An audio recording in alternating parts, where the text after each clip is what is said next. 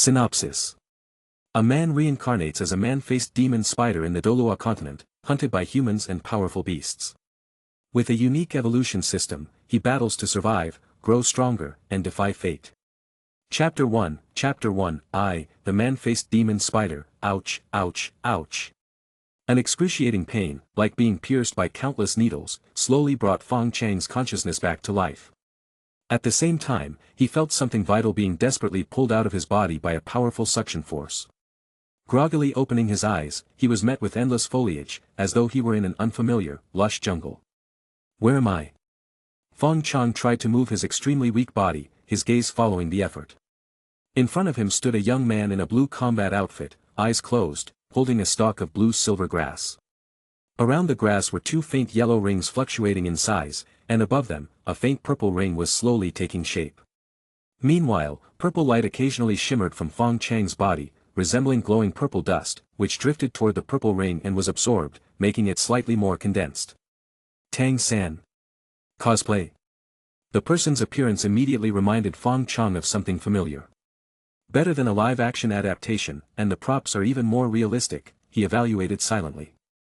With that thought, he extended a hand in a friendly greeting toward the Tang San cosplayer in front of him. Third brother, watch out. Suddenly, a sharp cry rang out from a white-clad girl in the distance. The Tang San cosplayer abruptly opened his eyes, a flash of purple light darting through them. He swiftly leaped backward 3 steps, coughing up a mouthful of blood. Hiss. Fong Chong, completely baffled, realized his voice seemed off. He had intended to say, hello, but instead, he let out a bizarre hissing sound. Looking at his raised hand, he noticed it was more accurate to call it a front leg. It left a hole more than 10 centimeters deep where it struck the ground. What? Fong Chong stared at his hand, or rather, his front leg, lost in thought. Third brother, be careful. This man-faced demon spider isn't dead yet. A young man, appearing a few years older than the Tang San cosplayer, stepped forward protectively, a faint white tiger shadow emerging around him. The Tang San cosplayer, interrupted while absorbing a soul ring, had suffered a severe backlash. Wiping the blood from the corner of his mouth, he nodded at the older youth, producing a hand crossbow from who knows where. Hee, Xiao San, eat a sausage. Nearby, a man with a mischievous smile approached, offering 2 sausages in hand. 2 young women blushed furiously at his words, shooting him irritated glares. This man-faced demon spider is truly cunning. It even knows how to play dead. If I hadn't noticed in time, third brother might have fallen for its trap. The white-clad girl puffed out her chest, boasting, while summoning a pagoda in her hand, which emitted a few beams of radiance to shield the group. At this point, even the slowest of individuals would understand their predicament. Fong Chong had crossed over to the Douluo Continent, as a man-faced demon spider. Not just any spider, but the one destined to become Tang San's third spirit ring. And in front of him now was none other than the protagonist group, the Shrek's 7 Devils. The Tang San cosplayer. It was Tang San. Looking at himself, his once sturdy carapace was mostly shattered, his body covered in ghastly wounds. The searing pain had nearly caused him to faint multiple times. He could think of no better words to describe his plight than absolute misery. Crossing over is fine. But why as a non-human? Fine, not human, but why must I immediately antagonize the protagonist group? And worse, I'm heavily injured. It was the worst possible start. Fong Chong glanced again at the group before him. Each seemed as strong as or stronger than him, especially the burly middle-aged man radiating suffocating pressure. Should I fight? Or run? Urgently pondering his next move, Fong Chong hesitated just long enough for the young men and women to form a semicircle, cautiously closing in on him. Instinctively retreating a few steps, he noticed the middle-aged man behind them wasn't intervening, seemingly leaving the task to his companions. Just as the group launched their attack, Fong Chong pushed off with his 8 legs, darting into the dense forest. Their strikes missed entirely, leaving them staring at one another in disbelief. He ran. Xiao San, your soul ring escaped, Oscar quipped with an amused grin, burning a glare from Ning Rongro. Instead of joking, why don't you chase after it, she retorted. It's at its limit. It won't get far. Let's go after it, Tang San suggested, smiling wryly. The group quickly pursued Fong Chong, their teacher Zhao Wuji trailing leisurely behind, confident the spider posed no threat to his little monsters. As darkness fell over the Star Doe forest, Fong Chong managed to maintain a distance, thanks to the forest's natural obstructions. Exhausted, he finally found a hiding spot atop a giant tree, curling his legs and blending into the shadows. While the Shrek 7 devils searched below, Fong Chong took deep breaths, his mind racing for a way out. Surely I must have a golden finger, right? Sinking into his consciousness, he glimpsed a glowing screen slowly materializing in his mind. Chapter 2, The System. Fong Chang's mood soared as he focused his consciousness closer to the glowing screen. The screen's contents gradually came into focus, confirming his guess, it was indeed a system. The system interface was divided into three main sections. Section 1, Attribute Panel. The first section displayed his current attributes. Name, Fong Chong. Species, man-faced demon spider. Spirit power, 2000 years. Evolution points, 0. HP, 23 of 425. Strength, 105. Attack, 122. Defense, 99. Speed, 143. Fong Chong wasn't yet sure about the exact implications of these numbers, but at least it was obvious he was in a critical HP state. As for his spirit power, his knowledge of the Douluo Continent series provided some clues. According to the lore, spirit beasts are categorized based on the number of years they've cultivated. 10-year spirit beasts, 100-year spirit beasts, 1,000-year spirit beasts, 10,000-year spirit beasts, 100,000-year spirit beasts, legendary beasts like divine beasts or mythical beasts that surpass 100,000 years. A spirit beast's strength is roughly proportional to its cultivation age. For example, a 10-year spirit beast is comparable to a spirit master with 1 spirit ring. A 100-year spirit beast matches 2 ring spirit masters. A 1,000-year spirit beast rivals those with 3 or 4 spirit rings. The disparity in power grows with stronger spirit beasts. High bloodline spirit beasts with cultivation close to 100,000 years could even threaten titled Douluos. Judging by his current power level, Fong Chong deduced that he was roughly on par with a powerful 3-ring spirit master, similar to the Shrek 7 devils. Section 2, Skill Panel. The skill panel was divided into 3 categories. Racial skills. Currently, 3 skills have been unlocked. Poison Web, deploy a highly toxic spider web to ensnare opponents. Inflicts poison damage. Usage limit, 0/3 per day. Venom Spear, attack using venomous spider legs with high penetration power. Stealth, temporarily blend into the environment in dark settings. Loses effect upon attacking or moving. These racial skills seemed analogous to the spirit skills of spirit masters. Unlike spirit masters, who need to acquire spirit rings, spirit beasts naturally develop skills as their spirit power grows. Innate skills.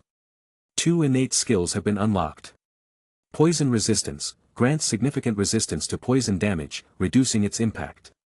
Devour, absorb other spirit beasts to enhance personal strength, gain evolution points, and potentially acquire additional skills. Extra skills. This category was empty for now, so Fong Chong paid little attention. Section 3, Evolution Path. The Evolution Path section had 2 sub-options. Standard Path, Man-Faced Demon Spider, Man-Faced Demon Spider King, Man-Faced Demon Spider Emperor. This straightforward evolution route allowed 2 upgrades, culminating in the form of a man-faced demon spider emperor. Evolution conditions: reach 10,000 years of spirit power to evolve into a man-faced demon spider king. Reach 100,000 years to evolve into a man-faced demon spider emperor. Evolution rewards: slight attribute boosts. Man-faced demon spiders were considered nightmare-inducing creatures among smaller spirit beasts. A 1,000-year man-faced demon spider could already contend with some 10,000-year spirit beasts. As for the man-faced demon spider emperor, it was even more formidable.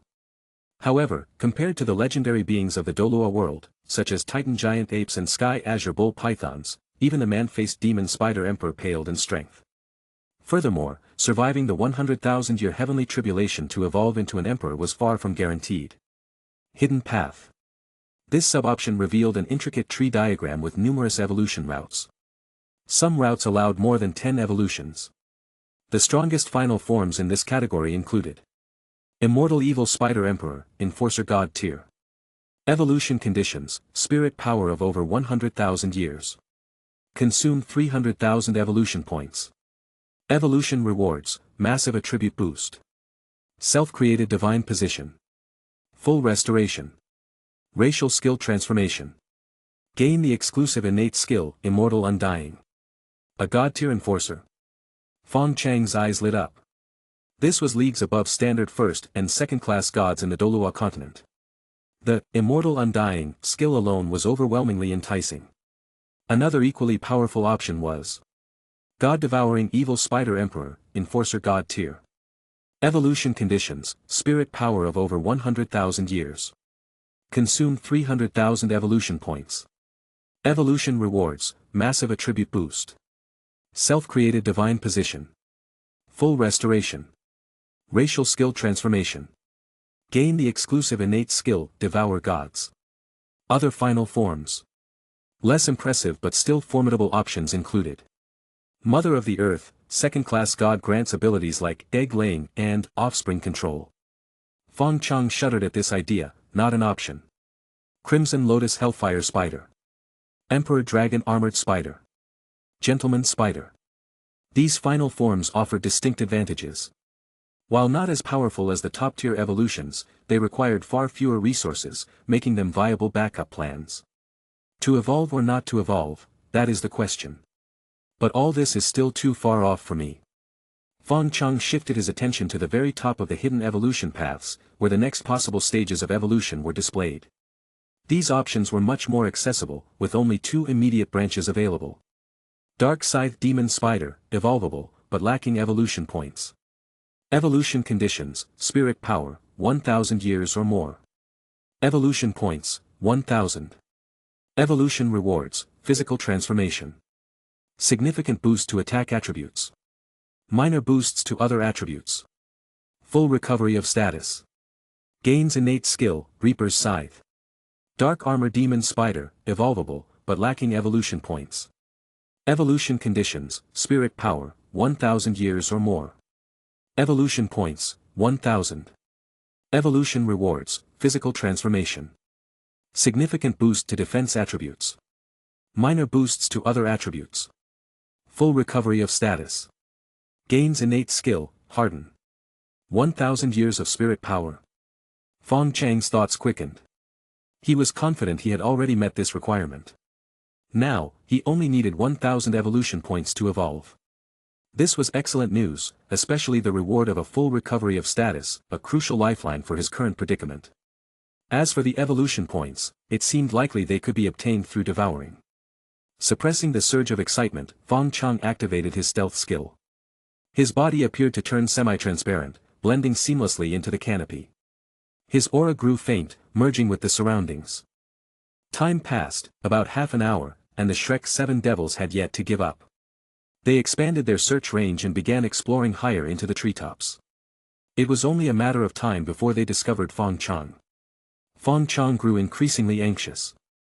While his strength was comparable to any of them individually, they were 7, and he was just 1, and severely injured. More importantly, they're the protagonist group. Am I going to die just after crossing over? If he died, could he transmigrate again? Sigh. At least let me be human in my next life. The more he thought about it, the more unsettled he became, until he avoided even looking at the Shrek group below.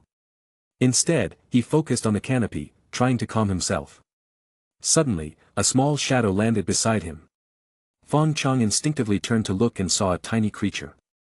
Its attributes instantly appeared on a glowing interface, a feature likely tied to the system's activation. Species, spotted cat, devourable. Spirit power, 200 years. HP, 40 of 40. Strength, 7. Attack, 5. Defense, 6. Speed, 11. Fong Chong hesitated briefly.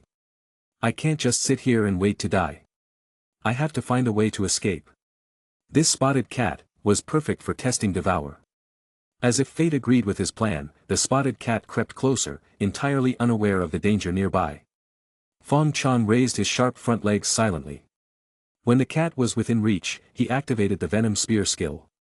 2 razor-sharp spider legs pierced the spotted cat's back with a terrifying whooshing sound, skewering it completely before bursting out of its belly. The cat let out a pitiful, drawn-out screech, meow. Ow! before Fong Chong lifted it with his legs. Staring at the little creature, Fong Chong felt a primal hunger swell within him. He opened his massive jaws and devoured it whole in one swift motion. Crunching sounds filled the air as the spotted cat was reduced to energy, absorbed by Fong Chang's body. A wave of unparalleled satisfaction coursed through him, sending shivers down his body. He almost moaned in relief. Checking his interface, he noticed several changes. Name, Fong Chong. Species, man-faced demon spider. Spirit power, 20 years. HP, 24/426. Evolution points, 200. One glance was enough for Fong Chong to grasp the mechanics of devour. Spirit power gain, devouring a spirit beast grants spirit power equivalent to 1/10 of its cultivation years. Example, devouring a 200-year-old spotted cat gave him 20 years of spirit power. Evolution points gain, equivalent to the spirit beast's cultivation years. Example, the 200-year-old spotted cat provided 200 evolution points. Attribute adjustments, spirit power increases lead to subtle attribute improvements. What a dominant skill. However, there was no time to marvel. The spotted cat's dying cry had drawn the attention of the Shrek's 7 devils. From their various positions, they all turned to face Fong Chang's hiding spot. Particularly Tang San, who, with the help of his purple demon eyes, immediately noticed something unusual in the treetops. With a simple wave of his hand, the scattered group converged on him, surrounding the tree canopy where Fong Chong was hiding. Oscar, ever the resourceful one, summoned and distributed several flying sausages, which everyone promptly consumed. Dai Mubai led the charge, leaping into the air toward the canopy. The others followed closely behind, maintaining a tight formation as they advanced toward Fong Chang's position. Chapter 3, both Prey and Hunter. Name, Tang San. Species, human. Spirit power, level 30 Spirit Master. Martial souls, blue silver grass / clear sky hammer. Perched in the treetop, Fong Chong glanced at the approaching group. Just like the earlier spotted cat, glowing panels appeared above each of them, displaying their information. Fong Chong sighed. These people are no pushovers. Dai Mubai, the strongest, had a spirit power level of 37, while Ma Hongjun, the weakest, was nearing level 30.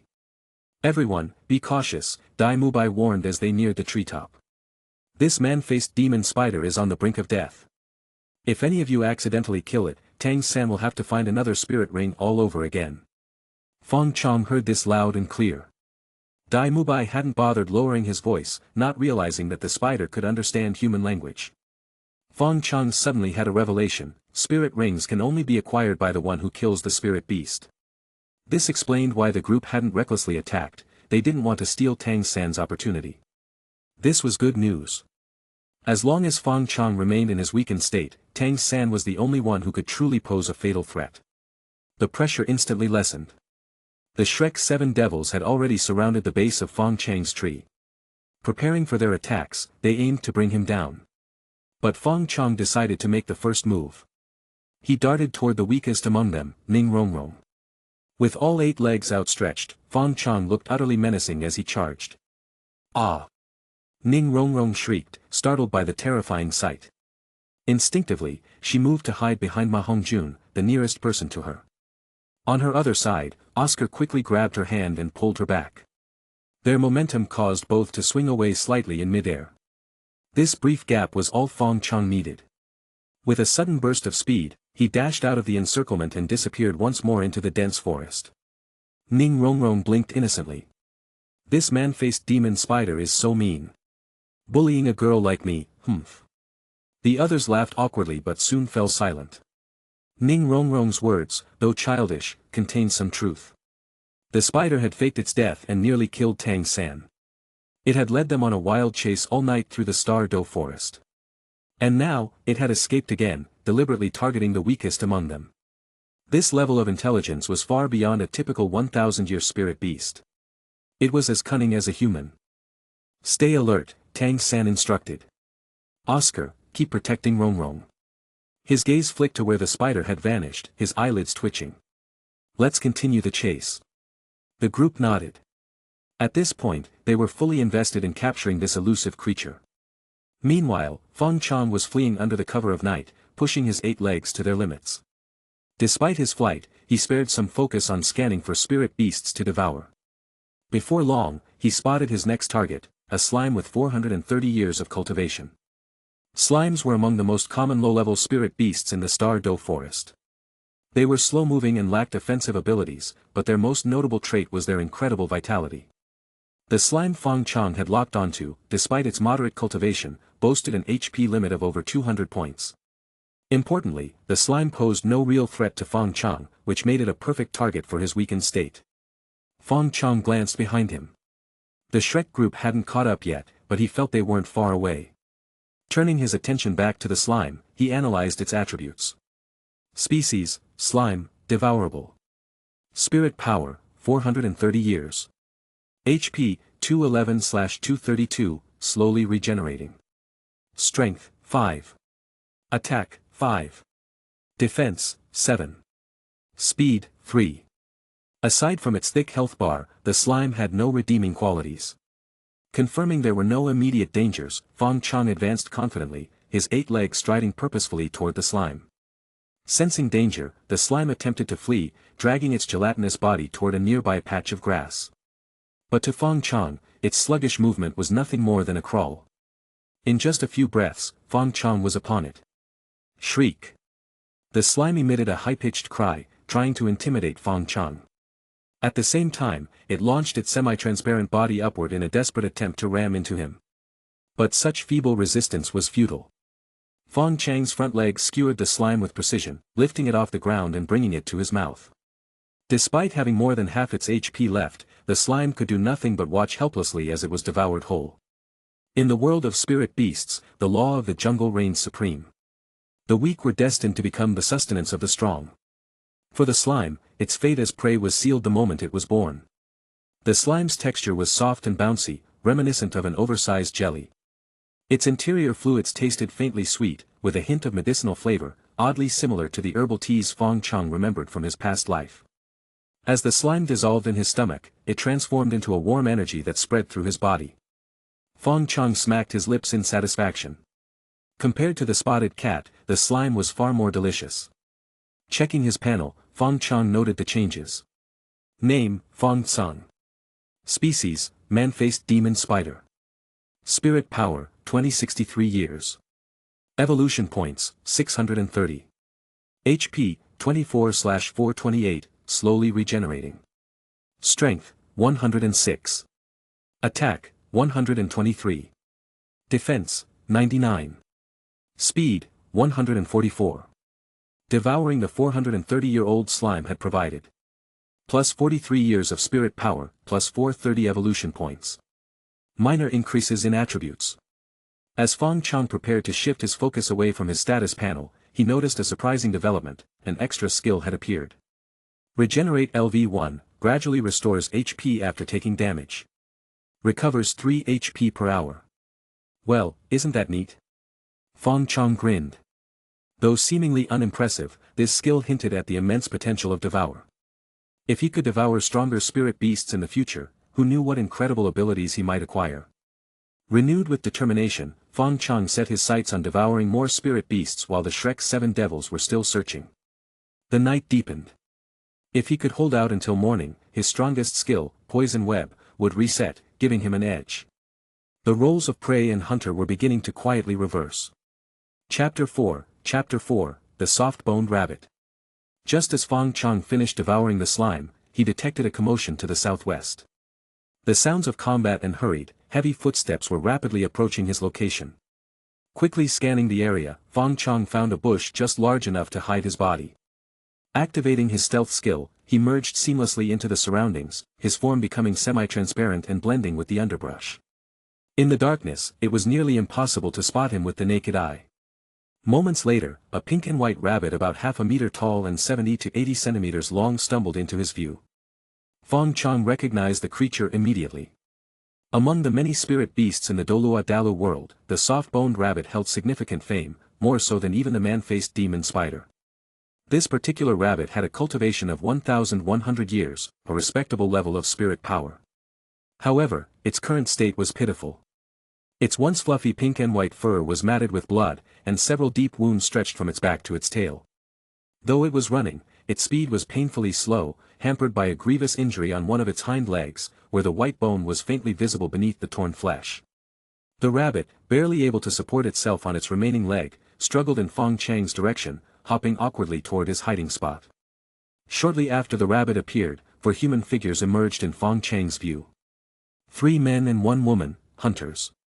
The leader was a level 37 spirit elder, and the others were no weaklings either, with spirit power levels exceeding 30. The woman was clearly the weakest of the group at level 30. From their demeanor, Fong Chong quickly deduced their purpose: they were hunting the rabbit to provide the woman with a suitable spirit ring. The group was in no rush. They followed the soft-boned rabbit leisurely, occasionally launching long-range attacks to deepen its injuries and further slow its movements. Even so, their strikes were controlled, carefully avoiding fatal blows, ensuring the woman could later absorb the spirit ring. As the group closed in, so did the soft-boned rabbit. Fong Chang's heart raced. He was still in a critical condition, his strength barely better than the rabbit's. If the hunters discovered him, they might kill him as an afterthought. Worse, he could inadvertently be caught in the crossfire while they attacked the rabbit. Fong Chong swallowed hard, keeping his body perfectly still to maintain stealth. Inwardly, he prayed for the rabbit to leave. But fate had other plans. The rabbit stumbled closer and closer until, under Fong Chang's anxious gaze, it collapsed unconscious, just 30 centimeters from his hiding place. Fong Chang's breath hitched. This was dangerously close for Spirit Master's attack range. At that moment, the sound of rushing wind caught his attention. The Shrek's 7 devils, drawn by the commotion, arrived from another direction and immediately locked eyes with the hunters. The 2 groups exchanged wary glances, each calculating their next move. The Shrek team's attention quickly shifted to the soft-boned rabbit lying pitifully near the bushes. Its blood-soaked body heaved faintly, proof it was still alive. Tang San's gaze lingered on the rabbit. The sight of it instantly reminded him of Xiao Wu. It had been hours since Xiao Wu had been taken by the Titan giant ape, and her fate remained uncertain. A pang of guilt and pain stabbed Tang San's chest. "Let's go, Tang San." "Don't cause trouble," Oscar urged, tugging at Tang San's sleeve. But Tang San remained frozen, staring at the rabbit. "Tang San. I want to save that soft-boned rabbit," Tang San said, pointing to the unconscious creature. Tang San's thoughts turned to Xiao Wu.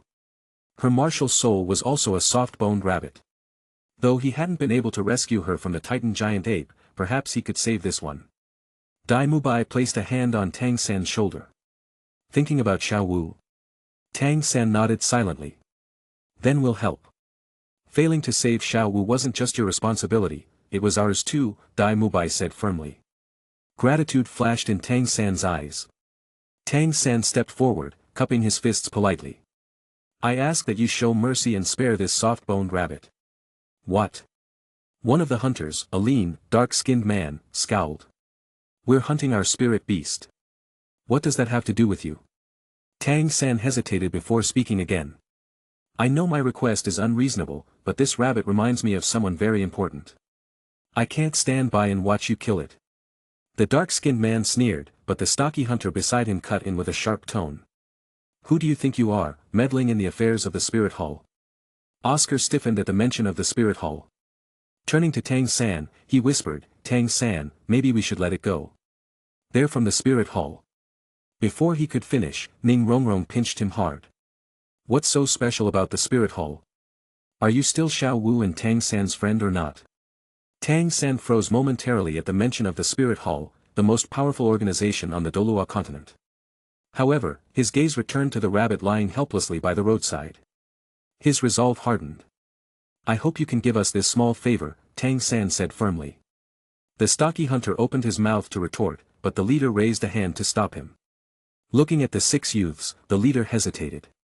They were clearly younger than his group, yet their spirit power matched, or even exceeded, his team's. He couldn't dismiss the possibility that they were from an influential background. "We are from the Spirit Hall's Whitewater City branch."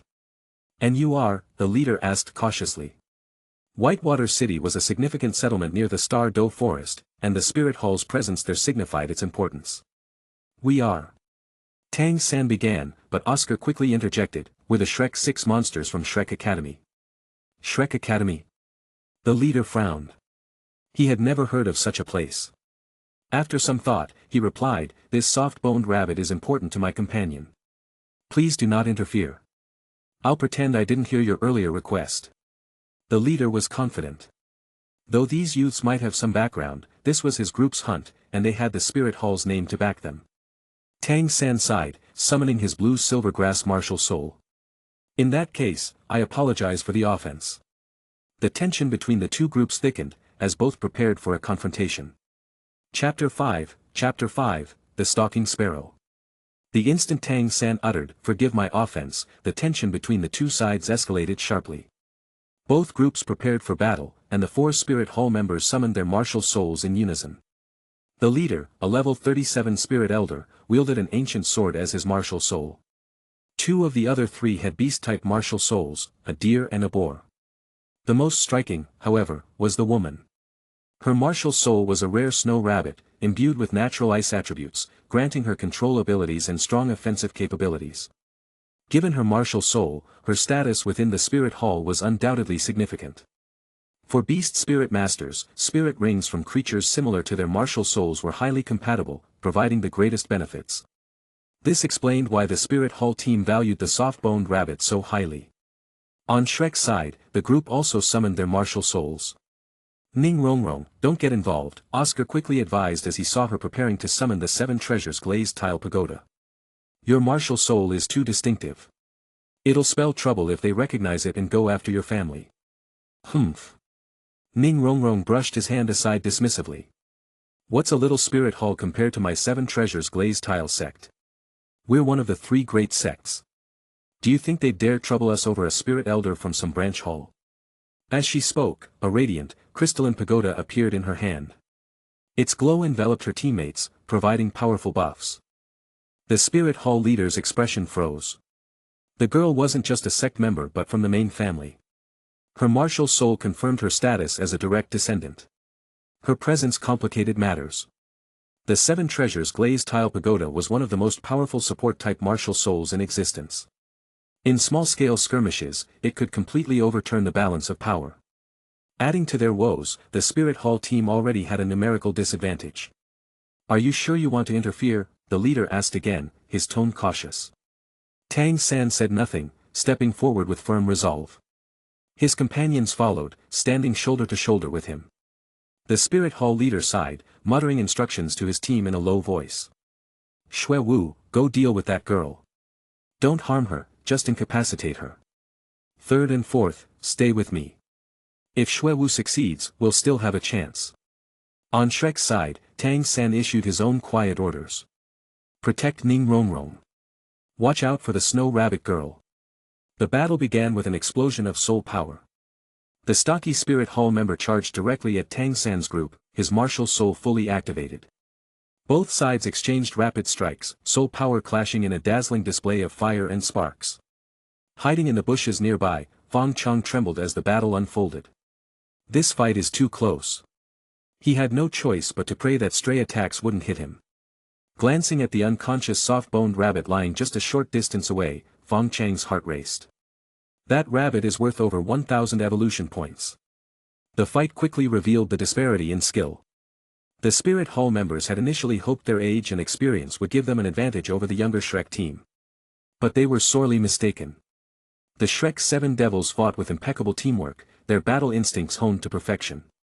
Even Ning Rongrong and Oscar, as support spirit masters, held their own. Attempts to isolate or ambush them repeatedly failed. "Xue Wu, now," the Spirit Hall leader barked, his frustration mounting as the fight dragged on. Xue Wu, the Snow Rabbit Spirit Master, nodded. With a nimble leap, she bypassed Tang San's group and darted toward Ning Rongrong. However, Shrek was prepared. Oscar stepped in, intercepting Xue Wu and exchanging a palm strike with her. At the same time, Tang San summoned several thick blue-silver grass vines from the ground, entangling Xue Wu's ankles. "Help me, brothers!" Xue Wu cried, struggling against the bindings. The Spirit Hall members, seeing Xue Wu in trouble, increased their pressure, pushing the Shrek team back several meters to free her. Fong Chang's eyes lit up. The fight had shifted away from him, creating a perfect opening. Both sides were entirely focused on the struggle between Ning Rongrong and Xue Wu, leaving the soft-boned rabbit completely unguarded. Without hesitation, Fong Chong moved. Despite his trembling legs, he lunged forward, his 8 limbs moving with startling speed. Reaching the soft-boned rabbit, he paused briefly to grab it with his massive jaws before bolting into the dense forest. Wah! Man-faced demon spider. Ning Rong Rong shrieked, her voice cutting through the din of battle. Stop fighting.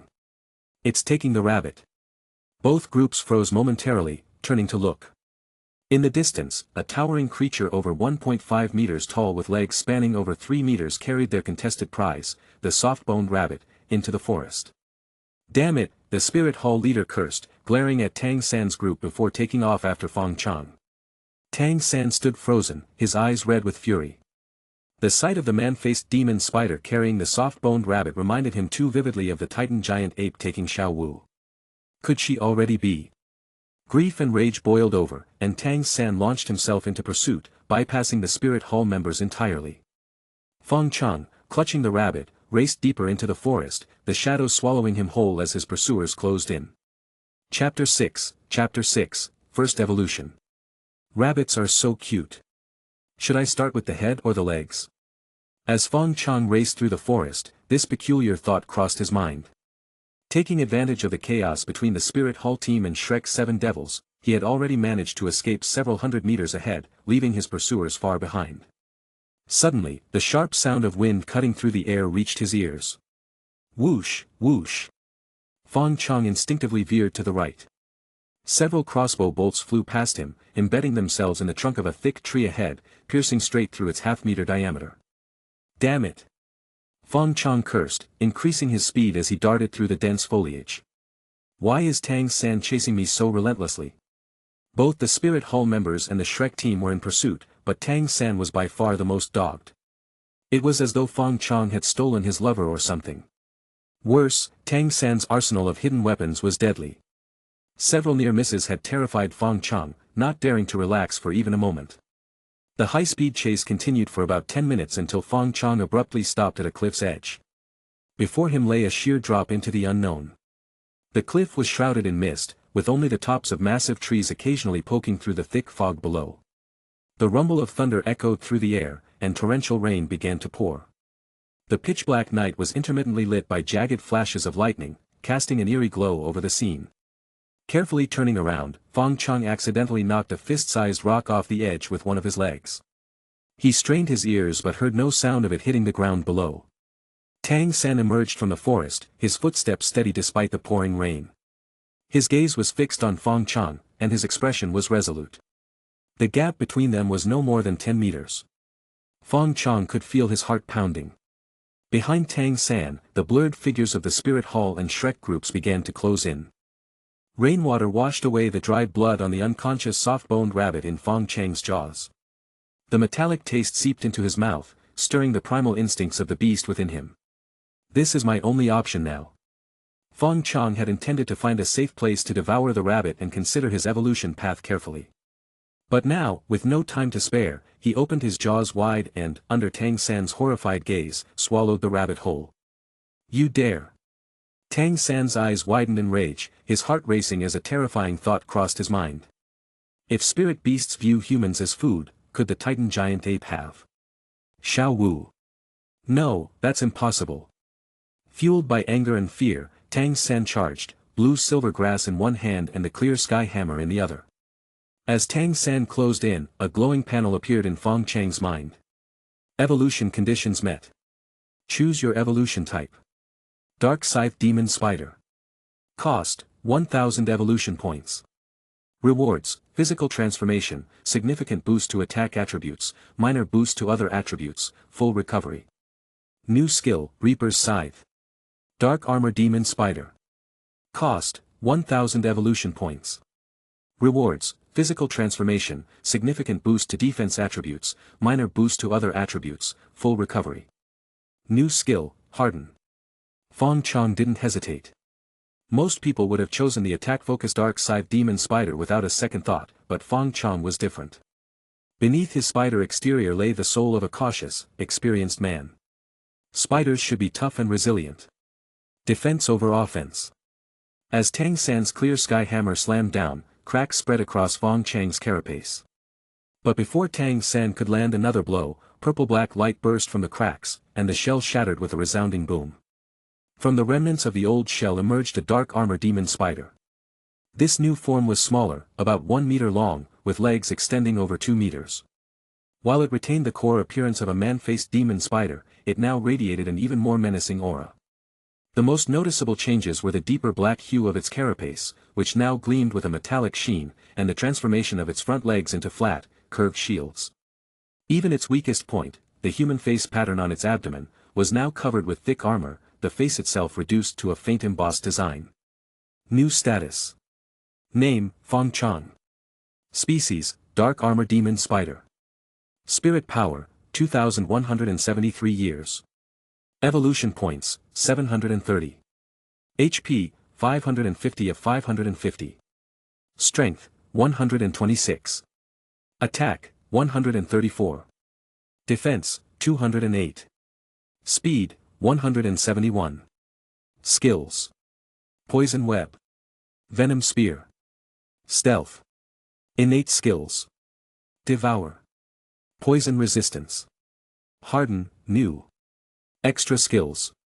Regeneration LV1.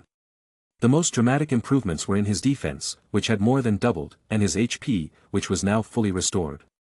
The new skill, Harden, provided a temporary doubling of physical defense for 3 minutes, usable once per day. A life-saving skill, no doubt.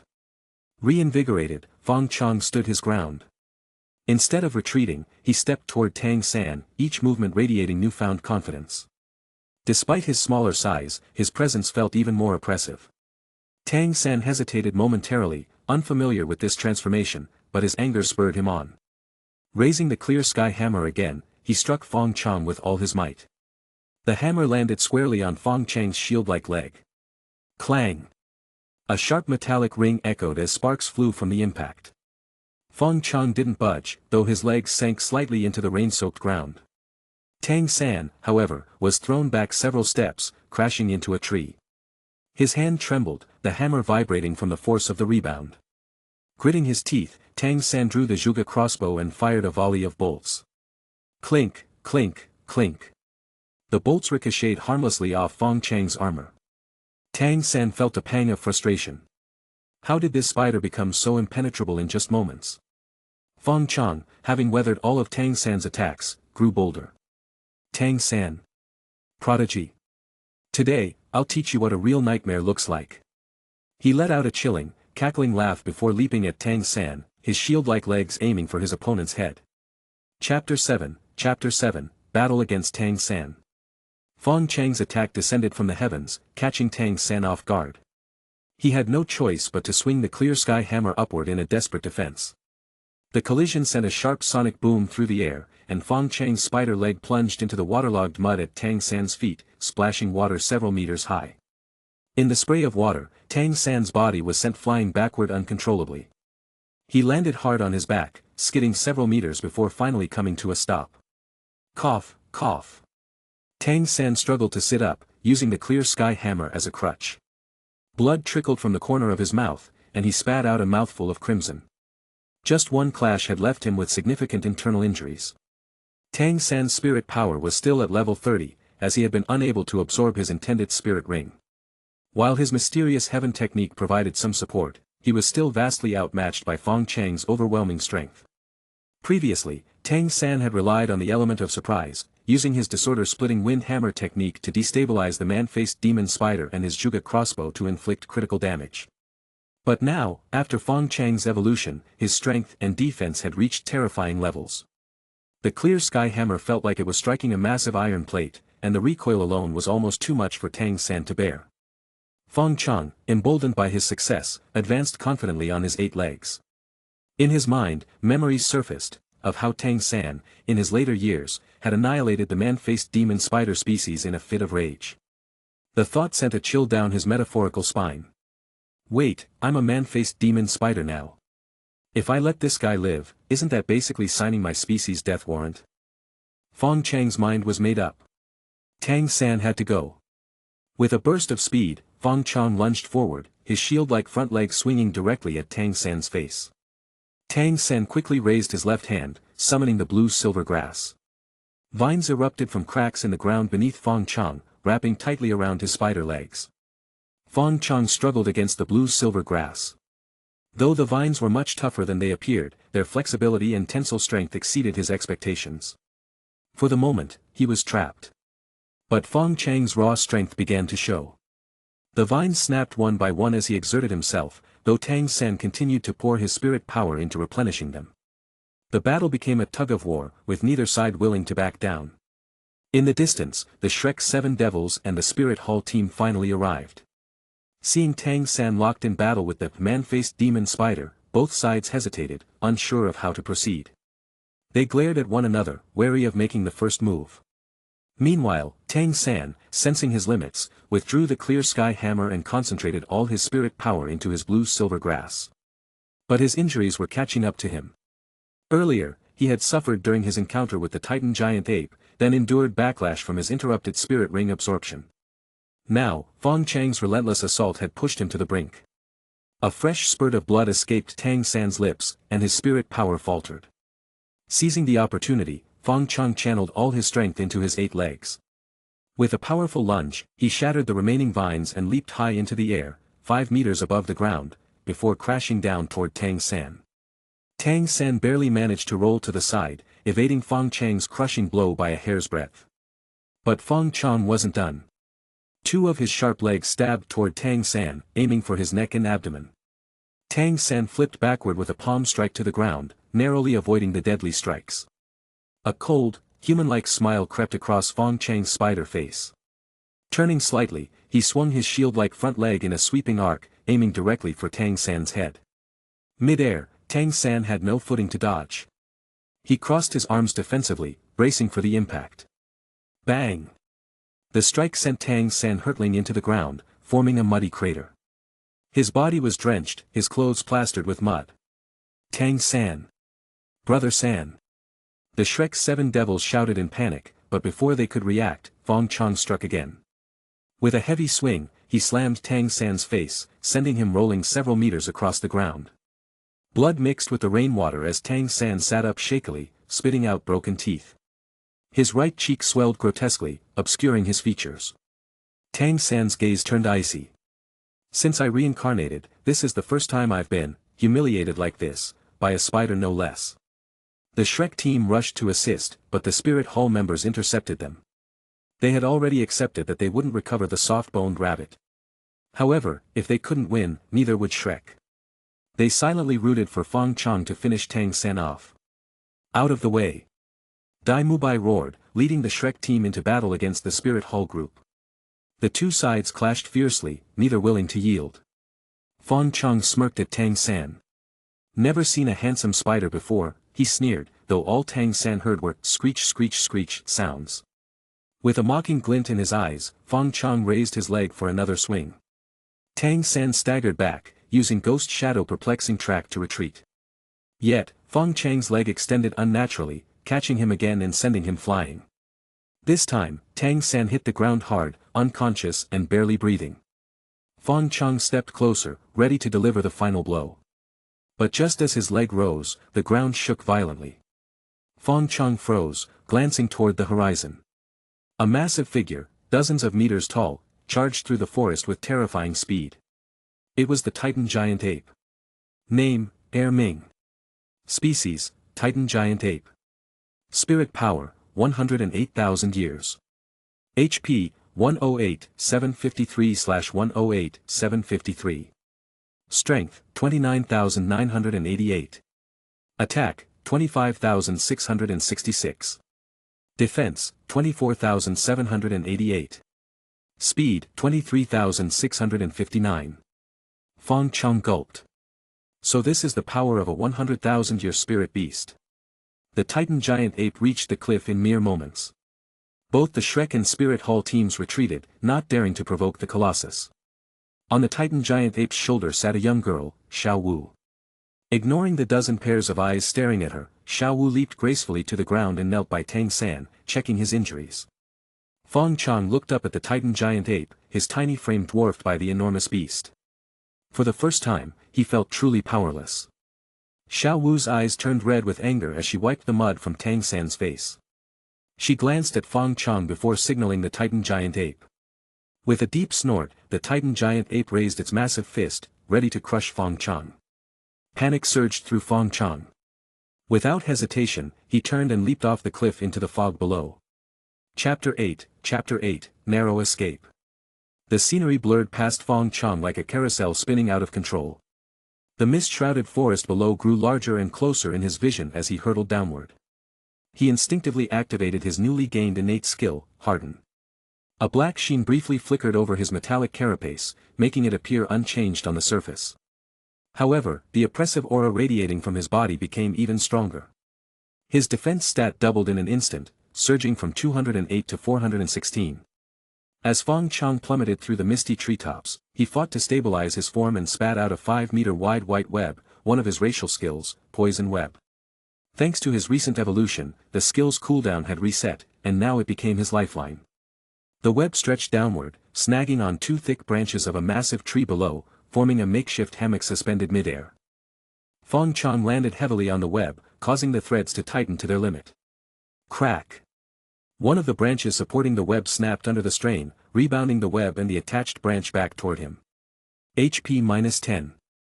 The impact was jarring, but the web significantly slowed his fall, buying him a critical moment to act. Fong Chong shot out another web directly below him using this brief reprieve. This second web absorbed his weight for just half a second before snapping under the immense force. The web split apart, and Fong Chang's body slipped through the gap, resuming his fall. He quickly deployed a third web, which held up slightly longer than the first 2 before eventually collapsing. Poison Web's usage limit was reached. With no more webs to rely on, Fong Chong continued his descent, hurtling toward the forest floor below. The trees became denser as he fell, and he crashed into branches one after another. The collisions sent him careening in different directions, sharp twigs puncturing his carapace and embedding themselves into his flesh. HP -18. HP -33. HP -105. Fong Chang's HP continued to drop as his body endured relentless impacts. Fear gripped his heart as he realized just how close he was to death. This fall was a gamble, a desperate attempt to escape the Titan giant ape. He knew there was no surviving a direct hit from the beast's mountain-sized fists. But now, faced with the relentless onslaught of gravity and nature, his gamble seemed even riskier. His HP dwindled until finally, with a thunderous thud, he crashed into the ground, creating a deep crater. Fong Chong stared at the numbers flashing on his interface. HP, 1/550. I survived. Relief washed over him as his pounding heart gradually steadied. His vision blurred, darkness creeping in from the edges, and moments later, he lost consciousness. Fong Chong had no idea how long he remained unconscious. When he finally came to, he assessed his condition and let out a bitter laugh. His body was in shambles. 7.5 of his 8 legs were broken. Only half of one front leg retained enough function to move, albeit weakly. The rest were either severed at the base or completely numb and useless. Checking his status panel, he noticed a faint glimmer of hope. Name, Fong Chong. Species, Dark Armor Demon Spider. Spirit Power, 2,173 years. Evolution Points, 730. HP, 47/550, recovering slowly. Strength, 126. Attack, 134. Defense, 208. Speed, 171. His HP had begun to recover. Fong Chong remembered the skill he had acquired from devouring the slime earlier, Regeneration. Regeneration LV1, restores 3 HP per hour. Although the recovery was slow, it had become his lifeline in this desperate situation. 3 HP an hour. I must have been unconscious for more than 10 hours, Fong Chong calculated. The realization filled him with gratitude for his earlier decision. Had he chosen to evolve into the dark side demon spider, he wouldn't have had the defense or the regeneration needed to survive this ordeal. Fong Chong raised his gaze toward the cliff he had fallen from, his eyes burning with determination. Whether it was Tang San or the Titan giant ape, he vowed not to let them go unpunished. 30 years east of the river, 30 years west, don't underestimate a desperate spider. Fong Chong declared inwardly, though his current condition forced him to temper his ambition. For 2 full days, Fong Chong lay in the crater he had created. He drank dew from nearby leaves to stave off thirst and endured hunger as best he could. His HP gradually climbed back to about one-third of its maximum, and some of his more severe wounds began to heal. However, his broken legs showed only slow progress. 3 previously numb legs had regained some sensation but remained too weak to support his weight. The severed ones had started sprouting tiny buds of regrowth, resembling miniature stumps. With the rain finally letting up, the muddy water in the crater receded, leaving Fong Chong feeling slightly more comfortable. Just a few more days, and I'll be able to move again, he thought optimistically. But fate had other plans. From a nearby burrow, a fiery red ant-like spirit beast emerged. It moved erratically, following some scent trail that led it toward Fong Chong. The ant was about 10 centimeters long, its body covered in fiery red armor. Most striking was its pair of oversized mandibles, nearly half its body length, which gave it a fearsome appearance. Species, fire ant. Spirit power, 10 years. HP, 10 out of 10.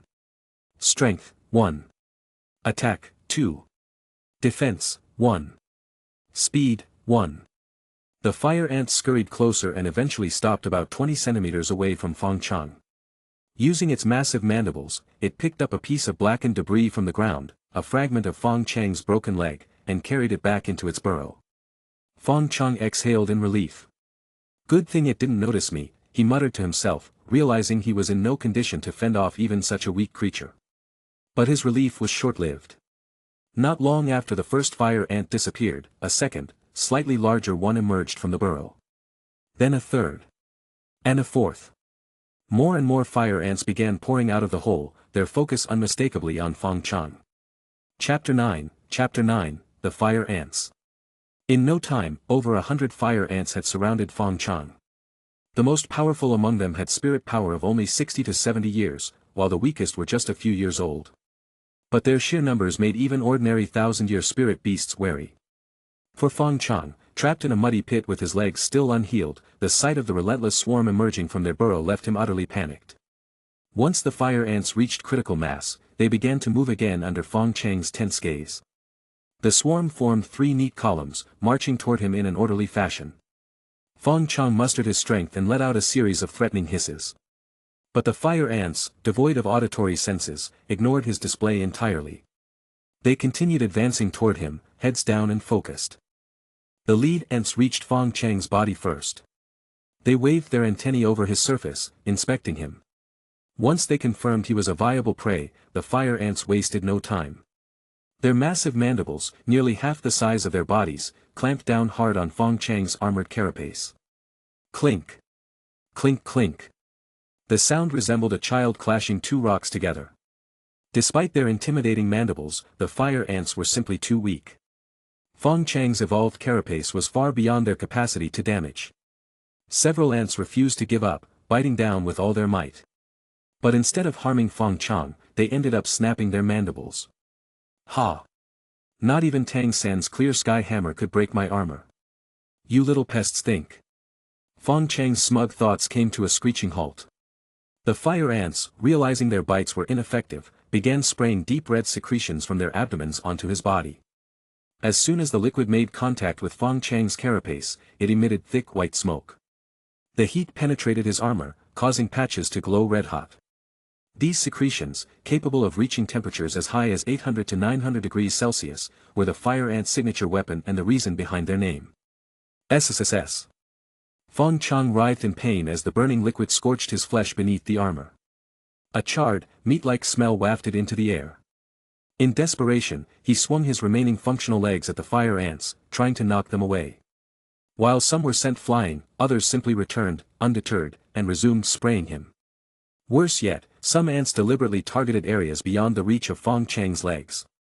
They climbed onto his back, swarmed under his belly, and continued their fiery assault from all directions. Fong Chang's HP began to drop again. The fire ant's relentless attacks burned away the gains he had painstakingly made from his regeneration ability. His already weakened state made it harder to resist, and even his remaining mobile legs were soon overrun. More fire ants continued to emerge from the burrow. By now, Fong Chang's carapace was dotted with glowing red patches, and his movements grew feeble. With no other options, Fong Chong shook his body violently, dislodging some of the ants from his back. He then turned his head and spat out a poison web. The web enveloped about 30 fire ants, pinning them to the ground. The venom-laced silk quickly went to work. Sizzle. Sizzle. The trapped fire ants were dissolved into pools of goo within moments, leaving behind only scorched remains. But the surviving ants quickly adjusted their strategy. They spread out, staying out of the web's range, and renewed their relentless assault. Fong Chong spat out 2 more poison webs, but their effectiveness diminished. The ants avoided grouping, and his restricted movements limited his ability to target them. HP -1. HP -1. HP -1. Though the individual damage from each ant was negligible, their cumulative attacks caused his HP to plummet rapidly. At this rate, Fong Chong estimated he had less than 15 minutes before he was burned alive. Unbelievable. After surviving Tang San and the Titan giant ape, I'm going to die to these tiny pests. As if sensing his despair, 2 fire ants climbed to his mouth, attempting to crawl inside. Oh, no, you don't. Without hesitation, Fong Chong activated Devour, engulfing the ants in a single gulp. The ants dissolved in his stomach, releasing a warm energy that soothed his battered body. The comfort was fleeting, but it rekindled a spark of hope. Fong Chang's mind raced. If I'm going down, I'm taking as many of you with me as I can. He opened his mouth wide and created a powerful suction force, pulling several nearby fire ants directly into his maw. Crunch, crunch. Fong Chong chewed them into a paste, swallowing them with relish. As he consumed the fire ants, a notification appeared before his eyes. New skill acquired, Fire Resistance. Fire Resistance enhances the body's tolerance to heat, significantly reducing damage from fire-based attacks. Fong Chong froze in shock for a moment before erupting into laughter. Yes. With the new skill, the searing pain across his body subsided noticeably.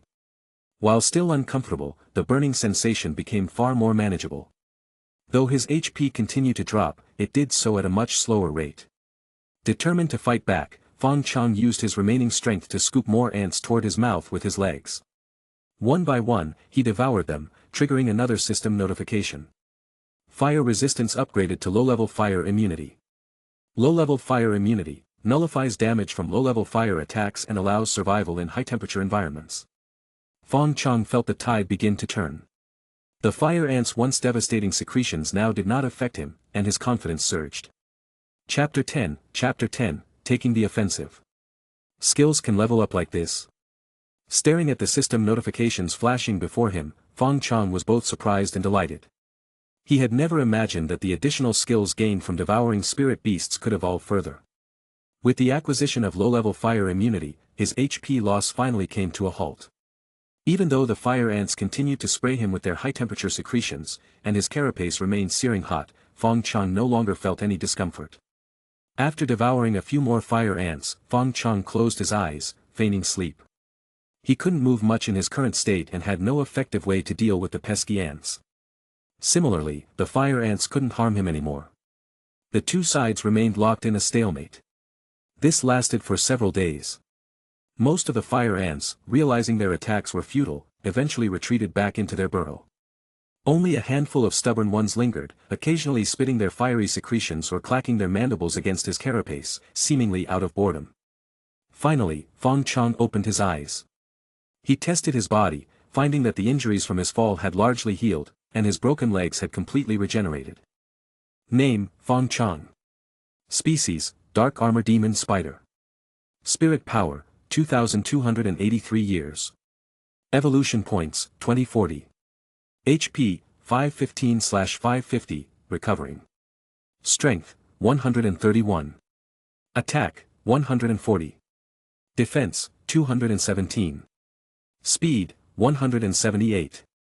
During his recovery, he had devoured several fire ants that wandered too close to his mouth. Though their individual spirit power was negligible, their sheer numbers provided a significant boost. Under the horrified gaze of the remaining fire ants, Fong Chong slowly propped himself up. His 2 shield-like legs pressed into the ground, and his other legs pushed his body out of the pit. Sweeping a cold gaze over his surroundings, his attention finally landed on the few remaining ants. These persistent little creatures had kept him company over the past few days, ensuring he wasn't entirely alone. Fong Chong approached them. The fire ants tried to flee, but they were no match for Fong Chong in speed or size. In just a few steps, Fong Chong blocked their escape route. Activating his venom spear skill, he impaled them one by one before sending them into his mouth. His attention then shifted to the nearby burrow. That must be their nest, he thought. These fire ants had nearly taken his life during his weakest moments. Now that he had recovered, he wasn't about to let them off so easily. The entrance to the burrow was a flattened oval, barely 30 centimeters wide and just over 10 centimeters high. It was perfectly suited for the fire ant's small frames but far too small for Fong Chang's massive form. Fong Chong had no intention of squeezing through the entrance. Since there was no path for him, he would make one himself. Raising his shield-like legs, he began to dig furiously. The soil here wasn't particularly firm, and his legs were sharp enough to cut through with ease. Within minutes, he had dug a pit over half a meter deep. The fire ants within the burrow soon noticed the disturbance. A stream of them scurried out, but those that emerged first were swiftly bisected by Fong Chang's legs and devoured. Those still in the burrow scurried aimlessly, spitting their fiery secretions at the encroaching spider. Unfortunately for them, Fong Chang's fire immunity rendered their efforts entirely ineffective. The pit grew deeper and wider. Suddenly, the ground gave way entirely. Caught off guard, Fong Chong fell through, landing in what appeared to be an underground chamber. The space was roughly 5 or 6 meters square and situated several meters below ground level. Though a bit cramped for someone of Fong Chang's size, it wasn't suffocatingly tight. 3 passageways led out from the edges of the chamber, likely connecting to other areas. Fong Chong guessed he could just barely squeeze through them if needed. This makes things easier, he thought. The chamber contained about 100 fire ants, likely the same group that had swarmed him earlier. Their rage at the intrusion was palpable. Despite the overwhelming disparity in strength, they charged at him recklessly, ready to die for their home. Fong Chong, however, had no sympathy for their plight. With his mouth wide open, he devoured every ant that came close. Thanks to his fire immunity, their secretions posed no threat to him, and the ants couldn't even put up a proper fight. Within half an hour, nearly every fire ant in the chamber had been wiped out. Swallowing the last ant, Fong Chong surveyed the now empty room. His gaze landed on the 3 passageways. Most of the remaining ants had fled into the middle one. Cautiously, Fong Chong poked his head into the tunnel. The winding passage led to who knew where, but there were no signs of movement nearby. After a moment's hesitation, Fong Chong squeezed his body into the passage. His reduced size from evolving into the dark armor demon spider allowed him to just barely navigate the narrow tunnel. After several minutes of crawling, a faint light appeared at the end of the passage. Emerging from the tunnel, Fong Chong found himself in a massive underground hall, at least 70 to 80 meters wide. The sheer size of the space dwarfed the previous chamber. The floor was packed with fire ants, far more numerous and powerful than those outside. Among them, Fong Chong spotted several ants with spirit power exceeding 300 or even 400 years. At the center of the room stood a raised platform, several meters tall. The platform was covered in milk-white eggs, each about the size of a child's fist. From time to time, the eggs would hatch, releasing newly born fire ants. Seated atop the platform was the fire ant queen, her body over 3 meters long, 2 sizes larger than Fong Chong. The queen's appearance was surprisingly refined, with a face almost human in its expressiveness. When Fong Chang's eyes met hers, they locked in a mutual glare of hostility and disdain. The queen let out a series of sharp clicks, and the worker ants immediately froze, turning their attention to Fong Chong. For a moment, Fong Chong was taken aback. Why does she look kind of pretty? Between the queen's refined features and her indignant glare, Fong Chong felt a strange, inexplicable urge stirring within him. Was it the influence of his spider instincts, or just the absurdity of his situation? He shook his head. No matter what, he couldn't ignore the fiery anger that burned in her gaze. If you're so upset, come and fight me. Fong Chong thought, his blood boiling. And with that, he lunged forward. Chapter 11, The Fall of the Fire Ants. Species, Fire Ant Queen, Devourable. Spirit Power, 1,700 years. HP, 450/450. Strength, 110. Attack, 125. Defense, 106. Speed, 121. Although the Fire Ant Queen's spirit power was lower than Fong Chang's, her stats slightly surpassed what he had in his former form as a man-faced demon spider. It was no surprise, she was the apex existence among thousands of fire ants, akin to royalty. However, her true trump card wasn't her personal strength. It was her endless army of offspring swarming around her. With a commanding screech, the fire ant queen rallied her children. The ants formed up in strategic formations, stronger ones in the vanguard and weaker ones in the rear. Several fire ants with spirit power of 300 to 400 years led the charge, arranging themselves into phalanxes as they approached Fong Chong. A typical 1,000-year-old soul beast or a 3 to 4-ring soul master might have been paralyzed with fear at this sight. Even though fire ants were among the weakest creatures in the soul beast hierarchy individually, their overwhelming numbers often deterred even weaker 10,000-year soul beasts. But today, they faced Fong Chong, a being with the unfair advantage of system buffs. Fong Chong had already fought the fire ants multiple times and didn't fear them. In his eyes, this was nothing more than a steady supply of snacks marching obediently to his mouth. With a powerful leap, Fong Chong jumped into the densest cluster of fire ants. The impact shattered the ground beneath him. Raising his shield-like legs, he brought them down with devastating force, crushing a 300-year-old fire ant in one blow before promptly devouring it, completely ignoring the swarm's counterattacks. His 8 legs, sharp as scythes of death, cut through the ants mercilessly.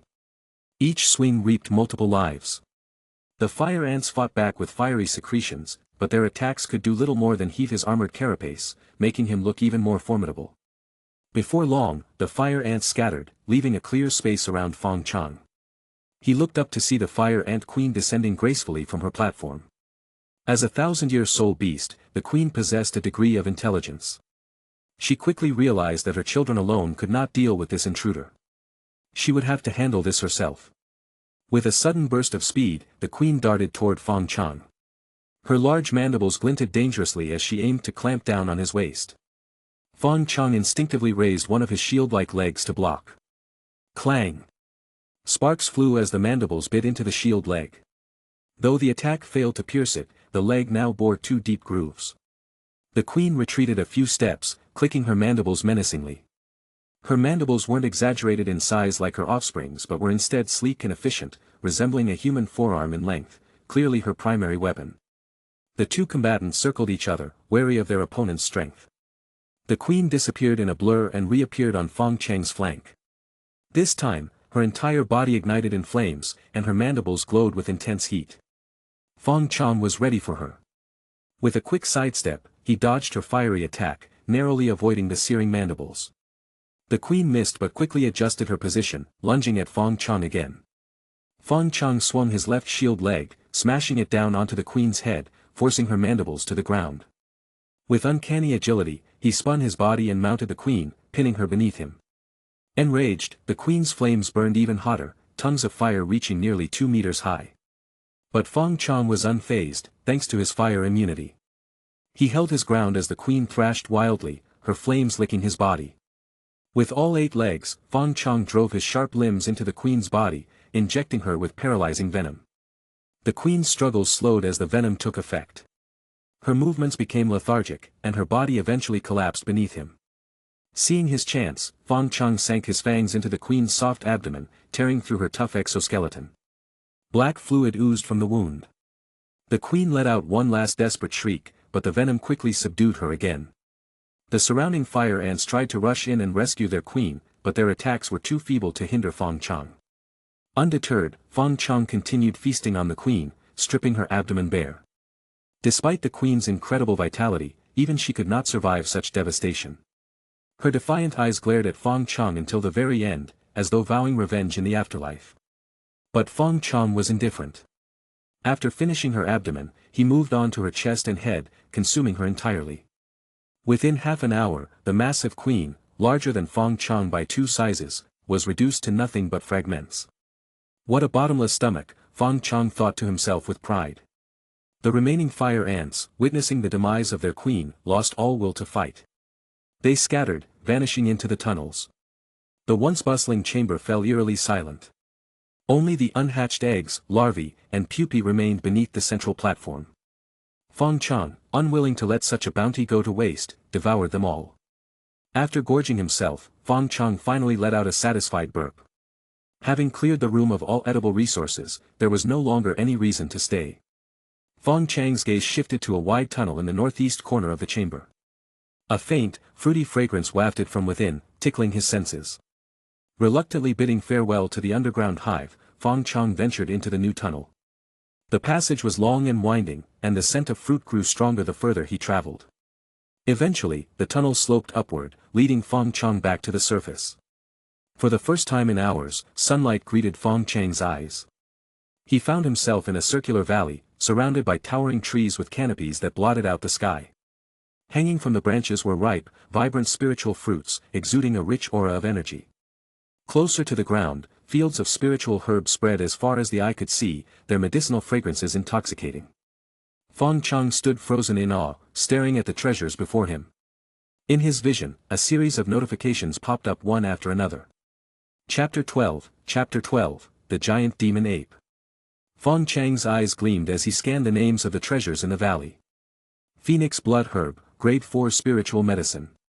Crimson Essence Fruit, Grade 3 Spiritual Fruit. 100-Leaf Lotus, Grade 3 Spiritual Medicine. His legs trembled slightly as he processed the magnitude of what lay before him.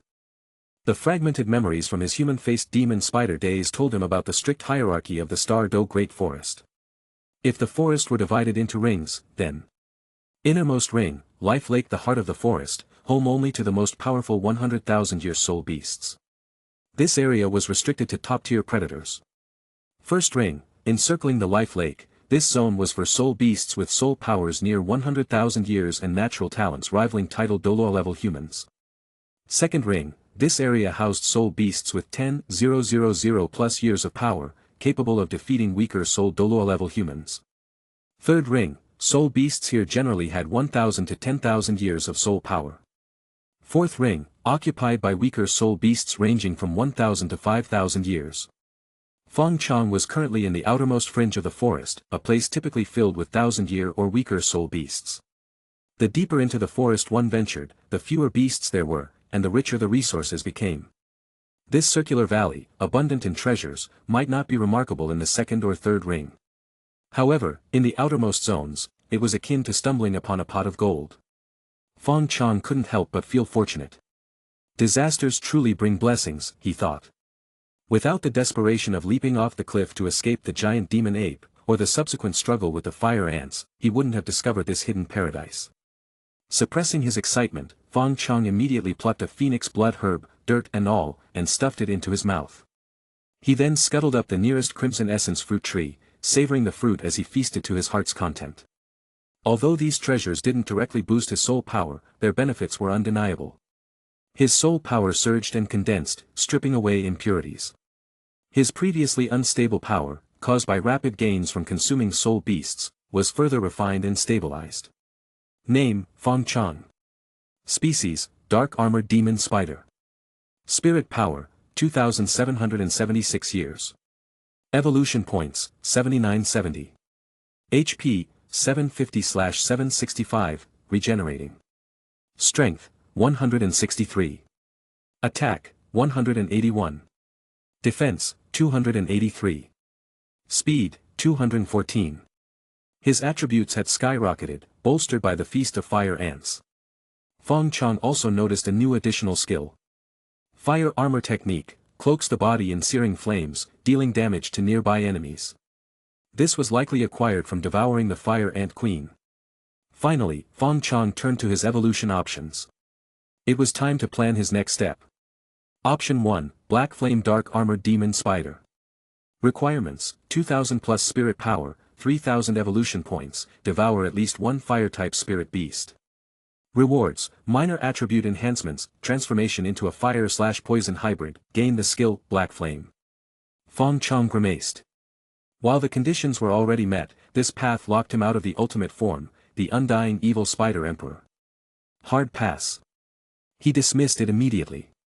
Option 2, Dragon Spider. Requirements, 3,000 plus soul power, 20,000 evolution points, devour 3 soul beasts with dragon bloodlines. Rewards, major attribute enhancements. Gain the skill, Dragon Breath. Holy crap, this is OP. Fong Chang's eyes lit up. In the world of Douluo, any creature with dragon blood was a force to be reckoned with. Choosing this path would allow future evolution into 7-headed dragon spider, 9-headed dragon spider, and eventually the undying evil Spider Emperor. However, acquiring 3 dragon-blooded soul beasts was no small feat, especially in his current state. Option 3, Ghost Armored Demon Spider. Requirements, 3000 plus soul power, 10,000 evolution points, devour 1 ghost tiger.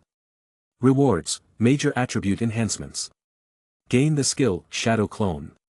This option was nearly as appealing as the Dragon Spider path. The evolution requirements were more attainable, and its final form, God-eating evil Spider Emperor, was almost as impressive as the Dragon Spider's ultimate evolution. While slightly less prestigious, this path seemed more practical.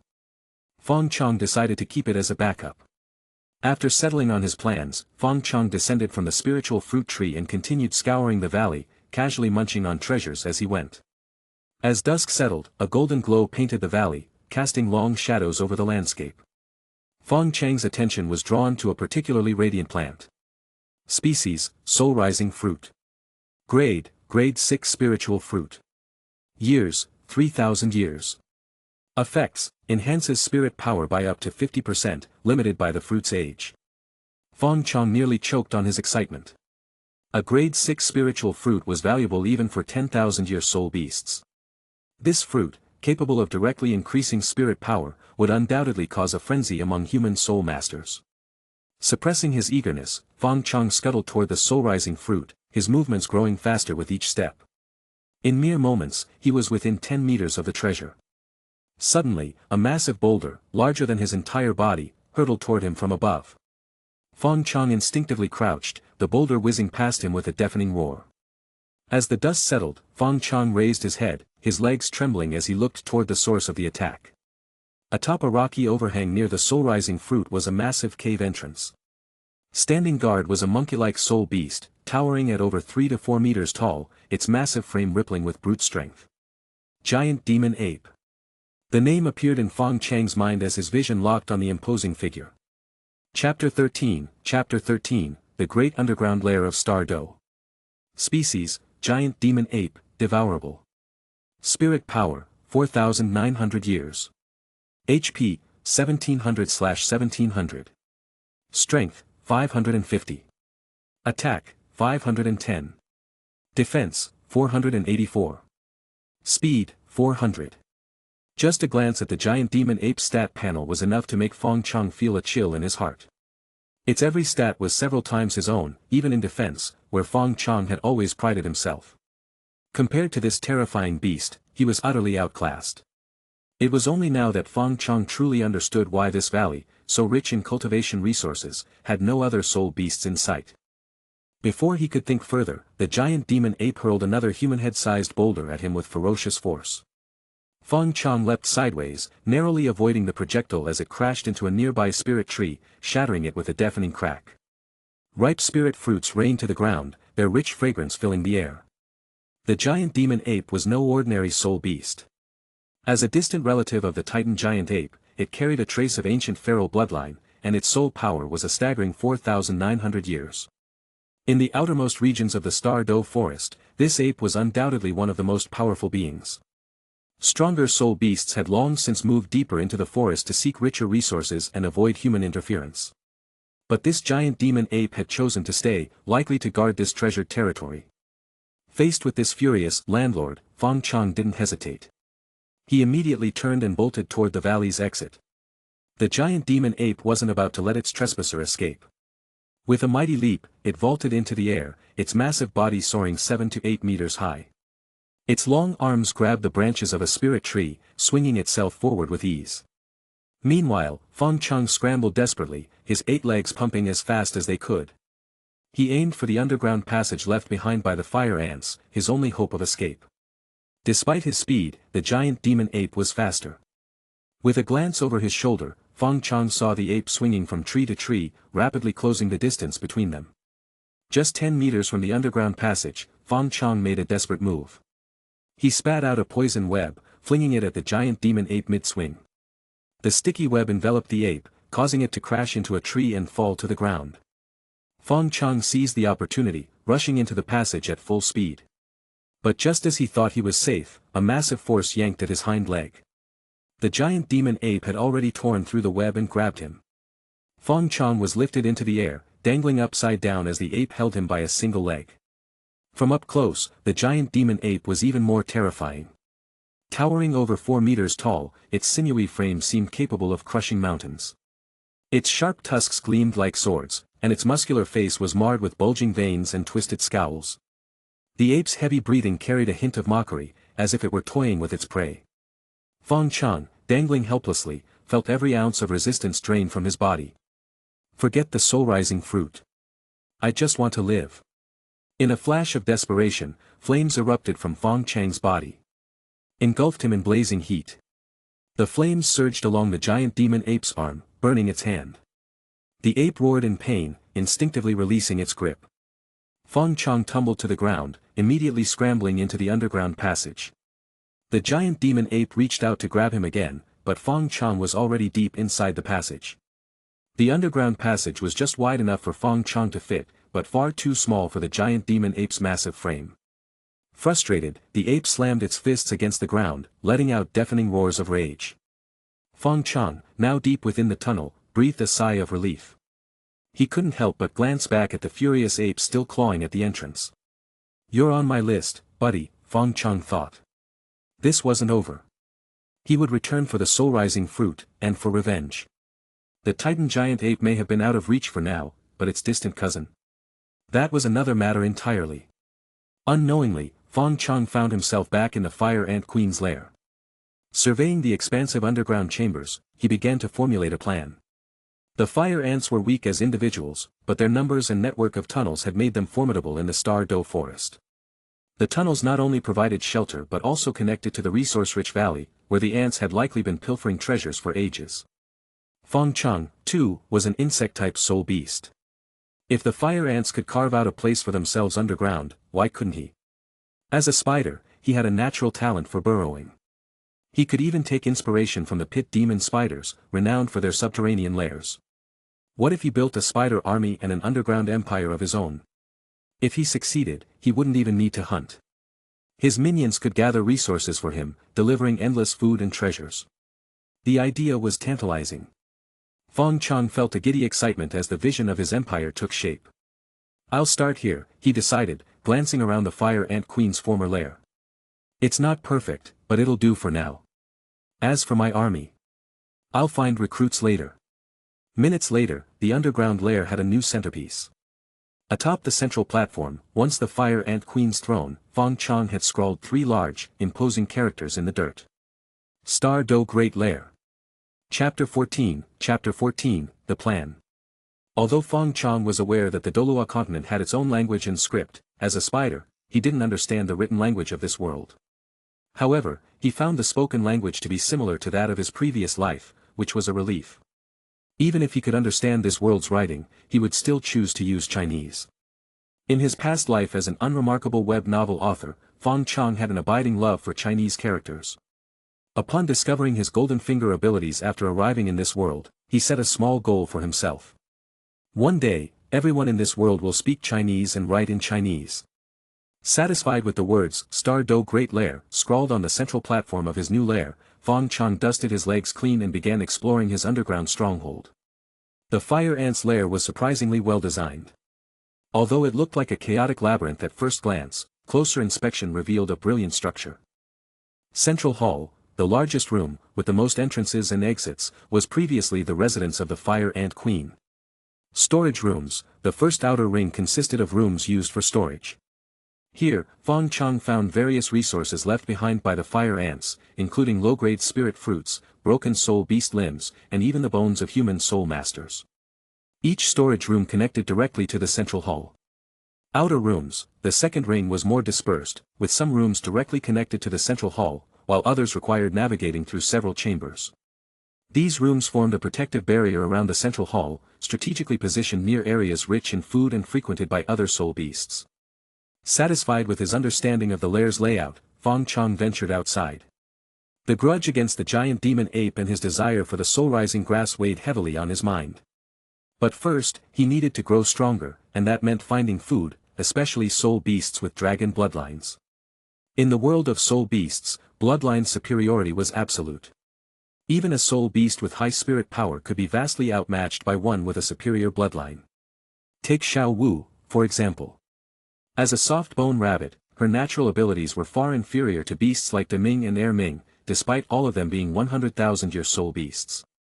Xiao Wu could barely fight the weakest tidal Douluo, while the Sky Azure Bull Python and Titan Giant Ape could rival even the strongest. The giant demon ape had an ancient feral bloodline, giving it unparalleled strength despite its relatively low spirit power compared to Fong Chong. But Fong Chong had a unique advantage: evolution.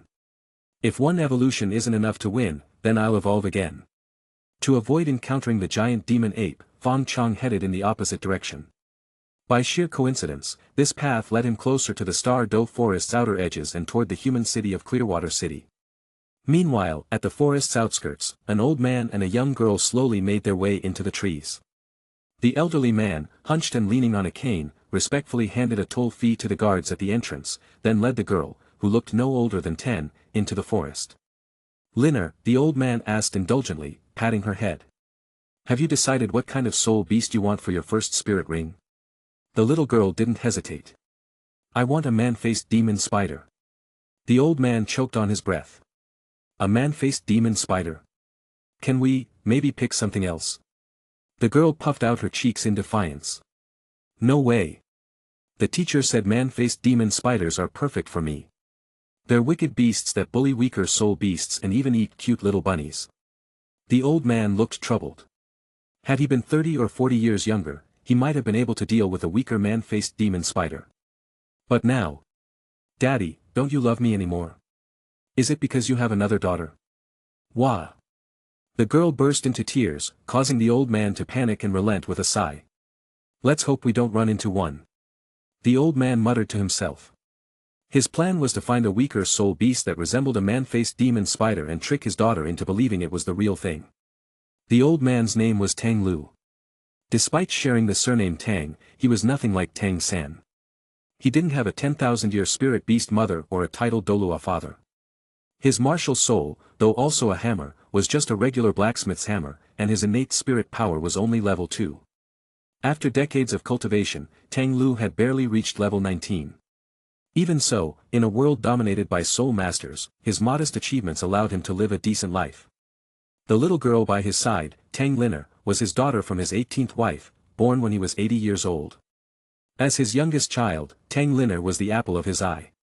Her martial soul, unlike his hammer or her mother's iron pot, was a lowly ground spider, much like their doorman, Old Wang's. Despite her unimpressive lineage, Tang Linner reached level 10 at just 10 years old. Delighted, Tang Lu brought her to the Star Do Forest to help her obtain her first spirit ring. Tang Linner, oblivious to the world's dangers, firmly believed her father was the strongest in the world. After all, he was a level 19 soul master, 2 levels higher than her teacher. Surely, a man-faced demon spider was no match for her invincible father. Tang Lu, however, felt a pang of guilt. When she grows older, she'll understand, he thought. She'll know how naive her words were and appreciate my intentions. Unbeknownst to them, Fong Chong had just finished devouring a 3,000-year-old phoenix-tail crest serpent and was heading in their direction. Chapter 15, Show off your love and die quickly. Linner, look over there. What's that? Tang Lu raised his walking stick, pointing to a boulder in the forest with a deliberately mysterious tone. Following the direction of his stick, a spider-like soul beast rested under the shade of the boulder. Its body was dull gray-black, about a dozen centimeters long, with short and stubby legs.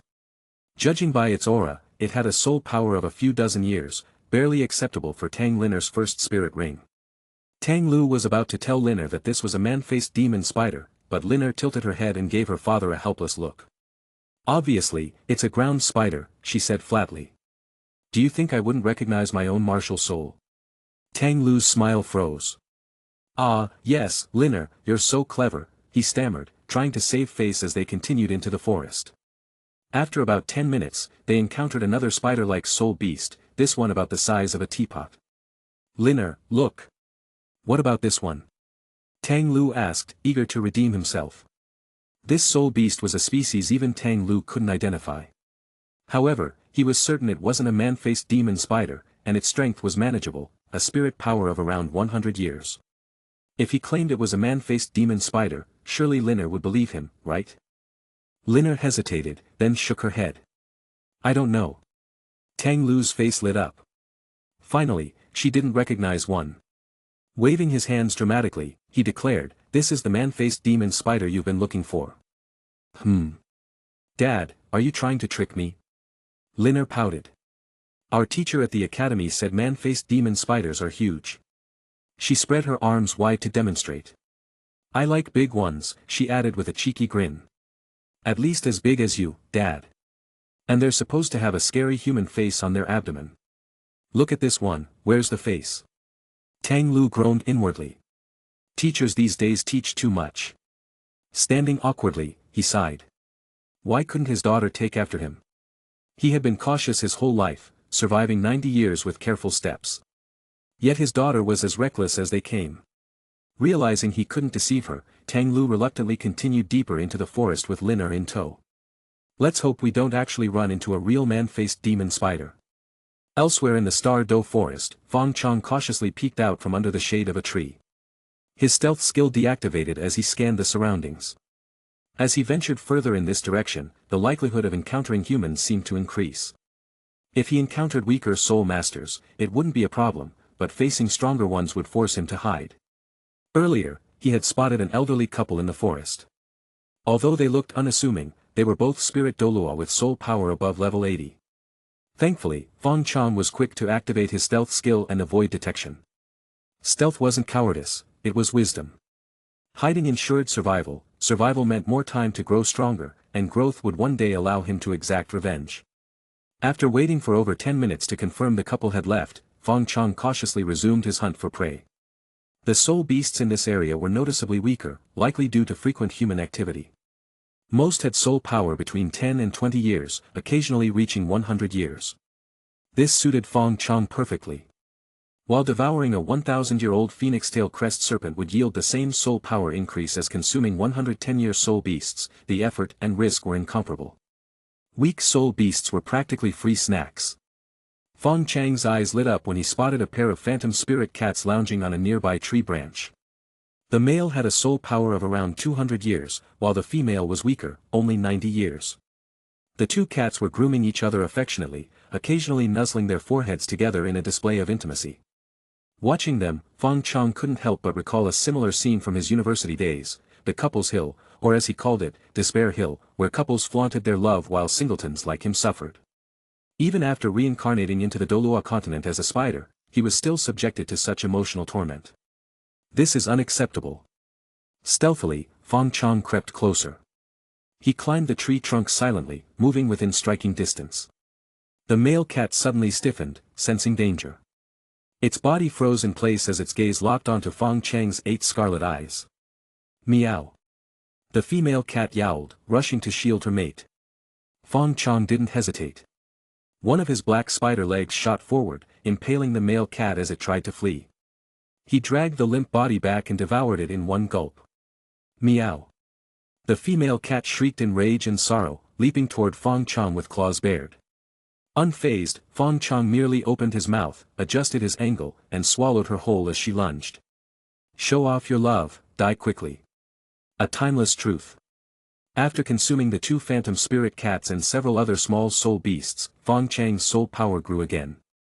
Soul power, 2,874 years.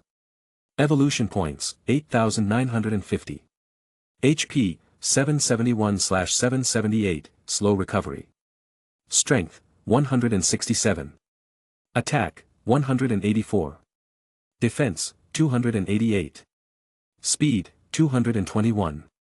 His greatest gain was a new skill acquired from the 1,000-year phoenix-tail crest serpent. Leap, greatly enhances jumping ability for a single leap. Allows brief suspension in mid-air. This mobility skill was invaluable for traversing terrain and evading danger. Standing on a high branch, Fong Chong surveyed the forest.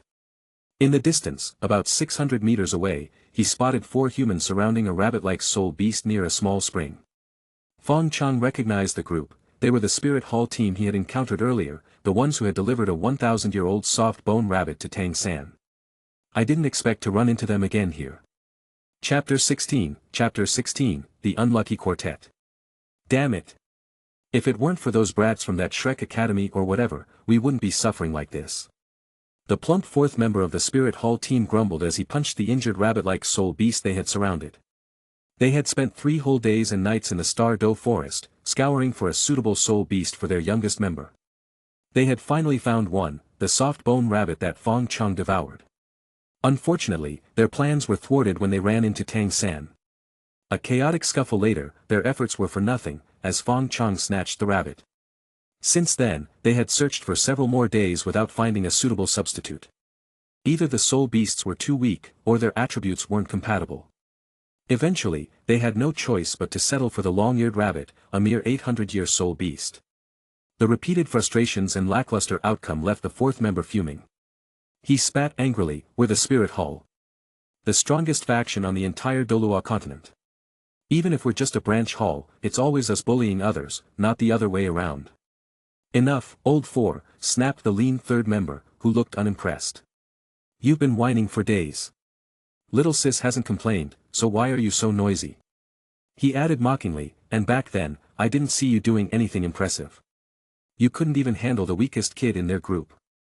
Old 4's face turned red as he fumbled for a response. "It's also that damn man-faced demon spider's fault. It stole our soul beast when we weren't looking." Hearing this, the usually quiet young woman spoke up, "Do you think it's dead by now?" "It's dead," the eldest of the group, Yu, said confidently. "You saw how high that cliff was. The spider doesn't have wings, it couldn't have survived the fall." The young woman sighed. The man-faced demon spider had been a strong creature. If they could have used it as a soul ring, it would have been far better than the long-eared rabbit they had now. It would have made up for her stolen soul beast and cooled her anger. But now, all they had was this weak long-eared rabbit. The 4 Spirit Hall members were too preoccupied with their conversation to notice the black figure creeping silently toward them, sticking close to the ground. "Let's finish this up, little sis," Yu said, glancing at the weakened rabbit in the center of their encirclement. "It's nearly at its limit. End it quickly." The young woman nodded. Her snow rabbit spirit possessed her, surrounding her with a faint frosty aura. She jumped gracefully into the air, her long legs glowing with icy energy as she aimed a powerful kick at the trembling rabbit. Just before the strike landed, a black figure flashed past. Her foot collided with what felt like solid iron. Wincing in pain, she instinctively withdrew, landing awkwardly. The other 3 turned sharply toward the scene. A man-faced demon spider, nearly 2 meters long and covered in armor-like plating, had suddenly leapt out of nearby bushes.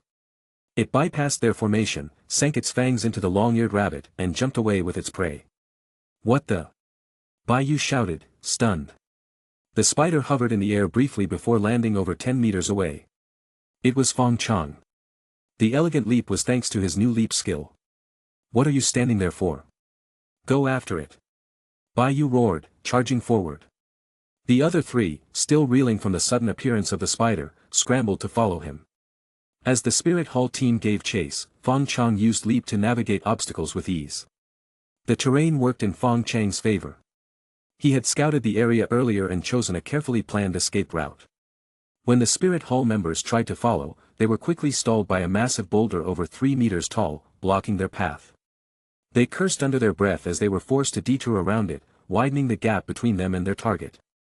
By the time they reached the other side, Fong Chong had already leapt over a large pond, landing in the dense forest on the far side. His figure disappeared into the shadows. "Damn it!" Yu cursed, glaring after the spider's retreating silhouette.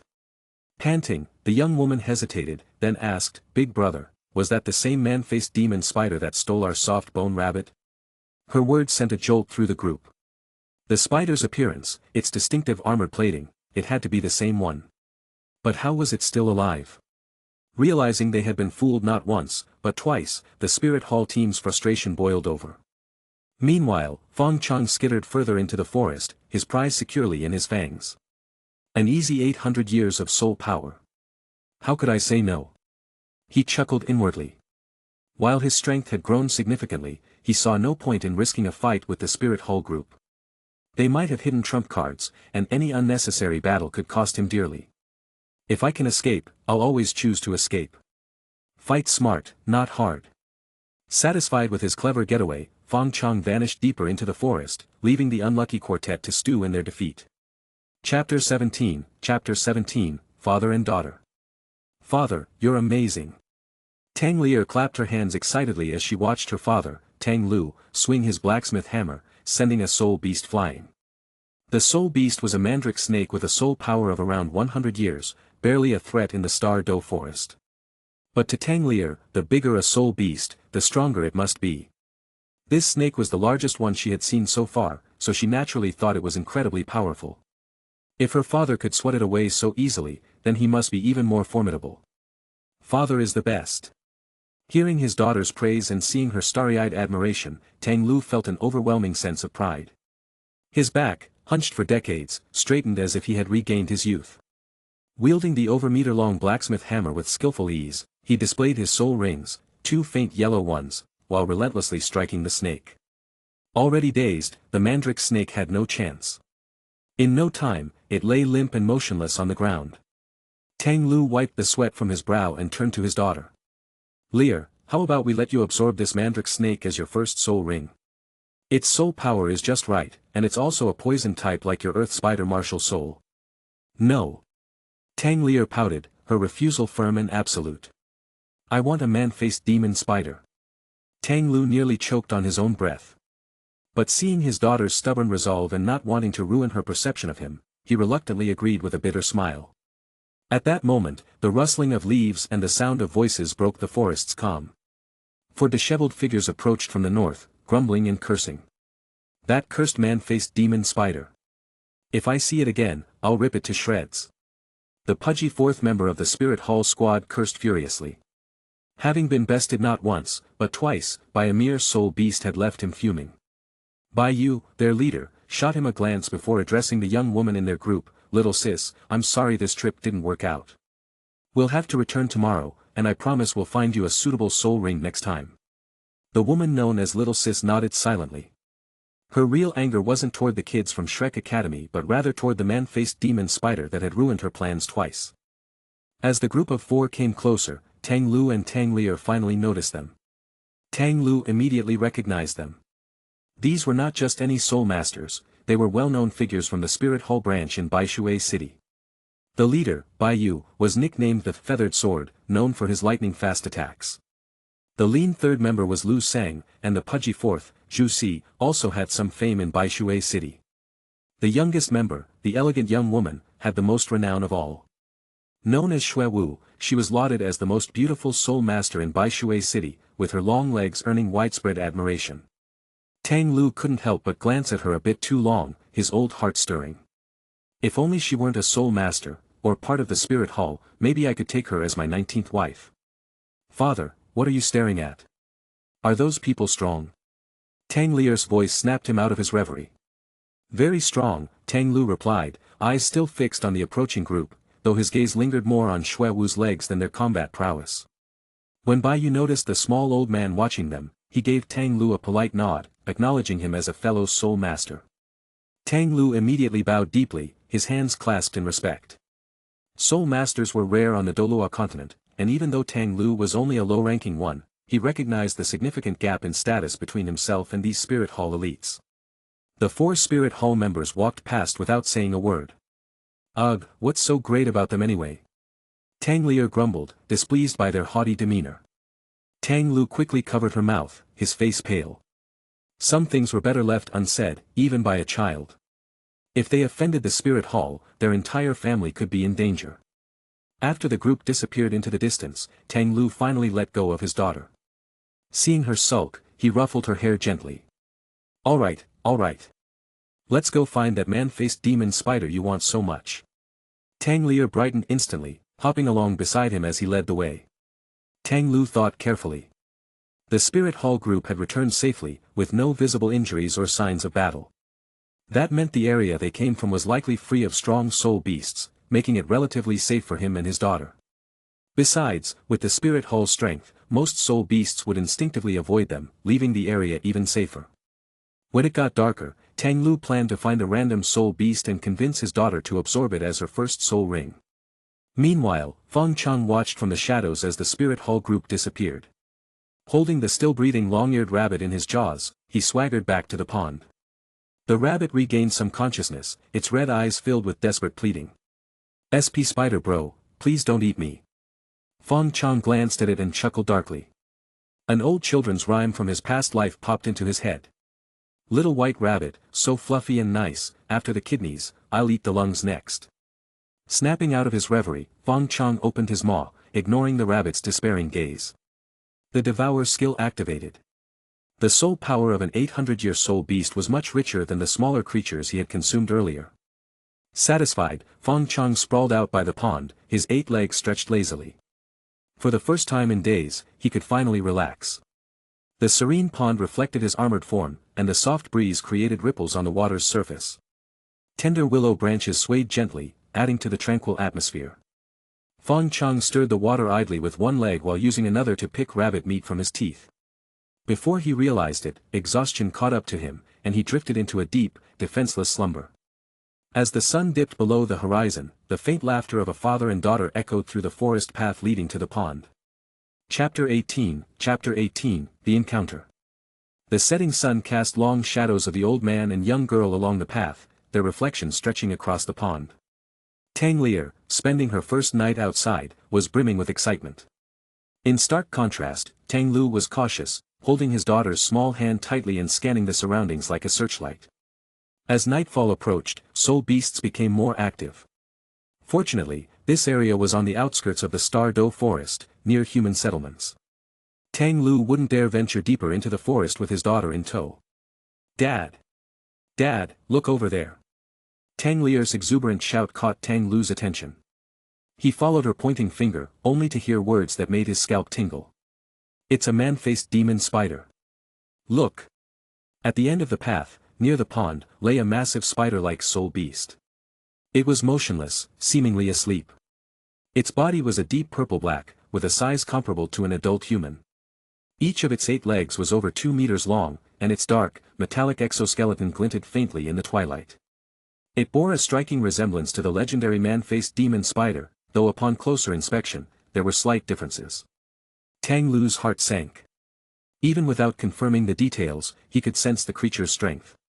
Its soul power, even while dormant, exerted immense pressure, several times greater than that of an ordinary 1,000-year soul beast. This spider had to be at least 2,000 or 3,000 years old, possibly even stronger. "Dad, why are you standing there? Go get it." Tang Lair's voice yanked Tang Lu back to reality. She sounded thrilled, unaware of the life-threatening danger. Her excitement made Tang Lu's heart skip a beat. Come on, Dad. I want this man-faced demon spider." For the first time in his 90-plus years, Tang Lu felt true terror. His innate soul power was a mere level 2, and his martial soul was just slightly better than trash tier. Even after a lifetime of cultivation, he'd barely reached level 29, just shy of becoming a soul elder. Years ago, he'd participated in group hunts for 1,000-year soul beasts, but only as part of a team of more than a dozen people. Facing a 3,000-year-old soul beast alone, he wouldn't stand a chance. Why is a soul beast of this level here? Tang Lu's mind raced as cold sweat drenched his back. He was about to grab Tang Lair and flee when he saw her bend down, pick up a small rock, and hurl it at the man-faced demon spider. "No! Don't! Lair, stop!" Tang Lu's shout was laced with panic. Too late. Tang Lair stuck her tongue out at him, thinking he was joking. The rock arced through the air, landing squarely on the spider's hard exoskeleton. Clang, clang. The sound echoed crisply, as if striking metal. Tang Lu felt the noise resonate in his chest, as though it were his own heart being hammered. At the pond's edge, Fong Chang's 8 eyes flickered open. He shook off the leaves covering his body and slowly rose, his spider legs supporting him as he stood. How could I have fallen asleep here? Fong Chong scolded himself internally. Sleeping so carelessly in the Star Do forest, a place rife with danger, was akin to courting death. Wait. He furrowed his brows. Had someone just attacked him while he was asleep? Focusing his gaze, Fong Chong spotted the culprits, an elderly man trying to drag away a reluctant little girl. It didn't take long for him to connect the dots. That girl must have been the one who attacked him with the rock. Tang Lu, seeing the spider rise, felt his last shred of hope crumble. Taking a deep breath, he cast aside his walking stick and shielded his daughter with his arms. His entire body was trembling.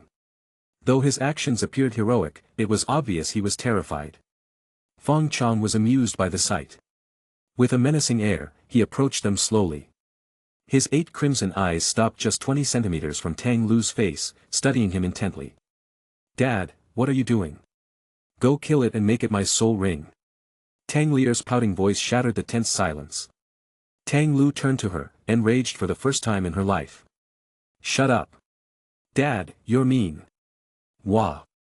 Tang Lear burst into tears. Fong Chong couldn't help but laugh internally. These two seriously thought they could take me down for a soul ring? He recalled his previous encounters with soul masters. The last group that dared to target him had almost been wiped out. Were it not for that meddling titan giant ape, they'd have been dead already. Extending one of his long legs, Fong Chong gently tapped Tang Lu's shoulder. "Hey, pal, life is precious. Why risk it?" Of course, all Tang Lu and Tang Lear heard was a series of ominous hisses. Despite Fong Chang's light touch, Tang Lu crumpled to the ground, paralyzed with fear. Tang Lear, blinking through her tears, finally realized her father was no match for the spider. Her unwavering belief in his invincibility shattered. Fong Chong gave her a brief glance, then turned and walked away. Though tempted to kill them, he ultimately decided against it. The girl's naivete might prove useful in the future. Besides, he saw no benefit in wasting his energy on them now. As Fong Chong disappeared into the distance, Tang Lear watched him with a peculiar glint in her eyes. "Someday, I'll be just like him," she thought. Being a spider-shaped soul master herself, she couldn't help but admire the power and grace of such a formidable soul beast. It was a long time before Tang Lu snapped out of his daze. Grateful to be alive, he quickly pulled Tang Lear along, retreating toward the forest's edge. Meanwhile, far away, a grand convoy made its way toward Baishui City. From within a golden carriage, an otherworldly beauty peered through a slightly raised curtain. Outside the carriage, a knight clad in golden armor bowed deeply. "Your Holiness, we should reach Baishui City by tomorrow morning." The woman gave a silent nod, lowering the curtain again. Chapter 19, Slime Nest. Night once again descended upon the Star Doe forest. The silence was only occasionally broken by the faint crackle of campfires lit by adventurers. As the soul beasts that had hidden during the day emerged under the cover of darkness, Fong Chang's hunting time began anew. Amid a patch of low shrubs, a spotted cat with 80 years of soul power cautiously poked its head out, scanning its surroundings to ensure the coast was clear. Feeling secure, it darted out and gracefully leaped onto a pear tree laden with fruit. Stretching its furry paw, it plucked a pear and began munching. The sweet juice soothed its hunger-ravaged stomach, and it let out a purr of satisfaction. However, in the shadows, 8 crimson eyes locked firmly onto the unsuspecting feline. Under the cover of darkness, Fong Chong advanced silently, his 8 legs moving stealthily, merging with the night. He was now only half a meter away from the pear tree. As the spotted cat reached out for another pear, Fong Chong seized the moment. A gaping blood-red maw appeared suddenly, swallowing the spotted cat whole before it could react. This marked Fong Chang's 5th prey of the night. All his targets were weak, with soul powers ranging from a few dozen to 100 years. Not bad. He licked his mouth, savoring the refined soul power now surging within him. After a satisfied burp, Fong Chong resumed his nocturnal hunt. As he continued to roam and feed, Fong Chong eventually stumbled upon a cave. The cave was situated midway up a cliff, about 4 or 5 meters above where Fong Chong stood. From within, a faint medicinal aroma wafted out, carried by the breeze, and tickled Fong Chang's senses. This smell, it's slime. Fong Chong realized with excitement. He took a step back, activated his leap skill, and shot into the cave like a streak of black lightning. The winding passage was lined with stalactites hanging ominously from the ceiling. As Fong Chong ventured deeper, the medicinal scent grew stronger, heightening his anticipation. This isn't just one slime, he thought, thrilled. Slimes were widely regarded as the most useless soul beasts in the Douluo Continent. Their soul rings were notoriously undesirable among soul masters, as the abilities they provided were mostly recovery-based skills. While recovery skills could be valuable for support-type soul masters, slime-derived skills were laughably weak. Take Fong Chang's own Regeneration LV.1 skill, for example. It restored a mere 3 HP per hour. In combat, such a skill was practically useless. The Douluo Continent even had a saying, if you hate someone, make them absorb a slime soul ring. For most soul beasts, slimes weren't appetizing either. They had no meat, no leaves, and were little more than gelatinous blobs. Herbivores found no appeal in them, and carnivores only nibbled out of curiosity. This relative unpalatability allowed slimes to proliferate and survive better than most other weak soul beasts. By the time Fong Chong reached the deepest part of the cave, the source of the medicinal aroma became apparent, a group of slimes, over a dozen in total. The strongest among them had a soul power of 50 years, while the weakest hadn't even reached 1 year. The slimes seemed oblivious to Fong Chang's presence. It was as if they expected him to simply pass by and leave them alone. Fong Chong found their lack of vigilance baffling. Slimes in the wild typically exhibited at least some level of awareness. Still, he wasn't about to let free food go to waste. Like a guest in his own backyard, Fong Chong casually approached the nearest slime. Without resistance, he skewered it with one of his sharp legs and swallowed it whole. Jelly-like texture, again. Fong Chong smacked his mouth, savoring the unusual sensation. The other slimes froze for a moment, as if shocked, but quickly resumed their lazy rolling as though nothing had happened. Fong Chong chuckled at their naivety. He resumed feasting, devouring them one by one. As their numbers dwindled, the remaining slimes began to huddle together, forming a loose defensive group. But when Fong Chong drew near, the unity of their small alliance instantly collapsed. Each slime started shoving its companions forward, trying to sacrifice others to save themselves.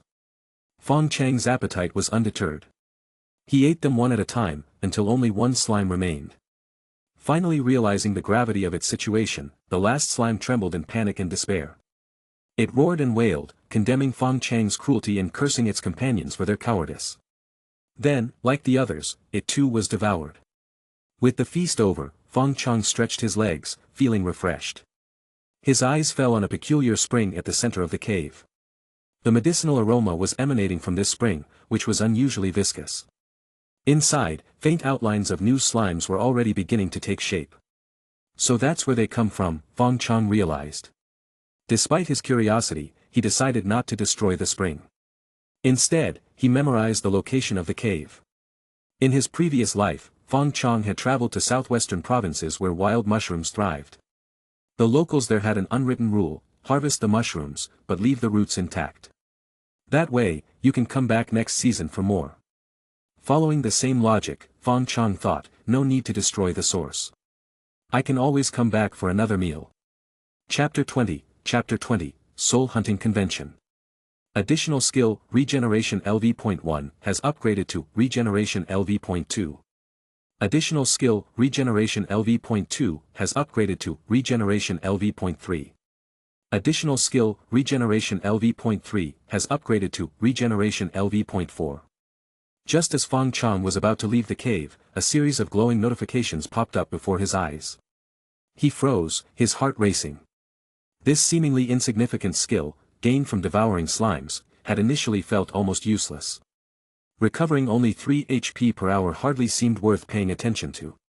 However, after leaping off a cliff and shattering all 8 of his legs in a near-death experience, Fong Chong realized the true value of this skill. The real strength of regeneration wasn't its raw recovery rate but its ability to provide sustained self-healing. As long as a single sliver of HP remained, the skill could fully restore him over time, even regenerating lost limbs. Of course, he thought, if only it healed faster, it'd be perfect. Eagerly, Fong Chong checked the upgraded skills description. Regeneration LV.4, restores HP slowly after taking damage, restores 24 HP per hour. From LV.1 to LV.4, the recovery speed had improved 8-fold, from 3 HP per hour to 24 HP per hour. If this trend continues, Fong Chong calculated, LV.5 might restore 48 HP per hour, LV.6 could hit 96 HP, and LV.7 might even approach 200 HP. Even better, upgrading the skill wasn't particularly difficult. Slimes were abundant in the Star Doe forest, making the process straightforward. This is basically a god-tier skill. Taking advantage of the moment, Fong Chong glanced at his status panel. Name, Fong Chong. Species, Dark Armored Demon Spider. Soul Power, 3001 years. Evolution Points, 10,220. HP, 791/791. Strength, 173. Attack, 189. Defense, 299. Speed, 227. Skills. Racial skills, poison web, spider spear, stealth. Innate skills, devour, poison resistance, harden. Additional skills, regeneration LV.4, fire armor, fire immunity, leap. After a day of relentless hunting, Fong Chang's soul power had increased significantly, along with his other attributes. The biggest wins, however, were acquiring leap and upgrading regeneration. Yet compared to the giant demon ape, the gap remained vast. Still, Fong Chang's soul power had reached 3,000 years, making him eligible to evolve into a ghost armor demon spider, as long as he found a ghost tiger to devour. As for the dragon spider evolution path, it still seemed out of reach. After an entire day of searching, Fong Chong hadn't encountered a single soul beast with dragon lineage. Sigh. Fong Chong sighed as he activated his leap skill, launching himself far from the cave. He landed gracefully back on solid ground, resuming his hunt for the night. Meanwhile, under the starry canopy of the Star Do forest, a small group of humans had gathered in a clearing. They had cleared the underbrush, set up makeshift tents, and lit a fire, clearly planning to spend the night there. Unbeknownst to them, 8 crimson eyes were observing them intently from a nearby tree, less than 3 meters away. Fong Chong, perched silently on a high branch, had initially been preparing to ambush an injured 200-year wind eagle owl. But these humans had appeared out of nowhere, their torches startling the owl into fleeing. Fong Chong clicked his mandibles in annoyance, considering whether to attack these intruders. However, as their voices carried up to him, he decided to eavesdrop instead. "Hey, Blackie, don't you think the folks from the Spirit Hall are too overbearing?" grumbled a bearded man by the campfire. "Who gave them the right to seal off the Star Do forest like they own the place?" "What can you do about it?" replied the man called Blackie with a shrug. "Go challenge their pope. You got the guts for that?" "Nope, nope," the bearded man laughed sheepishly. Nearby, a man with a broad face chimed in while adjusting a tent. "You know, the Pope of the Spirit Hall is supposedly the most beautiful woman in the world. If it were me, I'd be reluctant to lay a hand on her." His sly chuckle left no doubt about his meaning. "Give me a break." The bearded man shot him a withering look. "A level 35 shrimp like you, daring to dream about the Pope. Go take a nap. Can't a guy fantasize?" Broad Face sighed dramatically. The group fell into silence, their conversation seemingly ending there. Up in the tree, Fong Chang's curiosity was piqued. The Spirit Hall wants to seal off the Star Do forest. He wondered. What's going on here? After a long pause, the bearded man broke the silence. "Say, what exactly is this soul hunting convention all about? They're making such a big deal, even closing off the entire forest nearby." "Soul hunting convention?" Fong Chang's interest sharpened. He adjusted his hearing, straining to catch every word. Broad Face replied, "Not entirely sure, but I heard from a buddy in the Spirit Hall that the Pope herself might show up for this." "That makes sense." Blackie scoffed. "You two idiots couldn't figure it out. What else could a soul hunting convention in the Star Do forest be about? It's obviously a competition to hunt soul beasts." He continued, "Didn't the Spirit Hall's announcement say that anyone under 25 years old could participate? Isn't it obvious? They're organizing a hunting contest for young soul masters." "Of course." Broad Face slapped his forehead. "Why didn't I think of that?" The bearded man frowned. "But why would the Spirit Hall organize such a thing? They don't exactly need more soul rings." Blackie sighed in exasperation. "You're as clueless as ever. Think about it. The Spirit Hall can gain so much from this. First, they'll recruit the most talented young soul masters, perfect for expanding their influence. Second, if one of their participants takes down a 10,000-year soul beast, imagine the fame it'll bring them." He grinned. "And if any unaffiliated genius performs well, they'll just recruit them into the Spirit Hall. It's a win-win." Hearing this, the bearded man finally understood. "Ah, so that's the plan." From his perch, Fong Chong also pieced the puzzle together. The Spirit Hall was organizing a soul hunting convention in a few days, inviting soul masters under 25 to compete in the Star Do forest by hunting soul beasts. Wait, hunting soul beasts? A chill ran down Fong Chang's spine. Should I run for it now? He hesitated. But where could he go? There was no telling which areas the hunters would sweep through.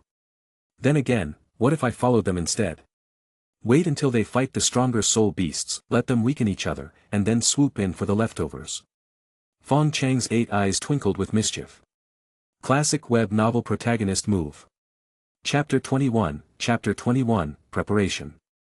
Time seemed to fly by as Fong Chong anxiously awaited the rumored soul hunting convention. However, despite the buzz, there was no indication it would begin anytime soon. To prepare for the arrival of soul masters, Fong Chong had long retreated to his Star Do underground nest. Over the next few days, he thoroughly examined every corner of the nest, laying traps in wider passageways to guard against potential intrusions by humans. Yet, 1 day passed. 2 days. 3, 4. An entire week had gone by since overhearing the adventurers' conversation, and still, there was no sign of the convention starting. Could those humans have lied to me? Fong Chong wondered, growing increasingly suspicious. During this period, however, the Star Do forest began to exhibit noticeable changes.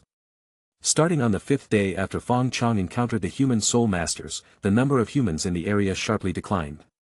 By night, campfires, once scattered throughout the forest, were nowhere to be seen. This shift in human activity had a ripple effect. The forest's soul beasts, now free from human interference, grew bolder. Even some powerful species that typically resided deeper within the forest occasionally ventured into the outer regions. That night, Fong Chong set his sights on a 120-year wind demon wolf that had strayed from its pack.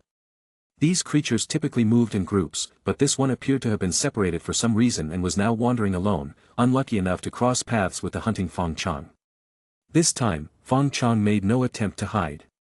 Activating his leap skill, he suddenly appeared directly in front of the wolf. The wind demon wolf snarled, baring its teeth in warning. From its throat came a low growl that vibrated through its fangs, a clear signal, back off, or I'll bite. Fong Chong ignored it entirely, advancing steadily toward the wolf.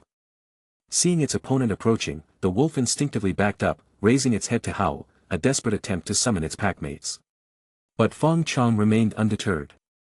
For every step the wolf retreated, he took 2 forward. The gap between them quickly closed. Finally, the wolf's instincts failed it.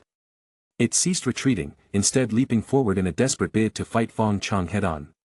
What greeted it was an icy, unyielding spider leg. In one swift motion, Fong Chang's leg, sharp as a spear, pierced through the wolf's skull. The leg hovered in midair, the wolf's lifeless body impaled on its tip. White and red fluids dripped from the spider leg, pooling on the ground below in a gruesome display. Such sights no longer fazed Fong Chong. He had grown into a true predator, with none of the unease he'd felt when first encountering such carnage. Expressionless, Fong Chong retracted his leg, letting the wolf's body drop to the ground. He opened his maw, tore off one of its legs, and began to crunch on the flesh. With humans gone, hunting had become much easier. He no longer had to worry about drawing unwanted attention from soul masters. In fact, the idea of the spirit hall sealing off this part of the Star Do forest didn't seem so bad anymore. After finishing the wolf, Fong Chong changed his direction. Instead of venturing further out, he headed toward the area near one of his nest's entrances. Despite the lack of movement from the soul hunting convention, Fong Chong remained vigilant. If those soul masters storm in while I'm caught unprepared outside, it could be deadly, he thought. For this reason, he restricted his hunting to the vicinity of his nest, always ensuring he could retreat quickly if needed. After hours of cautious activity, the sky began to lighten with the red hues of dawn. Fong Chong, now weary, returned to his nest. Sliding into the entrance tunnel, he used his spider legs to push a pre-prepared pile of leaves and brush over the entrance, camouflaging it once more. Inside, he carefully inspected the traps he'd set in the central chamber, ensuring everything was in order before finally allowing himself to rest. The chamber had undergone significant renovations. There was now a stone bed and a crude set of stone tables and chairs. Though far from refined, they added a hint of familiarity and comfort to the space, a faint echo of the home Fong Chong once knew. Lying against the central stone platform, Fong Chang's mind drifted as he fell into sleep. When will this cursed soul hunting convention start? He wondered bitterly. Living on edge like this is exhausting. Meanwhile, outside the Star Do forest, in the plaza of the Spirit Hall's Whitewater City branch, a grand scene was unfolding. A stunning woman in luxurious purple robes, her face veiled with sheer fabric, gracefully ascended the main platform, surrounded by a crowd of admirers. The plaza below was packed with tens of thousands of spectators, divided into distinct groups. The innermost circle comprised the Spirit Hall's elite and high-ranking officials from various factions. They sat at tables laden with fine food and drink, occasionally rising to bow respectfully toward the veiled woman on the platform. She, however, seemed indifferent to the proceedings. She occasionally nodded to a select few elderly figures of high status but otherwise paid no attention to the crowd. Surrounding this inner circle was a group of young participants, most of whom appeared between the ages of 14 and 25. These youths radiated strong soul power, with most having already reached Threering soul elder levels. Among them, 3 individuals stood out. 2 men and 1 woman, positioned at the center of the group, exuded an aura of unmatched confidence and strength. These 3, known as the Golden Generation of the Spirit Hall, were the focal point of reverence and whispers. One of them, the woman, was even rumored to be the next Holy Maiden of the Spirit Hall, a potential successor to the current Pope. Though they were among the youngest present, their power was undeniable. All 3 had reached the level of Foring soul ancestors, placing them at the pinnacle of talent for their age. Many speculated that the entire soul hunting convention had been orchestrated to showcase their prowess. After all, not everyone could be like a certain overpowered protagonist who reached godlike levels at age 13. Behind these 3 stood participants representing the Whitewater City Spirit Hall branch. Among them were 4 familiar faces, members of the team Fong Chong had previously encountered. The only unfamiliar figure was a strikingly curvaceous woman at the center of their formation. As the atmosphere reached a fever pitch, the veiled woman on the main platform slowly rose to her feet. In an instant, the plaza fell silent, the tens of thousands of attendees holding their breath in unison. Chapter 22, the tournament begins. Thud. Thud thud. Suddenly, the ground trembled violently, and the underground hall where Fong Chong resided shook along with it. A clump of debris fell from above, landing squarely on his head, startling him so much that he leaped upright in panic. What's going on? Fong Chong frantically scanned the hall with his 8 eyes, breathing a sigh of relief upon confirming that no enemies were present. As long as the hall remained free of intruders, he was temporarily safe. The noise persisted from above, accompanied by the sound of falling stones and earth, as if the structure might collapse at any moment. Have they arrived? Fong Chong immediately connected the commotion to the long-anticipated soul-hunting tournament. Such an uproar couldn't be caused by ordinary soul beasts, and the powerful creatures from the deeper parts of the forest rarely ventured here without reason. That left only one possibility: human soul masters. The sounds of battle intensified. Judging from the frequency and intensity, there seemed to be multiple participants locked in combat. Fong Chong paced around the hall, torn.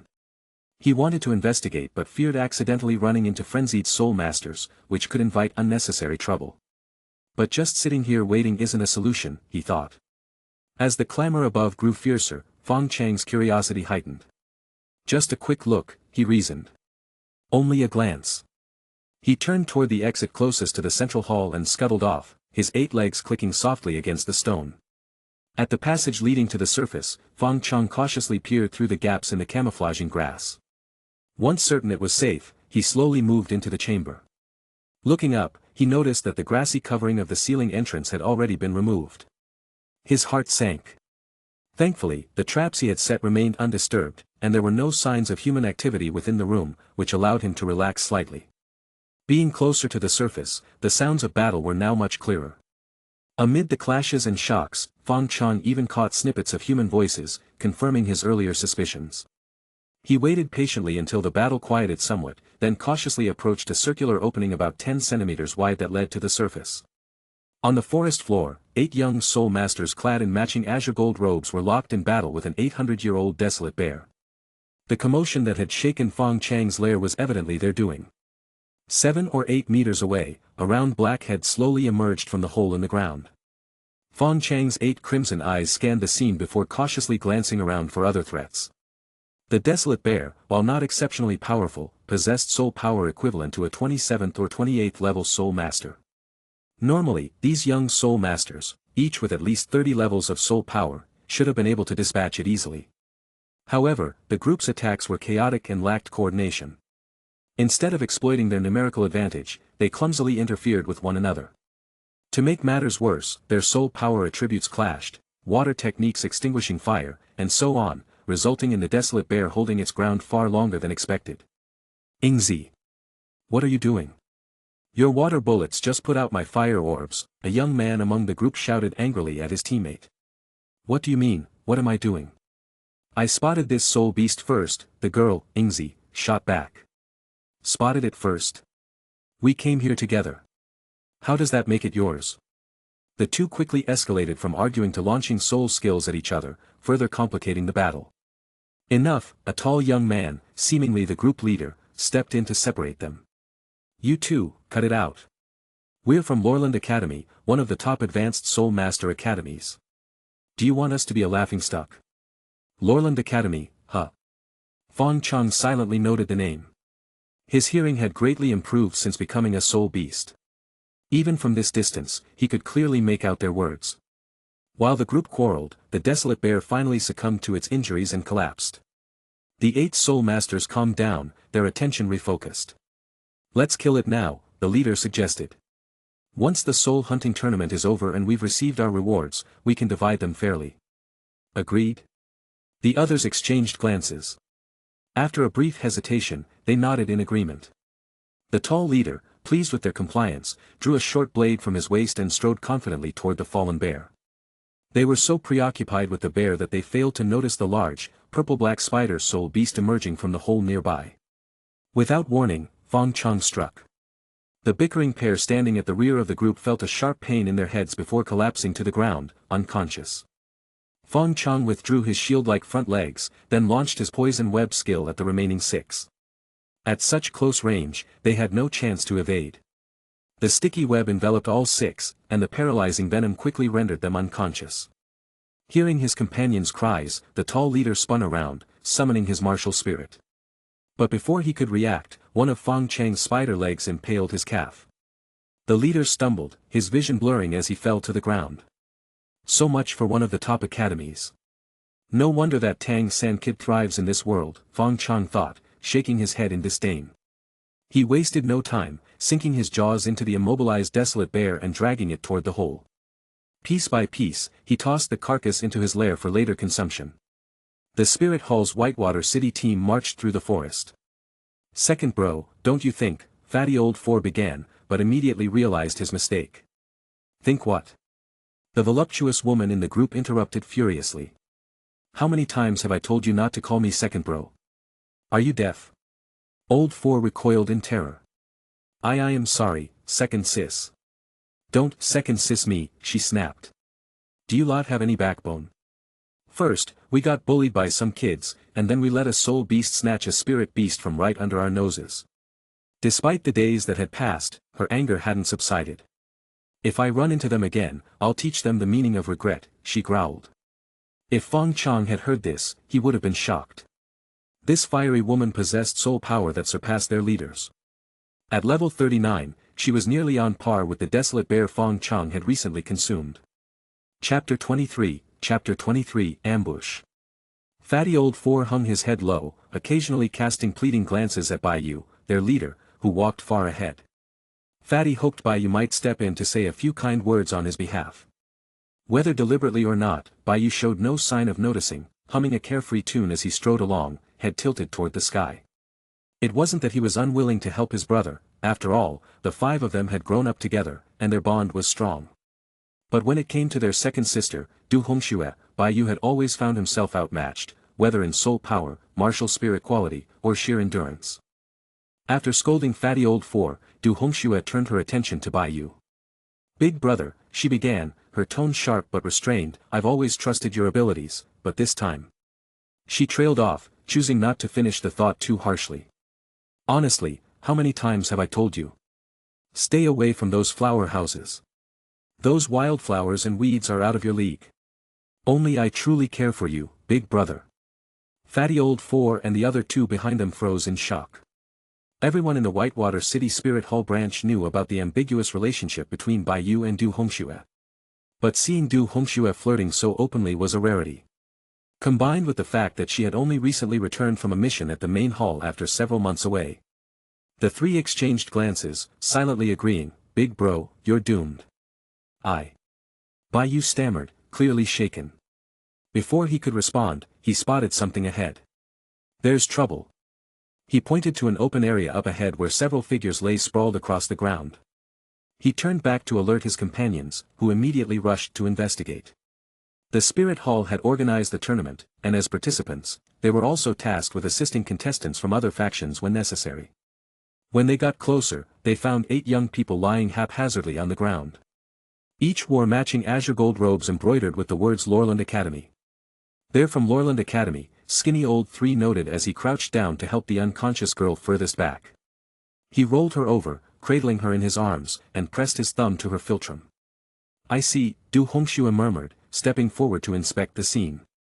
She picked up a short stick and used it to lift a sticky web covering 5 of the students. Bringing the web closer to her nose, she sniffed cautiously. A faintly acidic smell tickled her senses, leaving her momentarily dazed. "This is the web of a man-faced demon spider." At the mention of the name, all 4 of her companions visibly flinched. "Let's focus on saving them," Du Hongxue directed. She instructed the others to clear the web and move the 8 students to a downwind location. Then, she administered antidotes to each of them. A few moments later, the students groggily regained consciousness, only to find themselves under the scrutinizing gazes of their Spirit Hall rescuers. "Did you encounter the man-faced demon spider?" Du Hongxue asked directly. The tall young man leading the Lorland group nodded weakly. "Yes. We were fighting a desolate bear when that thing ambushed us from behind." "Oh. Did it have black, armor-like skin, and could it jump really high?" Spirit Hall's 5th sister chimed in, her tone urgent. "How do you know that?" "Wait, were you ambushed by it too?" The tall young man pieced things together, his expression skeptical. 5th sister Xuewu blushed, visibly flustered. "What nonsense are you spouting? Ambushed? Of course not. We're from Spirit Hall. How could a mere soul beast ambush us? That's ridiculous." The tall man smirked knowingly but refrained from pressing further.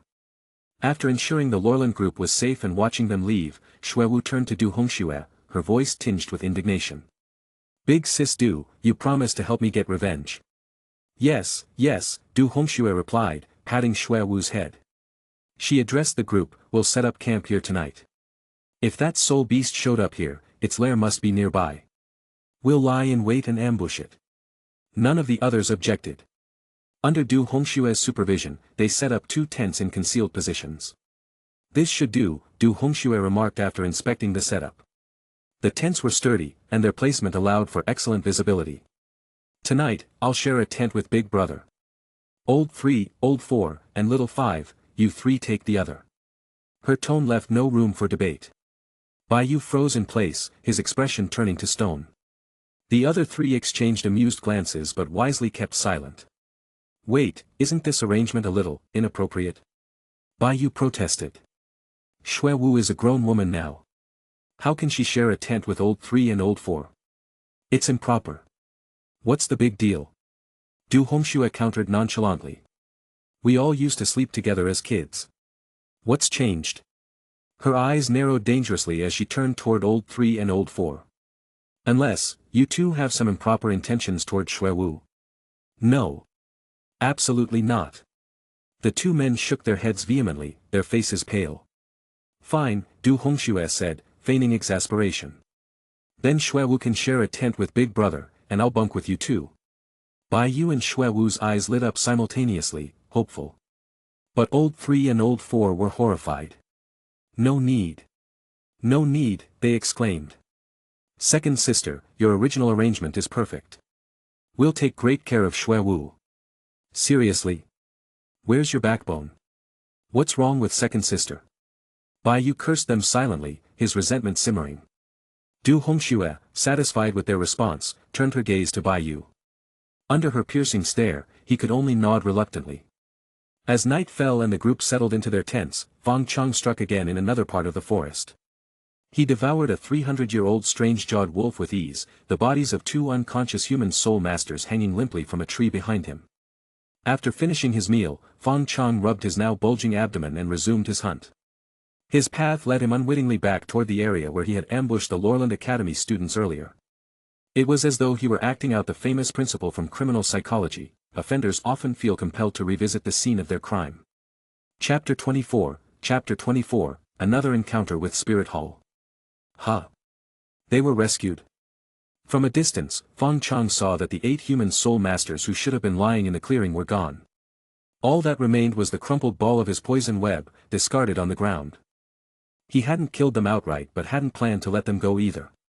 Leaving them there as bait to lure nearby soul beasts had seemed like a good idea. But now, they were gone. Fong Chong understood the potency of his poison web. Given their strength, without an antidote, those soul masters should have remained unconscious for at least a full day. If a soul beast had been involved, there would surely be traces left behind. This left only one explanation: someone had rescued them. The thought made Fong Chong uneasy. He crouched in the distance, his 8 eyes scanning the area with precision, as though magnified lenses. Sure enough, hidden among the trees, he spotted 2 human tents. The tents were strategically placed, hidden on 3 sides by dense foliage with one side open toward the clearing. Anyone not actively searching might overlook them entirely. Fong Chong suspected he was the target. Had he been less cautious, he might already have fallen into their trap. A sinister grin spread across Fong Chang's spider-like face. If they've come to ambush me at my doorstep, it's only fair I return the favor. He moved silently, creeping toward the tents from the side. The 2 tents were separated by some distance, strategically positioned to cover the clearing from 2 angles while staying out of each other's way. One tent was quiet, while the other shook rhythmically with faint vibrations. What kind of strange cultivation method is this? Fong Chong wondered. The vibrating tent made him uneasy. Its aura was stronger than that of the quieter tent. After only a brief hesitation, Fong Chong decided to approach the quieter tent. Activating his stealth skill, he slipped into the nearby brush, waiting for an opportunity. Inside the quieter tent, 2 men and a woman sat idly. "Hey, old 3, it's been 3 hours. Do you think Big Brother will ever recover?" Fatty old 4 asked skinny old 3, nudging him awake with mock concern. "I doubt it," skinny old 3 sighed, surprisingly not in the mood to retort. Soul masters might be tougher than regular people, but were not invincible. Big Brother, sigh, poor guy. Do you 2 ever stop? Shui Wu, the young woman, rolled her eyes at them from the corner. Can't you keep your voices down? I'm still a girl, you know. Oh, the 2 men mumbled, shrinking back. Shui Wu pulled a small porcelain flask of liquor from her pouch and sipped silently. This particular wine, known as Maiden Sorrow, was smooth and sweet but had an unexpectedly strong afterkick. Its flavor mirrored a young woman's heart, calm and serene on the surface but with explosive intensity beneath. She and Bai Yu, her elder brother figure, had grown up together in the spirit hall of Whitewater City. Their bond was once the closest among the group, like 2 peas in a pod. But later, Bai Yu had chosen Du Hongxue. From then on, her relationship with Bai Yu became distant, reduced to the typical interactions between martial siblings. "Little sister, don't drink alone. If you're upset, tell me," Fatty old 4 said, sidling up to her with a hopeful grin. "Scram," Shui Wu said flatly, her tone ice-cold. Fatty old 4 returned to his seat, humiliated, gesturing to skinny old 3 that he had no chance. "I'm heading out," he muttered, leaving the tent to diffuse the awkward atmosphere. After walking a short distance, he reached a thicket. Without looking, he began relieving himself. Hidden within the brush, Fong Chong silently watched the scene unfold.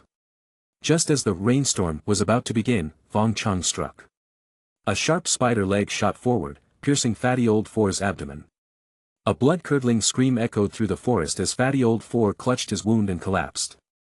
The man-faced demon spider, it. His voice trailed off as he lost consciousness from the pain. What happened?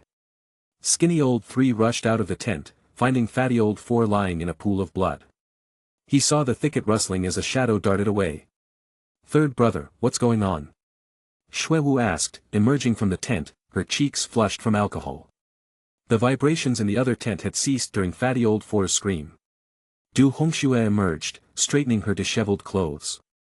She glanced at Fatty old 4 with mild pity and handed skinny old 3 a vial of hemostatic powder. "Bandage him up. And be gentle, he's no longer functional." Bai Yu, looking gaunt and pale, was the last to appear. He glanced at the injured man and asked, "Was it the man-faced demon spider?" Skinny old 3 nodded. "Not sure, but I saw a shadow running off, and old 4 did mention the spider." "I see." Du Hongxue's expression darkened. "That thing dared to act under my nose. It even ruined my plans." Her martial soul activated instantly, a shadow spider. 3 soul rings shimmered around her as her level 39 soul power flared menacingly. Big brother, little sister, you're with me. Third brother, stay here and guard old 4. Before her words even settled, Du Hongshue's figure blurred into a streak of black light, charging after Fong Chang's trail. Chapter 25, Du Hongxue. In the dense forest, Fong Chong swiftly darted through the trees. Whenever he encountered obstacles, he used his leap skill to effortlessly jump over them, exuding a carefree and unrestrained vibe. His initial plan had been to hide in a thicket, waiting for an opportunity to take out his pursuers one by one and use their corpses as bait to attract nearby soul beasts.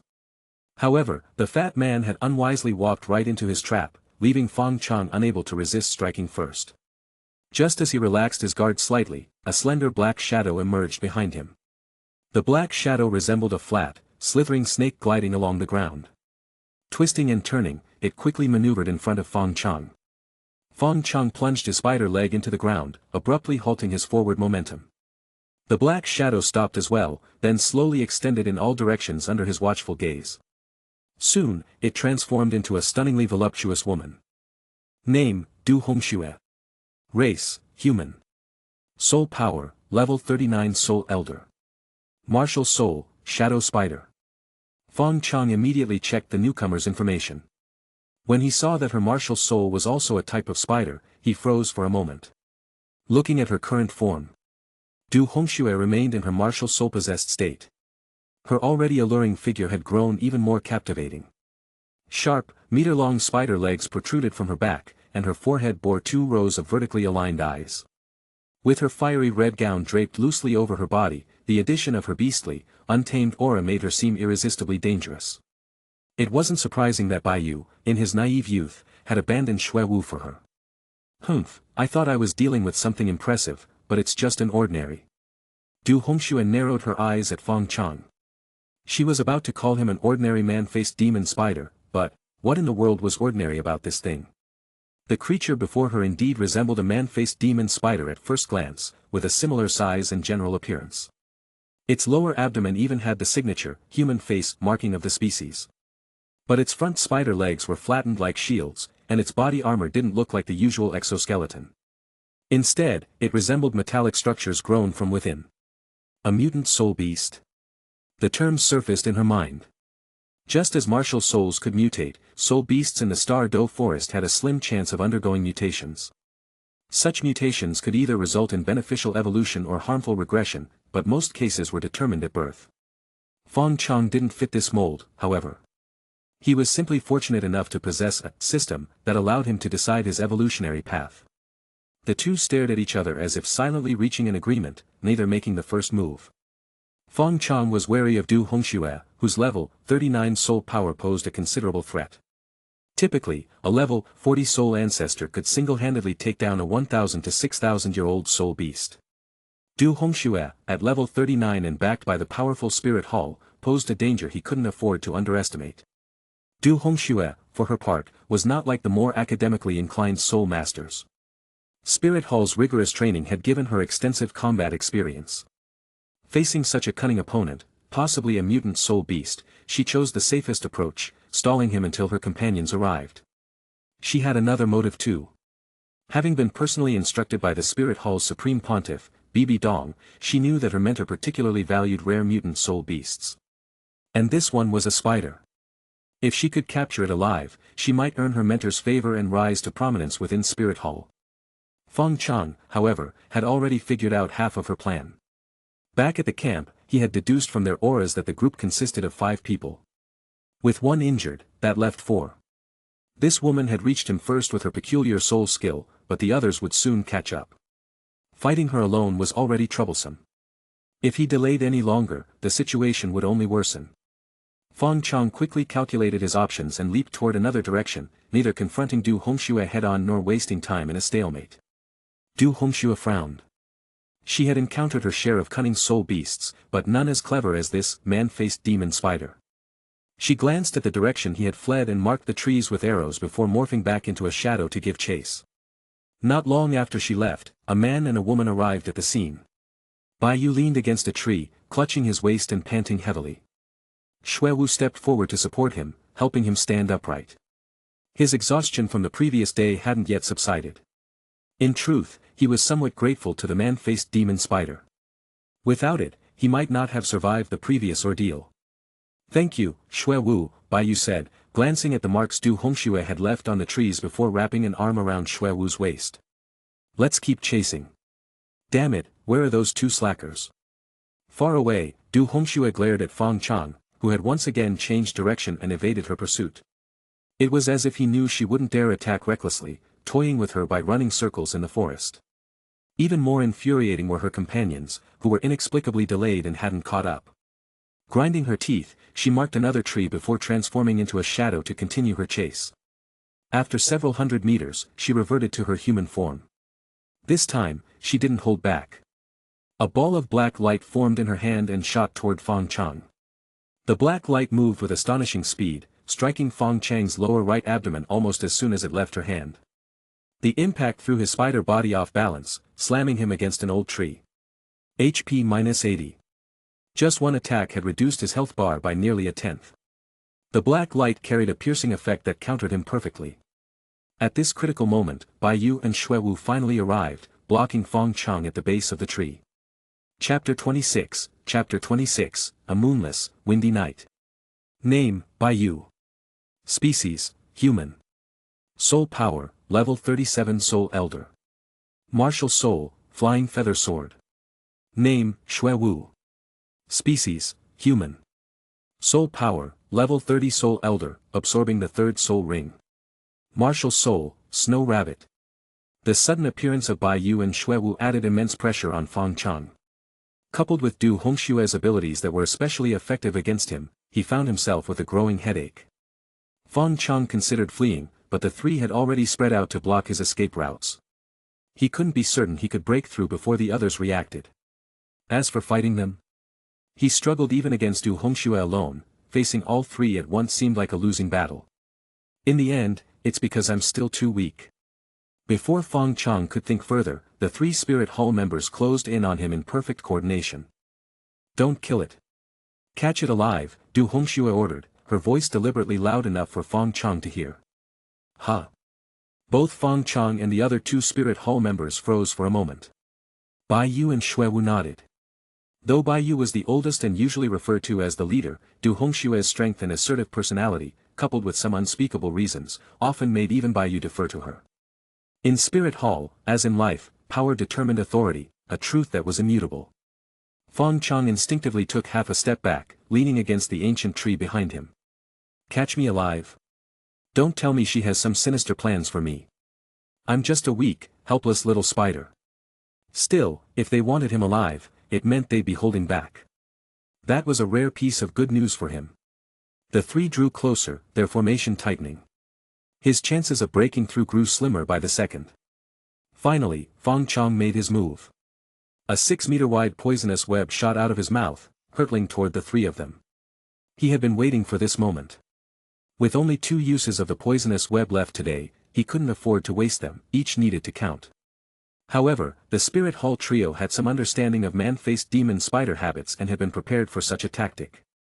Baiyu raised his long sword over his head and crouched slightly, blocking the left side of the web.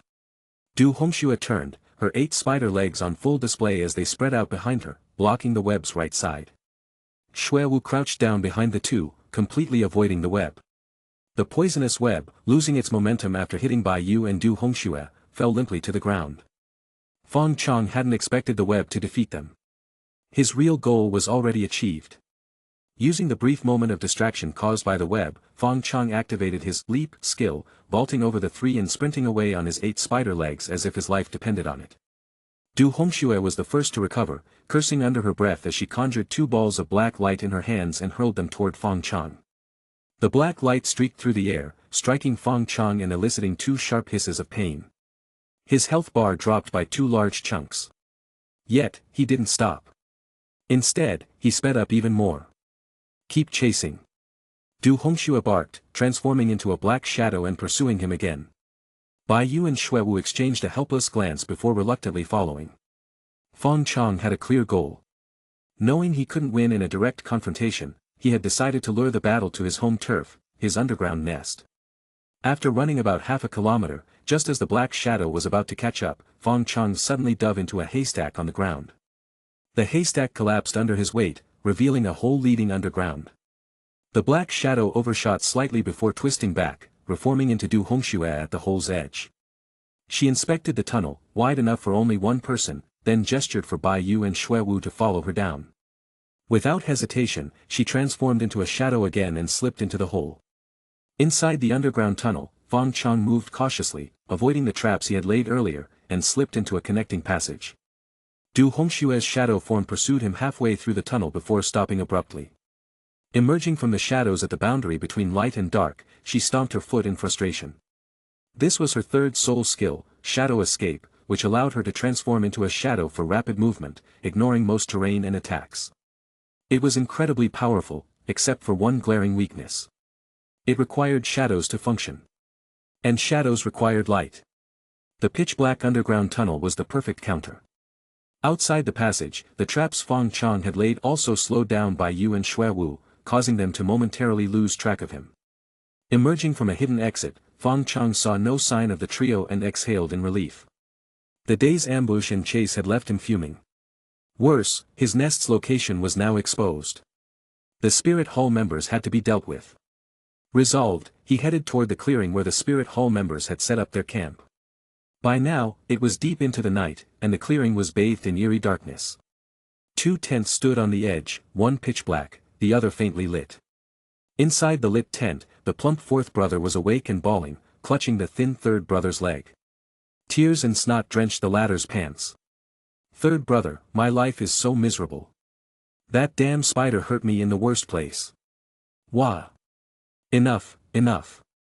Can't you stop crying already? You've been at it all night. Besides, it's not like you needed that thing anyway," the third brother snapped impatiently, clearly not the comforting type. You. The fourth brother, already heartbroken, was further enraged. His anger reopened his barely healed wounds, causing fresh blood to seep out as pain shot through him. Suddenly, something struck their tent with a loud thump, causing it to shake. The third brother gestured for silence, then cautiously peered out through a small opening in the tent. No sooner had he moved his head when a sharp spider leg pierced through the opening, impaling his face. The third brother toppled backward without a sound. "Third brother. Who's out there? Say something, ah." Turning around, the fourth brother saw the gaping hole in the third brother's face and screamed in terror. Before his scream ended, the tent's other side was ripped open. A purple-black man-faced demon spider loomed outside like a ghost in the night, its 8 crimson eyes gleaming malevolently as it locked onto him. Chapter 27, The Wanted Notice. After wandering through Fong Chang's underground lair all night, Du Hongxue and her companions failed to find him. Instead, they fell into numerous traps, leaving Xue Wu seriously injured. By the time dawn broke, they angrily exited the lair through another entrance and returned to the temporary campsite they had set up the previous day. From a distance, the three saw a group of about a dozen human soul masters forming a circle near one of their tents on the open ground. A sense of foreboding filled their hearts, and their pace quickened instinctively as they rushed toward the tent. Du Hongxue pushed through the crowd of onlookers, forcing a path to the tent. Inside, 2 human figures lay motionless, covered with white sheets. Stains of dried blood seeped through the fabric in several spots. The 2 figures were distinct. One was leaner and lay slumped against the tent wall, while the other, heavier and with a protruding belly, lay flat on the ground. The sight made Xue Wu burst into tears, wailing as she collapsed weakly against Bai Yu, who held her tightly in his arms. Du Hongxue clenched her lips, swallowing her grief as she fought to steady herself. Taking a step forward, she knelt down and reached out to lift one of the white sheets. Underneath lay Skinny Third, his face calm in death. A deep gash, 3 fingers wide, ran through his skull, the blood long since coagulated. She lifted the other sheet, revealing exactly what she had expected, Fatty Fourth, who had been with Skinny Third. His expression was twisted in agony, a clear indication of the fear he had endured in his final moments. Like Skinny Third, his fatal wound was a single strike, this time through his left chest, piercing his heart. The precision of the attack, combined with the style and their previous encounters, pointed to the same culprit. No, not a culprit, a soul beast. Du Hongxue's fists tightened. These two had grown up with her, their bond closer than that of blood siblings. Skinny third, though reserved, often dropped sharp, witty comments. Fatty fourth, while a chatterbox, had a way of making his absence feel deeply noticeable. But now, they were gone. Memories of better days surged through her mind. She silently vowed that the mutated man-faced demon spider would pay for this blood debt. While chaos reigned on their side, Fong Chong had already set his sights on a new target. It was a soul beast known as the Draconic Kite, boasting 1,700 years of soul power. Its body stretched over 2 meters, and its outspread wings resembled an overturned canoe. Most importantly, it was the first soul beast Fong Chong had found with a trace of dragon lineage. Species, Draconic Kite. Soul power, 1,700 years. HP, 557/730. Strength, 169. Attack, 188. Defense, 177. Speed, 223. Recently, Fong Chang's soul power had grown to 3,400 years. Even so, the Draconic Kite, despite its slightly weaker defense, matched him in other attributes. If its soul power were even higher, Fong Chong might not have dared to challenge it. One reason Fong Chong targeted the Draconic Kite was that 2 human soul masters were already attacking it. Across from the beast stood 2 tall, burly men. Thick iron chains as wide as adult arms stretched from their hands to the Draconic Kite. The kite thrashed wildly, its wings stirring up a storm of sand and stones. But the men remained steadfast, using the opportunity to pin the chains firmly to the ground, freeing their hands. Name, Yuda. Species, human. Soul power, level 38 Soul Elder. Spirit, blue-faced white wolf. Name, Lair. Species, human. Soul power, level 37 Soul Elder. Spirit, blue-faced white wolf. Fong Chong scanned their stats. These 2 men were likely brothers, given their identical martial soul and similar appearances. Both were over 1.9 meters tall, with chiseled features resembling Westerners. Their vests strained against their bulging muscles, exaggeratedly pronounced. The elder brother, Yuda, ripped off his vest, while the younger brother, Lair, raised his arms high before flexing, making their muscular outlines even more defined. Their display reminded Fong Chong of 2 global superstars from his previous life, a comedic duo called Billy and Macho. The Draconic Kite's eyes turned blood red. As a noble soul beast with dragon lineage, it had never been so humiliated. Abandoning its attempts to escape, it dove sharply, its claws the size of flower pots aiming for the men's heads. Yuda and Lair stood their ground. Their spirits activated instantly, transforming their faces blue and growing white fur all over their bodies. Their already exaggerated muscles swelled further. Seizing the moment, they each grabbed one of the Draconic Kite's claws. Despite the kite's immense strength, it only managed to drag the brothers back 6 meters, leaving deep tracks in the ground. Their shoes tore, and their feet bled. But in the next moment, the brothers counterattacked. With synchronized movements, they heaved the kite into the air and smashed it to the ground, raising a cloud of dust. Humiliated, the Draconic Kite emitted a low growl resembling a dragon's roar.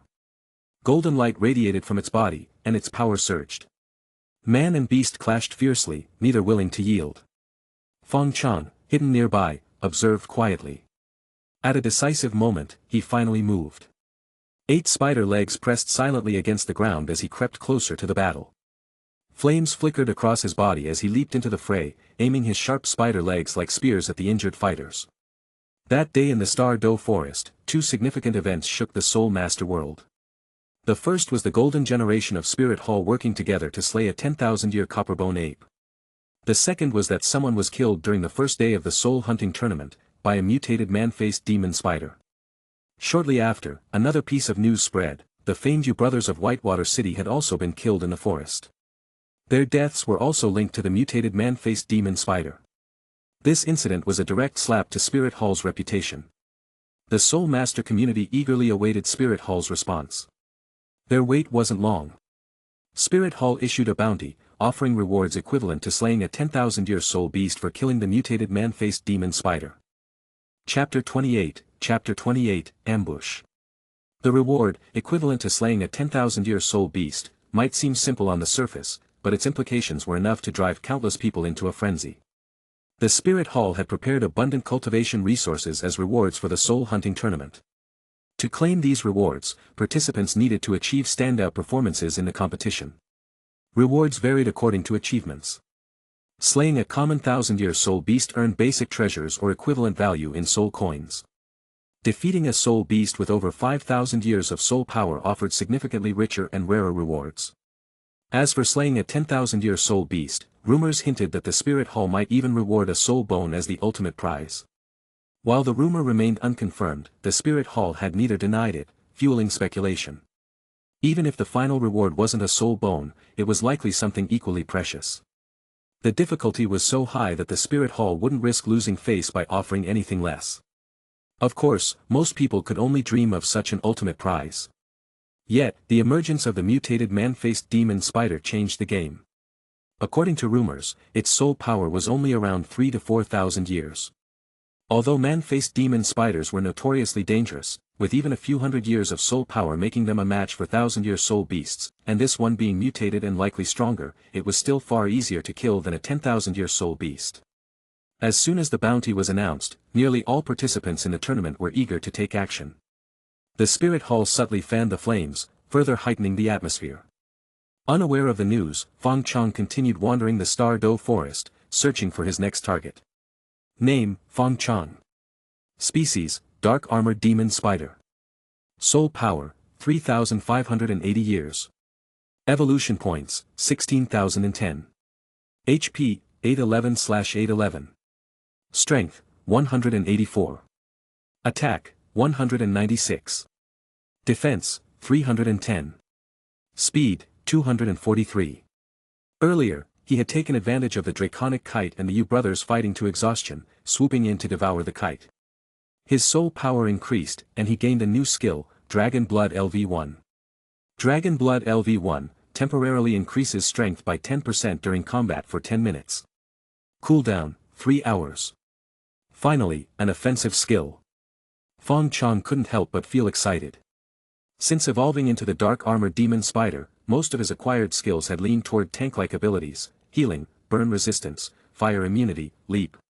At one point, he even joked that his next skill might as well be something ridiculous like Heart of Ice. While reveling in his gains, a large web suddenly sprang up from the leaf-covered ground, wrapping around his body and suspending him from a tree branch. A trap. Fong Chong immediately realized what had happened. However, he didn't struggle to escape. Instead, he curled up and quietly waited within the web. After about 2 minutes, 3 men emerged from the surrounding underbrush. Name, Shinmatsu. Species, human. Soul power, level 35 Soul Elder. Martial soul, 8-foot battle axe. Name, Su Wei. Species, human. Soul power, level 33 Soul Elder. Martial soul, trusty snake spear. Name, Wang Hu. Species, human. Soul power, level 32 Soul Elder. Martial soul, scarlet-eyed tiger. Fong Chong checked their stats and let out a sigh of relief. These men had hidden themselves so well that even Fong Chong hadn't detected them before falling into their trap. For a moment, he feared they might be powerful opponents. Big brother, is this the one? We're gonna strike it rich this time. Wang Hu, the youngest, shook off the grass clinging to his clothes and looked at their leader, Shinmatsu. Yes, it should be, Shinmatsu replied, his scarred face making him look every bit the villain. These three were professional soul beast hunters who made a living by killing soul beasts, harvesting valuable materials, and selling them outside the forest. Occasionally, they took on odd jobs, such as helping noble families' children obtain soul rings or escorting people into the forest to gather rare herbs. Upon hearing the Spirit Hall's announcement, they immediately investigated the man-faced demon spider and its last known location. Familiar with the terrain of the Star Do forest, they quickly set up an ambush and, to their surprise, encountered the mutated spider so soon. What should we do with it, boss? Su Wei finally spoke, glancing at the trapped Fong Chong. Kill it now or hand it over to the Spirit Hall as it is. Shinmatsu thought for a moment before replying, kill it now. No point in delaying, too many things could go wrong. For some reason, he couldn't shake the feeling that this man-faced demon spider wasn't as simple as it seemed. Hearing this, Fong Chang's spider face twisted into a surprisingly human-like grin. You think you can kill me? With his grin, flames suddenly erupted from his body as he activated flame armor. The coarse rope of the trap burned instantly. The scorched web could no longer hold his weight, and he fell to the ground as the trap disintegrated. The three hunters, initially thrilled, froze in shock. They had seen plenty of man-faced demon spiders before, but this was the first time they'd encountered one that could control fire. Fortunately, as experienced hunters, they were used to unexpected situations. Though surprised, they quickly formed a defensive formation, encircling Fong Chong. Fong Chang's 8 eyes swept over the three men, finally locking onto Shinmatsu, the strongest and most dangerous of the group. Once he was taken care of, the other two wouldn't pose a threat. Meeting Fong Chang's gaze, Shinmatsu instinctively took half a step back. He quickly pointed at Wang Hu, shouting urgently, "Huzi! Go send a signal." "Huh?" Wang Hu hesitated. "But if others come, won't they take a share of the reward?" "Do as I say, damn it!" Shinmatsu roared. After years of hunting soul beasts, Shinmatsu could tell at a glance which ones were trouble. This mutated man-faced demon spider was definitely not something they could handle. Realizing the severity of the situation, Wang Hu stumbled away, lighting a firework-like signal device that shot a flare into the sky. Seeing the signal, Fong Chong immediately shifted his focus, attempting to chase Wang Hu. However, Shinmatsu intercepted him. Shinmatsu wielded a massive battle axe nearly 2 meters long, its blade over half a meter wide, his martial soul, the 8-foot battle axe. His 1 white and 2 yellow soul rings pulsed as his third ring glowed. He leapt high into the air, swinging his axe down in a powerful vertical slash. From the start, he unleashed his strongest soul skill. Meanwhile, Su Wei joined the fray, combining forces with Shinmatsu to hold Fong Chong at bay. In just a few moments, Wang Hu reached an open area outside the forest and launched a signal flare into the sky. Chapter 29, Crisis. Fong Chong blocked Shinmatsu's axe swing with a shield-like leg and pinned Su Wei's spear to the ground with another. He then saw Wang Hu ignite a firework-like signal flare. Realizing the gravity of the situation, he grimly muttered, "This isn't good." The flare shot skyward and exploded, its bright light illuminating the surrounding area. It was a standard signal Soul Masters used to alert comrades to critical discoveries or dangers. Under normal circumstances, such a flare might only attract some curious glances or a few idle onlookers. However, with the mutated man-faced demon spider incident stirring up fervent interest, this signal couldn't be ignored. Jokes had circulated among the Soul Masters about notifying others when they found the creature, but most dismissed it as jest. No one wanted to share the reward, after all. Now, within miles of the flare, Soul Masters hesitated for a moment, suspecting a ploy, but soon surged toward the signal. The movement of one group inspired another, and more followed.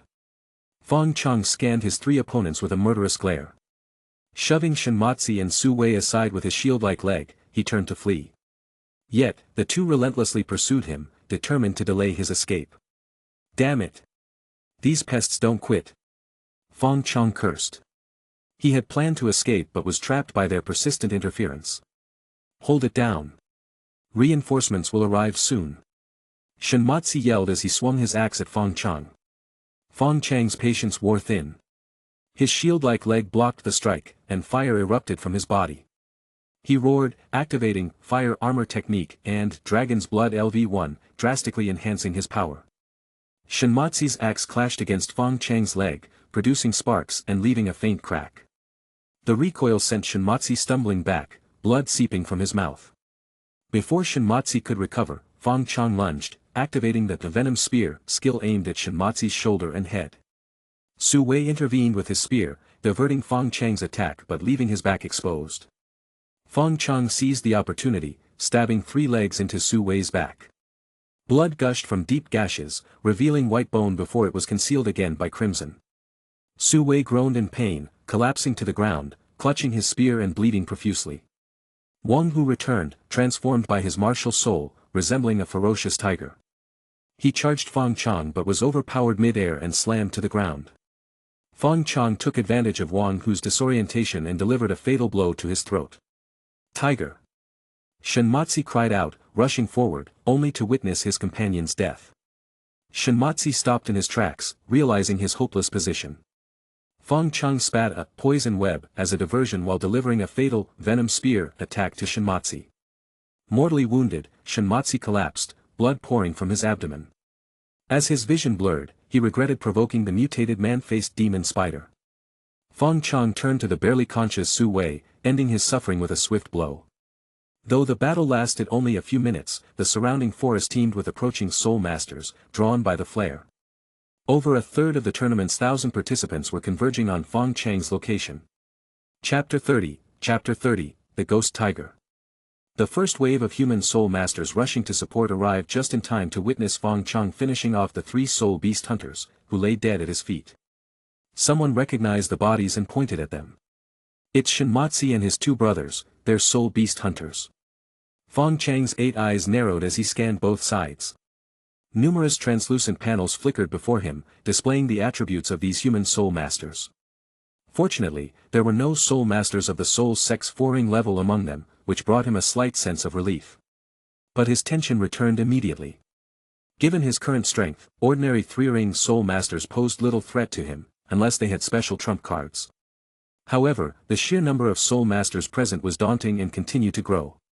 For now, these soul masters, seeing the 3 icy corpses on the ground, hesitated to act rashly. No one wanted to be the first to step forward and confront Fong Chong. Seizing the moment, Fong Chong studied the panels before him, calculating the direction with the fewest and weakest soul masters. In the next instant, he leaped into action. Activating his skill, Leap, he darted southwestward. This direction led toward the Star Do Forest's core, where high-level soul beasts were far more abundant than in other areas. Perhaps it was due to this danger that fewer human soul masters pursued him from this direction. Ahead, 3 human soul masters blocked his path. Their soul power hovered around level 33. Seeing the mutated man-faced demon spider charging toward them, they panicked. The one on the left quickly dodged aside. The one in the middle crouched instinctively. Only the female soul master on the far right froze in place until her companion tugged at the hem of her skirt, prompting her to crouch as well. Fong Chong landed half a meter before them and leaped again, soaring over their heads and continuing southwest. Useless. What are you doing? The other soul masters cursed in unison at the trio's inaction. But after venting their frustration, they all pursued Fong Chong together. The group chasing Fong Chong grew larger as more soul masters joined the pursuit. Occasionally, long-range attacks came from behind, slowing Fong Chang's speed. Suddenly, a purple lightning bolt struck one of Fong Chang's spider legs, severing it completely and emitting the stench of charred flesh.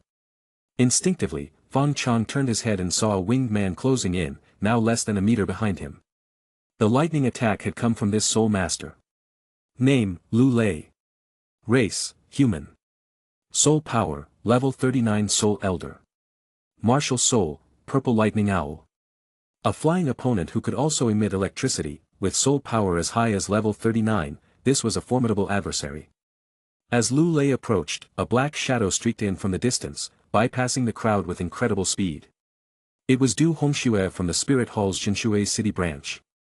Transformed into a shadow, her movement was even faster than Lu Lei's, and she rapidly closed the distance to Fong Chong. The shadow morphed into the figure of a voluptuous woman in a fiery red dress. Without hesitation, Du Hongxue hurled a black orb at Fong Chong. The orb's unexpected trajectory precisely intercepted Fong Chang's next move. Just as Fong Chong leaped again, he glimpsed the orb in the corner of his eye. It struck him in the abdomen, sending him spinning mid-air and crashing into a massive ancient tree. Before Fong Chong could recover, Lu Lei followed up. He clapped his hands together, creating an electric arc that struck Fong Chang's back. The impact flung Fong Chong several meters away, leaving a charred patch on his back and wisps of black smoke rising. Racked with pain, Fong Chong shot a fiery glare at Lu Lei, who had activated his martial soul, and then at Du Hongxue, who was once again rushing toward him as a shadow. Just as Fong Chong prepared to retaliate, the pursuing mob of soul masters had closed the distance again. Gritting his teeth, Fong Chong turned and continued his flight. No matter how much effort he exerted, he couldn't shake off Du Hongxue and Lu Lei. Their relentless attacks further injured him, depleting his health bar and worsening his condition. At this rate, he would be worn down to death, it was only a matter of time. At this critical moment, a menacing roar echoed from ahead. Roar, who? Roar, who? The sound, filled with defiance, seemed to convey its displeasure at these unwelcome intruders. Following the sound, an entirely black soul beast, a tiger, emerged from behind an ancient tree. Upon seeing it, Fong Chong was overjoyed. It was a ghost tiger, a soul beast he had sought for days without success. Now, it appeared at the perfect moment. Species, Ghost Tiger. Soul Power, 3,100 years. HP, 745/745. Strength, 157. Attack, 173. Defense, 162. Speed, 211. The ghost tiger emerged with the demeanor of a jungle king, cautiously observing Fong Chong. It then turned its gaze to Du Hongxue and Lu Lei, who were closing in, and its roar weakened. Finally, it noticed the horde of over 100 soul masters. The ghost tiger let out a feline yelp and turned tail, dashing away at full speed, shedding all signs of its previous arrogance. But Fong Chong wouldn't let it escape so easily. Charging toward the ghost tiger, Fong Chong forced it to zigzag and change directions repeatedly. Behind them, Du Hongxue and Lu Lei also shifted directions to continue the chase, followed by the massive crowd of soul masters. Caught in this chaotic pursuit, the ghost tiger could only lament its bad luck. It had done nothing wrong but somehow ended up embroiled in this mess. As Fong Chong closed the distance to the ghost tiger, Du Hongxue and Lu Lei launched another attack, one with a black orb and another with purple lightning, converging on him. A spark of inspiration struck Fong Chong. He leaped over the ghost tiger, letting the attacks hit it instead. The ghost tiger howled in agony. Unlike Fong Chong, it didn't possess his freakish resilience. These two attacks alone inflicted severe injuries on the beast. Chapter 31, Evolution. Ghost Armor Demon Spider. Dodging the strike, Fong Chong slowed down slightly, landing behind the ghost tiger, closely tailing it. The ghost tiger was utterly desperate. It dared neither to stop and confront the relentless human soul masters nor shake off Fong Chong, who clung to it like glue. As their speed dropped just slightly, Du Hongxue and Lu Lei were already preparing their next attacks from behind. Seizing the opportunity, Fong Chong quickened his steps, using one of his spider legs to stab the ghost tiger's hindquarters during the run. The ghost tiger let out a shrill howl and momentarily stumbled due to the pain, falling behind Fong Chong. At that instant, Du Hongxue and Lu Lei unleashed their attacks from the front and back, using the ghost tiger as a shield to block all the damage for Fong Chong. With a mournful cry, 2 bloody holes exploded on the ghost tiger's body. The impact sent it flying 6 meters forward, landing ahead of Fong Chong. Its eyes were filled with grief and helplessness. Under the double torment of severe injuries and Fong Chang's paralyzing venom, its vision began to blur, and its body weakened. Du Hongxue and Lu Lei's attacks did not stop. This time, nothing impeded them, and both attacks struck Fong Chong directly. Under such relentless assault, even Fong Chong couldn't withstand it. His HP dropped to just 1/3, with 3 of his 8 spider legs broken, significantly reducing his speed. Behind him, 2 more soul masters adept at speed broke away from the main group, rapidly closing in on Du Hongxue and Lu Lei at the front. Fong Chong glanced back at the pursuing human soul masters, then at the ghost tiger, which was on the verge of collapse. His gaze hardened with determination. The next moment, he mustered all his strength, leaped to the ghost tiger's side, and, to the astonishment of Du Hongxue and Lu Lei, sank his teeth into the ghost tiger, activating his devour skill. Both immediately attempted to stop Fong Chong, realizing something strange was happening.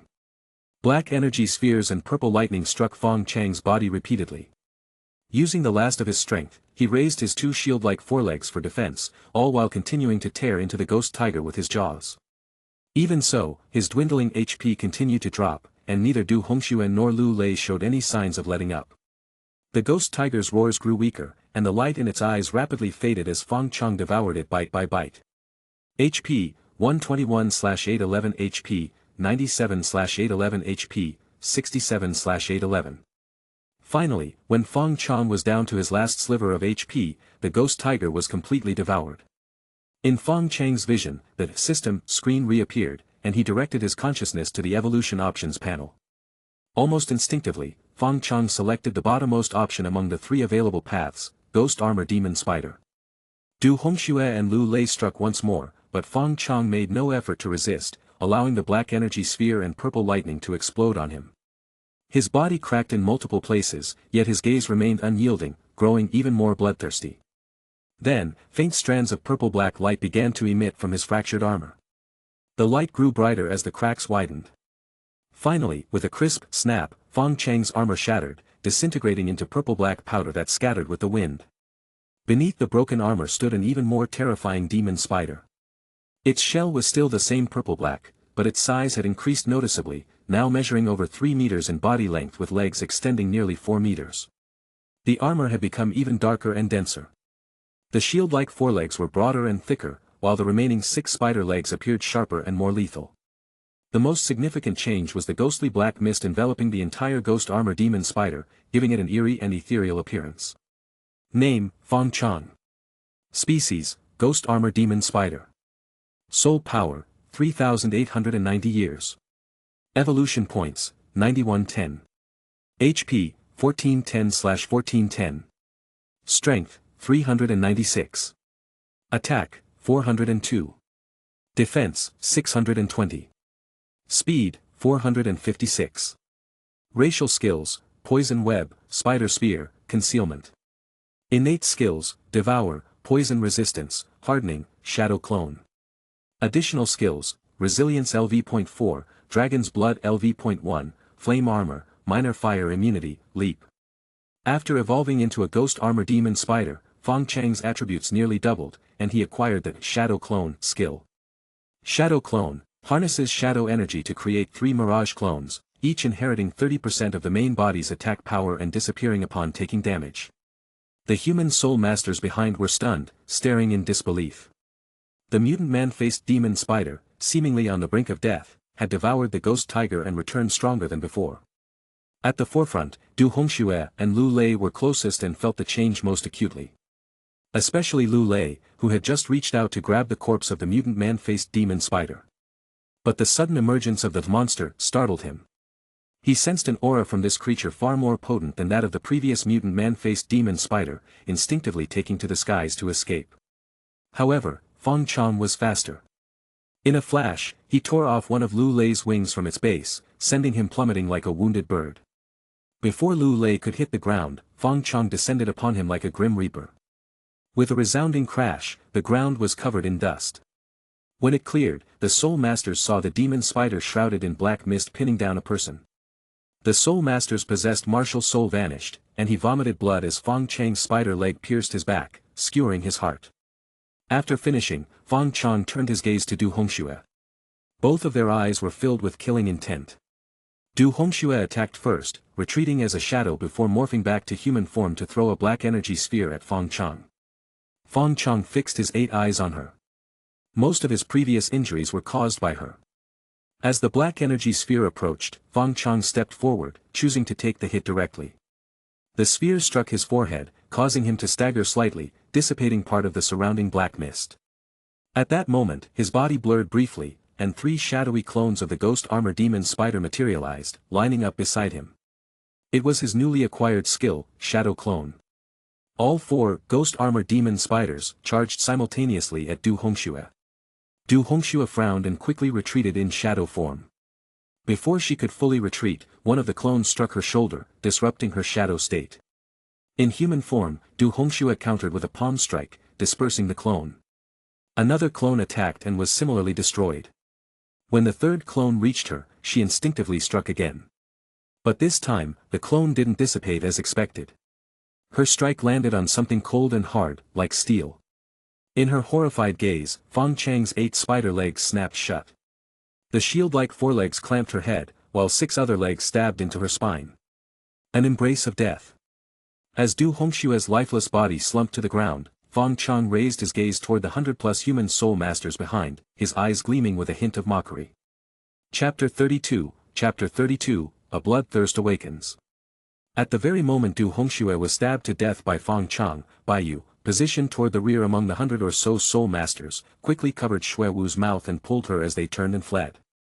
Having grown up with Du Hongxue, Baiyu knew her strength all too well. If even she could be easily killed by this newly mutated man-faced demon spider, then most of the other soul masters here didn't stand a chance. The most crucial factor was the nature of the spider itself. From their prior encounters, Baiyu was well aware that it was a creature that never forgot a grudge. Given that he and Xue Wu had pursued this mutated man-faced demon spider several times before, if it recognized them now, they would undoubtedly suffer its wrath. Survival and seeking reinforcements were the only logical choices.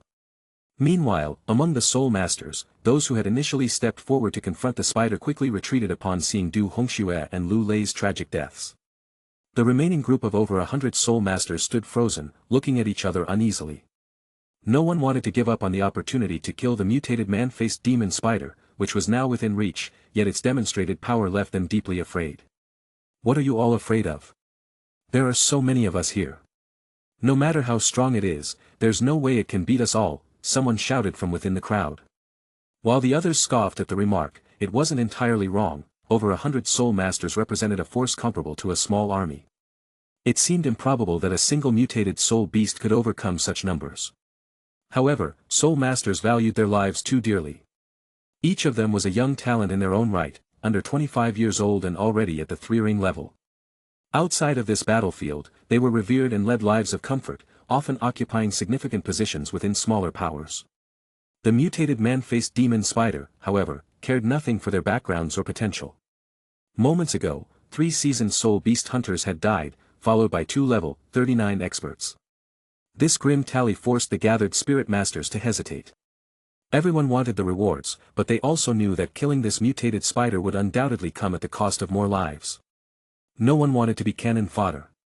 Some Soul Masters had already started quietly retreating. Fong Chong, watching them from the front, felt a feral light flicker in his eyes. The next moment, he launched his attack, charging straight at the group of Soul Masters. Flames burst from his body as the sound of a dragon's roar echoed. Black light shimmered across his armor. Fire armor technique, Dragon's Blood LV1, harden, every buff he had was activated to its maximum in an instant. The Soul Masters, caught off guard, were momentarily stunned by the sight of the charging mutated man-faced demon spider. Is this thing really this reckless? Their hesitation evaporated as Fong Chong closed in. They had no choice but to fight back. Dozens of ranged attacks flew toward Fong Chong, their dazzling array lighting up the sky like a festival of fireworks. Instead of retreating, Fong Chong leaped forward with his leap, colliding head-on with the attacks. Explosions erupted across his body, the cacophony resembling a string of firecrackers on New Year's Eve. Yet, to their shock, Fong Chong emerged unscathed, lunging toward them once more.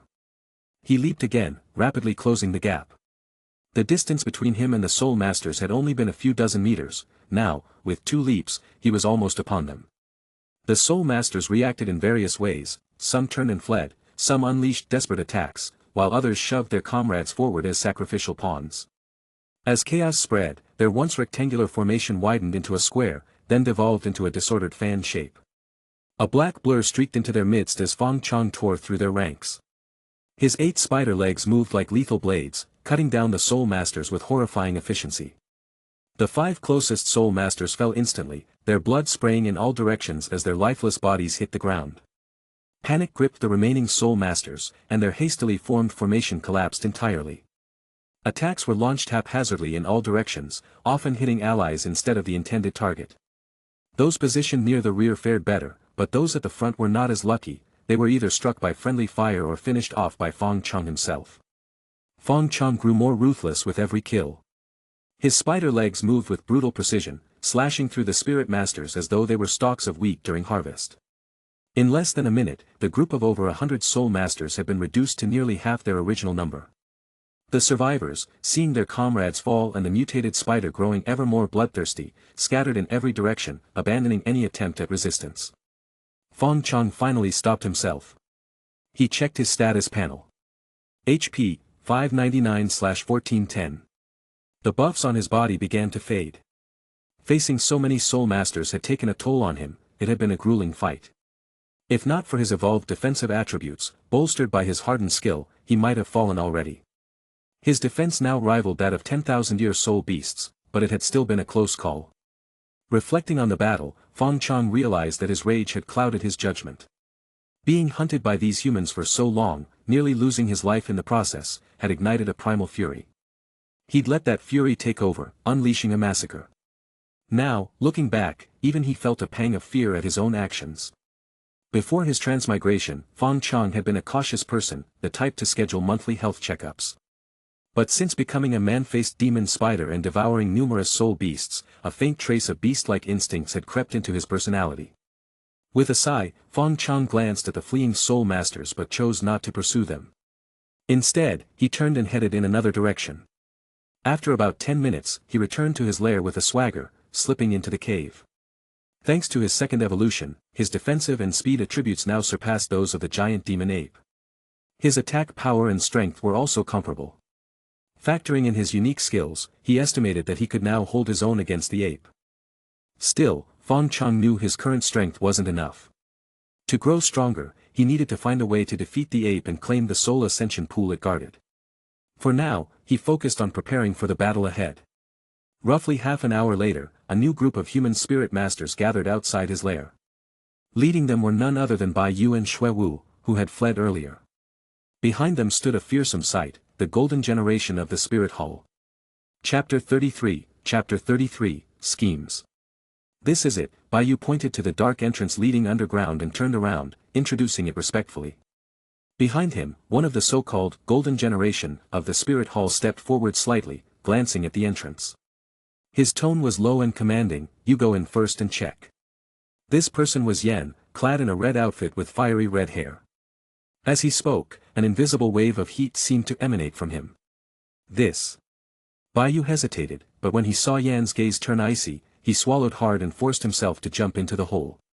This was the very entrance they had discovered while chasing Fong Chong into the underground lair. Earlier that day, Fong Chong had caused a bloody storm, single-handedly fending off over 100 soul masters and killing nearly half of them. The news had caused an uproar in the spirit hall. After all the effort they had spent organizing the spirit hunt event, this debacle was like a slap to their faces.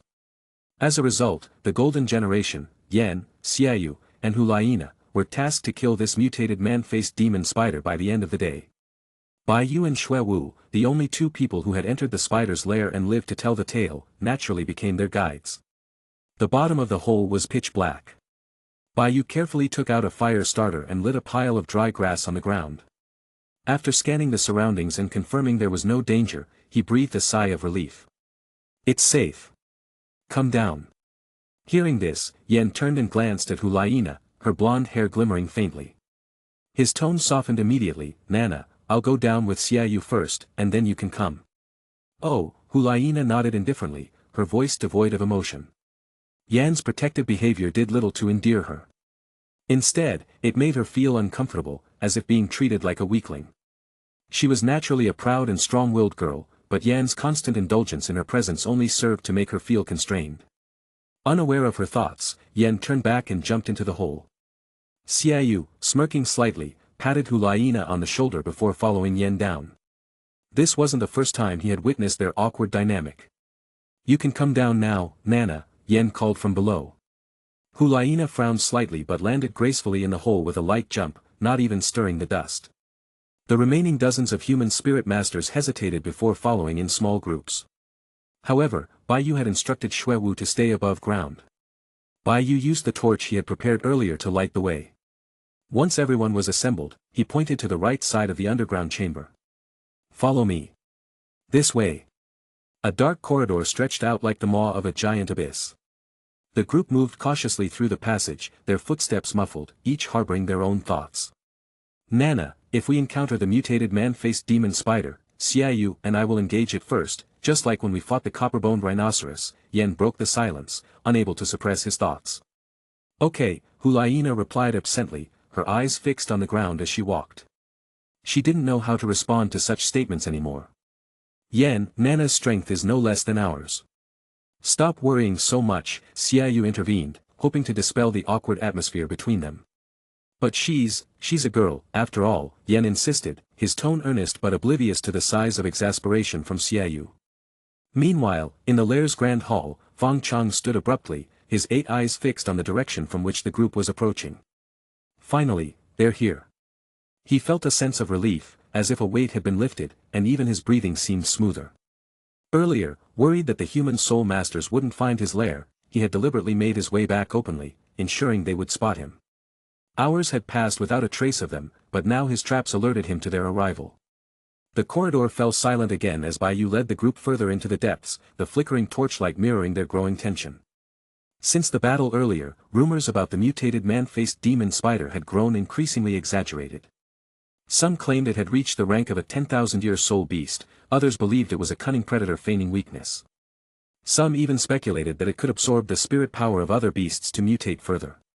Such rumors only added to its mystique. Now, this group was heading straight for its lair. After an indeterminate amount of time, just as they were nearing the end of the corridor, faint rustling sounds came from ahead. Yen darted forward, flames flaring around him, and dashed out of the corridor in an instant. His sharp eyes caught a shadow disappearing into a wider passage in the underground hall. "Beast! Let's see where you run," he roared, his flames intensifying as he pursued the shadow at full speed. Moments later, Xiaoyu and Hulaina emerged from the corridor, leading the others as they chased after Yen. The shadow was, of course, Fong Chong. He was heading straight for the valley where he had previously encountered the giant demon ape. Damn it, why did they send these three? A glance at their attire and aura was enough for Fong Chong to recognize the infamous golden generation from the Douluo Continent. He cursed inwardly.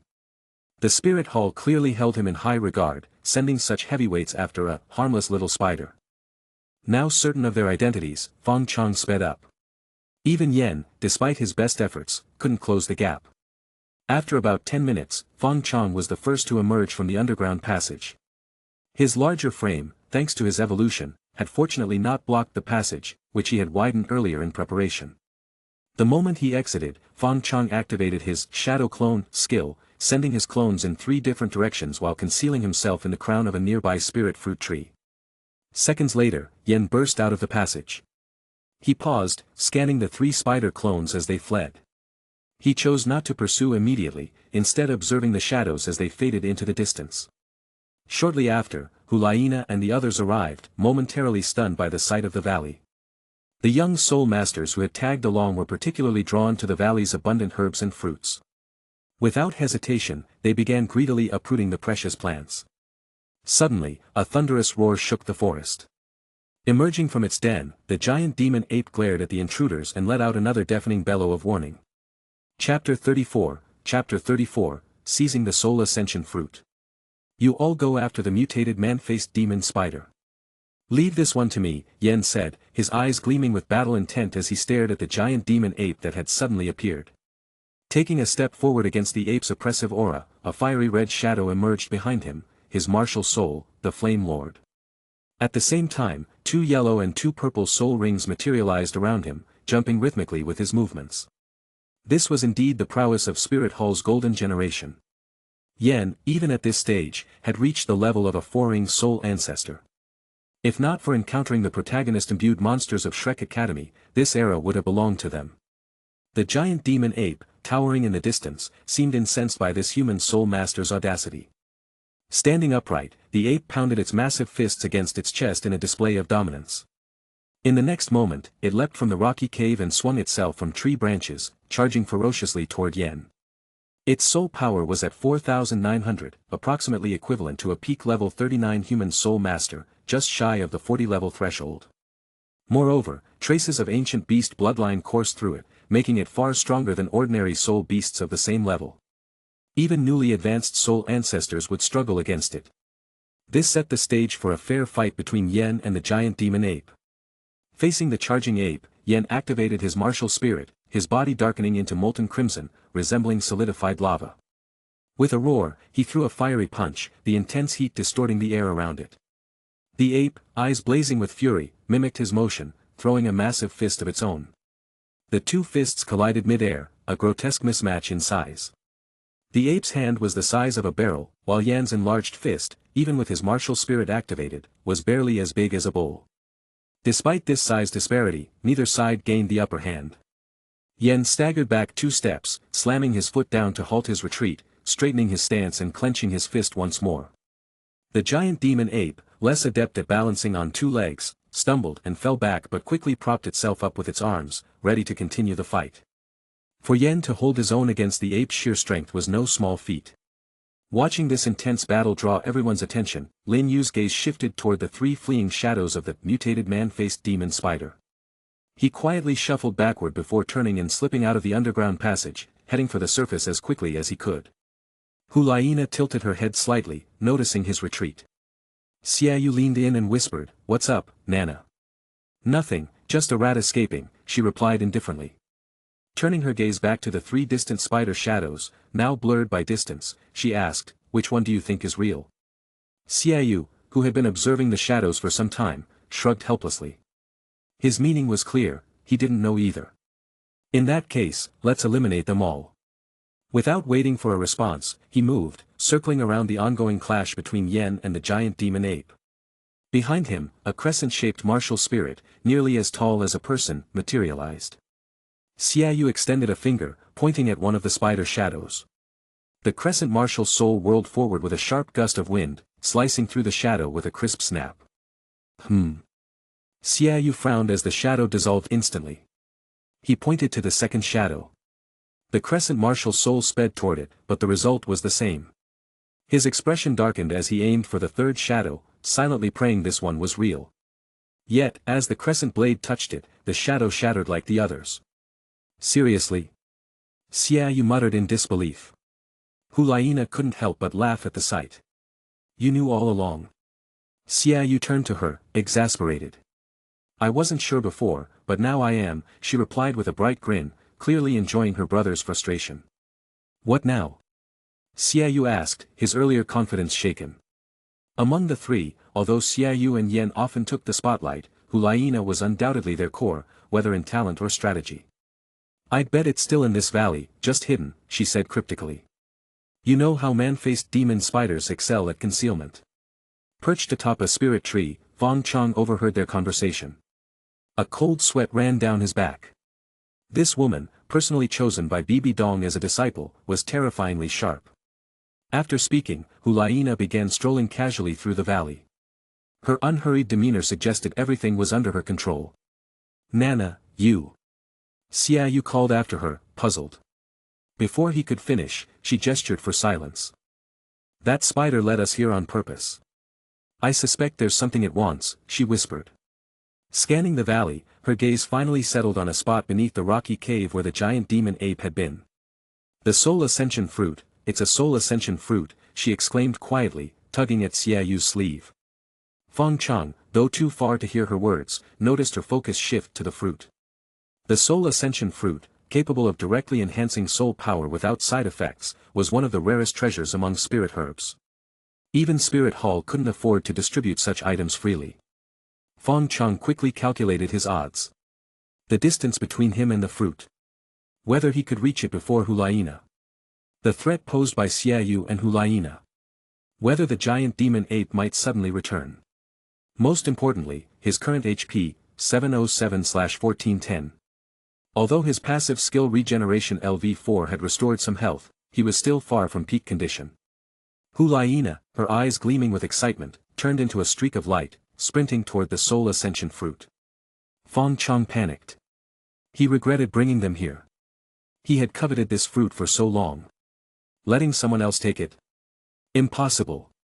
In a desperate move, he leapt from the treetop with leap, diving toward the fruit. He and Hulaina were on the same trajectory, but Fong Chong was slightly closer. Before anyone could react, he transformed into a streak of black lightning, bounding down to the rocky cave. In one swift motion, he bit into the fruit, devouring it whole, leaves, branches, and all. Chapter 35, Escape. Name, Fong Chong. Species, Ghost Armor Demon Spider. Soul Power, 5,835 years. Evolution Points, 28,560.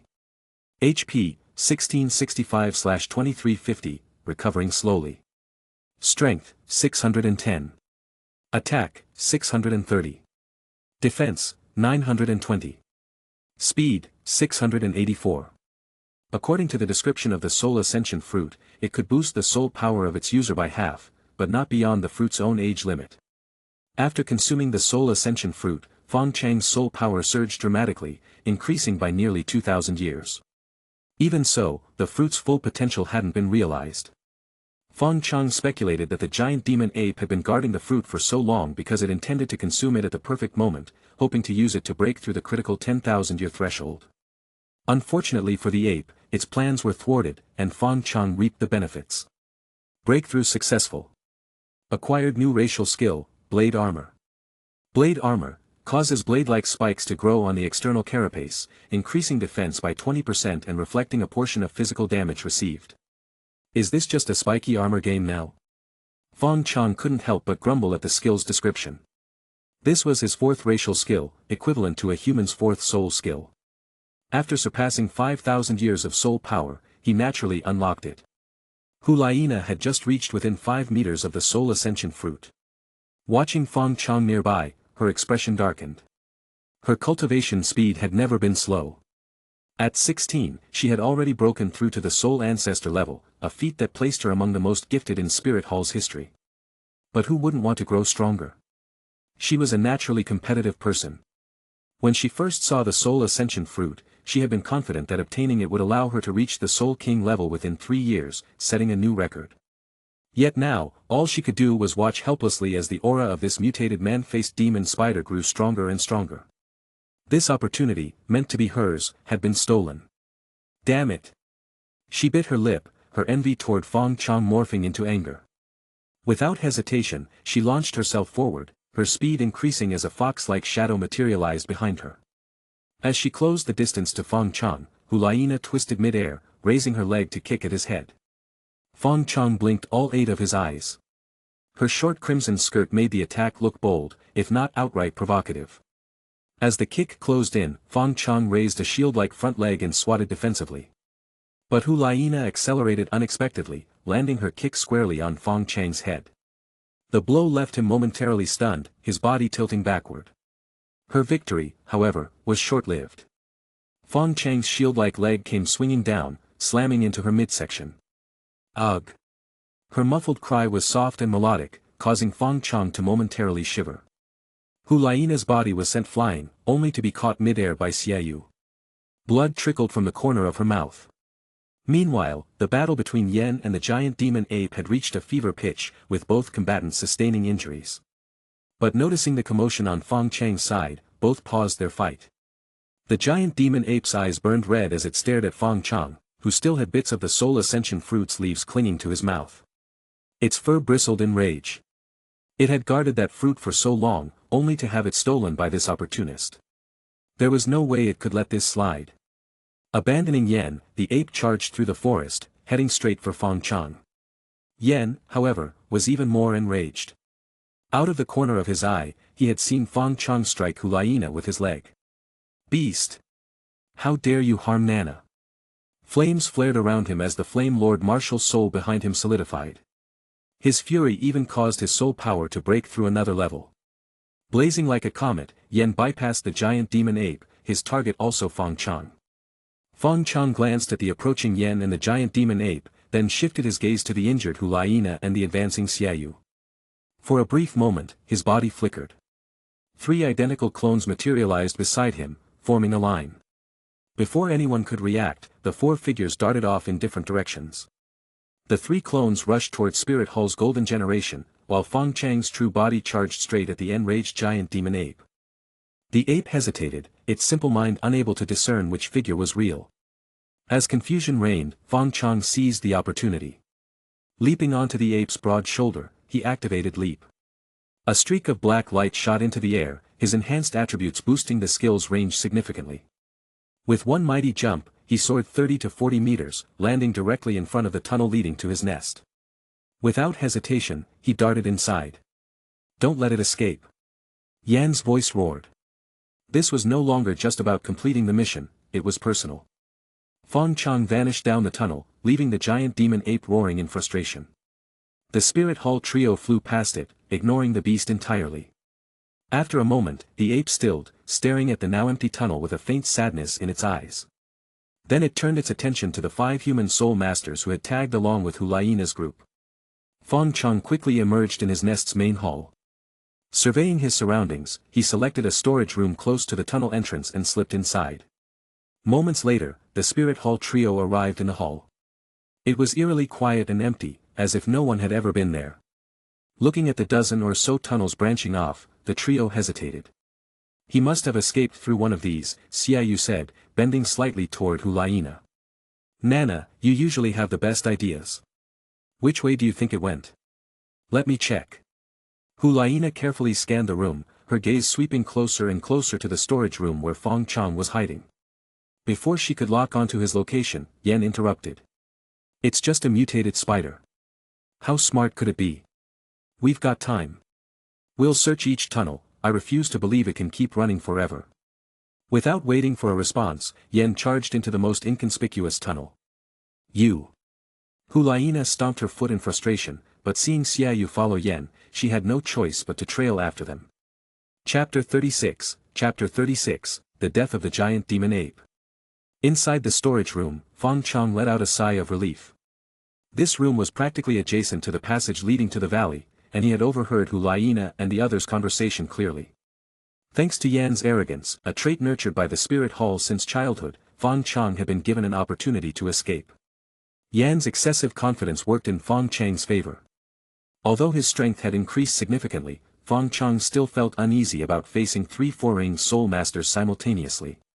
To make matters worse, his current condition was less than ideal, his health bar wasn't full, and his hardening skill was still on cooldown.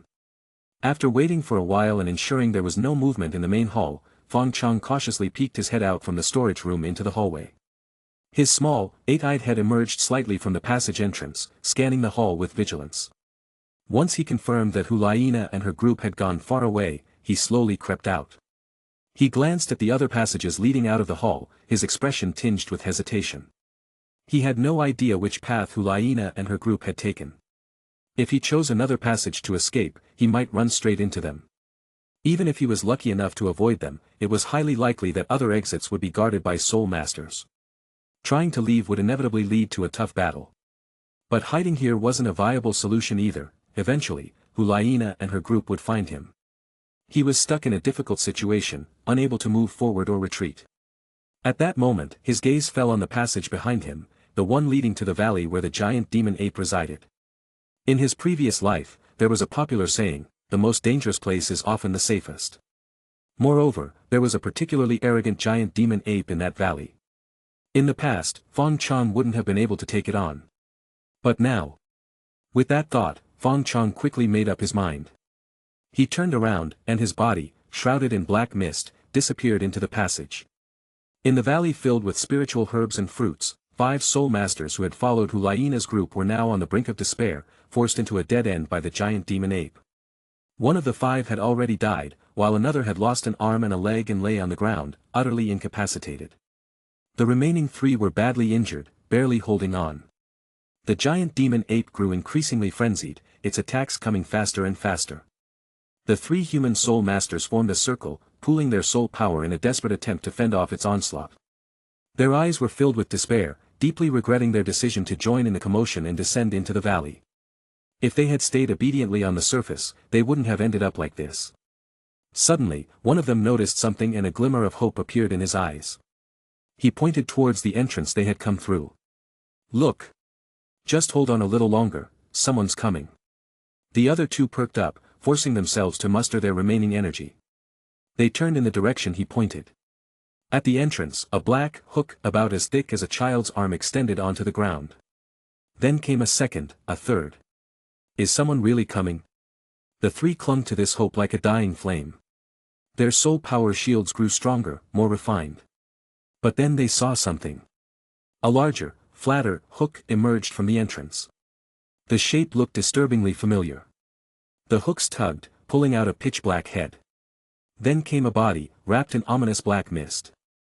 This wasn't a person, it was a mutated man-faced demon spider. In an instant, their eyes turned bleak, their last shred of hope extinguished. At that very moment, the giant demon ape's massive fists shattered their soul power shields, delivering a fatal blow. Fong Chong watched this scene unfold without much thought, as if the deaths of these soul masters were no different than seeing stray cats or dogs perish. Species, giant demon ape, devourable. Soul power, 4,900 years. HP, 650/1700.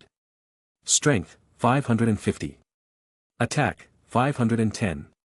Defense, 484. Speed, 400. A month had passed. A month had passed since Fong Chong first encountered this creature. It hadn't improved at all, much to Fong Chang's disappointment. In fact, its battle with Yen earlier in the day had left it significantly wounded, and the scuffle with the 5 human soul masters had only worsened its condition. As Fong Chong studied the ape, it turned and spotted him. Recognizing him instantly, the giant demon ape leaped several meters into the air and charged at Fong Chong. This was the creature that had stolen its soul ascension fruit while it was fighting the fiery human soul master earlier. Fong Chong remained calm as the ape charged. He activated his fourth racial skill, blade armor. His dark-colored exoskeleton and shield-like front legs bristled with blade-like spikes. Each spike was 7 to 8 centimeters long, resembling an eagle's talon. They were wide and thick at the base, tapering to a razor-sharp point. Both sides of each spike were edged with blades. These spikes, shrouded in black mist, were nearly imperceptible from the outside. With his defenses ready, Fong Chong crossed his shield-like front legs in a defensive X shape. The giant demon ape's massive hand, as large as a water barrel, slammed down on Fong Chang's crossed legs. Clang! The impact echoed loudly, but Fong Chong stood motionless while the giant demon ape stumbled back several steps, gasping for air. It glanced at its hand, now bearing deep gashes. Blood streamed down its arm, dripping steadily onto the ground. Refusing to accept defeat, the ape forced itself upright, bent its legs, and charged again, this time intending to ram straight through Fong Chang's defenses. Behind his crossed front legs, Fong Chong smirked. His other 6 legs dug firmly into the ground, ready for a head-on collision. Boom! The giant demon ape flew backward like a kite with a broken string, its body soaked in blood. Fong Chong lowered his front legs, released his defensive stance, and began walking toward the fallen ape. When he got close, he raised one of his spider legs and stabbed it into the ape's body, injecting it with paralyzing venom. The giant demon ape struggled at first, but its movements grew weaker and weaker until it went completely limp. Satisfied, Fong Chong grinned. Opening his jaws, he tore a piece of tender meat from the ape's back. Even as its consciousness faded, the ape's body twitched violently, unable to resist the effects of the venom. After devouring that piece of meat, Fong Chong glanced at the ape's thick hind leg and bit into it as well. In less than half an hour, the once mighty giant demon ape was reduced to a pile of bones. Fong Chong belched contentedly, raising his gaze to the cliffs surrounding the valley. The steep walls were impassable for ordinary humans without tools, but Fong Chong was a spider, perhaps he could give it a try. Chapter 37, The 10,000-Year Abyssal Demon Spider. Huff, huff. Fong Chong took deep, labored breaths as he looked back at the valley behind him. Finally made it up here. The valley was circular, resembling the crater of a long-dormant volcano, with a central depression about 10 meters deep. Surrounding it was a ring of raised mountains, with the highest point towering 30 to 40 meters above the valley floor. This spot lay precisely on the border of the Star Doe Forest's fourth ring. Heading outward led to the forest's outermost areas, while moving inward entered the fourth ring of the Star Doe Forest. Unlike the distinct divisions of cities in Fong Chang's previous world, the so-called fourth ring here was more of a natural demarcation formed by connecting rivers and mountain ranges. For ages, this natural barrier had prevented humans outside the forest from venturing too deeply within. As a result, the soul beasts within the fourth ring enjoyed better survival conditions and were far more formidable. In general, only soul beasts with over 5,000 years of cultivation roamed this area. Standing atop the circular mountain ridge and looking down, Fong Chong saw a lush, vibrant forest below. The air was fresher, free from the scent of humans, making the world feel utterly different. Gazing at this unfamiliar landscape, Fong Chong sighed inwardly.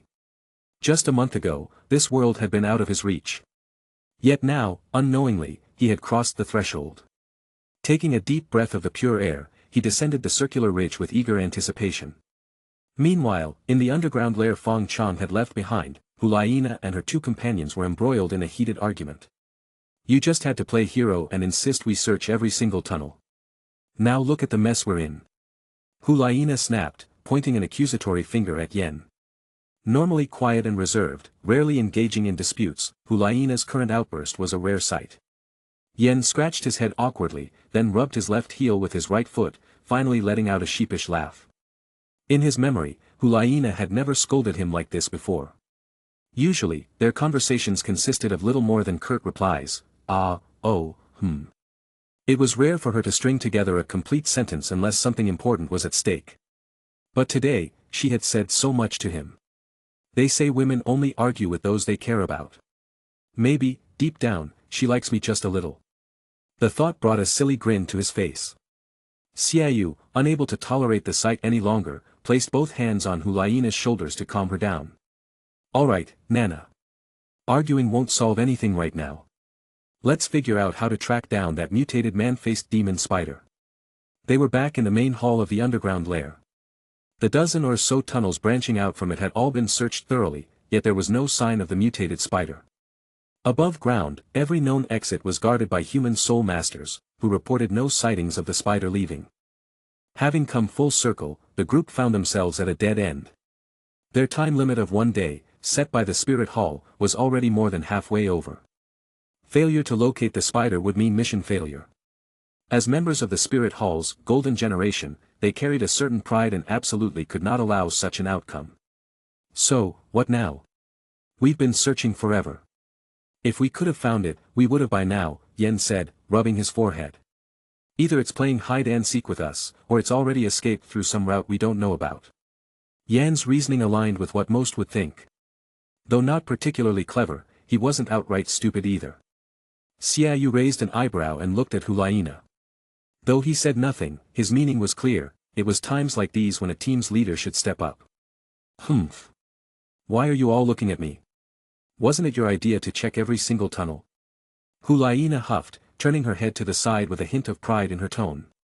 Despite her feigned indifference, her eyes couldn't help but scan the lair's main hall again. Eventually, her gaze fell on the passage they had initially used to enter the valley. Damn it! How did I forget about that? Clenching her fist, she struck her palm, silently cursing herself. Quick, this way. Without waiting for Yen and Xiaoyu to react, she darted into the passage. The two hesitated for a moment before realizing what she meant. Smacking their foreheads, they quickly followed her. By now, Fong Chong had descended to the valley floor. Between the forest and the mountain lay a barren expanse of rocky terrain. No vegetation grew here, nor did any soul beasts roam. Fong Chong found the desolation unsettling. Logically, the two sides of the circular mountain should have had similar characteristics. Even if this side wasn't as lush and guarded as the inner valley, it shouldn't have been so lifeless. Circling the barren area, Fong Chang's unease grew. The place felt too strange, so he instinctively stuck to the mountain's edge, attempting to bypass the wasteland. Though peculiar, the area remained uneventful. 7 or 8 minutes later, Fong Chong reached the edge of the wasteland. Just as he began to relax, a faint noise reached his ears from within the barren ground. Rustle, rustle, rustle. The sound was faint, like something moving underground. Had it not been for the quiet surroundings and his brief lapse in focus, Fong Chong wouldn't have noticed it at all. The noise persisted, growing louder and closer. It felt as if something beneath the earth was cautiously approaching him. Tensing up, Fong Chong abandoned his earlier calm. He quickened his pace toward the edge of the wasteland, keeping an ear out for the unsettling sound. Sensing his increased speed, the underground entity seemed to speed up as well, as though racing him. The tension in the air thickened. Huff, huff. Fong Chong panted, seeing the green land ahead just within reach. Activating his leap skill, he sprang forward, aiming for the grassy area. The hidden entity finally emerged. The ground suddenly bulged, forming a mound about 50 centimeters in diameter. Something alive within burst out, chasing Fong Chong through the air, faster than him by a noticeable margin. As it moved, a pair of sharp, focused eyes locked onto Fong Chong. Before he could land, the underground creature had already reached his destination and revealed itself. It was smaller than Fong Chong by an entire size class but bore a striking resemblance, an 8-legged spider. Fong Chong immediately recognized it. It was a distant relative of his species, known in the original canon as the abyssal demon spider. This particular abyssal demon spider had cultivated for 10,000 years, making it a true 10,000-year abyssal demon spider. But the most surprising detail was, it was female. Chapter 38, Eat. Since Fong Chong arrived in the Douluo Continent, more than a month had passed, but this was the first time he had encountered a female spider-type soul beast of suitable size. The feeling was strange, like a man in his 30s, stranded alone on a deserted island for months, suddenly waking up to find himself in a Hawaiian nude beach. It was peculiar and indescribable. However, despite understanding the situation, why was this 10,000-year-old abyss demon spider opening her mouth so wide? Fong Chong hesitated mid-air, then spat out a venomous web toward her from above. The venomous web reached the spider first, but she caught it with her mouth and sucked it up as if enjoying noodles. Using this chance, Fong Chong tapped her head with one of his spider legs and quickly leaped to the side. But before he could celebrate, the abyss demon spider turned her gaze back to him, her bloodthirsty eyes now mixed with a peculiar expression. Chewing on his venomous web, she began walking toward him with no signs of being affected by its toxicity. If anything, her interest in him only seemed to intensify. Gulp. Fong Chong swallowed hard, suddenly recalling a chilling fact from his past life. Some species of female spiders would eat their mates after mating, using them as sustenance for reproduction. Among these, the more extreme species would go further. They feared their mates might escape post-mating, so they'd eat part of their partner's body first, leaving them alive but immobilized. After mating, they'd finish off the rest. And the most extreme ones? They'd devour all 8 legs of their chosen mate, leaving them completely helpless but alive. They'd then drag them back to their nest for storage. This gruesome situation would persist until the male spider died naturally, or the female spider found a better mate. In that case, she'd eat the current one and move on to the next. Fong Chang's scalp tingled at the thought, and he dared not imagine further. The abyss demon spider continued closing the distance, her expression growing fiercer, drool dripping from her mouth. In a flash, her 8 legs moved, and she lunged toward Fong Chong, her jaws snapping at one of his spider legs. "Wait, biting my leg." Fong Chong panicked even more. He desperately pulled his leg back, narrowly avoiding her bite. But she didn't stop. She lunged again, this time targeting another leg, one that had been exposed due to his previous evasive maneuver. Crunch. Pain shot through Fong Chong as one of his spider legs was bitten clean off by the abyss demon spider, who carried it triumphantly in her jaws. Instinctively, Fong Chong used his leap skill to retreat, creating distance between himself and the spider. The leg didn't last long in her mouth, it was stripped clean in moments, even the hard exoskeleton devoured. Now down a leg and shaken by the encounter, Fong Chong quickly pushed aside his earlier thoughts and entered full combat mode. Species, Abyss Demon Spider, Devourable. Soul Power, 10,000 years. HP, 3300/3300. Strength, 660. Attack, 570. Defense, 652. Speed, 666. The Abyss Demon Spider's stats appeared in his vision. Though formidable, she wasn't unbeatable. Fong Chong assessed that her attributes weren't much higher than those of the giant strength ape he'd faced before. If he fought seriously, he could defeat her. Just as he resolved to strike, the spider let out a sharp hiss and spat out a web from her mouth with no warning. Fong Chong hesitated for a moment, as if trying to decipher her intent. Was she taunting him? Flirting? Regardless, the web had already reached him, hardening upon contact with the air and forming an iron-like cage, a web prison, that locked him firmly in place. The spider swaggered closer, her gaze predatory, as if looking at prey that had walked willingly into her trap. No matter how Fong Chong struggled, the web cage was far tougher than he expected. He couldn't break free. The abyss demon spider drew nearer, her jaws opening wide again, this time aiming for another leg. Panicked, Fong Chong activated multiple skills simultaneously: Fire Armor, Dragon's Blood, LV.1, Blade Armor. Flames erupted around him, and the web prison, which had seemed indestructible moments ago, quickly began to burn away. The spider recoiled instinctively, retreating her head from the sudden heat. She feared fire. Fong Chong was elated. Of course, spider-type soul beasts were naturally weak to fire. He was the exception to this rule. Armed with this knowledge, his confidence soared. Earlier, he had only a 50% chance of defeating her. Now, it felt closer to 80%, maybe even 90%.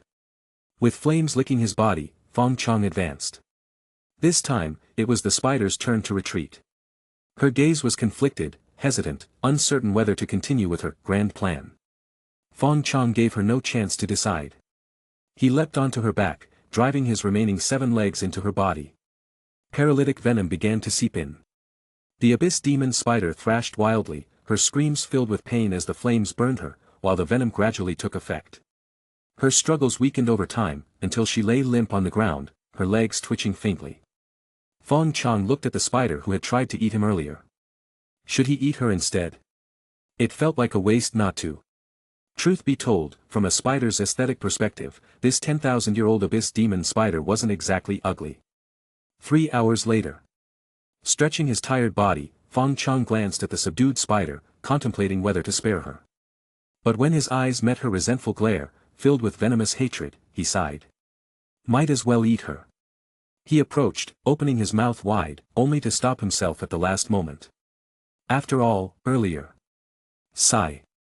Forget it. Let's leave her alive. Of course, sparing her didn't mean letting her off entirely. She had bitten off one of his legs, he had to settle that score.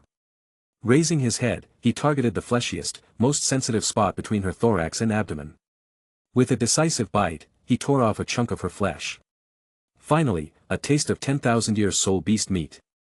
Tears streamed down Fong Chang's face as he savored the moment. It had been worth it. Chapter 39, Disturbance. After completing his task, Fong Chong turned back for one last look at the 10,000-year-old abyss demon spider. She was still incapacitated, unable to move, yet Fong Chong felt a reluctant pang as he left her behind. Beyond the desolate area, the forest resumed its usual lushness. Trees grew thick and verdant, and the air was filled with the faint presence of soul beasts once more. Among them was a 6,000-year-old earth-digging rat, an impressive feat for such a weak species to reach this level of cultivation. The rat had appeared during Fong Chang's battle with the abyss demon spider, watching from a safe distance but never daring to approach. Now, seeing Fong Chong walking toward it, the rat instantly burrowed into the ground with a sharp SHK, giving him no chance to catch it. How boring. Fong Chong sighed. He had hoped to replenish some of the energy and fluids he'd lost during his earlier fight. Logically, this part of the forest, being just inside the outer rings, should mostly house soul beasts around the 5,000 to 6,000-year mark. A 10,000-year beast like the abyss demon spider would typically reside closer to the inner rings near the third circle. The earth-digging rat triggered a thought. The desolation Fong Chong had just left behind seemed too extensive for a single abyss demon spider to create. However, if it had been overrun by a large group of earth-digging rats, that would explain it. Perhaps the abyss demon spider was an outsider, recently arriving and seizing the rat's territory.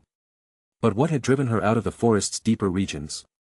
Fong Chong couldn't figure it out. He simply resolved to tread cautiously and avoid the deeper forest until his strength had fully developed. In a circular valley not far away, Yen pointed at a large pile of bones with a look of astonishment. "Nana, look," he exclaimed. "I'm not blind, I see it," Hulaina retorted irritably, rolling her eyes as she stepped closer. She crouched down and picked up a small fragment resembling a finger bone, examining it closely and giving it a sniff. Judging by the size, shape, and location of the skeleton, it wasn't hard to identify it as the remains of the giant demon ape they had fought earlier. To think that only a short while after their departure, this behemoth had ended up in such a state. Standing up, Hulaina's gaze swept over the 5 human soul master corpses strewn across the ground. Her eyelids twitched slightly. The marrow in these bones hasn't dried yet, and the blood has only just begun to coagulate. The mutated man-faced demon spider hasn't gone far, Hulaina said, turning to Yen and Xiaoyu with a serious expression. Her eyes scanned the valley carefully before settling on the steep cliff face. "Damn it," she cursed under her breath, drawing the attention of both Xiaoyu and Yen. "What's wrong?" Yen asked, his tone soft and timid, like a child testing the waters after failing an exam. Without sparing him a glance, Hulaina tugged on Xiaoyu's sleeve. "Brother, let's go." The sky was already tinged with the red hues of dawn, signaling the arrival of a new day. Their mission was effectively a failure. This mission had been personally assigned by the Pope herself, her teacher, Bibi Dong. The thought of their failure made Hulaina grind her teeth in frustration, particularly at Yan's overconfidence. Trailing behind, Yan looked dejected but maintained a subtle distance from the siblings. He followed closely enough to not lose them but far enough to avoid angering Hulaina further. Nana must still like me, right? Yen thought to himself with a silly grin. While the 3 prepared to climb the circular valley's walls in pursuit of Fong Chong, he had already ventured deeper into the forest. His attention was now fixed on a 5,600-year-old 4-eyed golden-horned snake. This soul beast resembled a greatly enlarged king cobra, its name derived from the 2 pairs of eye-like markings on its neck. When in combat mode, the markings resembled a set of 4 glowing eyes, 2 above and 2 below. Additionally, the snake sported a golden horn on its head capable of unleashing thunderous attacks, making it one of the stronger snake-type soul beasts. The specimen Fong Chong had found was over 10 meters long, its body as thick as 3 or 4 adults hugging it together. Its sheer size was imposing. However, it was clearly injured. 5 deep wounds marred its body, 2 older and 3 fresher ones, still losing blood. The snake lay motionless near a boulder by the riverbank, its breathing slow and rhythmic as it slept. Species, four-eyed golden horned snake, devourable. Soul power, 5,600 years. HP, 452/2700. Strength, 565. Attack, 591. Defense, 435. Speed, 469. Fong Chong glanced at its stats. While comparable to the giant demon ape, its health was critically low. Cleaning up leftovers like this? Who wouldn't enjoy it? Fong Chong smirked. He crept toward the snake, suppressing his footsteps, his mind already strategizing how to consume the creature. Up close, the snake's massive size was even more intimidating. Fong Chang's 3-meter-long body was barely a third of its length. He looked like a child next to it. But that didn't deter him. Fong Chong raised one of his spider legs, aiming directly at the snake's abdomen, where one of its wounds lay. With a sharp whoosh, he plunged his leg into the snake's body, piercing the existing wound. The snake, jolted awake by the searing pain, arched its body violently, transforming from a semi-straight line into the shape of an upturned boat. Its head whipped around in rage, red eyes locking onto Fong Chong as it struck toward him with its fangs bared. Fong Chong held his ground, continuing to inject his paralyzing venom into the snake's wound. Raising his shield-like front legs, he prepared to block the snake's attack. But the expected strike never landed. Just as the snake's head neared, an arrow shot from the dense forest, piercing through its right eye and exiting through its left. The snake collapsed, lifeless, before its head could reach Fong Chong. Yet, before Fong Chong could process what had happened, another arrow whizzed through the air, this time, aimed at him. Chapter 40, Conspiracy. The arrow flew swiftly toward Fong Chong, giving him just enough time to raise one of his shield-like forelegs to block it. Clang! A dull sound echoed as Fong Chong was knocked off the body of the four-eyed golden-horned snake. His shield leg now bore a small dent from the impact. From the dense forest, a shadowy figure let out a puzzled sound, surprised that the mutated man-faced demon spider had managed to deflect the attack. Fong Chong landed behind the four-eyed golden-horned snake and quickly hid, his sharp eyes scanning the forest for any sign of the attacker. The forest was silent except for the rustling leaves and the interplay of light and shadows among the dense trees. Then Fong Chang's sharp gaze caught a glint, sunlight reflecting off something metallic at the base of a tree. Whoosh! Before the arrow arrived, the sound of it slicing through the air reached him. The four-eyed golden-horned snake's body shuddered as a green arrow pierced through it, narrowly missing Fong Chong. Fong Chong gasped, realizing how powerful the attacker was. Whoever it was, their skill and strength weren't ordinary. Under a tree, a middle-aged man holding a longbow furrowed his brows. He shifted positions quickly, moving to the base of another tree, keeping his movements fluid and calculated. He drew another arrow and nocked it, his gaze fixed on the area behind the four-eyed golden-horned snake. The man wasn't aware of the rumors about the mutated man-faced demon spider, having spent his time wandering the outer rings of the Star Doe forest. If he had known, he might have been more cautious. Meanwhile, Fong Chong analyzed the situation. Judging from the attacker's methods, it was undoubtedly a human, a soul master skilled in ranged attacks, likely using a bow and arrow type martial soul. The attacker's soul power was probably above level 40, possibly nearing level 50. But something didn't add up. The Star Doe forest's outer ring was supposedly under Spirit Hall's lockdown. What was a human soul master of this caliber doing here? Could he be a participant in the competition? Fong Chong wondered, considering the possibility that other contestants might rival Spirit Hall's golden generation in strength. Fong Chong lowered his body, crawling along the length of the four-eyed golden-horned snake toward its head. The snake's death pose, coiled in a U-shape, provided partial cover. Hiding behind its body offered a safer position, the attacker's arrows likely couldn't penetrate two segments of the snake's thick body. Reaching the fold in the snake's body, Fong Chong cautiously peered out, searching for the glint he'd noticed earlier. The area was empty. The attacker, experienced and wary, had likely changed positions. Fong Chong scanned the nearby trees and finally spotted a shadow hiding about 10 paces from the original spot. The moment Fong Chong noticed the attacker also noticed him. The bowstring released, sending an arrow hurtling toward Fong Chong. Fong Chong, anticipating this, retracted his head and pulled his body back into cover just in time. The arrow whizzed past, striking a nearby tree with enough force to make it shake and drop a cascade of leaves and fruits. Now that he had a general idea of the attacker's position, Fong Chong began formulating a plan. The attacker was likely a long-range specialist. Such fighters were typically weak in close combat, though exceptions existed. To defeat the attacker, Fong Chong would have to close the distance.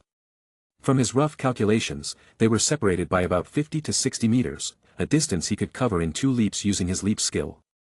With his poison web and hardened skills off cooldown and shadow doppelganger ready, he was confident he could withstand the attacker's strikes long enough to reach him. Fong Chong kicked a small rock with one of his spider legs, sending it tumbling toward the snake's tail. The sound of the rock hitting the ground, thud, thud, thud, drew the attacker's attention. Startled, the attacker instinctively fired an arrow at the noise. Seizing the opportunity, Fong Chong activated Leap and Shadow Clone.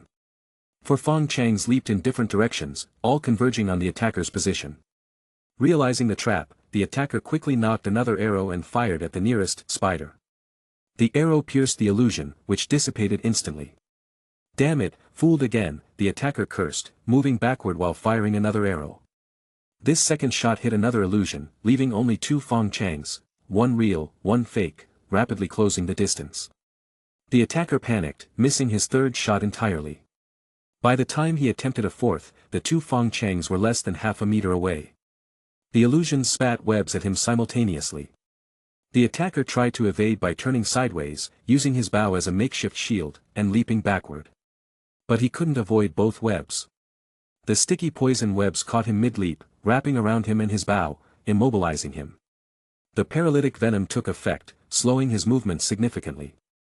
The real Fong Chong emerged from behind his illusion, striking with his shield-like foreleg to knock the bow from the attacker's hands. Without hesitation, he drove a spider leg into the man's throat.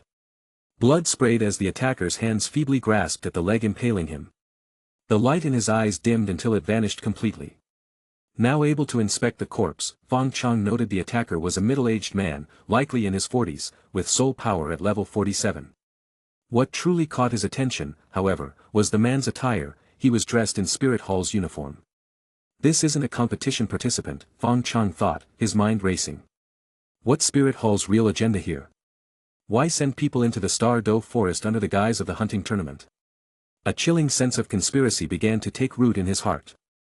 Chapter 41, Continuing the Path of Evolution. Fong Chong carefully used one of his spider legs to cut open the robe of the Spirit Hall's Soul Elder. He then tore apart the inner garment, thoroughly searching the body inside and out. Finally, he laid out the items he had found in front of him. There was a quiver made from the hide of some unknown soul beast, a plain-looking black iron badge, a few faded soul coins. And a letter, which Fong Chong discovered tucked into the sole of the man's shoe. The stench made Fong Chong instinctively take a step back. His sensory organs recoiled as he gingerly opened the letter with another spider leg. The smell was atrocious. The combination of extended activity in the forest and unwashed feet made it almost unbearable. The contents of the letter were written in Douluo Continent script. Fong Chong stared at it for a long time but couldn't make sense of it. Reluctantly, he decided to save it for later.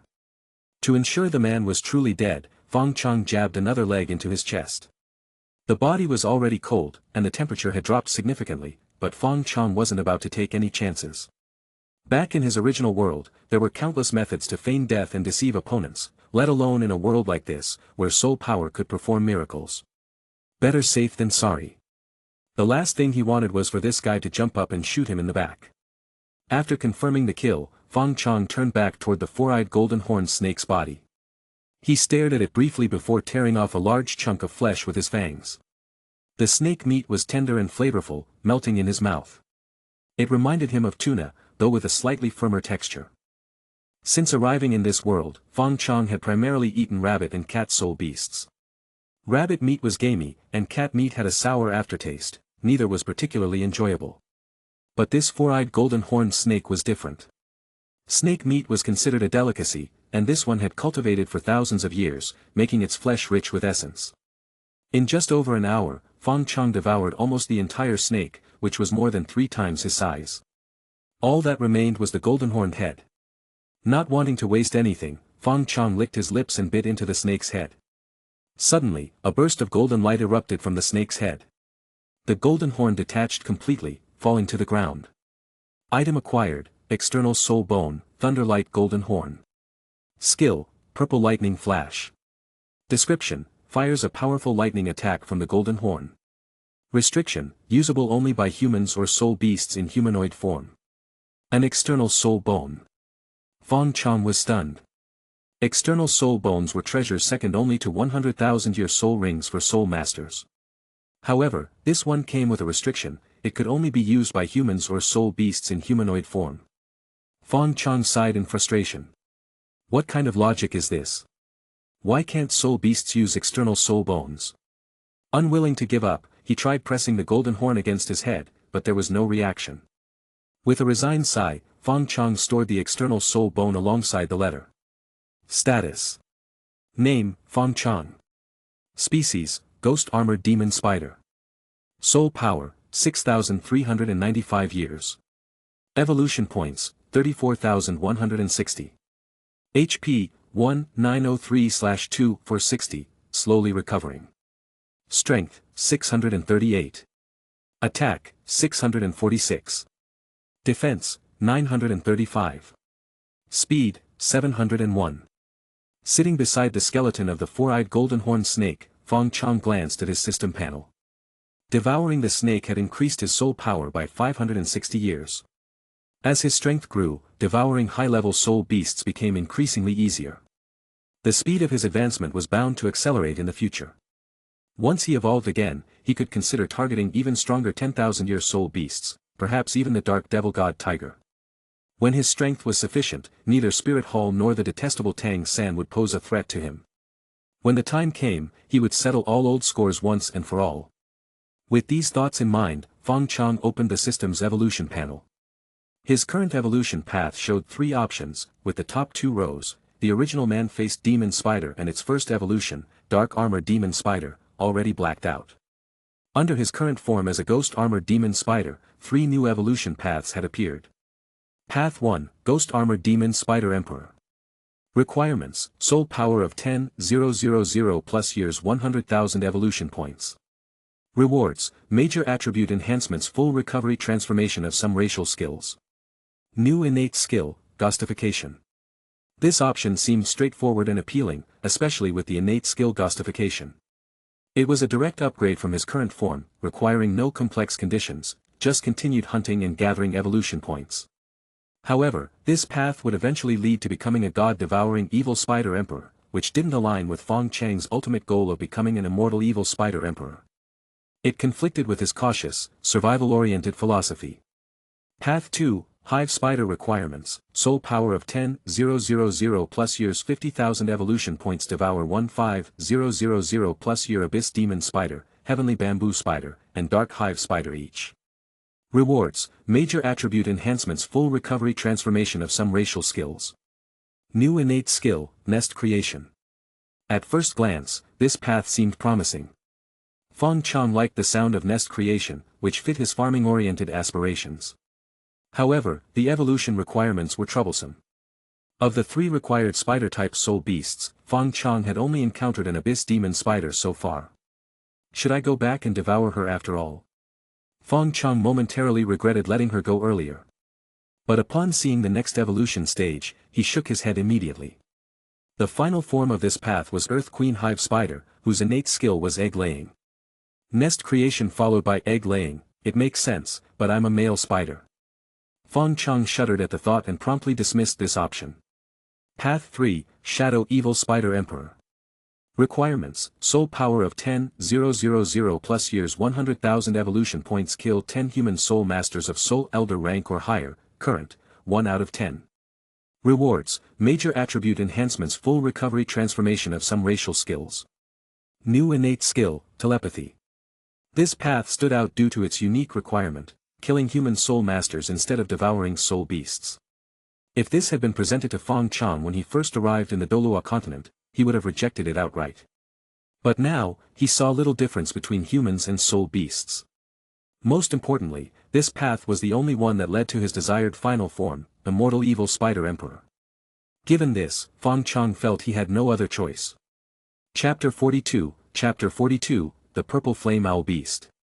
At the foot of the circular mountain valley, the three members of Spirit Hall's Golden Generation finally managed to climb over the ridges and arrive at the barren wasteland Fong Chong had passed through earlier. Wait, Huliena extended her hand, stopping Yen, who was eager to step into the wasteland. The area's abrupt appearance made her uneasy. Before she could formulate her next plan, a grey figure emerged from the ground in the wasteland. The 14 eyes of the three humans and the spider in the grey figure's gaze met midair, and they could all sense the hostility in each other's eyes. Elsewhere in the forest, Fong Chong, having finished devouring the four-eyed golden horned snake, continued wandering. His chosen route ran along the edges of the forest's outer ring, deliberately avoiding the central regions. As he moved, he suddenly heard the sounds of a fierce battle in the distance. Hesitant at first, his curiosity eventually got the better of him, and he cautiously approached the source of the commotion. Fong Chong was careful. He avoided using his leap skill to rush forward and instead crept through the underbrush, keeping his body low. His 8 eyes darted around like searchlights, scanning for potential threats. Any unusual movement caused him to freeze and activate his concealment skill. Only after a few minutes of silence did he resume his cautious advance. What should have been a brief half-mile trek took him over 10 minutes. As Fong Chong got closer, the sounds of battle grew louder. He could now distinguish bird-like screeches, the clash of hard objects, and even human shouts mixed in. Finally, he reached a sloping riverbank. Hidden behind tall grass, he peered out and spotted the scene of the fight, 3 human soul masters battling a 7,300-year-old purple flame owl beast. Species, purple flame owl beast, devourable. Soul power, 7,300 years. HP, 2953/3, 300. Strength, 600. Attack, 599. Defense, 538. Speed, 701. From the stats alone, the purple flame owl beast was noticeably stronger than the 5,000-year-old four-eyed golden horned snake Fong Chong had fought earlier. This beast, however, was far from being an easy opponent. Unlike the snake, which Fong Chong had encountered in a severely weakened state, the owl beast was still relatively healthy. Its opponents were also formidable, 3 Spirit Hall Soul Masters, dressed similarly to the one who had previously ambushed Fong Chong. All 3 were Soul Elders, with soul power levels of 46 and 43. Typically, soul beasts of this level were stronger than human Soul Masters, but the owl beast still struggled to handle the 3-on-1 fight. Fortunately for the beast, its ability to fly gave it a distinct advantage. Hovering low over the river valley, it launched purple fireballs at its human adversaries, who had no means of flight or effective ranged attacks.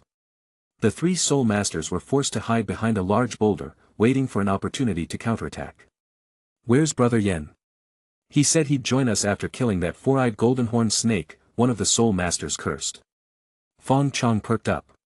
"Brother Yen? Four-eyed golden horned snake? Could they mean the guy who ambushed me? Well, he's not coming back." "Do I look like I know?" snapped the highest ranked of the 3, a 46th level Soul Elder, his tone filled with frustration. As a powerful assault-type beast Soul Master, he was confident he could defeat the purple flame owl beast in a direct confrontation. But the current situation forced him to stay on the defensive, unable to fully utilize his abilities. His teammates, a support-type Soul Master and a melee weapon Soul Master, were equally unprepared for this kind of aerial combat. Their only hope had been their missing teammate, whose martial soul, a longbone bow, was ideal for ranged attacks. Yet, there was no sign of him. "Brother Chi, should we retreat? This isn't getting us anywhere," the 3rd Soul Master finally spoke, his tone wavering. "No," the leader, Chi, gritted his teeth, his eyes filled with determination. "We've already spent half the night fighting this thing. We're not leaving empty-handed. I'll draw its attention. You go find Brother Yen and get him here." Without waiting for a response, Chi sprang into action. He darted out from behind the boulder, picking up a rock and hurling it at the hovering owl beast. The purple flame owl beast was momentarily distracted, turning its attention to Chi. Its belly contracted, and 5 purple fireballs shot toward him. Chi quickly activated his martial soul and scrambled forward, dodging as best he could.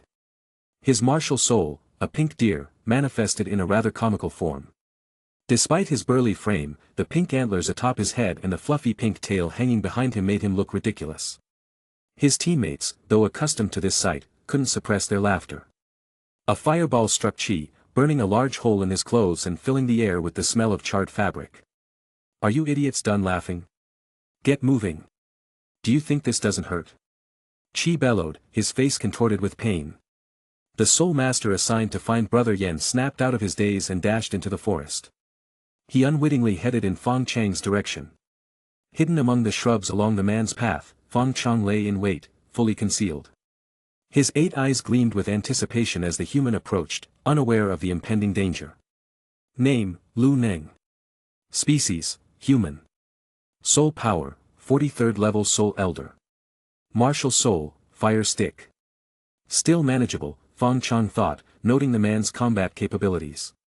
Lu Ning's careless sprint betrayed his complacency. After hunting 7 soul beasts in a row without incident, the group had grown overconfident. As Lu Ning drew closer, Fong Chang's muscles tensed. Just as the human was about to pass by, Fong Chong sprang into action. 3 spider legs shot upward, impaling Lu Ning's chest, abdomen, and thigh. Lu Ning barely had time to summon his martial soul. His scream echoed through the forest before he collapsed. Number 2, Fong Chong murmured as he retracted his bloodied legs. Chapter 43, Double Kill. The human soul master's dying scream echoed through the forest. His 2 companions, still engaged in battle with the purple flame owl beast, immediately sensed that something was wrong. Old 7 frowned deeply, quickly retreating several paces to hide behind a large boulder. The purple flame owl beast, relentless as ever, fired a few more purple fireballs at him. They exploded against his body, causing him to grit his teeth in pain. Once Old 7 was safely behind the boulder, the beast surprisingly ceased its pursuit. Instead, it circled in the air a few times before landing on an outcropping halfway up a nearby cliff. 7th brother, you don't think Lu Neng, something happened to him, do you? The auxiliary-type soul master hiding with Old 7 stammered, fear creeping back into his voice as memories of entering the Star Doe forest resurfaced. Old 7 remained silent. He wanted to reassure his companion, but any words of comfort now would ring hollow, almost like a cruel joke. Lu Ning's scream had been loud and clear. It hadn't been long since he had left, and the sound had come from close by. Everything pointed to a terrible truth, something fearsome was nearby, watching them. Do you think 6th brother could be? The auxiliary soul master's voice wavered further, his panic mounting as he saw Old 7's nervous demeanor. He won't. Old 7 started, but then hesitated. At least, I hope not. Among their group, Old 6 was the strongest and most experienced. If even he had fallen, then their chances of survival were slim. Meanwhile, Fong Chong had returned to the hill he had hidden on earlier. He observed the scene in the river valley below. The purple flame owl beast, likely exhausted after prolonged flight and continuous use of its fireball ability, was now resting on the cliff outcropping. The outcropping was shaped like an inverted triangle, narrow at the base and wide at the top, providing just enough space for the owl beast to perch on. From Fong Chang's angle, he could also make out a cave behind the cliff wall. The owl beast seemed to treasure the cave, as it had spent much of the battle circling near it and now rested by its entrance, never letting it out of its sight. This behavior explained why the beast had stopped chasing its opponents when they retreated behind a distant boulder. As for the 2 remaining human soul masters, they crouched behind the boulder, visibly anxious. The scream of their teammate, combined with Old 6's prolonged absence, deepened their unease. After some deliberation, the 2 appeared to come to an agreement. Together, they darted into the forest, running in a direction opposite to where Lu Neng had gone earlier. Smart move, Fong Chong thought to himself, impressed by their decision to split up. He glanced at the resting owl beast on the cliff and then at the fleeing humans. After a moment's consideration, he left his vantage point and began pursuing the soul masters. In the Star Doe forest, soul beasts were plentiful, but human soul masters at the soul elder level were much rarer. Fong Chong didn't want to let this opportunity slip away, as it might be a long time before he could find replacements. As he chased after them, Fong Chong carefully assessed the situation. Facing 2 combat-capable soul elders simultaneously would be risky, especially if they coordinated well. However, one of these humans was an auxiliary-type soul master, a potential liability in a high-stakes chase. The forest terrain was varied and unpredictable, alternating between grasslands, rocky ground, and tall shrubs. Even though the humans were running at full speed, their progress was slow compared to Fong Chang's efficient movements. Fong Chong maintained a steady distance, ensuring he neither lost them nor closed in too quickly. It was a hunter's patience, wait until the prey tires, then strike. After about 10 minutes of running, the auxiliary soul master was already panting heavily. Seventh brother, wait for me. I can't run anymore, he gasped, reaching out to grab Old Seven's sleeve. Old Seven slapped his hand away. Since the chase began, he had sensed the menacing presence of Fong Chong behind them. The aura of bloodlust emanating from the spider was suffocating, and the blood-stained legs only confirmed that Lu Neng had likely been its victim. Seventh brother, the auxiliary soul master tripped over a rock and stumbled forward. Though he managed to steady himself, the distance between him and Old Seven widened considerably. He reached out in desperation, shouting, as if trying to grasp the last thread of hope. For Old Seven, the choice was clear. Taking the auxiliary soul master along would only slow him down. The two had no real bond, having only formed their team upon entering the forest. There was no reason for Old Seven to risk his life for someone he barely knew. And if leaving his companion behind could distract the pursuing spider, it might increase his own chances of survival. A scream suddenly echoed behind him. Old Seven flinched, his heart skipping a beat as he instinctively turned to look. Fong Chong had taken advantage of the auxiliary soul master's stumble, using his leap skill to close the distance in an instant. His legs pierced the man's back, ending his life in one swift motion. Blood pooled on the ground as the auxiliary soul master convulsed, coughing up blood as his life ebbed away. Without sparing him another glance, Fong Chong resumed his pursuit of Old Seven. Old Seven shuddered as he saw the spider closing in. A cold chill ran from his heels to the top of his head, and his limbs turned ice-cold. He forced himself to keep running but soon came to an abrupt halt. Ahead of him was a low mountain, its rocky terrain blocking his path. With no way to escape and the spider blocking his retreat, he had no choice but to fight. Gritting his teeth, Old Seven activated his martial soul. His body transformed, sprouting the pink antlers and tail. The absurdity of his appearance did little to lessen the gravity of the situation. Fong Chong, already prepared, activated his leap skill. Soaring high into the air, he descended upon Old Seven, his 8 legs striking simultaneously. The battle ended swiftly. Despite being a 46th level soul elder, Old Seven's combat abilities were mediocre at best. He lasted less than half a minute before succumbing to Fong Chang's relentless assault. The text on Fong Chang's evolution interface updated: humans killed, 4 out of 10, soul elder level or above. Fong Chong couldn't help but smile. For so long, humans had hunted him. Now, the tables had turned. 30 years of River East, 30 years of River West. Let's see if Spirit Hall sends more Soul Masters next time. Chapter 44, The Cave. While Fong Chong was busy eliminating the 2 Spirit Hall Soul Elders, elsewhere, the Golden Generation trio had engaged the 10,000-year Earth Pit Demon Spider in a fierce battle. Strangely enough, the Earth Pit Demon Spider seemed to ignore Xiaoyu and Hulaina, focusing all its attacks on Yen. From the moment Yen activated his blazing flame domain, the spider's gaze had become almost obsessive, relentlessly pursuing him with bites and strikes. Its behavior was eerily similar to that of a scorned lover encountering an ex. Yen was internally groaning. This was a powerful 10,000-year soul beast, and he was merely a soul elder. Were it not for his top-tier martial soul and the vast resources of Spirit Hall supporting his cultivation, he would have been overwhelmed long ago. Even so, he could barely hold on. Old wounds from his earlier fight with the giant demon ape began to flare up, and new injuries only worsened his condition. Meanwhile, back in the valley, Fong Chong had returned after defeating the 2 soul elders, his sights now set on the purple flame owl beast. Species: purple flame owl beast, devourable. Soul power: 7,300 years. HP: 2,953/3,300. Strength: 600. Attack: 599. Defense: 538. Speed: 701. Its HP had decreased slightly due to its earlier scuffle with Old Seven. The beast was perched on the cliff wall, resting but keeping its sharp eyes fixed on the surrounding forest, wary of the humans returning. Fong Chong observed from a distance, formulating his plan. He circled back to a high slope he had previously scouted. The slope was nearly level with the cliff and was only about 30 meters away, within range of his leap skill. Fong Chong waited for the perfect moment. As the owl beast turned its head, he suddenly sprang into action. His leap skill launched him across the valley, propelling him toward the cliff wall. Simultaneously, Fong Chong spat out 2 meticulously prepared poison webs. One was aimed directly at the owl beast's current position, while the other targeted the area slightly behind it. The sudden attack startled the owl beast. Instinctively, it flapped its wings and retreated, only to fall straight into Fong Chang's second web. In that brief moment of entanglement, the first web snared its powerful legs. Caught between two webs, the purple flame owl beast lost its ability to move and tumbled from the cliff, kicking up a cloud of dust as it crashed to the ground. Fong Chong landed gracefully on the cliff ledge previously occupied by the owl beast. He glanced toward the cave behind it, a glimmer of excitement flashing in his many eyes. Without hesitation, he leaped down to where the struggling owl beast lay.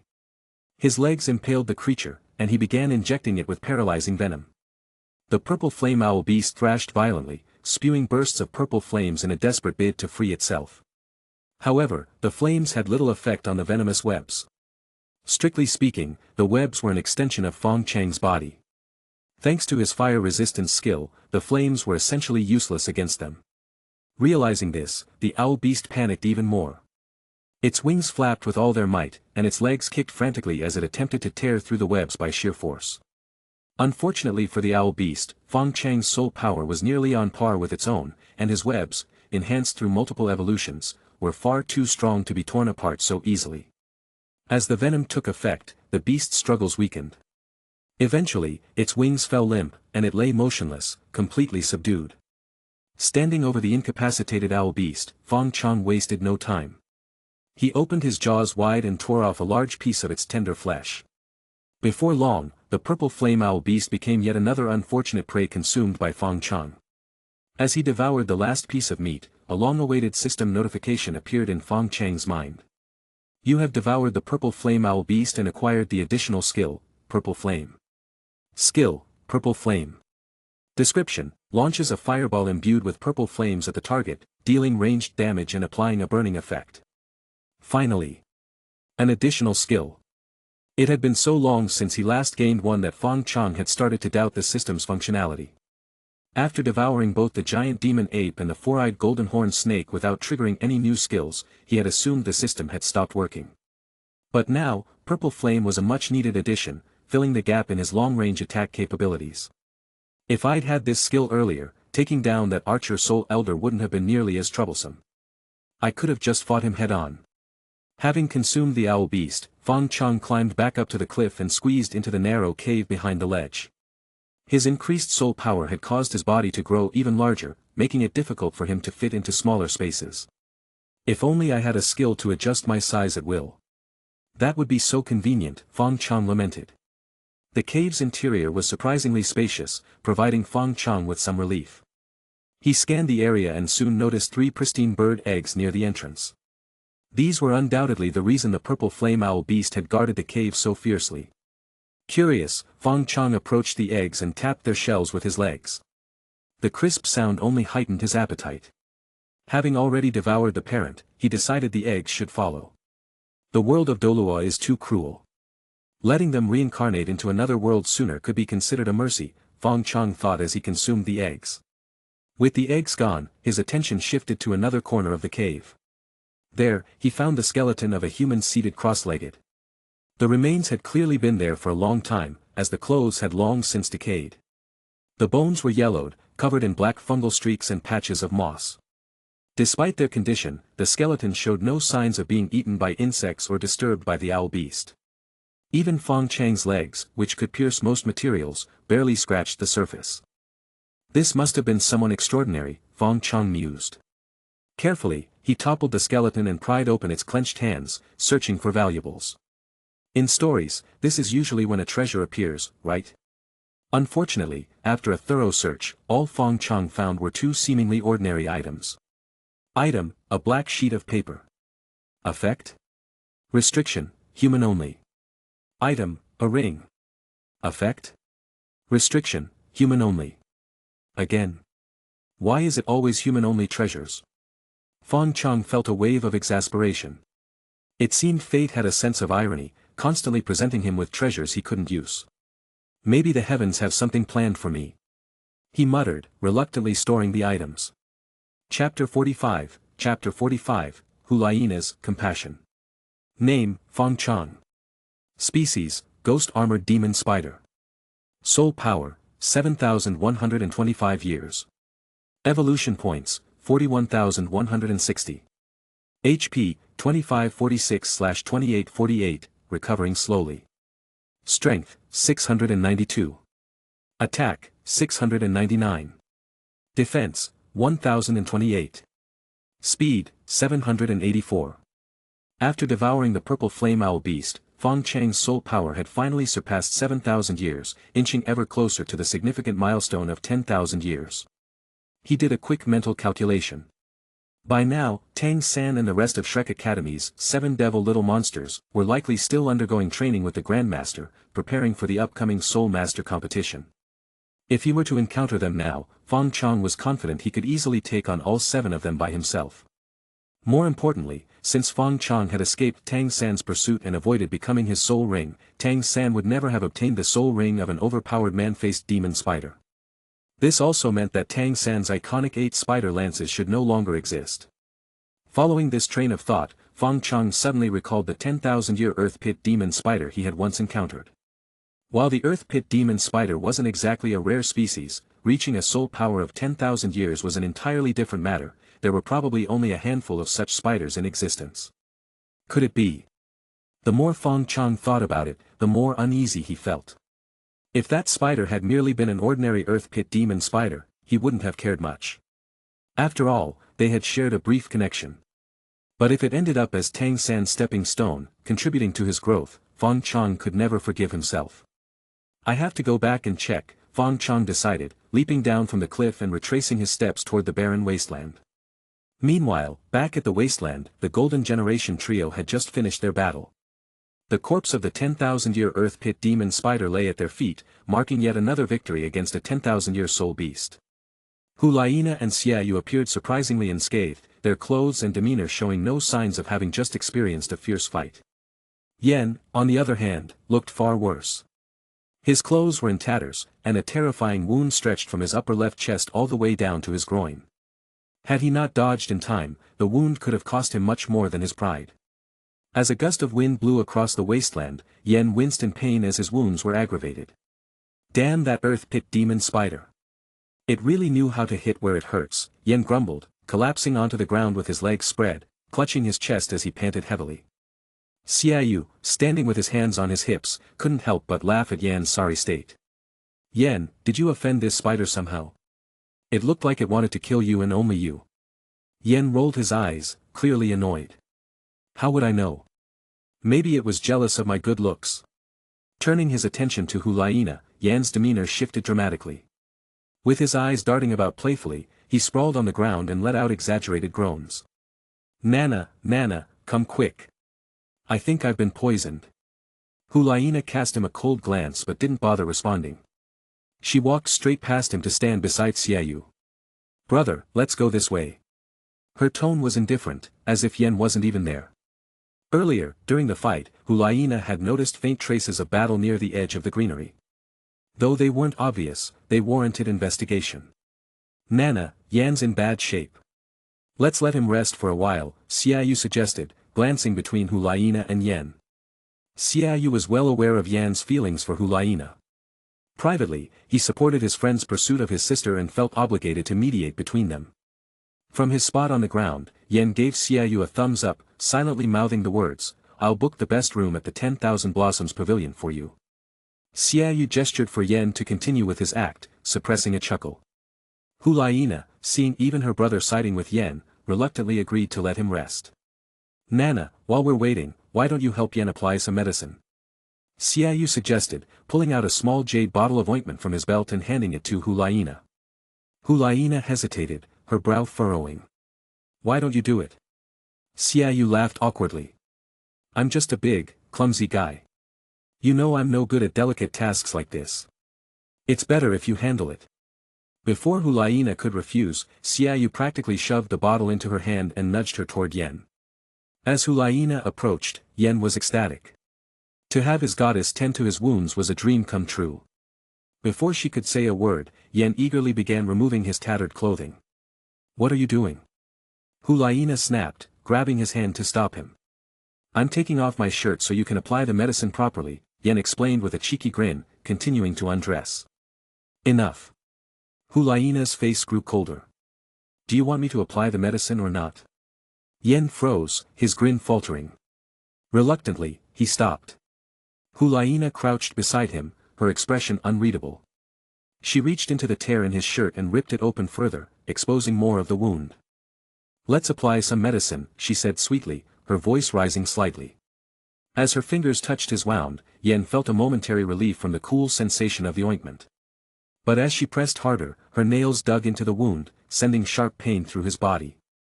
Yen let out a muffled groan, biting his lip to stop himself from crying out. "Oh dear, Yen," Hulaina cooed, feigning innocence. "Did I hurt you? Should I be gentler?" "And no. You're doing great." Yen stammered, forcing the words out through gritted teeth. Smirking mischievously, Hulaina continued, her movements growing rougher. "Let's keep going, apply more medicine." Within seconds, Yan's forehead was drenched in sweat, his face contorted in pain. Behind her, Xiaoyu watched, completely unaware of the reality of the situation. From his perspective, Hulaina seemed to be dutifully tending to Yan's injuries while Yen lay back, visibly enjoying the treatment. "I should find more opportunities for these two to bond," Xiaoyu thought, smiling to himself. Meanwhile, Fong Chong had returned to the site where he devoured the four-eyed golden-horned snake. Without pausing, he pressed on toward the barren wasteland. Chapter 46, Encounter. 3 Human Soul Masters. Fong Chong had just approached the barren wasteland and spotted the 3 members of the Spirit Hall's Golden Generation from a distance. The killing intent he had felt a moment earlier gradually subsided. These 3 were elites carefully nurtured by Spirit Hall, prodigies capable of holding their own against the monstrous talents of the Shrek's 7 devils. Although they were all soul masters, their superior martial souls and top-tier equipment made them far more formidable than typical soul masters of the same level. Given his current strength, Fong Chong could likely ambush and kill most soul masters, but these 3 were clearly exceptions. If he were up against just one of them, Fong Chong might have a fair chance. Against 2, it would be a stretch. But all 3 at once? Out of the question. Moreover, as rising stars of Spirit Hall, they were almost certainly under protection. If a tidal Douluo were to suddenly show up while he made his move, things would get interesting. Swallowing hard, Fong Chong decided to exercise caution. Not yet. His gaze shifted to the corpse of the Earth Pit demon spider lying next to the trio. A twinge of regret stirred in his heart. This spider had been the first of her kind Fong Chong had encountered since arriving in this world, and she had even seemed compatible in terms of form. Seeing her slain like this left him feeling inexplicably somber. "I'll avenge you someday, but for now, survival and growth come first." Slipping into the shadows of a nearby tree, Fong Chong activated his concealment skill and waited patiently for the 3 humans to leave. Meanwhile, Xiaoyu, annoyed at his companion's delay, finally spoke up. "Are you 2 done yet? It's getting late. Let's get moving already."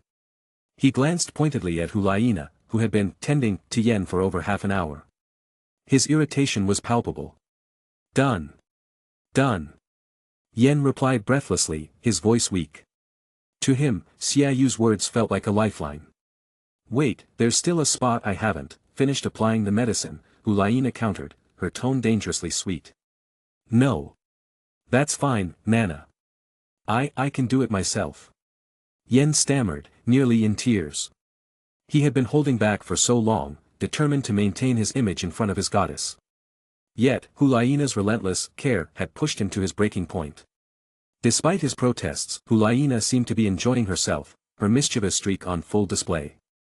Beneath their high status and strict upbringing, they were still teenagers with a penchant for mischief.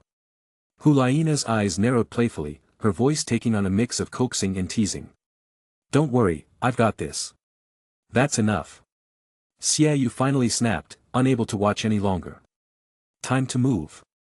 Are we still hunting the mutant man-faced demon spider or not?"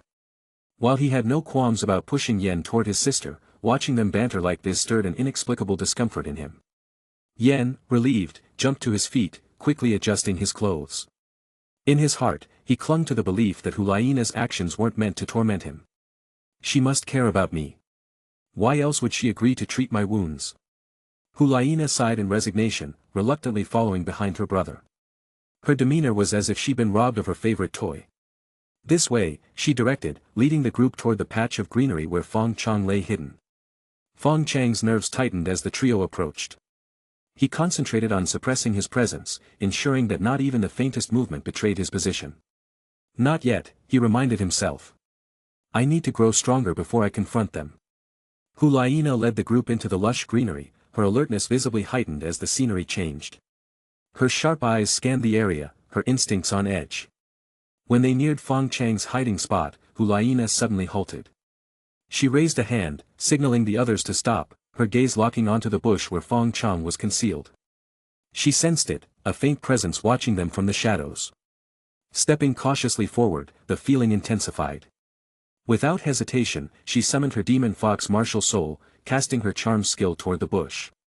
Behind her, Yen and Xiaoyu immediately summoned their martial souls, adopting combat stances. Fong Chong felt a wave of dizziness wash over him.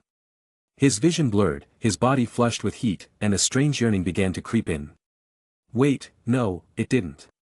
The effects he expected from the charm skill didn't manifest. Aside from a brief moment of disorientation, he felt completely fine. He glanced at Hulaina again. Sure, she looked decent, for a human. But it was the same way someone might admire a well-groomed Afghan hound, not in any way that stirred deeper emotions. Turns out, I've lost interest in human females, Fong Chong mused, feeling oddly detached. Strange, Hulaina muttered, dispelling the fox's projection. Perhaps she had imagined it. Turning to her companions, she gestured for them to move on. Let's go. Watching the trio's retreating figures, Fong Chong exhaled deeply, his relief palpable. I've dealt with her before. Best to steer clear in the future. 10 minutes later, after confirming the coast was clear, Fong Chong cautiously emerged from the underbrush and approached the corpse of the earth pit demon spider. Standing before the lifeless form of the spider, he sighed again. He considered reciting a prayer for her, but couldn't recall any proper chants. The best he could manage was a fragment of the Great Compassion Mantra, though it came out as a series of incomprehensible clicks and hisses. Still, there was an odd sincerity to it. After paying his respects, Fong Chong lowered his shield-like forelegs, bowing deeply toward the spider's remains. Then, without hesitation, he began to feast. Half an hour later, all that remained of the 10,000-year earth pit demon spider was its skeleton. Fong Chong bowed once more before leaving the area, deciding to take a different route along the outskirts of the Star Doe forest to avoid crossing paths with the Golden Generation again. Chapter 47, Hunting the Soul King. Name, Fong Chong. Species, Ghost Armor Demon Spider. Soul Power, 8,125 years. Evolution Points, 51,160. HP, 2,793/3025, recovering slowly. Strength, 762. Attack, 789. Defense, 1,138. Speed, 875. Thanks to the Spirit Hall's Golden Generation trio, Fong Chong managed to gain the benefits of a 10,000-year soul beast's corpse with minimal effort. If only opportunities like this came around more often, he mused.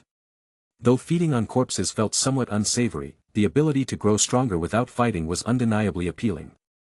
Meanwhile, the Golden Generation trio arrived at the spot where Fong Chong had devoured the four-eyed golden horned snake. Hulaina immediately noticed the skeletal remains and hurried forward. She bent down to examine the massive bones, which had been stripped clean, not even a shred of meat remaining. Despite the pristine condition of the skeleton, signs of a recent battle lingered in the area. Several green arrows were still embedded in the bones, their bloodstains partially dried into a gel-like consistency.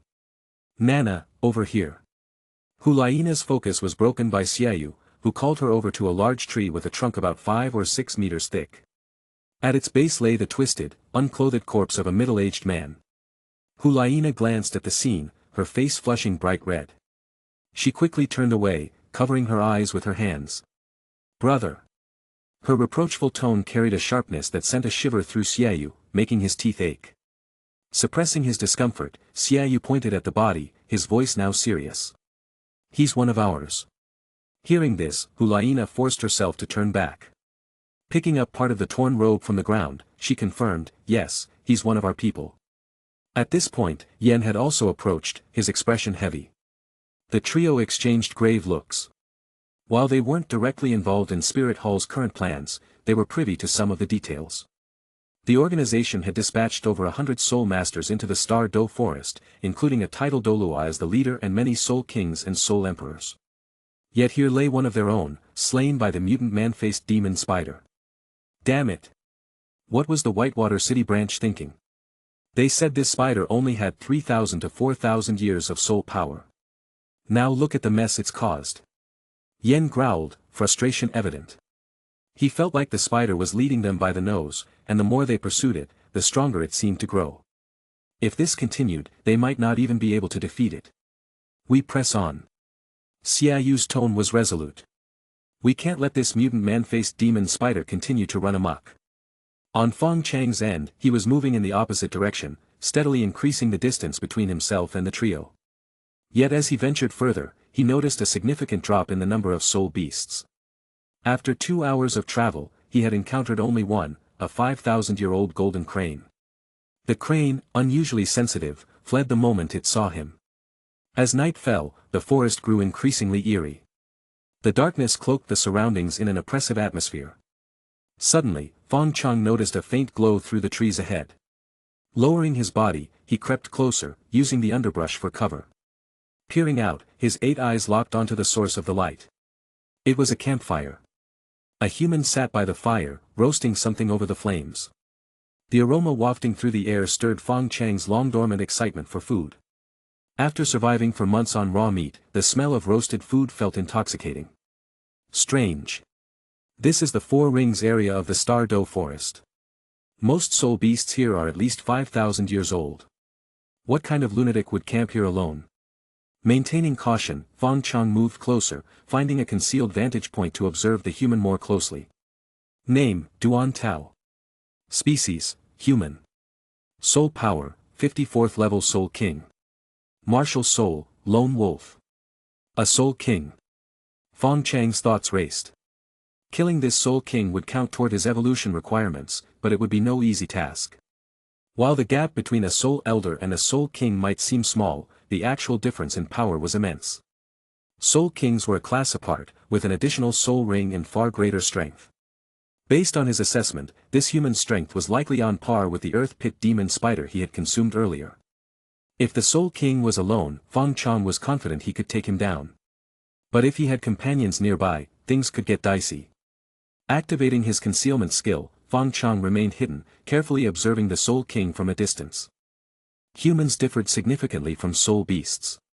Soul beasts were fiercely territorial, with high-level ones rarely tolerating company unless they were of the same species or closely related. Humans, however, were social creatures. They thrived in groups and were fiercely protective of their own. Killing one often risked provoking retaliation from others. Time passed slowly. The Soul King remained oblivious to Fong Chang's watchful gaze. The man, now done roasting his food, ate heartily, alternating between bites of meat and swigs from a flask of wine. His enjoyment only deepened Fong Chang's hunger. After finishing his meal, the Soul King appeared slightly intoxicated. He staggered to a nearby tree, leaning against it before settling down to sleep. Minutes turned into tens of minutes. No other humans appeared, and the campfire dwindled to embers. The Soul King's snores echoed through the forest. Finally, Fong Chong decided to act. Circling around, Fong Chong approached from behind, keeping his movements slow and deliberate. When he was within 2 meters of the sleeping Soul King, he struck. Bursting forth, Fong Chong raised his shield-like forelegs in anticipation of any counterattack. At the same time, 2 sharp legs drove toward the Soul King's chest and abdomen. The sudden burst of killing intent jolted the Soul King awake. Reacting instinctively, he summoned his martial soul. But it was too late. Fong Chang's legs pierced his body, blood spraying as they drove deep into his flesh. Despite his grievous wounds, the Soul King demonstrated the resilience befitting his rank. With a roar of pain, he swung his arm in a desperate counterattack, his martial soul projection joining the fray. A heavy blow landed on Fong Chang's shield legs, producing a dull thud. But Fong Chong remained unmoved, bracing himself against the strike. With a final push, his sharp legs drove deeper, emerging from the Soul King's back. The Soul King attempted to raise his hand for another attack, but it fell limp mid-motion. His body collapsed, lifeless. A once proud Soul King, now slain by a cunning predator. Chapter 48, The Storm Rekindles. If not for the Soul King's arrogance, camping alone in the Star Doe forest, drinking himself into a vulnerable state, Fong Chong would never have succeeded so easily. But there are no what-ifs in matters of survival. After killing the Soul King, Fong Chong meticulously searched the surrounding area for the source of the meat that had been roasting earlier. Finding nothing, he begrudgingly left the scene. Such fortuitous opportunities don't come often, he thought. Meanwhile, the Golden Generation trio continued their pursuit along Fong Chang's path. Along the way, they stumbled upon another soul beast's skeletal remains and the corpses of 3 Spirit Hall soul elders. This brought the total number of casualties among Spirit Hall soul elders to 4, with 3 of the bodies found near one another, indicating they were likely killed within a short time. The sight made the trio's scalps tingle. In just one day, the mutant man-faced demon spider had grown to such a terrifying degree. If left unchecked. Yen gulped audibly, swallowing his pride. We need to contact reinforcements nearby, he suggested, his tone heavy. The spider's strength was beginning to overwhelm him. Though his arrogance prevented him from admitting it openly, the trio might already be no match for the creature. Moreover, the spider's existence posed a threat to Spirit Hall's larger plans. If the success of over a decade's preparation was jeopardized by this one creature, the consequences for them would be unthinkable. At first light, we'll call for reinforcements, Hulayina said, biting her lip. Though she sounded reluctant, her voice carried conviction. Someone as strong-willed as Hulayina despised admitting defeat. Calling for reinforcements would mean acknowledging their failure to handle the spider alone. Fong Chong, on the other hand, was quite pleased with the day's outcomes. Thanks to Spirit Hall's Soul Hunting Festival, his strength had grown by leaps and bounds. Later that evening, he found a rocky cave along the roadside. The cave was surrounded on 3 sides by sturdy stone walls, with only a small half-meter-wide entrance facing the road, just large enough for him to crawl through. Satisfied with the cave's seclusion, Fong Chong folded his back legs, crawled inside, and positioned his shield-like forelegs across the entrance, effectively sealing it off. With his defenses secured, he finally allowed himself to rest, giving his tense mind a rare moment of reprieve. Species, Dragon Turtle, Devourable. Soul Power, 5,500 years. HP, 2,900/2,900. Strength, 585. Attack, 596. Defense, 638. Speed, 252. The next morning, Fong Chong encountered his first prey of the day, a dragon turtle with over 5,000 years of soul power. The name alone hinted at the creature's draconic lineage. Upon seeing it, Fong Chong couldn't help but ridicule the dragons in his mind. How promiscuous can they be? They even left descendants with turtles. Compared to dragons, spiders are paragons of restraint in the soul beast world. But then, a strange thought crossed his mind, wait. What if it was a female dragon? When Fong Chong discovered the dragon turtle, it was in a swamp, trying to haul itself onto the shore. Its front legs had reached dry ground, supporting half its body. Its neck stretched out as it scanned its surroundings with small, wary eyes. For a full 10 minutes, the creature remained in this position, its hindquarters still submerged in the swamp. Fong Chong wasn't in a hurry. He knew turtles were far more formidable in water than on land. Engaging it in its aquatic domain would be unwise. As the sun rose higher, Fong Chong stifled a yawn. His concealment skill deactivated momentarily, though the dragon turtle didn't notice him due to the distance. Just as he was about to reactivate concealment, the dragon turtle finally began to move. Its front legs pushed forward, and its hindquarters strained against the swampy mud. However, the terrain's steep incline proved challenging. One push, no success. A second push, still no success. A third. After several failed attempts, the dragon turtle let out a low growl. Its body emitted a golden glow, its dragon power skill activating. Empowered by the skill, its strength surged. With one final effort, it hauled its rear half out of the swamp and onto dry land. Fong Chong observed patiently, knowing the turtle's vulnerability would only increase on land. Now exposed, the dragon turtle's short legs became a liability. Despite its efforts to crawl, its movement was painfully slow. After several minutes of sluggish progress, the dragon turtle reached a sunlit patch of land. As a cold-blooded creature, basking in the sun was a daily necessity, and the most dangerous part of its day. Only when the golden glow of its dragon power skill faded did Fong Chong act. Using leap, he sprang from his hidden spot, landing directly behind the turtle. Sensing a threat, the dragon turtle recoiled, pulling its head and legs into its sturdy shell. Fong Chong approached, testing the shell with his legs. Its hardness produced a dull thunk that echoed ominously. Most predators might give up at this point, but Fong Chong was no ordinary foe. Using his shield legs and rear legs to brace himself, he hoisted his body onto the turtle's shell. Then, he extended his middle legs, driving them into the gaps where the turtle's limbs had retreated. The dragon turtle let out a guttural hiss, its hidden limbs straining to push Fong Chang's legs away. But the more it resisted, the deeper his legs pierced. Soon, Fong Chang's venom began seeping into the creature's body. Its struggles grew weaker until, at last, it went limp. Meanwhile, back at the barren land where the Golden Generation trio had last encountered Fong Chong, reinforcements had arrived. This newly assembled group included 4 Soul Kings and 8 Soul Elders, in addition to the Golden Generation trio. Within hours, Spirit Hall had mobilized an elite team, a testament to its vast resources and influence. Looking at the skeletal remains of the Earth Pit Demon Spider, now stripped bare, Hulayina's eyes flashed with determination. "Let's move," she commanded, leading the group forward. Chapter 49, Encirclement.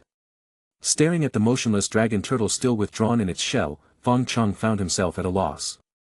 He leaned his head toward the hard shell, clamping his upper and lower jaws around the turtle's shell edges. Slowly increasing his bite force, he began gnawing at the shell. Crack, scrape, crack, scrape. The grinding noises grew louder, but the only result was 2 shallow scratch marks on the shell. Frustrated, Fong Chong tried again, twice, but his efforts remained fruitless, leaving his jaws aching. In a fit of childish frustration, he flipped the turtle over and stomped on its belly shell with his legs, only to realize the futility of his efforts. Reluctantly, he paused to think. The turtle's tough exterior and its 5,500-year cultivation made it a prize target, yet its shell was proving to be an unbreakable barrier. Giving up seemed wasteful, but cracking its shell seemed nearly impossible. Suddenly, an idea sparked in Fong Chang's mind. Grasping the dragon turtle's shell with his shield legs to steady it, he extended another leg into the gap near its head. Probing around, he found soft flesh and began vigorously stirring. After some effort, he managed to scrape a tiny bit of meat and blood into his mouth. The process reminded him of using a plastic spoon to scrape food out of a tin can, though the analogy fell apart when considering his oversized spider legs and the turtle's irregular, bone-filled interior. After several attempts, Fong Chong had only managed to retrieve a few drops of meat-laced blood, barely enough to fill his appetite. With a sigh, he kicked the turtle aside. As it rolled, a small portion of the flesh he had mashed trickled out, mixed with blood. Seeing this, Fong Chong quickly flipped the turtle upside down and drained the mixture into his mouth. "This still isn't satisfying," he grumbled. The process was slow and inefficient, and the turtle's interior structure only made it harder to extract more meat. At this rate, the task could take days, long enough for the turtle's meat to rot. Realizing this, Fong Chong decided to abandon this approach. Fixing his gaze on the seam between the upper and lower shells, he noticed that they weren't completely fused. A gap, this might work. Using all 8 legs, he gripped the shell's edges, pried, pulled, and twisted with all his might. Half an hour later, exhausted and sprawled on the ground, Fong Chong admitted defeat. Beside him lay the still intact dragon turtle, seemingly mocking his efforts. As he rested, a brown bird flew overhead, clutching something in its talons. Suddenly, its grip slipped, sending its cargo, a hard-shelled fruit, plummeting toward the ground. The fruit shattered upon impact, revealing golden pulp that spilled out onto the forest floor. Watching this, an idea formed in Fong Chang's mind. A short while later, Fong Chong had covered the dragon turtle in a sticky web and tied its corners into a makeshift sack. With the turtle secured, he dragged it toward the tallest tree in the area. The massive tree stood over 100 meters tall, making even Fong Chong seem small beneath it. Satisfied, he began climbing the trunk, dragging the turtle along with him. Despite its weight, the dragon turtle posed little challenge to Fong Chong, whose soul power had already surpassed 8,000 years. Reaching the treetop in a matter of minutes, he positioned the turtle over a patch of solid ground far from the nearby swamp. Then, loosening his grip, he let the turtle plummet. 6 seconds later, a thunderous crash echoed through the forest as the turtle smashed into the ground. Hurrying down, Fong Chong found the shattered remnants of the turtle's shell, now held together by mere tendons and muscle. Pieces of its flesh had burst through the cracks, forming a gory mess. Finally, Fong Chong exclaimed, his frustration melting into triumph. With his shield legs, he pried apart the remnants of the shell, then dug into the tender meat with unrestrained hunger. Dragon's Blood LV1 has evolved to Dragon's Might LV2. Dragon's Might LV2 temporarily increases strength by 20% during battle for 10 minutes. Cooldown, 3 hours. Dragon Turtle consumed successfully. Skill acquired, underwater breathing. Fong Chang's mind reeled with excitement. Not only had his Dragon's Blood skill been upgraded, but he'd also gained the underwater breathing skill. Unaware of the danger approaching, he danced joyfully around the remains of the dragon turtle, even picking up pieces of its shattered shell to inspect. In the shadows, a pair of red eyes gleamed. Lady Hulaina, we've found the target, a dry, thin man reported respectfully, bowing to Hulaina. The glowing red eyes belonged to his martial soul, a bat. As a reconnaissance soul master, he specialized in gathering information rather than combat, making him invaluable in this mission. Hulaina nodded. Following his guidance, she split the 12 assembled soul masters into 3 groups. They began encircling Fong Chang's position from 3 sides. Blissfully ignorant, Fong Chong continued to revel in his accomplishment, oblivious to the tightening net around him. Chapter 50, Another Crisis. Fong Chong lifted his head, warily scanning the nearby woods.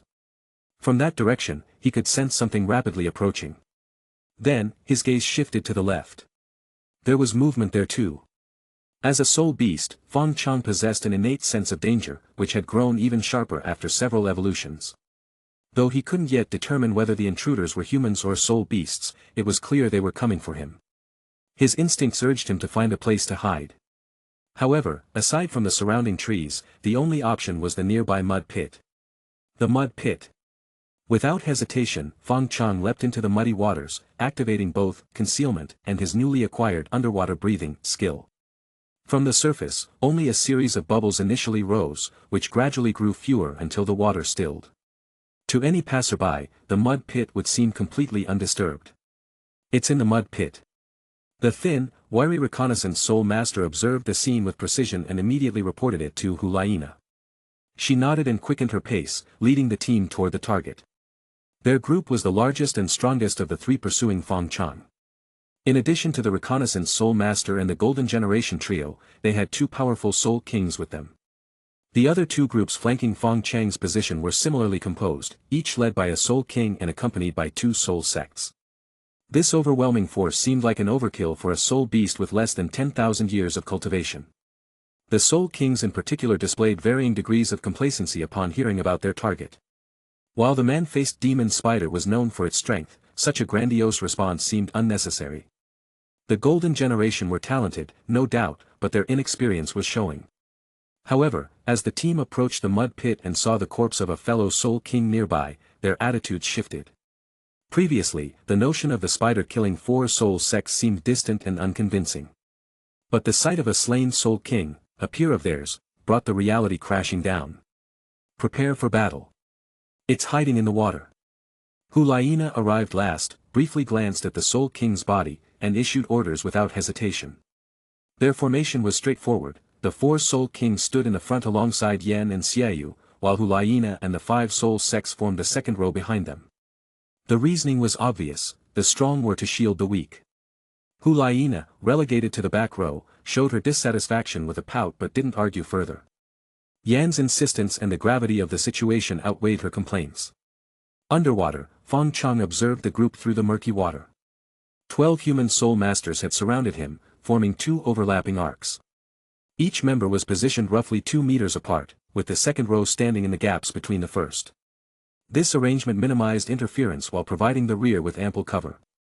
And at the center of their formation, their target was none other than Fong Chong in the mud pit. I've been discovered. The realization hit Fong Chong hard. He had believed his hiding spot to be flawless, but the humans had pinpointed him with alarming accuracy. There was no time to dwell on how they had found him. The 12 soul masters were already preparing their attacks, their soul power gathering into a rainbow of destructive energy. At Hulaina's signal, 12 attacks rained down on the mud pit in unison. The swamp exploded as water and mud splattered everywhere, creating a rainfall-like scene across a wide area. Anticipating such an assault, Fong Chong raised his shield-like front legs to defend himself. Though he avoided serious injury, the vibrations left his blood surging uncomfortably. But with the mud pit's water level dropping and his concealment skill disrupted, part of Fong Chang's body emerged from the muddy depths, fully exposing him to the human's gaze. Them again. Fong Chang's annoyance spiked as he recognized the Golden Generation trio among the group.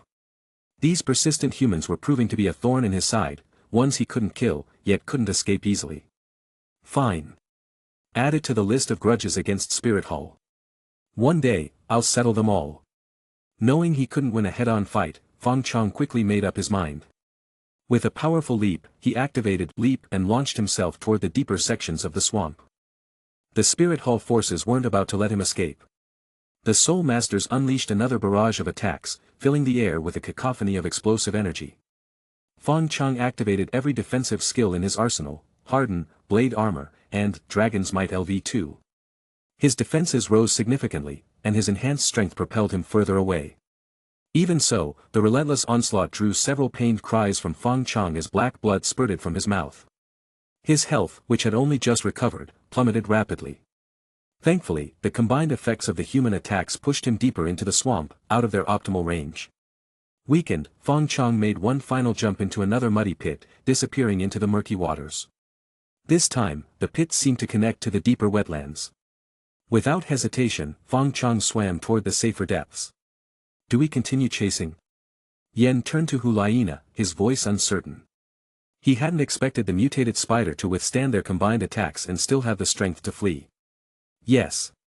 We can't let it ruin the plan. The Supreme Pontiff won't forgive failure, Hulayina responded firmly, already moving toward the pit where Fong Chong had vanished.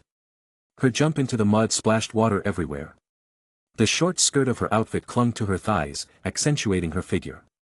The male soul masters behind her couldn't help but stare, particularly Yen, who was practically drooling. But there was no time for distractions. Gritting their teeth, the remaining soul masters reluctantly followed her into the swamp. Swamps were notorious as death traps in the Star Doe forest. With their treacherous terrain and the lurking soul beasts, they posed immense risks for human soul masters. Yet, for soul beasts like Fong Chong, they were a sanctuary. Chapter 51, The Chase. Name, Fong Chong. Species, Ghost Armor Demon Spider. Soul Power, 8,675 years. Evolution Points, 56660. HP, 363/3300, recovering slowly. Strength, 791. Attack, 833. Defense, 1,179. Speed, 899. Fong Chong glanced at his depleted health bar and sighed. If he hadn't run fast enough earlier, he would have been beaten to death by those human soul masters. Drifting aimlessly along the bottom of the mud pit, he finally located a small opening connecting two adjacent pits. Curling his body tightly, he squeezed into the passage and activated concealment again. In his current state, survival was the top priority. Finding a safe place to recover his health was paramount. If not, even if the human soul masters didn't finish him off, some lurking soul beast might.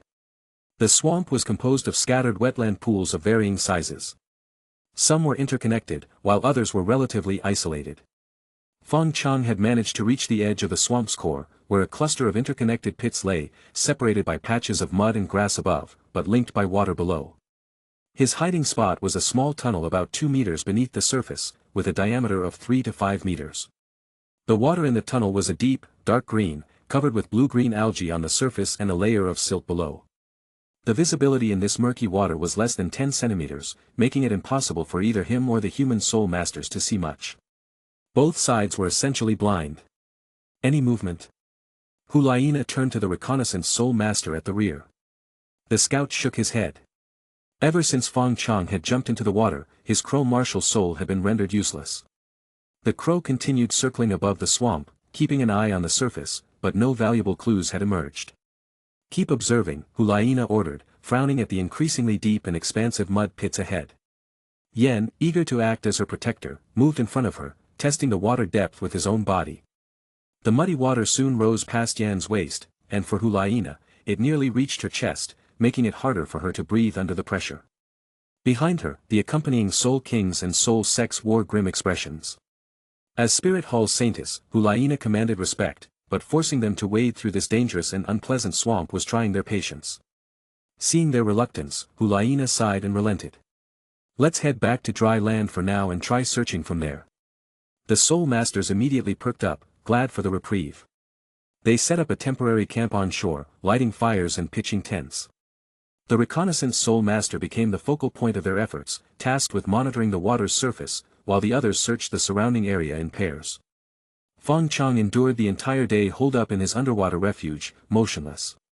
Only when his limbs grew numb did he briefly deactivate concealment to stretch and adjust his posture. As night fell, anxiety crept across Hulaina's face inside the tent. Another failed hunt loomed large in her mind. They had mobilized so many people and resources, yet the mutated man-faced demon spider had eluded them. How was she supposed to explain this to her teacher? Yen, sensing her unease, approached to comfort her. Don't worry, Nana. If anything happens, I'll take the blame for you. Hulaina rolled her eyes at him and didn't bother responding. Just then, a scream pierced the camp, followed by splashing and the sounds of a struggle. Everyone rushed outside to find a soul sect being dragged into the water by some unseen force. Shining their torches on the muddy surface, they finally spotted the culprit, a blackwater crocodile. The crocodile had clamped down on the man's torso, and though the soul sect fought back desperately, his cries for help grew weaker. The Soul Masters onshore unleashed attacks on the crocodile, slowing its movements as it retreated into deeper water, still gripping its prey tightly. Hulaina stepped forward and cast Charm on the creature, causing it to freeze momentarily and loosen its jaws. The injured soul sect seized the opportunity to thrash free and crawl back to shore. Xiaoyu acted swiftly, using his crescent moon-shaped martial soul to slice through the crocodile's open mouth, severing half its head in a single stroke. The blackwater crocodile sank into the depths, staining the water red with its blood. The scent of blood carried through the water to Fong Chong, jolting him awake. He hesitated briefly before deciding to investigate. Carefully stepping out of the tunnel, he followed the trail of blood along the muddy bottom. Step by step, he approached the source of the scent, his senses on high alert. Above the water's surface, he could faintly hear the commotion from the camp. Finally, he reached the crocodile's corpse. Pressing his head close, he confirmed its identity. Species, blackwater crocodile. Soul power, 5,600 years. Status, deceased. Thank you, humans. Thank you, nature. Fong Chong, who hadn't eaten in hours, couldn't resist the temptation. He quickly devoured the crocodile, savoring its flesh as his energy returned. After finishing the main body, he tracked down its severed head, courtesy of Xiaoyu, and consumed that as well. Satiated, Fong Chong suppressed his curiosity about the human camp and carefully made his way back to his hiding spot. Curling into the tunnel once more, he reactivated concealment and waited for his health to recover. This pursuit was both a crisis and an opportunity. The Star Do Forest rarely saw such a concentrated gathering of soul sects and soul kings. For Fong Chong, who needed to kill 5 more human soul masters to evolve into the shadow demon spider, this might be the perfect chance. Once his strength returned, perhaps the roles of hunter and prey would reverse once again. Chapter 52, The Green Ghost Leeches. The next morning, Fong Chong awoke from his slumber to see a black, squishy mass drifting past his eyes. Startled, his senses immediately sharpened, banishing the remnants of sleep as he focused on the object. It was a dark green soft-bodied creature about the size of a child's head, long and flat, moving through the water by alternately folding and stretching its body. Species, Green Ghost Leech. Soul power, 330 years. HP, 250 of 250. Strength, 61. Attack, 73. Defense, 55. Speed, 21. Relieved, Fong Chong sighed. At first, he thought it might be some tactic from the Spirit Hall Soul Masters, but it turned out to be just a tiny leech. As the leech passed by, another one appeared, then a third, and a fourth. Within the narrow confines of his hideout, there were now more than a dozen of these small soul beasts. Their soul power ranged from a mere 300 years to nearly 1,000 years. Individually, they posed little threat, but collectively, they were among the most infamous creatures in the Star Do Forest. Known as blood-sucking demons, green ghost leeches were notorious for their overwhelming numbers and persistence. Once they locked onto a target, they would swarm relentlessly, latching onto their prey to drain its blood. Killing them only worsened the situation, as the scent of their blood, mixed with the victims, would attract even more leeches. Ultimately, their prey would be drained dry, left as nothing but a bloodless husk. There were even accounts of a human titled Douluo accidentally venturing into a green ghost leech hive, meeting their demise under the relentless assault of tens of thousands of these creatures. Fong Chong held his breath, remaining perfectly still in concealment, allowing the leeches to drift past him. Their presence was chilling, and he dared not make a single misstep. His first thought was to blame the blackwater crocodile he had eaten last night. Its blood had likely lured these creatures here. On the shore, the Spirit Hall's soul masters remained oblivious to the changes occurring beneath the murky water. From above, the swamp appeared calm, with hardly a ripple to be seen. "Everyone up," Yen called, knocking on the tents to wake his companions. Once assembled, the group stood in front of Hulaina and her team, awaiting instructions. "We have to go back into the water," Hulaina announced. The soul masters groaned collectively. It wasn't just that the task was unpleasant and dangerous. One of their companions had nearly died last night after simply stepping too close to the swamp. Now they were being ordered back in. Sensing their hesitation, Hulaina retrieved a cloth bag from her pocket. Infusing it with soul power, the bag emitted a brilliant light, revealing a cache of treasures, rare herbs, weapons, and soul tools. The Spirit Hall's soul masters' eyes widened in disbelief. While they, too, belonged to Spirit Hall, their status was far below that of the three prodigies before them. As such, their access to resources was limited. The items laid out by Hulaina, mere pocket change to her, were treasures they could only dream of acquiring, even with years of service. Anyone who can capture that mutated man-faced demon spider will claim all of this, along with additional rewards from Spirit Hall. "I guarantee they will be worth more than these," Hulaina added, stoking their greed. The soul masters exchanged glances, torn between the allure of the rewards and the dangers lurking in the swamp. "You go first," Hulaina suddenly said, pointing at Yen. "What?" Yen froze. This wasn't part of the plan. His heart raced. If he went into the swamp, there was no guarantee he wouldn't encounter another blackwater crocodile or worse. Even if he survived, he could end up bedridden for months. But refusing in front of everyone? That would ruin his chances with Hulaina forever. "Well?" Hulaina's tone grew impatient as she stepped closer to the water's edge. "If you're not willing, I'll go." Yen gulped audibly, his body moving before his brain could catch up. "I'll go. I'll go. No need for you to risk it." With that, he leaped into the muddy water, activating his flame lord martial soul. The surrounding water hissed and bubbled as the temperature rose. Hulaina hid a smirk behind her hand. Everything was going exactly as she had planned. Yen cautiously moved through the water, muscles tense and ready to react. After several minutes without incident, he relaxed slightly and signaled to the others on shore.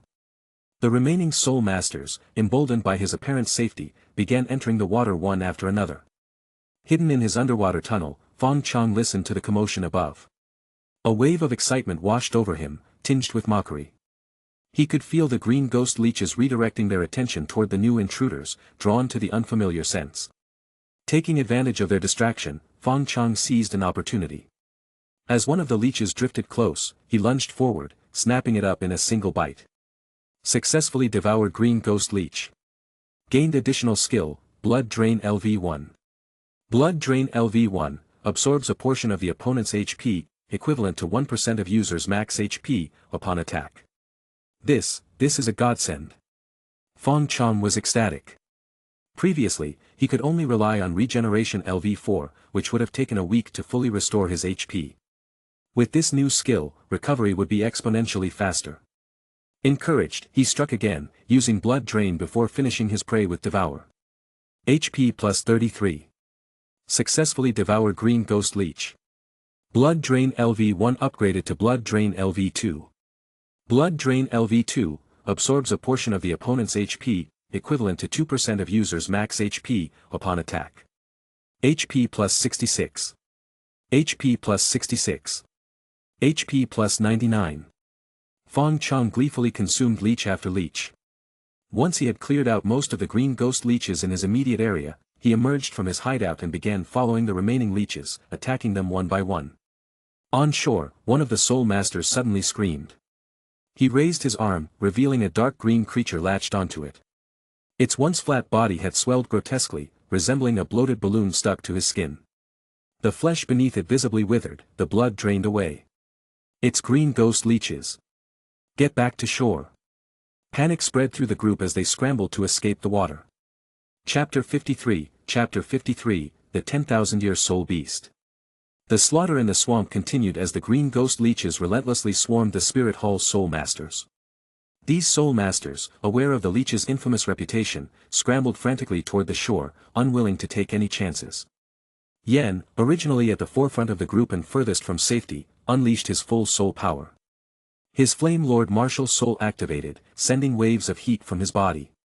The intense heat incinerated the two leeches attached to him into ash within seconds, evaporating the surrounding water and leaving a small, clear patch around him. Taking advantage of this moment, Yen propelled himself forward, becoming a fiery blur as he reached the shore first. The Golden Generation lived up to their reputation, each possessing hidden aces for critical moments. However, the other soul masters were less fortunate. Each used their abilities in a desperate bid to escape the swamp, but their success depended heavily on their proximity to the shore. Those closer to the edge managed to climb out relatively unscathed, their wounds from the leeches still manageable. But the soul masters who had ventured deeper into the swamp faced an uphill battle.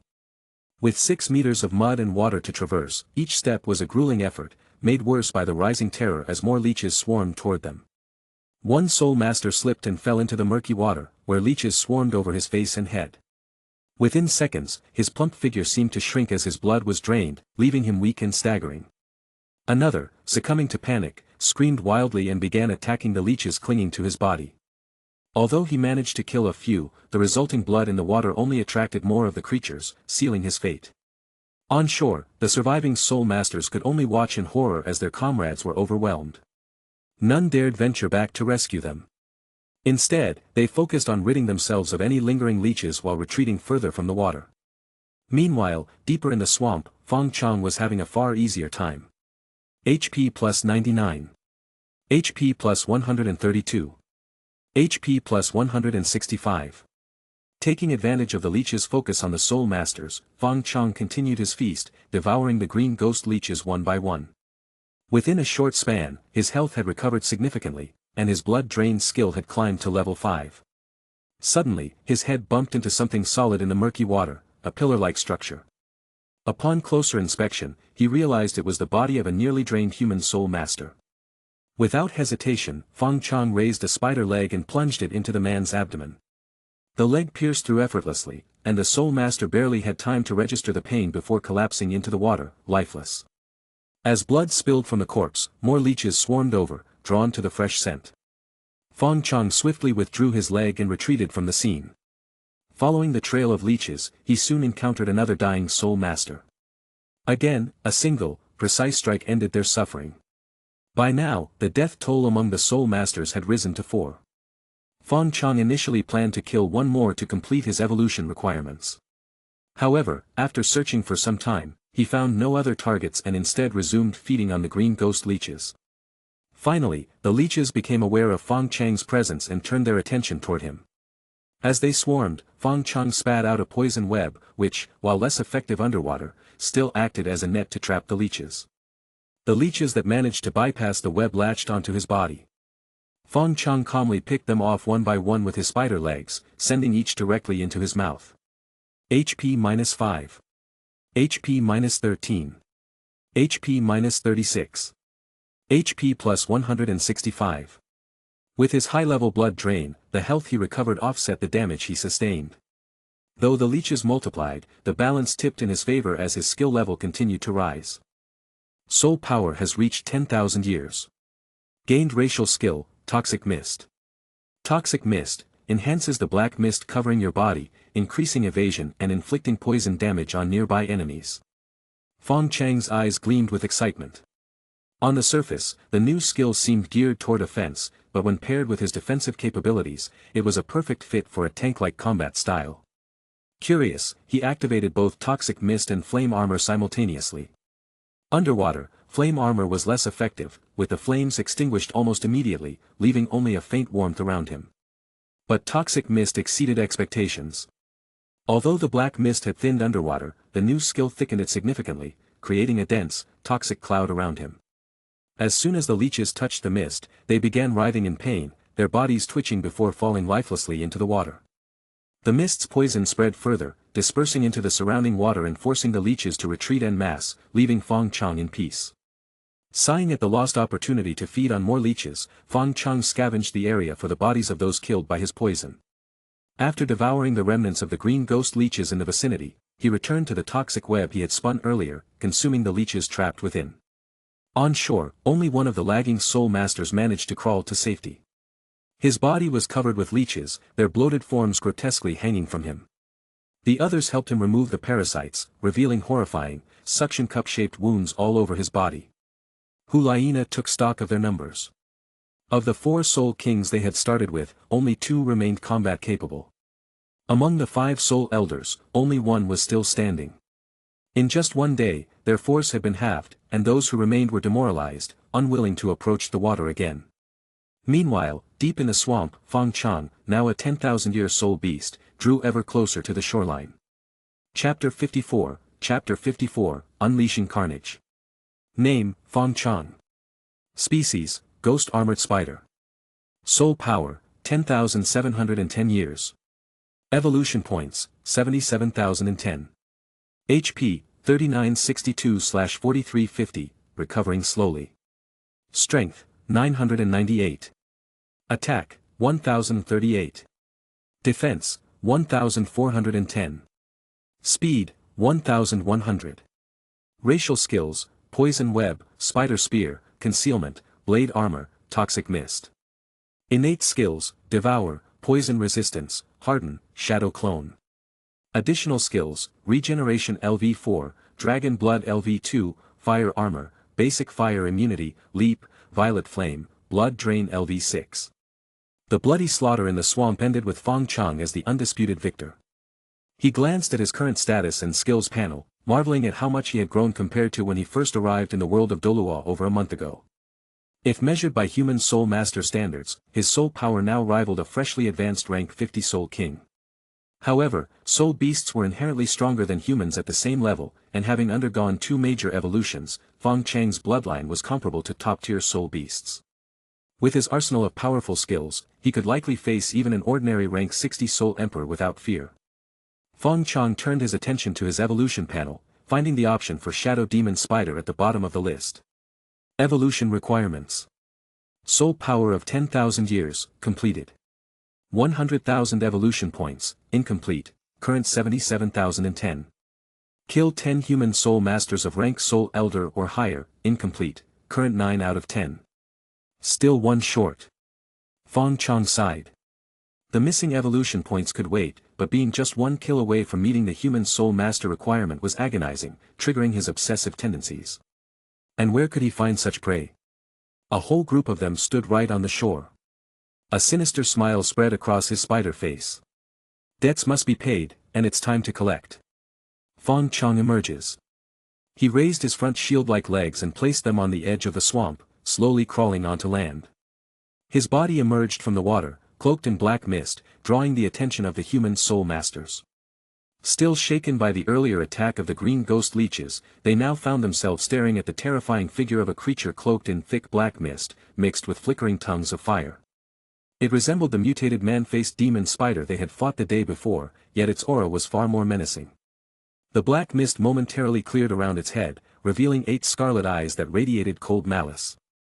Without hesitation, Fong Chong activated his leap skill, launching himself toward the 2 soul kings at the forefront of the group. The 2 soul kings were startled but quickly activated their martial souls. The one on the left summoned a brown bear, its spirit body enveloping him as he crossed his arms to brace for impact. The one on the right wielded a silver hammer, raising it overhead, ready to strike.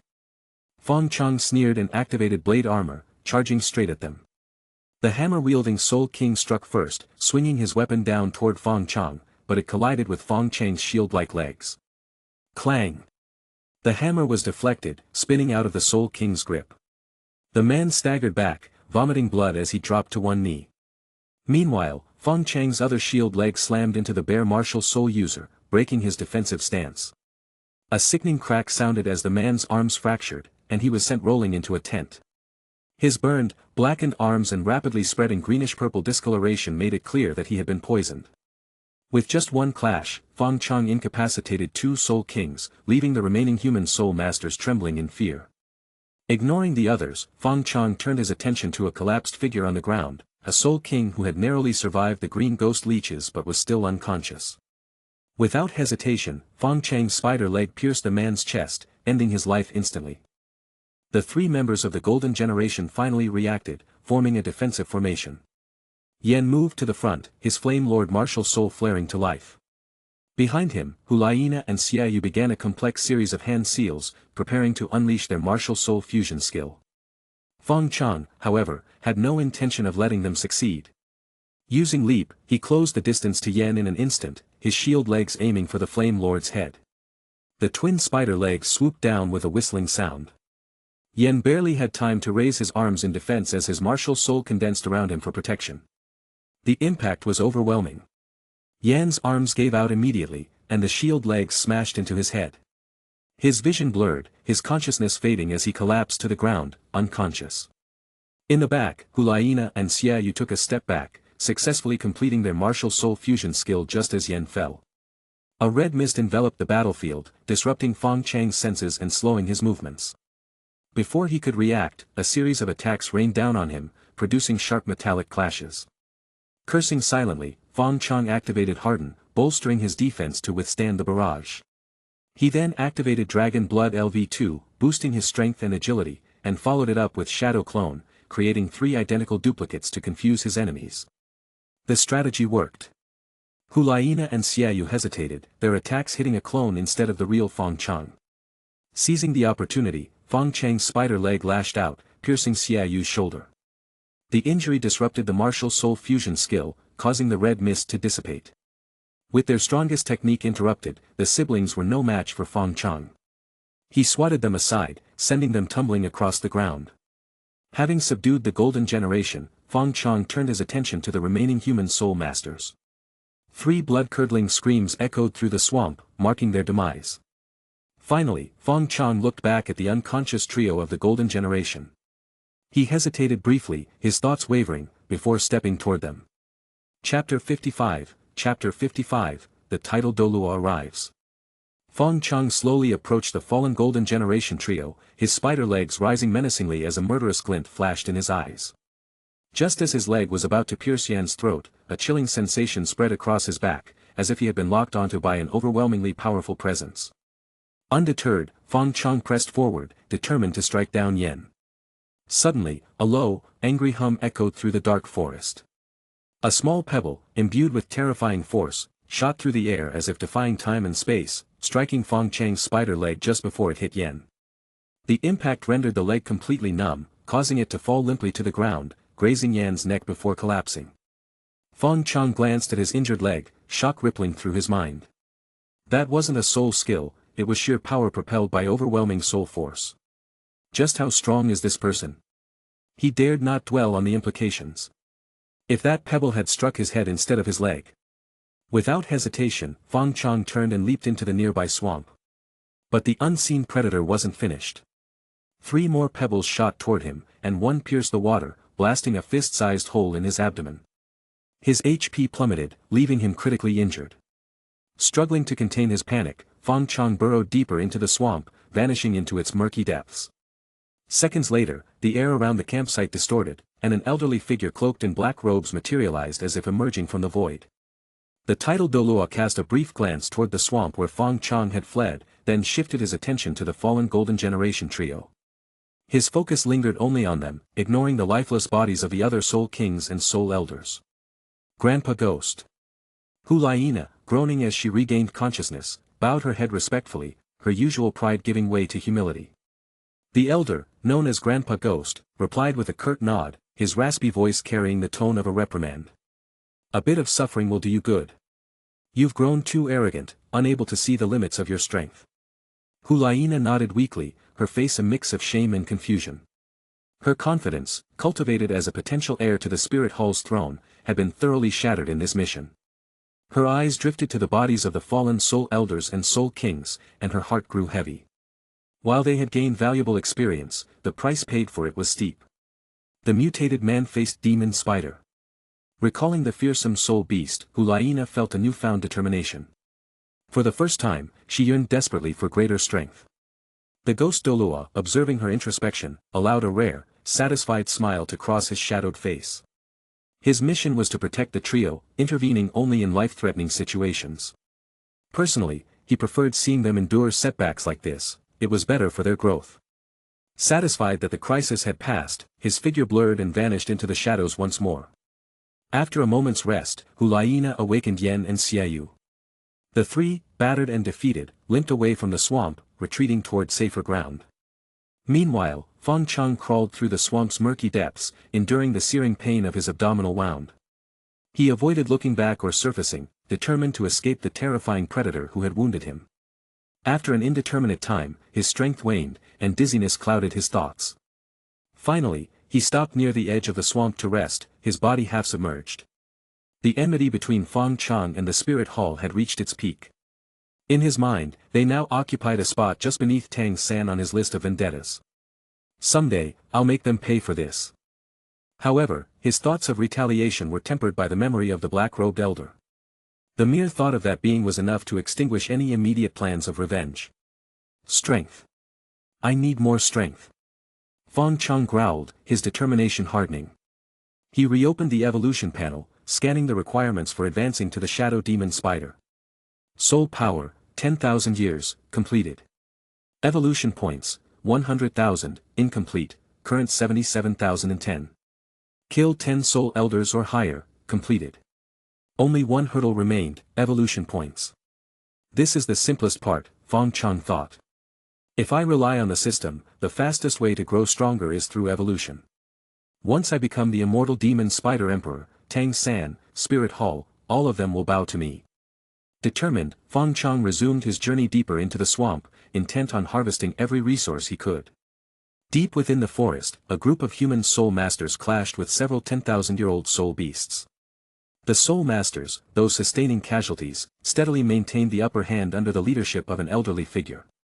The ground around them was littered with the bodies of high-level soul beasts, their lifeless forms a testament to the battle's brutality. The elderly leader, though solemn, bore an expression of relief. The Pope's foresight was accurate, he murmured. Rather than recklessly provoking the two apex predators in the forest's core, their mission was to eliminate the strong soul beasts in the outskirts, potential threats to the Spirit Hall's greater plans. His gaze fell to the white-clothed object cradled in his arms. At least this is secured. Meanwhile, on the forest's outskirts, the soul-hunting assembly pressed on despite the chaos caused by the mutated man-faced demon spider. Young soul masters, eager to prove themselves, scoured the forest for prey, cutting down both high-level and low-level soul beasts alike. From Whitewater City to the core region of the Star Doe Forest, the number of soul beasts dwindled sharply, leaving behind a clear path. It was as if preparations were being made for something monumental. Unaware of these events, Fong Chang's focus remained on survival. Blood seeped from his wounds, drawing the attention of the persistent green ghost leeches once more. This time, however, Fong Chong greeted them with a twisted smile. He backed into a corner with walls of mud on either side, minimizing his exposure to the leeches. Deactivating his toxic mist skill, he allowed the leeches to swarm toward him, attracted by his blood. When their numbers reached a critical mass, Fong Chong reactivated toxic mist and unleashed a poison web, poisoning and ensnaring the leeches. As their lifeless bodies sank to the swamp floor, Fong Chang's 7 remaining legs worked tirelessly to gather them, devouring each one with satisfaction. His evolution points climbed steadily. Chapter 56, Shadow Demon Spider. Evolution Progress. 79, 101/100,000. 81, 192/100,000. 83, 163/100,000. 100, 023/100,000, evolution conditions met. As Fong Chong continued to devour green ghost leeches, his evolution point steadily increased until he finally met the requirements for evolving into the shadow demon spider. Without hesitation, he selected the Evolve option. Fong Chang's carapace began to crack, emitting a radiant burst of violet-black light. Thick black mist seeped from the fissures, enveloping a 10-meter radius around him in a shroud of darkness. The cracked armor began to shed in pieces, revealing a new, darker exoskeleton underneath. With a resounding boom, the old armor completely shattered, and the mist dissipated to reveal Fong Chang's transformed form. Standing in the swamp was a far more menacing creature. Fong Chang's body had grown significantly. Length, over 5 meters. Height, exceeding 3 meters. Legs, 8 blade-like legs, slender and razor-sharp, resembling gleaming steel sabers. Front legs, 2 shield-like appendages, now resembling massive iron gates, boasting immense thickness and unmatched defensive capabilities. New talent skill, Mind Link. Description: enables Fong Chong to read opponents' thoughts in battle, allowing him to anticipate their attacks. Additional feature: establishes telepathic communication with other creatures for direct exchanges of thoughts. Mind Link. This skill is incredible. Fong Chong marveled. Its utility in combat and everyday life was undeniable. As someone who was previously human and quite talkative, Fong Chong had felt stifled in this world. Except for understanding the speech of human soul masters, he had been isolated from all other creatures. This skill was exactly what he had longed for. Skill upgrades. A series of notifications flooded his vision as his existing abilities transformed. Poison Web, Enhanced Poison Web. Increased Toxicity. Removed Usage Limits. Spider Spear, Enhanced Spider Spear. Increased Piercing Power and Toxicity. Stealth Shadow Walk. Allows Fong Chong to move freely while remaining undetected. Shadow Walk only breaks upon initiating an attack. Blade Armor, Enhanced Blade Armor. Defense Boost, 20% 50%. Damage Reflection increased, 20% 50%. Poison Mist, Toxic Breath. Allows Fong Chong to directly spray poison mist from his mouth, with a maximum range of 10 meters. Fong Chang's new abilities were far superior to their previous versions. It felt like transitioning from 1,000-year soul skills to 10,000-year soul skills. While the mechanics remained similar, the limitations were removed, and the effects were amplified significantly. Among these upgrades, Shadow Walk stood out the most. Previously, Fong Chong could only stay hidden while stationary, making the skill suitable for ambushes or hiding. Now, with the ability to move freely, he could engage in dynamic stealth tactics, from silent approaches to seamless escapes. The evolution also healed Fong Chang's severed leg and abdominal wound. However, he remained wary of the mysterious and powerful presence that had attacked him earlier. For 3 days, he lay submerged in the swamp, using Shadow Walk to remain hidden. Only on the 4th night did he cautiously surface and approach the Spirit Hall's abandoned campsite. The Golden Generation trio was long gone. The decomposing bodies of the slain soul masters lay scattered, filling the air with a putrid stench. In an unusual act of mercy, Fong Chong pushed the corpses into the swamp, allowing the green ghost leeches to consume them instead of letting them rot in the open. What caught his attention was the faint glow of a still-burning fire. The freshly replaced wood indicated recent activity. Activating Shadow Walk, Fong Chong concealed himself and waited. Before long, a middle-aged soul master stumbled out from the nearby forest, clutching his stomach. His unsteady gait suggested that he was still recovering from injuries. This man was the same soul elder who had survived the Blackwater crocodile's attack. During Fong Chang's earlier rampage, he had been unconscious in a tent, narrowly avoiding death. Abandoned by the Golden Generation in their hasty retreat, he had survived on the camp's remaining rations and water. Only now, on the 4th day, could he barely manage to walk. The soul elder immediately noticed something was amiss. The corpses that had littered the campsite were gone. Panicked, he stumbled back into the forest, scanning his surroundings with wide, fearful eyes. Suddenly, a voice echoed in his mind. "Are there others with you?" The voice was cold and emotionless, neither male nor female, yet filled with an undeniable presence. Who's there?" The soul elder's eyes darted around, but he saw nothing. "Answer my question." He clamped his hands over his ears, but the voice persisted, resonating directly in his mind. "Speak." The mental pressure overwhelmed him. Terrified and disoriented, he let out a desperate scream and lashed out with random attacks at the empty air. His erratic movements reopened his wounds, causing him to collapse to one knee in pain. When he finally calmed down, the voice returned. "Now, tell me, are you alone?" The soul elder shivered, sweat streaming down his face. Assuming he was dealing with a fearsome creature, he stammered, "Why yes. I'm alone. Please, don't kill me, Senior." Satisfied that the man was truthful, Fong Chong pressed on. "Why did you come to the Star Doe forest?" The Soul Elder kowtowed frantically, his voice trembling. I don't know. We were just ordered to hunt soul beasts in this area. Later, the Holy Maiden called us to capture the mutated man-faced demon spider. Hearing no deceit in the man's words, Fong Chong considered his next move. Still concealed, he spoke again through their mental link.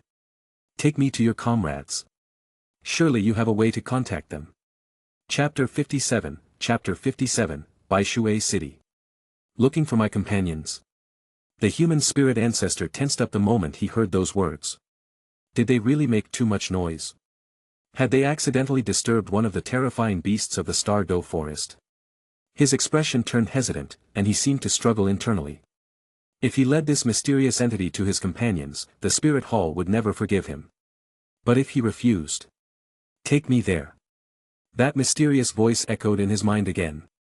His body shuddered, and cold sweat poured down his face like he had just walked through a rainstorm. How could he dare to refuse? Why yes. Lord, please spare me. I'll take you there immediately. Without hesitation, he scrambled to his feet, hurrying ahead like a terrified servant. He led the way toward the edge of the marsh, while Fong Chong followed closely behind in his stealth mode, maintaining a 5 to 6 meter distance.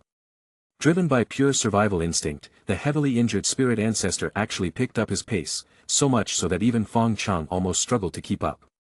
For someone so injured, he didn't seem injured at all. They traveled for about half an hour before arriving at a cave near the heart of this region. Inside, there were half-burned piles of firewood and scattered tools left behind by humans, clear evidence that this had been a hideout for human spirit masters. Fong Chong surveyed the empty cave and quickly confirmed. This guy wasn't trying to trick him. But the spirit ancestor himself seemed to be getting more and more nervous. When he left, this place had been full of people. Now, it was completely deserted. The traces left behind suggested his companions had been gone for a while. Had they abandoned him? Or worse? Would this mysterious entity now turn its wrath on him?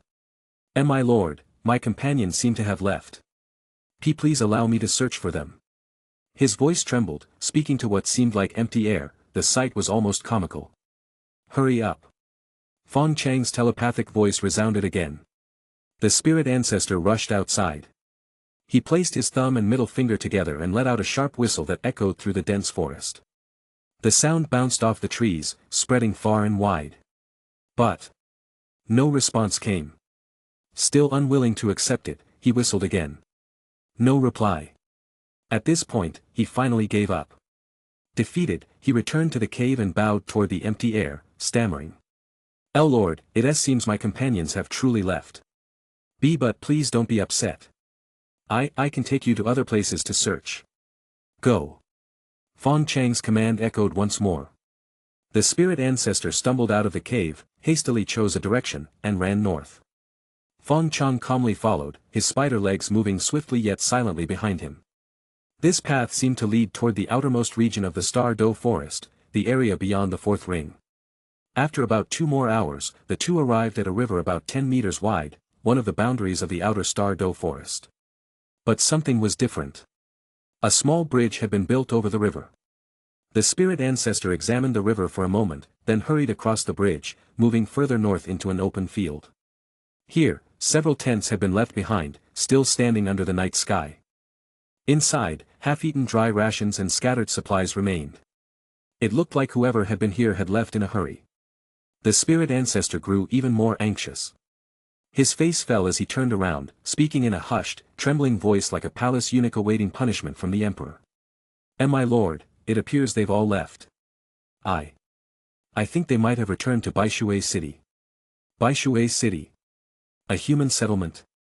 Fong Chong pondered this. He had been in this world for so long, yet he had never stepped foot in a human city. He had only known the Star Doe forest. But he had always been curious about human civilization. Now, with his current strength and his stealth abilities, he finally had the chance to see for himself. More importantly, Tang San and his team should still be training with Grandmaster. They were preparing for the Spirit Master tournament. Before the competition, they would enhance their abilities by consuming the immortal herbs from the ice and fire yin-yang well. If they obtained those herbs, their growth would be unstoppable. But what if he got there first? If he emptied the ice and fire yin-yang well before Tang San arrived, he would effectively steal their greatest opportunity and limit their future potential. His eyes flashed with determination. Take me to Baishui City. The spirit ancestor panicked even more. He still had no idea what this mysterious being wanted. But he could tell, it wouldn't be anything good for humans. Was this entity planning to destroy Baishui City as a warning to the spirit hall? He swallowed hard. He didn't dare to think any further. You refuse? That chilling voice in his mind made his scalp go numb. After a moment of hesitation, he nodded.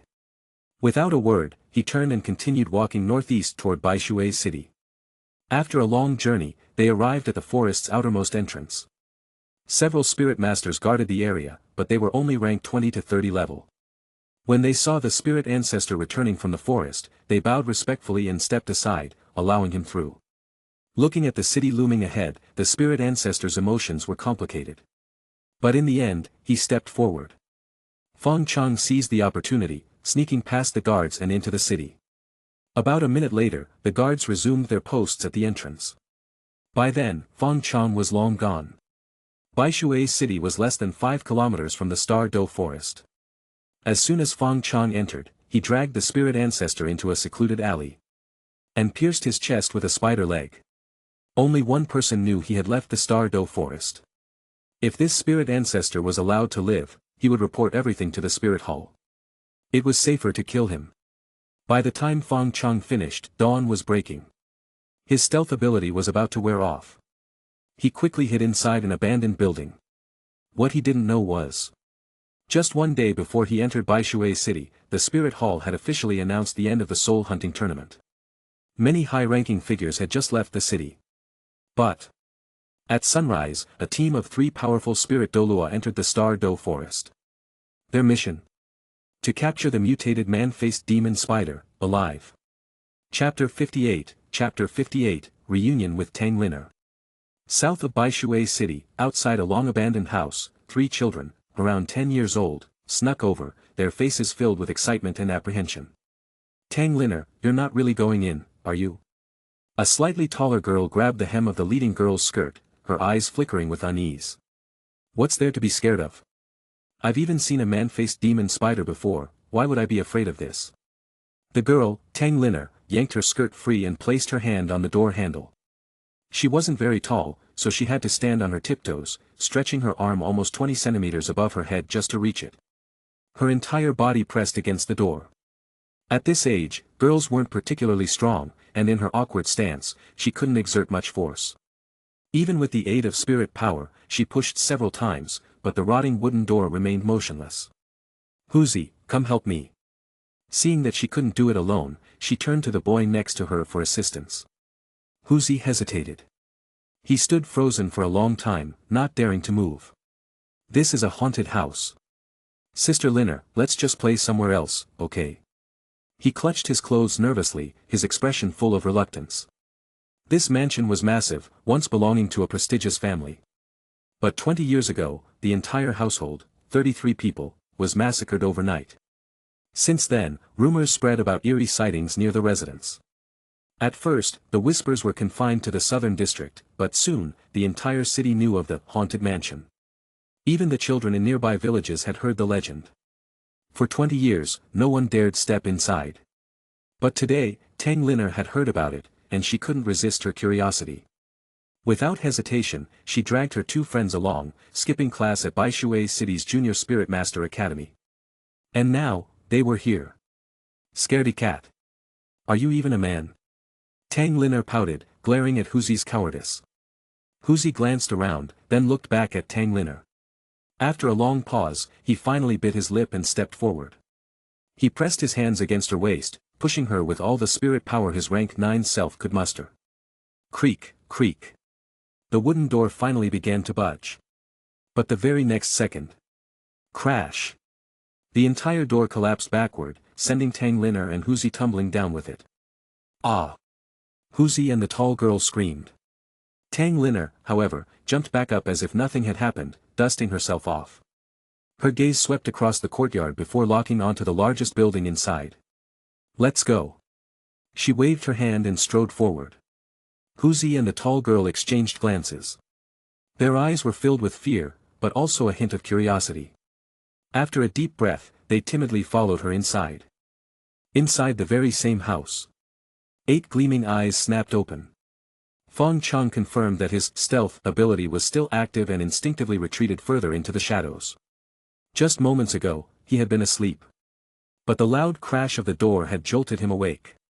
At first, he was on high alert. Until he saw through the cracks that his intruders were just 3 children. He let out a silent sigh of relief. But then, frustration crept in. Why did these little brats have to pick this place? Fong Chong felt a headache coming on. This was a human city, the only reason he dared to enter was because of his stealth ability. But his skill had a major weakness. He couldn't be exposed to direct light. At night, it wasn't a problem. As long as he avoided well-lit areas, he could stay hidden. But during the day, things were trickier. His only option was to find a good hiding spot. If he killed these kids, their families would surely come searching for them. And in a city as small as Baishui, it would be difficult to cover up their disappearance. Fong Chong frowned, contemplating his next move. How should he handle this situation? With that thought, Fong Chong silently retreated to the farthest corner of the room, doing his best to remain unseen by the 3 little troublemakers. But if they really saw him? Outside the main hall, Tang Liner and her friends crept closer and closer, completely unaware of the danger hidden inside. She reached the door first, took a deep breath, and stretched out both of her small hands, pushing the door panels open just enough for them to squeeze through. As the door creaked open, a narrow ray of sunlight pierced into the long-darkened room. The light formed a thin, upside-down trapezoid, tracing the exact shape of the gap between the doors. Through this beam of light, the empty room was faintly visible. The furniture had long been removed, the floor was scattered with debris, and thick spiderwebs clung to every corner and crevice, covered in a thick layer of dust. By coincidence, the sunlight split the room into 2 halves. And Fong Chong was hiding in the darker right half. His body, now over 5 meters long, nearly filled the entire corner along the right wall. The edge of the sunlight was now less than a meter from him. Tang Liner's eyes sparkled with excitement at the sight of so many spiderwebs. Instead of feeling fear, she was even more eager to go inside. She rushed in first. Huzi hesitated for a moment before tiptoeing in after her. As he entered, his shoulder bumped the door, causing it to open a little wider. The sunlight expanded, now only 20 centimeters from Fong Chong. The tall girl remained at the doorway, lifting her foot several times, but she couldn't bring herself to step inside. At that moment, the children were tense. But Fong Chong was even more nervous. His spider legs lifted slightly, ready to strike if his identity was exposed. Just then, one of his spider legs accidentally knocked over a broken vase in the corner. Crash! The sharp sound of shattering ceramic echoed through the silent room. Huzi and the tall girl, already on edge, screamed in terror. Huzi immediately bolted for the exit, almost on instinct. As he reached the doorway, he accidentally bumped into the tall girl who was still standing there. The girl lost her balance, landing on her rear with a loud thump. Her back slammed against the door, making it swing open even further. Only then did she fully process what had happened. Quickly scrambling to her feet, she chased after Huzi, both of them sprinting out of the courtyard in panic. By the time Tang Liner reacted, they were already gone. TCH. So boring. Cowards. Why can't they be as brave as me? She pouted, grumbling in dissatisfaction. Then, she turned her head back toward the room. Because of the chaotic chain of events, the door was now wide open, allowing sunlight to flood into the room. Fong Chong had only hesitated for a split second when he knocked over the vase. Yet in that moment, the 2 kids had already fled. But the youngest and boldest one. Her wide eyes were now locked onto him. The sunlight weakened his stealth ability, exposing half of his body to Tang Liner's gaze. The other half remained hidden in the shadows. Fong Chong raised his spider leg, prepared to eliminate the witness. But then, the child didn't scream. She didn't cry. She didn't even look scared. Instead, her eyes sparkled with excitement. She stared at him the way a fangirl would upon spotting her idol sitting across from her in a restaurant. Fong Chong froze. His raised spider leg hovered in midair, neither attacking nor lowering. He took a closer look at her. Something about this little girl seemed familiar. Wait. Wasn't this the same dumb kid he had run into in the Star Doe forest? The one badly in need of a reality check. At the same time, Tang Linner was practically glowing as she gazed at him. Her eyes burned with admiration, and she murmured to herself. So big, such a big spider. Chapter 59, The Spider God Sect. Fong Chong slowly lowered the spider leg he had originally raised. The thought process of the little girl before him was something he simply couldn't wrap his head around. At her age, shouldn't she be timid and easily frightened? Why was she always so reckless instead? She had been like this the last time they met in Star Do Forest, and now here she was, acting just the same. While he was still lost in thought, Tang Linner not only showed no fear but instead took a few steps forward, reaching out her small hand, intending to touch his head. Fong Chong instinctively dodged, his massive body brushing against the ceiling. The entire room shook, and years' worth of dust rained down, covering both him and Tang Linner from head to toe.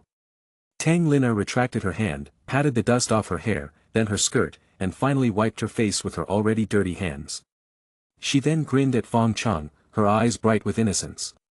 If she hadn't wiped her face, it wouldn't have been so bad, but after that careless wipe, half her face was covered in black dust. With her current expression, she looked exactly like a husky that had just rolled around in a pile of coal. Fong Chong shook off the dust on his body and simply stared at the little girl in front of him, unsure of what to do. Kill her. She was too clueless and cute for that. It made him hesitate. Besides, her two companions had already run away. If she didn't return soon, the adults from her home would definitely come looking for her. It was broad daylight, and if he tried to find another hiding spot, it would be too risky. He couldn't afford to be discovered in a human city with his current strength. But letting her live would also be troublesome. At that moment, Tang Linner suddenly spoke, breaking the long silence. Her little face was flushed, and her voice carried a hint of excitement. Spider Senior, you're so big. You must be really powerful. In her childlike logic, size equaled strength. Since Fong Chong was much larger than any man-faced demon spider she had ever seen, he must be even stronger. Fong Chong tilted his head, unsure of how to interpret her definition of strength. If she was using herself as a reference, then yes, he was indeed very strong. Thinking this, he nodded. Seeing that the giant spider understood her, Tang Linner became even more excited. She suddenly dropped to her knees with a loud thud, her voice filled with both pleading and determination. Spider Senior, please be my teacher. I'm begging you. Teacher. Fong Chong was completely stunned. A human child wanting a soul beast as a teacher. Had this ever happened before? Even if it had, wasn't this way too bizarre? However, after thinking about it, this could be a way to keep her quiet. If he pretended to accept her as his student and made her promise not to reveal his hiding place, he could simply sneak away at night. That way, he wouldn't lose anything, right? Suddenly, a voice rang inside Tang Linner's mind. I can be your teacher, but you must promise me one thing. Tang Linner jumped in surprise, her big eyes darting around the room before locking onto the giant spider before her. Teacher, was that you talking? Fong Chong nodded, and his voice sounded in her mind once more. As long as you promise not to tell anyone that I'm here, I will accept you as my student. I promise. I promise. I'll do anything. Tang Linner clapped her hands in joy, practically jumping with excitement. Fong Chong, on the other hand, felt a bit uneasy. Could she really keep this promise? What if she walked out the door and immediately blurted out her adventure to her classmates? Should he kill her after all? Staring at the little girl before him, Fong Chong felt a rare trace of humanity awaken within him.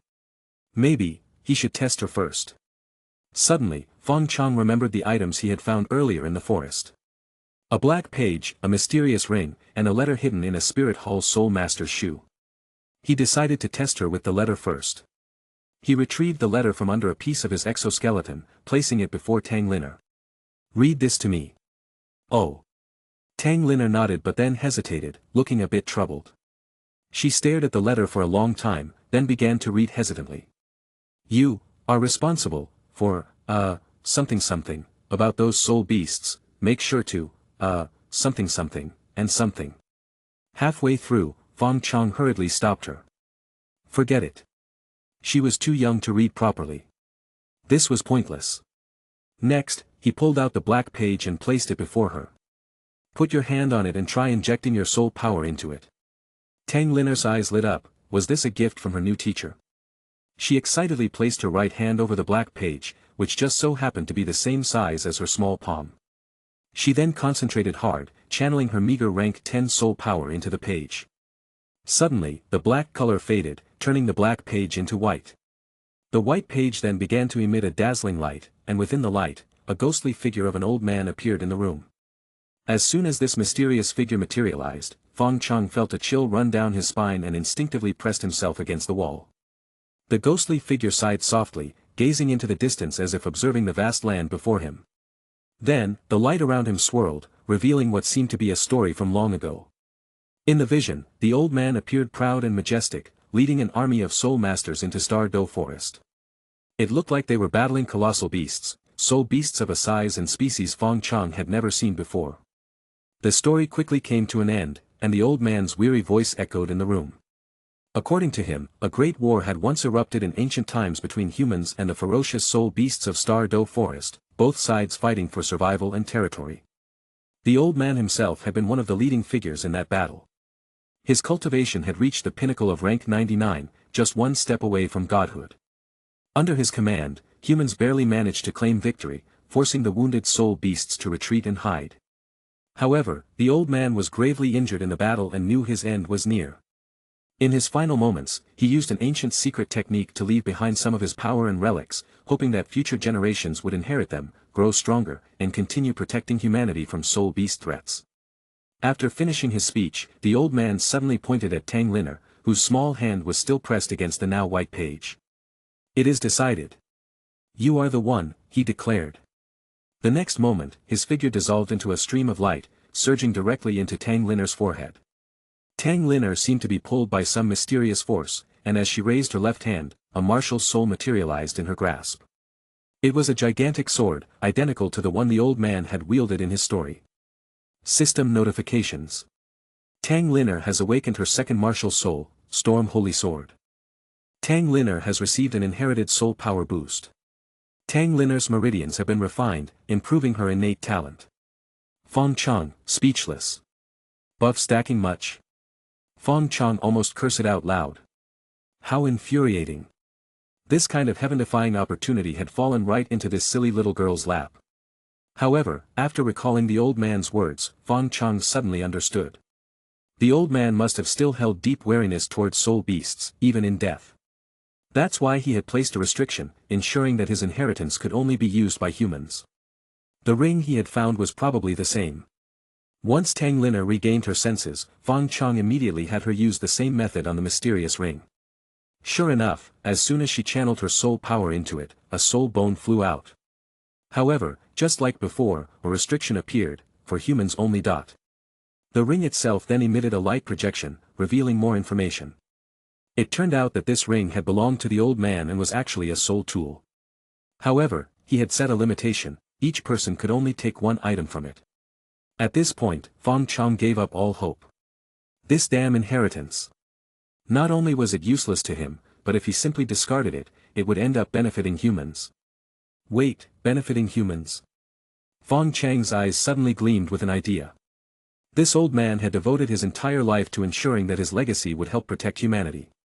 But what if Fong Chong used it for his own benefit instead?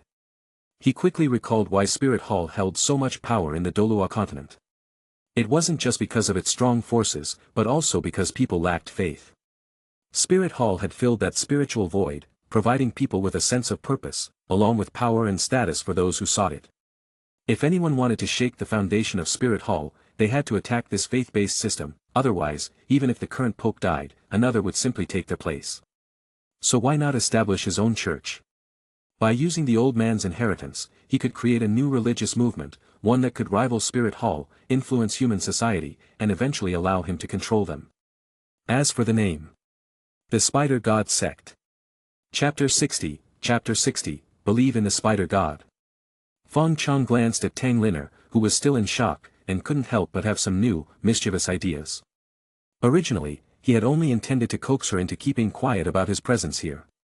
But somehow, this little girl had ended up receiving so many benefits from him that even he felt envious. Now, there was no way to take those things back, but he definitely wasn't going to give them away for free. At the very least, he had to make good use of her. Fong Chong thought carefully, and soon, a grand plan began to take shape in his mind, one in which Tang Liner was a crucial piece. Do you desire power? Suddenly, Fong Chang's voice echoed in Tang Liner's mind. She blinked her big eyes, looking at him with curiosity. After a moment, she nodded, half understanding.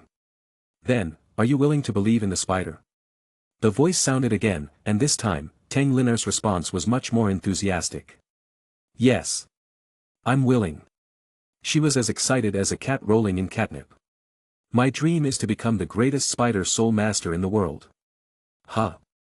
Now it was Fong Chang's turn to be dumbfounded.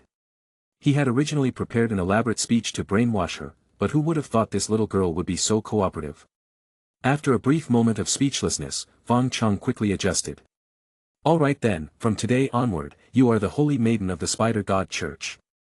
Your duty is to spread the name of the Spider God Church to the outside world. Spider God Church. Tang Liner blinked, thinking for a long time before asking in confusion, what's that? A very powerful organization, Fong Chong replied lazily. And your first task is to bring all of your academy classmates here tonight. Based on the Soul Master Academy system in the Douluo world, kids her age should still be in a primary-level Soul Master Academy. That meant her classmates were probably also young children like her. Oh. Tang Liner nodded and firmly memorized the task Fong Chong had given her. After that, Fong Chong even gave her the external soul bone he had obtained from the four-eyed golden horned serpent. Once she finished absorbing both pieces of soul bone under his watchful eye, he finally let her leave. As for whether she would be targeted by others because of these treasures, that was none of his concern. In fact, if someone killed Tang Liner just to take them from her, it would actually work in favor of his plan. Waiting was always the hardest part, especially when you had an elaborate plan ready to unfold but had no choice but to hide in the shadows. Finally, night fell, and darkness once again blanketed the land. As expected, Tang Liner arrived at the rundown house, bringing 17 or 18 young soul masters around her age. Originally, they hadn't wanted to come. But after witnessing Tang Liner's soul power jump from level 10 to level 20 in just one day, they couldn't suppress their curiosity. Teacher! Teacher, are you here? Standing at the entrance, Tang Liner pushed open the door and called into the house. In the cover of night, Fong Chang's stealth was flawless, there was no way they could detect him. Bring them in. Hearing Fong Chang's voice in her mind, Tang Liner happily led the group inside. Perhaps because there were more people this time, or perhaps because they were envious of Tang Liner's rapid power boost, even Huzi and the tall girl, who had been here earlier that morning, were much bolder this time and followed the group in.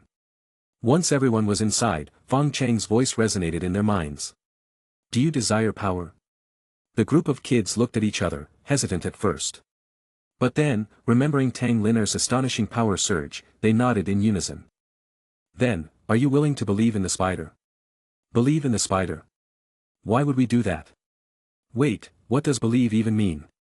At 10 years old, none of them truly understood such a concept. But a few of them, driven by their admiration for Tang Liner, still nodded. A few youthful voices rang out in the room. I'm willing.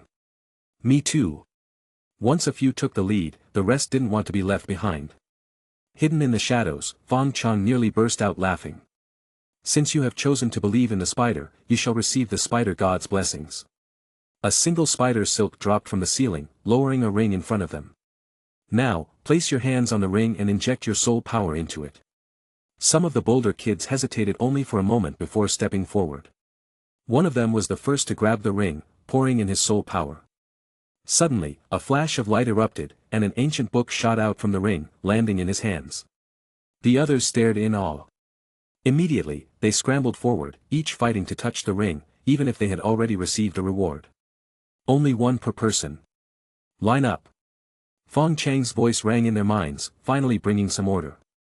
Still, their excited chatter gave him a headache. The ring's treasures were quite decent. Some got low-level soul tools, others received ancient manuals, and some even got beast-skin scrolls. It was like a lottery draw. Thankfully, no one was as lucky as Tang Liner, who had won a soul bone. Otherwise, Fong Chong might have lost his mind. Once every child had received a reward, Fong Chong instructed them to sit down. Then, he began telling them the history of the Spider God Church, a story he had spent all day fabricating. According to him, the Spider God was the greatest deity in the world, and he was the Spider God's emissary. Just how powerful was the spider god? Even a million titled Douluos together wouldn't be able to defeat him. Humph. The children scoffed, clearly unconvinced. But Fong Chong continued his story unfazed. He told them the spider god had a special glove, and with just a snap of his fingers, half the world would turn to dust, even titled Douluos wouldn't be spared. He said the spider god had a mystical lamp, and whoever found it could make 3 wishes, no matter what they desired. He also claimed the spider god had a legendary staff, one that could change size at will, was as heavy as 13,500 gene, and was once lent to a monkey who wreaked havoc in the divine realm. His tales grew wilder and wilder. He even made up multiple versions of human origin stories, one where the spider god carved the first man from wood and made the first woman from his rib, another where a small goddess named Nuwa sculpted humans from clay, and yet another where the world was once chaos, and the spider god split it apart with his legs, creating the sky, the earth, and humanity. By the end, the children were completely mesmerized. Unlike the Douluo world's usual soul master battle legends, these divine tales were something entirely new. Compared to the stories of titled Douluos, the spider god's feats were on a completely different level. Unknowingly, these kids truly began to believe in the spider god, and even felt a deep reverence for him. This was exactly why Fong Chong had chosen children. They were easier to deceive and more willing to believe in the supernatural. Once the kids left, none of them had even seen Fong Chang's true face. And as for Fong Chong himself, he didn't dare linger in the city any longer. Under the cover of night, he activated stealth and silently left Baishui City, heading towards the ice and fire Yin Yang Well. Chapter 61, Defeat Bibi Dong. The ice and fire Yin Yang Well was located in the Sunset Forest, which itself was near the heart of the Heaven Do Empire. In other words, Fong Chong had a long journey ahead of him. Fortunately, with his stealth skill, he could travel at night and find a safe hiding spot during the day, avoiding unnecessary danger along the way. Whenever he got bored while traveling, he found ways to keep himself entertained. In a small city less than 200 miles away from Heaven Do City, an uninvited guest had snuck into the local primary Soul Master Academy that night. "Boy, do you desire power?" An 8 or 9-year-old boy was abruptly awakened from his sleep. He vaguely felt like someone had spoken to him, but after scanning the dark room, he saw nothing. "Boy, do you desire power?" The voice echoed once more in his mind, sending chills down his spine. Frozen in fear, he sat up in bed, his body trembling. In a small, hesitant voice, he asked, "Who are you?" "I am the emissary of the spider god, descended to the mortal world in search of destined followers." Spider god? Emissary? Destined followers? What does that have to do with me? A million questions flooded the boy's mind, but he didn't dare ask them. Instead, he sat there in silence, too afraid to move. "I'll ask you one last time. Do you desire power?" The voice was deep and commanding. The boy shuddered but quickly nodded in response. "Very well. Then, are you willing to believe in the spider?" I am willing." Tears welled up in his eyes, but he didn't dare to cry out loud. "Place your hand on this ring and inject your soul power into it. You shall receive the spider god's blessing." As the voice whispered in his mind, a thin spider silk lowered from the ceiling, suspending an ancient-looking ring just above his head. The boy gulped, hesitating. He tentatively reached out, pinching the ring between his thumb and index finger. The silk thread trembled slightly, reflecting his nervousness. Taking a deep breath, the boy closed his eyes and, with a do-or-die resolve, channeled his soul power into the ring. Swoosh! A sudden flash of light, and a skull-shaped soul bone materialized in his hands. Startled, the boy instantly flung it away, sending it skidding into the corner of the room. Then, realizing what he had just done, he rushed over, picked it up, and examined it closely. A soul bone. Pure shock filled his mind.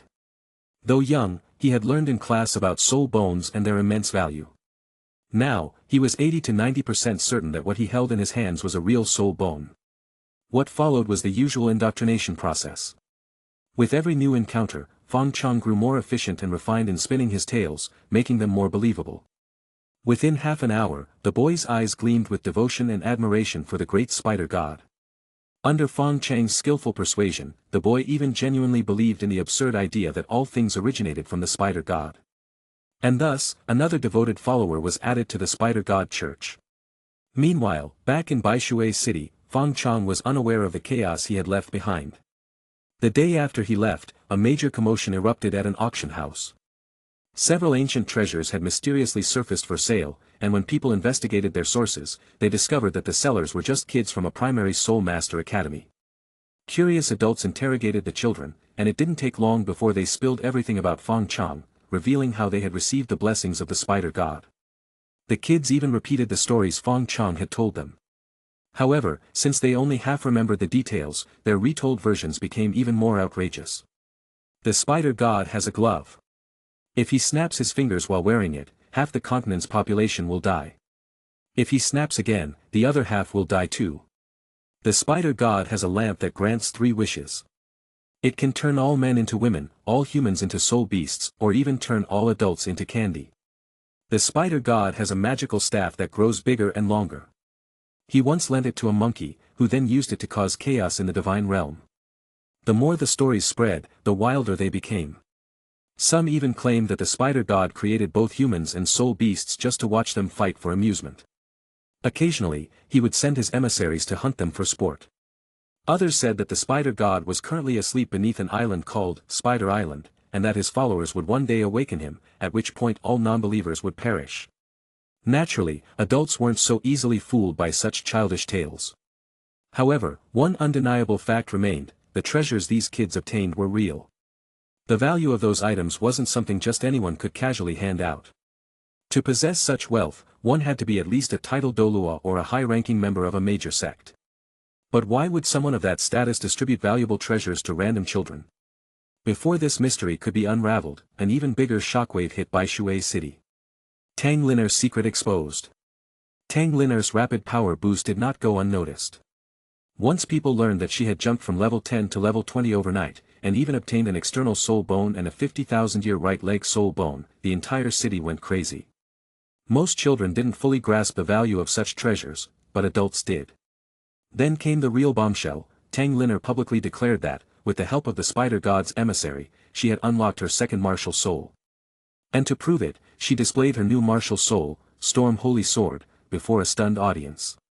The crowd erupted into hysteria. A twin martial soul. Even the Pope of the Spirit Hall, Bibi Dong, was only at this level. And since many people in the city had known Tang Linner since childhood, they were certain that she hadn't originally possessed a second martial soul. To awaken a second martial soul, this wasn't something that humans could achieve. Could it be that the spider god was real? Doubt and fear spread like wildfire. Bibi Dong returns. The rumors quickly reached the Spirit Hall, and within just 2 days, Bibi Dong, who had recently left Baishui City, immediately turned back. Upon arrival, she summoned Tang Linner and, in front of a massive crowd, offered to take her as her second disciple. But then, something unbelievable happened. Tang Linner refused. She declared, "I only have one teacher, the spider god's emissary. I will become the strongest spider soul master in the world." And then, upon learning that Bibi Dong was currently the strongest spider soul master, Tang Linner did something that shocked the entire city. Standing before Bibi Dong and thousands of spectators, the 10-year-old girl boldly declared, "I will defeat Bibi Dong and surpass her as the greatest spider soul master." The entire city fell silent. The crowd stopped breathing. Not even a pin drop could be heard. Chapter 62, Sunset Forest. Beat up Bibi Dong. This phrase echoed throughout Baishui City, leaving Tang Lu, standing to the side, utterly pale. How did I end up with such a reckless daughter? Surprisingly, Bibi Dong, though momentarily stunned, quickly regained her composure. Given her status, how could she possibly take a 10-year-old child's words seriously? As she observed Tang Linner, a thought crossed her mind. This little girl, like herself, possessed twin martial souls. And like her, one of them was a spider. There were too many uncanny similarities between them. If only I had been as fearless as this little girl back then, maybe my fate would have been different. To everyone's astonishment, Bibi Dong did not punish Tang Linner. Instead, in front of the gathered crowd, she declared, "I will protect this girl. Anyone who dares to lay a hand on her will be considered an enemy of the Spirit Hall." Many had been eyeing Tang Linner, but the moment Bibi Dong spoke, they hesitated. Tang Linner alone wasn't the issue. Her father, Tang Lu, was just a minor figure. But if dealing with her meant provoking the Spirit Hall, then it became a huge problem. With the situation settled, Bibi Dong and her entourage departed. Only then did people remember the spider god's messenger. They searched the haunted house from top to bottom, even digging up the foundations, but found no trace of the so-called messenger. It became the general consensus in Baishui City. The spider god's messenger had left. Somehow, a bold idea took root among the city's wealthier families. Pooling their resources, they built a temple on the very spot where the haunted house once stood. And right at the temple's center, they erected a statue, one modeled after Tang Linner's description of the spider god's messenger. Before construction was even complete, they gave the temple an official name. The Baishui City branch of the spider god sect. They weren't fools, nor did most of them actually believe in the spider god. They simply saw it as an opportunity, a chance to curry favor with the mysterious spider god's messenger. After all, those who had received the blessing gained unimaginable benefits. They hoped that if they played along, fortune might smile on them as well. This wasn't just happening in Baishui City. Across the Heaven Do Empire, sightings of the spider god's messenger began appearing in multiple cities. At first, people dismissed them as hoaxes. Or assumed they were imposters stirring up trouble. But everywhere the messenger appeared, people received spider god's blessings, and the stories matched up perfectly. Before long, the events of Baishui City spread like wildfire across the empire. The girl who had boldly shouted, "Beat up Bibi Dong," Tang Linner, became a household name, a legendary figure among the people. Soon enough, spider god sect temples popped up everywhere. The Blackstone City branch, the Greenridge City branch, the Nuoding City branch. Even in places where the messenger had never appeared, opportunists took advantage of the craze. Thus, one temple after another was erected across the Heaven Do Empire. Under the night sky, Fong Chong unrolled the map of the Heaven Do Empire, a map he had traded for using one of the spider god's blessings. Just 10 more miles ahead, and he'd reached the sunset forest. Glancing at the sky, he saw the first hints of dawn approaching. His steps instinctively quickened. Unaware of the chaos unfolding across the empire, Fong Chong had spent his nights traveling and his days avoiding the sun. For him, this was just another step in the plan. As the sun peeked over the horizon, he finally stood at the edge of Sunset Forest. His eyes gleamed with curiosity. Compared to the Star Do Forest, the trees here were noticeably shorter, and the oxygen-rich scent of a dense forest was far less intense. Observing carefully, he sensed an unusual division within the forest. One side felt warmer, the trees short and thick, their leaves broad. The other side felt colder, with tall, slender trees, mostly needle-leaved. There was only one logical explanation. The ice and fire Yin-Yang well. His gaze burned with anticipation. He had two clear objectives. Loot the ice and fire Yin-Yang well before Tang San arrived. Devour more soul beasts to accelerate his evolution. As the sun rose higher, he stepped into the forest, found a quiet spot, and opened the system interface. The evolution path panel appeared before him. The further down the evolution tree, the more options became available. But in reality, only a few were viable choices. Evolution Path 1, Shadow Evil God Spider. Requirements, Soul Power 30,000 plus years 200,000 evolution points. Devour 1/10 of the same species. Rewards, Transformation in Appearance. Significant Attribute Boost. Full Recovery. Innate Skill, Tentacles. Not bad, Fong Chong thought. This evolution met his basic needs, especially since it could further evolve into the undying evil Spider Emperor. And the final form, the Gentleman Spider, still intrigued him. The species requirement likely referred to other spider-type soul beasts. As for the 1/10 progress, he had already absorbed the Mother Earth Demon Spider before. Then there was the skill. Tentacles. That sounds, kinda evil. But I guess it fits the name Evil God Spider. Fong Chong smirked. For now, he kept this option open.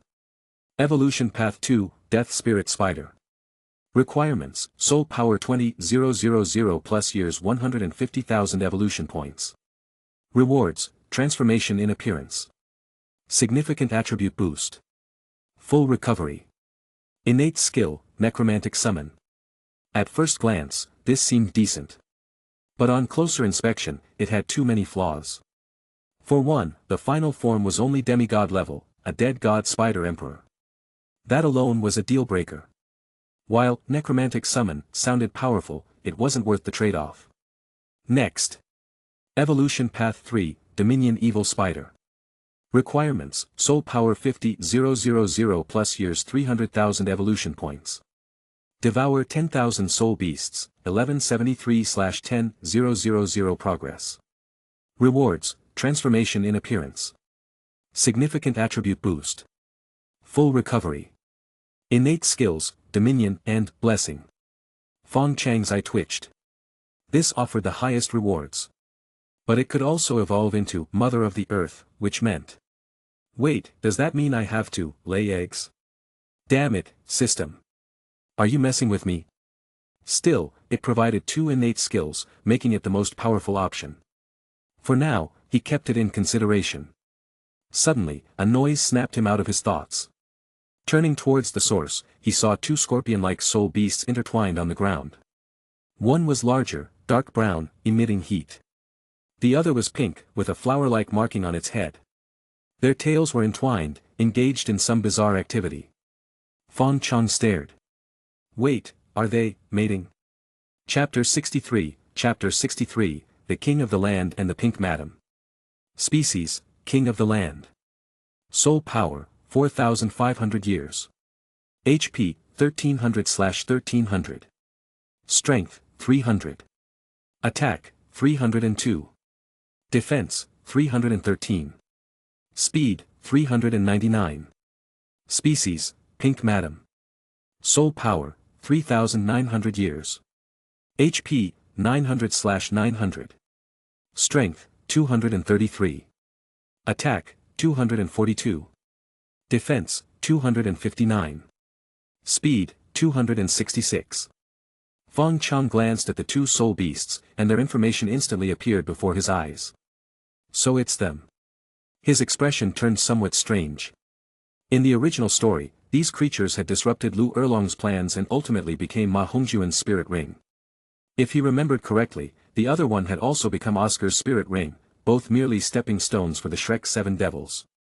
At this moment, neither of the 2 soul beasts had noticed Fong Chong. He remained quietly in the distance, observing them. Technically speaking, scorpions and spiders both belong to the arachnid order of arthropods, making them distant biological relatives. But Fong Chong couldn't muster the slightest interest in this so-called Pink Madam.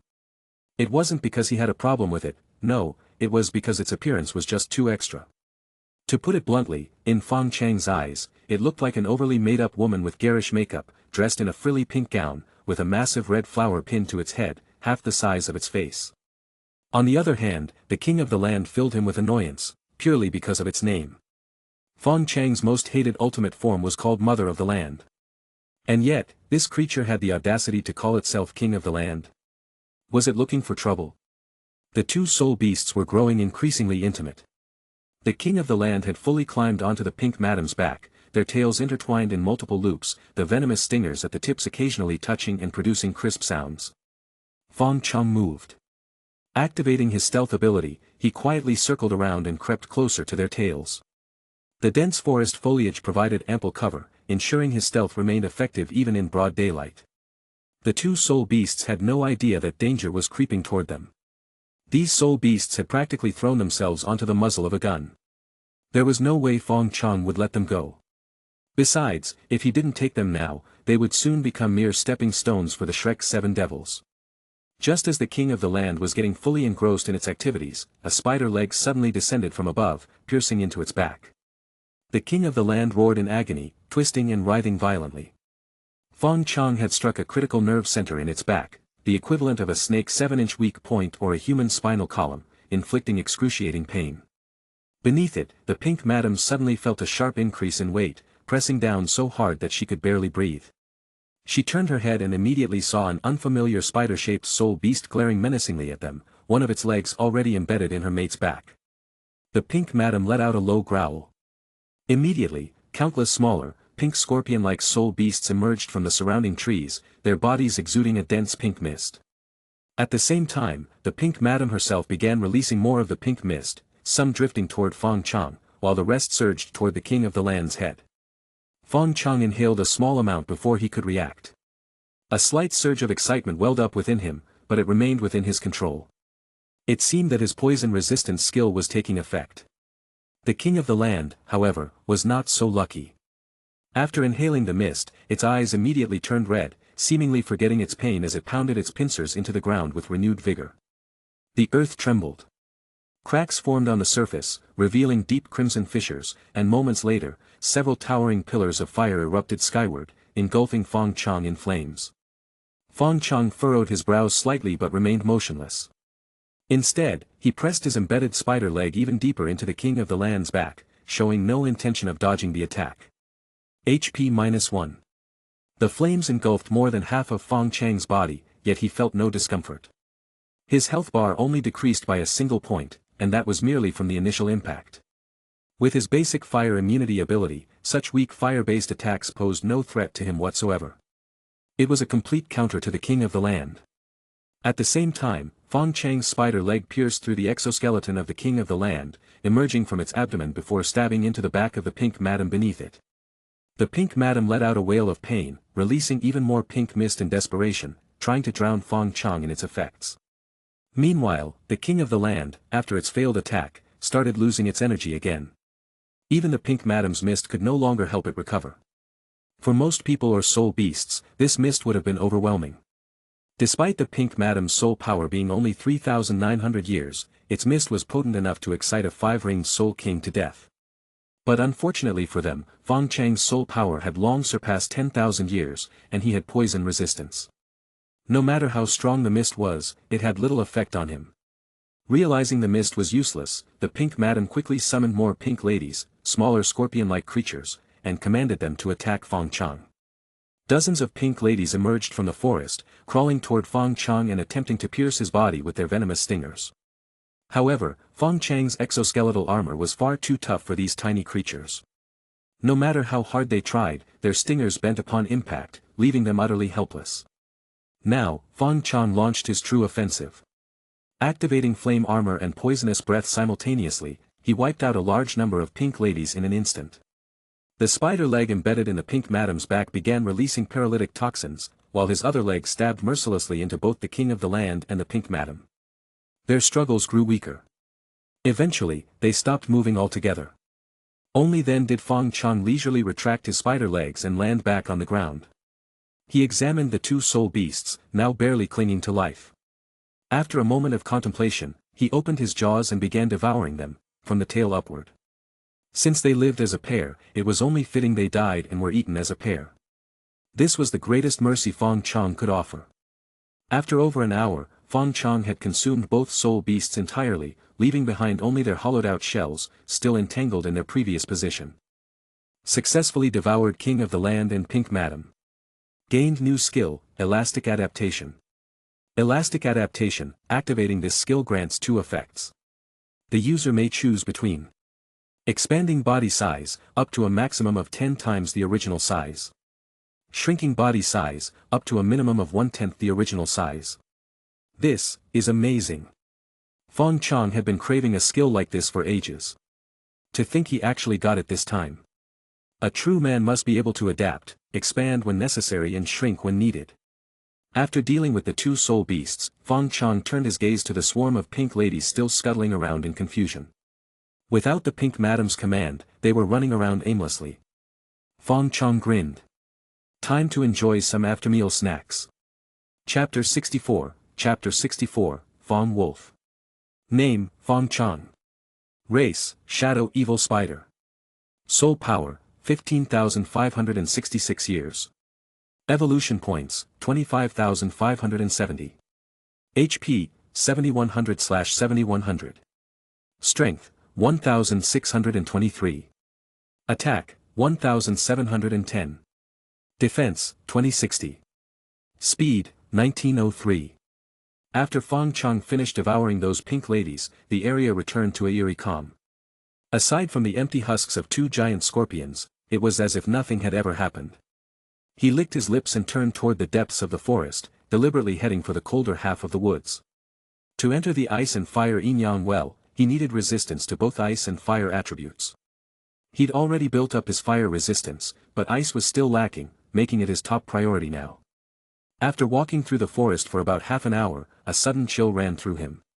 An odd sensation bubbled up from deep within, like something dangerous was watching him from afar. He scanned the area carefully, but there wasn't even the weakest soul beast around, let alone a human. Maybe it's just my imagination, he thought, shrugging it off as he pressed deeper into Sunset Forest.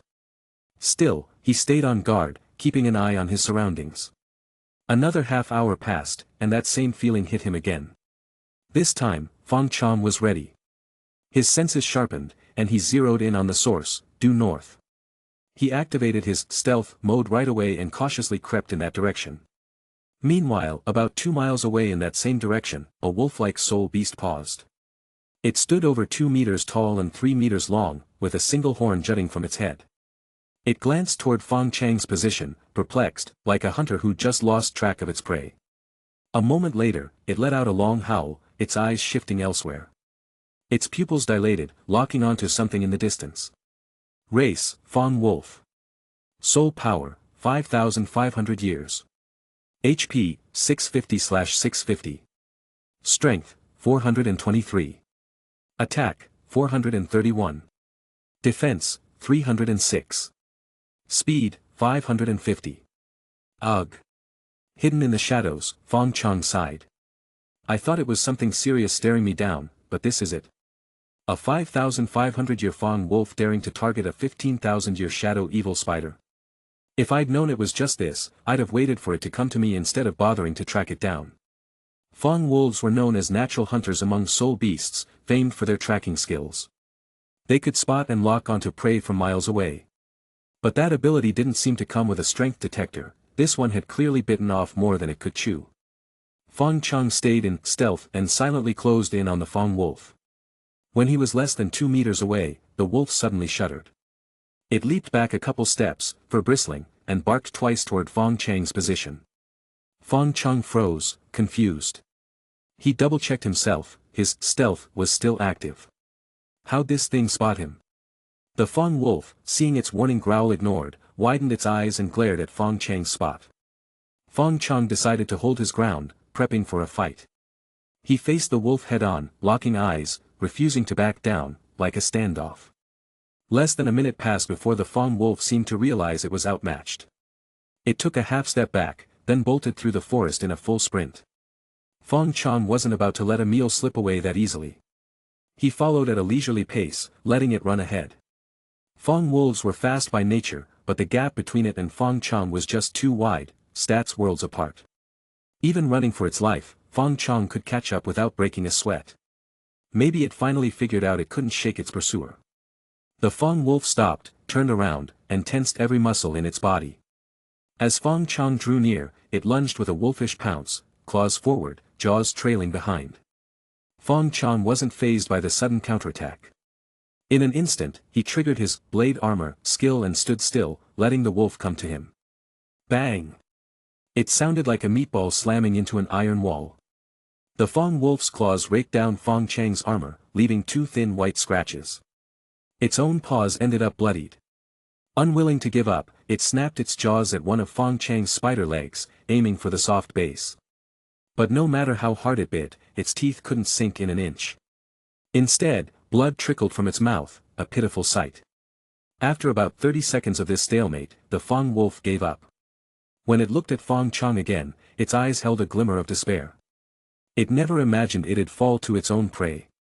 Fong Chong was done playing around. He activated his elasticity skill, and his body began to swell. In less than a minute, he ballooned to 10 times his original size. Now, he stretched over 50 meters long and stood around 30 meters tall, rivaling even that titan giant ape from before. Under the Fong wolf's terrified stare, Fong Chong leaned down. His massive, exaggerated maw snapped shut with a thunderous crash. To the Fong wolf, it was like the sky itself darkened, as if someone had slapped a door on the heavens and slammed it shut. Fong Chong straightened up, and the wolf vanished into his now 10 times larger digestive tract, dissolving into pure soul power that merged into his body.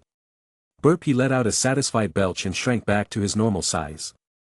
Using elasticity like this was pretty handy. It boosted his devouring efficiency by leaps and bounds, even big targets he couldn't swallow quickly before went down in one gulp now. Devoured Fong wolf successfully. Gained bonus skill, Hunting Instinct. Hunting Instinct, allows you to briefly detect and gain vision of a specified target within a 10-kilometer radius. Fong Chong gave Hunting Instinct a test run. A strange sensation guided him to picture his desired prey. He immediately thought of a slime. His pupils dilated, and his vision seemed to spread out through the forest. Then, like a god's eye view, he spotted a slime hiding inside the trunk of a giant tree just a few hundred meters away. Fong Chong ambled over, pried open the tree's bark with his spider legs, and sure enough, a 300-year-old slime was tucked inside the hollow. Devoured slime successfully. Regeneration LV4 upgraded to Regeneration LV5. Say what you will, the soul beasts in Sunset Forest were a far cry from Star Doe Forest's heavyweights. He was already in the core area here, but most of what he ran into were still in the 4 to 5,000 year range. To really ramp up his strength fast, he'd need the ice and fire yin-yang well. With that in mind, Fong Chong used Hunting Instinct again, searching for the only ice-type soul beast he could think of right now, Snow Rabbit. Chapter 65, The Ice and Fire Yin-Yang Well. Successfully devoured Snow Rabbit, obtained additional skill, Ice Attribute Resistance. Successfully devoured Snow Rabbit, Ice Attribute Resistance upgraded to low-level Ice Attribute Immunity. After devouring 29 snow rabbits, Fong Chong finally nodded in satisfaction and stopped his relentless hunt. At long last, he had acquired the coveted skill, low-level Ice Attribute Immunity. Low-level Ice Attribute Immunity grants immunity to most ice-based attacks and allows survival in extremely low temperatures. Perfect. With this, Fong Chong had completed all the necessary preparations to enter the ice and fire yin-yang well. His gaze turned to the very center of the Sunset Forest, where a hill stood approximately 500 meters tall. The frigid cold and scorching heat permeating the forest originated from that very location, continuously radiating outward. Atop the valley, thick white mist formed as the clashing hot and cold air currents collided, completely veiling the summit in a sea of shifting clouds. From below, it appeared as though an ocean of vapor shrouded the valley. But Fong Chong knew he couldn't rush in just yet. He had to wait. One more night. During the daytime, his stealth skill would be completely ineffective on the exposed, barren cliff face. If someone spotted him now, it could cause unnecessary trouble. Moreover, this place was the secluded dwelling of the infamous poison Douluo Dalу. No one knew whether he was still inside, so Fong Chong had no choice but to tread cautiously. As time crawled by, Fong Chong felt like a student who had finished his test too early, waiting for the bell to ring so he could hand it in. He remained at the base of the valley, occasionally glancing at the gradually sinking sun. Finally, as the sky turned from blue to orange, then darker and darker, Fong Chong dashed up the mountain wall the moment the sun fully set. Activating stealth instantly, he blended into the rocky surface. His 8 sharp spider legs, excluding the 2 shield-like ones, pierced into the mountain wall, pulling him steadily upward. His razor-sharp limbs, now enhanced from his recent evolution, easily sliced through the rock face. While they might not be sharp enough to cut through steel, scaling a mere cliffside was effortless. The higher he climbed, the denser the conflicting hot and cold air became. His body was battered by waves of extreme heat and freezing cold in rapid succession. Fortunately, thanks to his dual immunity to ice and fire, he wasn't suffering too much. Upon reaching the summit, Fong Chong peered cautiously downward. Despite the thick fog obscuring much of his view, he could still roughly discern the valley below.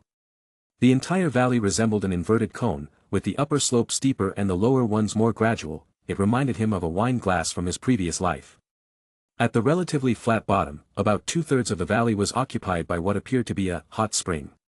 Calling it a hot spring wasn't entirely accurate, though. The pool was perfectly divided into 2 halves, one red, one white. The red half constantly boiled with bubbling hot water, sending waves of scorching heat skyward. The white half emitted an intense chill, though the temperature was well below freezing, the water did not solidify into ice.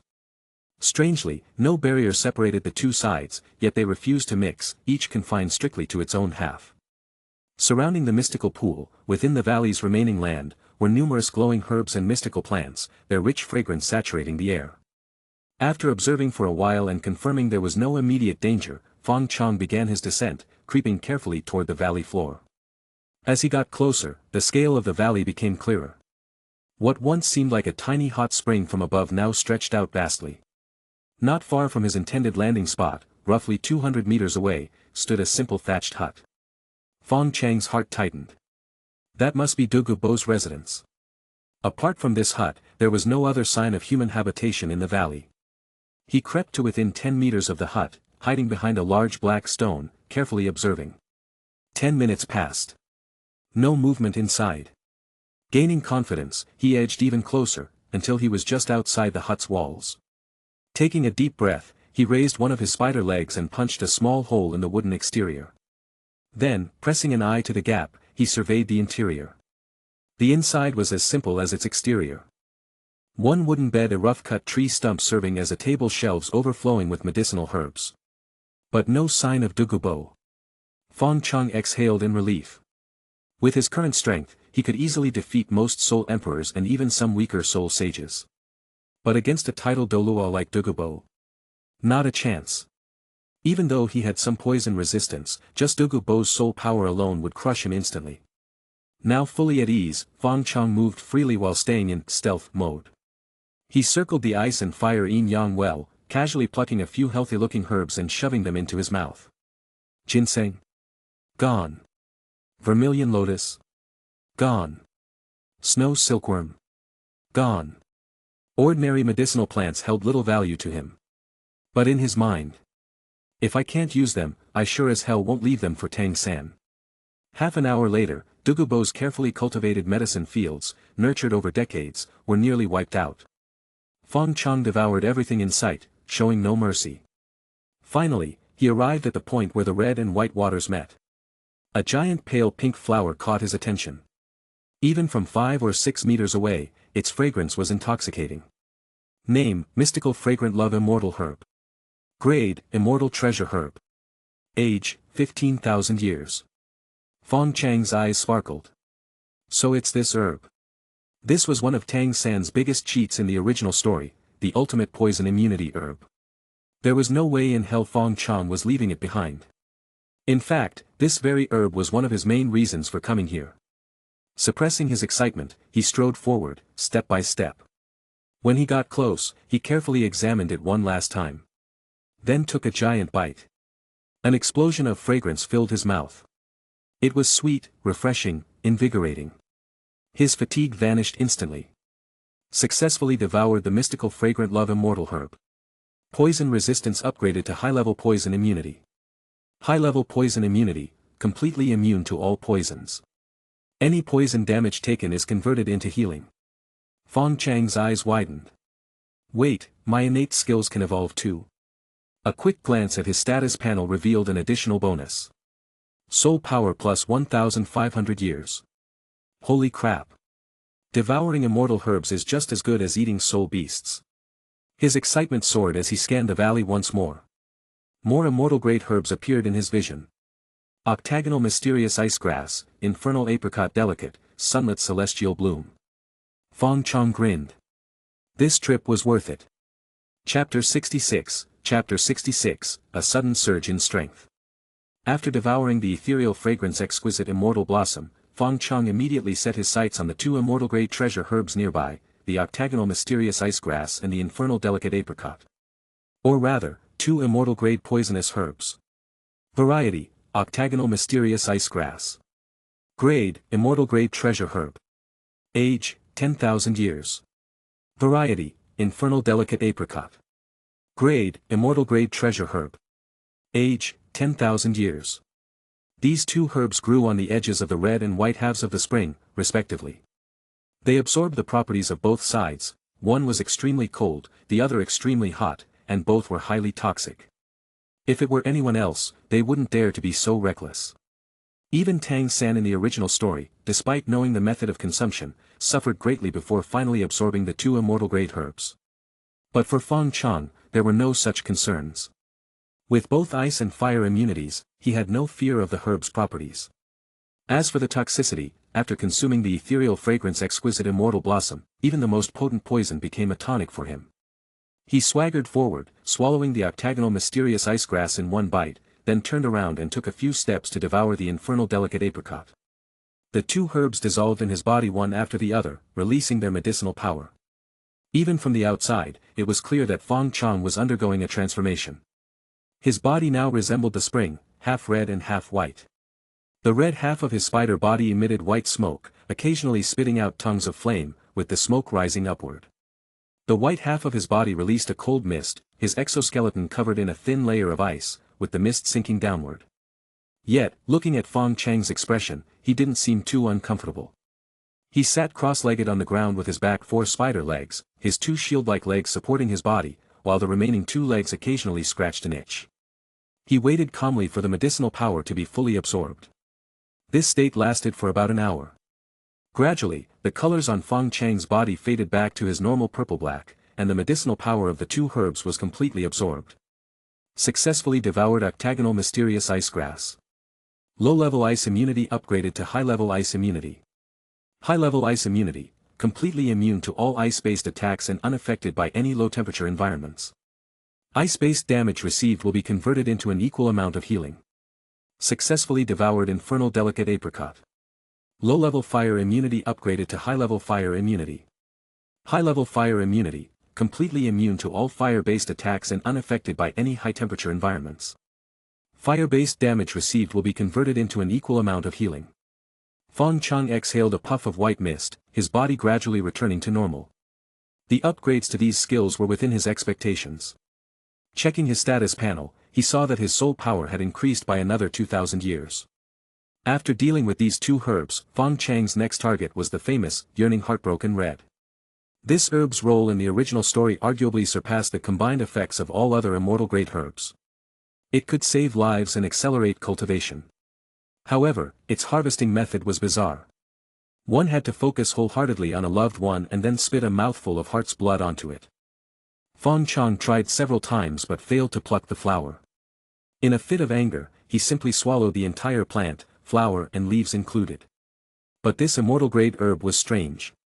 Even after being swallowed, it didn't dissolve and remained intact. Eventually, Fong Chong spat it out in frustration, stomped on it a few times, and finally kicked it into the ice pool of the ice and fire yin-yang well. After this, Fong Chong became less picky. Starting from the southern end of the ice and fire yin-yang well, he began a sweeping rampage. Whether it was ordinary herbs or immortal great treasures, if it was within sight, it went into his stomach. From the singular velvet sky chrysanthemum, 8-petal immortal orchid, and aromatic silk beauty, down to the most common wild rose that barely qualified as a medicinal herb, Fong Chong spared nothing. Medicinal herbs, after all, weren't soul beasts. They had no way to resist a glutton like Fong Chong and could only be devoured. Unfortunately, there were too few immortal great herbs here, and their ages were only around 10,000 years. Otherwise, Fong Chong might have broken through several major levels just by staying here. The once lush ice and fire yin-yang well was rapidly becoming barren, as if it had been struck by a locust, or rather, a spider, plague. After devouring all the herbs in the area, Fong Chong still wasn't satisfied. He used his spider legs to turn over the soil in the herb garden, then activated his poison mist breath skill, saturating the soil with toxic mist. Only then did he feel at ease. After this, the area would likely remain barren for the next decade. It was only at this point that Fong Chong noticed a new notification in his vision. Soul power has surpassed 20,000 years. Obtained 6th racial skill, Slippery. Slippery, when activated, the user's exoskeleton is coated in mucus. When attacked, the attacker's attack speed and movement speed are halved. As expected, what was coming had arrived. Fong Chong was already accustomed to these skills and didn't feel particularly excited. Name, Fong Chong. Race, Shadow Venom Spider. Soul power, 22,500 years. Evolution points, 94,910. HP, 9,700/9,700. Strength, 2,283. Attack, 2,439. Defense, 2,910. Speed, 2,662. Checking his status panel, he confirmed that his soul power had indeed reached over 22,000 years. Now, his attributes were roughly 1/10 of the Titan giant ape he had encountered before. What a sad story. If converted to human soul master levels, a 10,000-year soul beast was equivalent to a soul king, a 20,000-year soul beast was equivalent to a soul emperor, a 40,000-year soul beast was roughly at the level of a soul sage, and by 60,000 years, one would be approaching the threshold of a soul Douluo. Of course, this was based on the most ordinary soul beasts. Soul beasts of the same level were generally stronger than humans, and those capable of cultivating to high levels were rarely weak. This was especially true for rare bloodlines or freaks like Fong Chong who had evolved multiple times. More importantly, starting from 10,000 years, soul beasts would gradually develop intelligence. The higher their cultivation, the stronger their intelligence, often rivaling that of humans. Such soul beasts were even more difficult for humans to handle. On the human side, the higher the level, the more pronounced the differences in martial soul quality became, leading to vast disparities in strength. Occasionally, a freak would emerge who could rival soul beasts of the same level. Fong Chong took one last look at the now barren ice and fire yin-yang well, then turned his gaze to the top of the valley. Activating his stealth skill, his 8 spider legs worked in unison, allowing him to climb out of the valley as easily as he had entered. Once outside, he activated his hunting instinct skill, targeting slimes. With his soul power continuously increasing, Fong Chang's attributes had surged dramatically. His previous regeneration LV-4, even after upgrading to regeneration LV-5, still felt insufficient. Now was the perfect time to upgrade this skill. For days after Fong Chong left the valley, he suddenly saw an old man flying through the sky with a 12 or 13-year-old boy tucked under his arm, heading straight for the valley. Soon after, a heart-wrenching wail erupted from the valley. Fong Chong instinctively found a cave to hide in and didn't dare to go out hunting for several days. A few more days passed, and the sunset forest gradually returned to its usual tranquility. 3 figures, 2 men and a woman, hurriedly entered the forest. Among the 3, the man and woman both had soul power levels exceeding 70, while the slightly disheveled middle-aged man only had 29 levels. Chapter 67, Wait and See. The 3 newcomers were none other than Master Yu, Lu Erlong, and Flender, the Dean of Shrek Academy, collectively known as the Golden Iron Triangle. Sensing their presence, Fong Chong immediately activated his stealth skill and poked his head out of the cave he was hiding in, carefully observing the trio. 2 soul sages and 1 soul grandmaster. Fong Chong quickly calculated the combat power of both sides. Given his current strength, dealing with these 3 shouldn't be a problem. But then he remembered that the trio had a powerful martial soul fusion skill. Once activated, their combat power would rival that of a soul Douluo, posing a significant threat to him. Moreover, they were too close to the poison Douluo's lair. If the commotion of a battle alerted him and he noticed something, forget it. Better to hold back for now. Fong Chong had initially wanted to test his current strength against these 3, but after considering the risks, he decided to give up. He simply watched quietly as they passed by. Master Yu looked deeply troubled, his brows furrowed so tightly it seemed like a copper spirit coin could fit in the crease. His hands fidgeted nervously, scratching here and touching there. Seeing Master Yu in such a distracted state, Lu Erlong approached him with concern. Xiao Jiang, are you worried about Xiao San? Master Yu nodded, his hands clasped together. He didn't speak, only letting out a soft in response. You. Lu Erlong hesitated, feeling that her initial thought might not be appropriate, so she quickly changed her tone. Don't worry, Xiao San will be fine.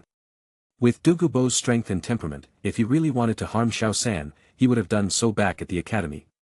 He wouldn't have waited until now. Lu Erlong was straightforward by nature. She had wanted to tell Master Yu to relax, as worrying wouldn't help. But considering the situation, she decided it was better to comfort him. This was one of the rare moments when she showed concern for others. Flender, standing nearby, was also worried, but his concerns were entirely different from Master Yu's. Master Yu's worry was purely for his disciple, while Flender's concern was mostly about how to face that man. What if, just what if, something really happens to Xiao San? How are we going to explain it to that man? Perhaps because he was too nervous, and with Lu Erlong and Master Yu discussing Tang San, Flender accidentally let slip. Lu Erlong shot him a glare, then asked with some confusion, that man? Who? Does Xiao San have any relatives? Flender quickly glanced around, then leaned closer to Lu Erlong, covering his mouth with one hand. Just as he was about to speak, a loud roar erupted from a cave near the valley, shaking the entire sunset forest.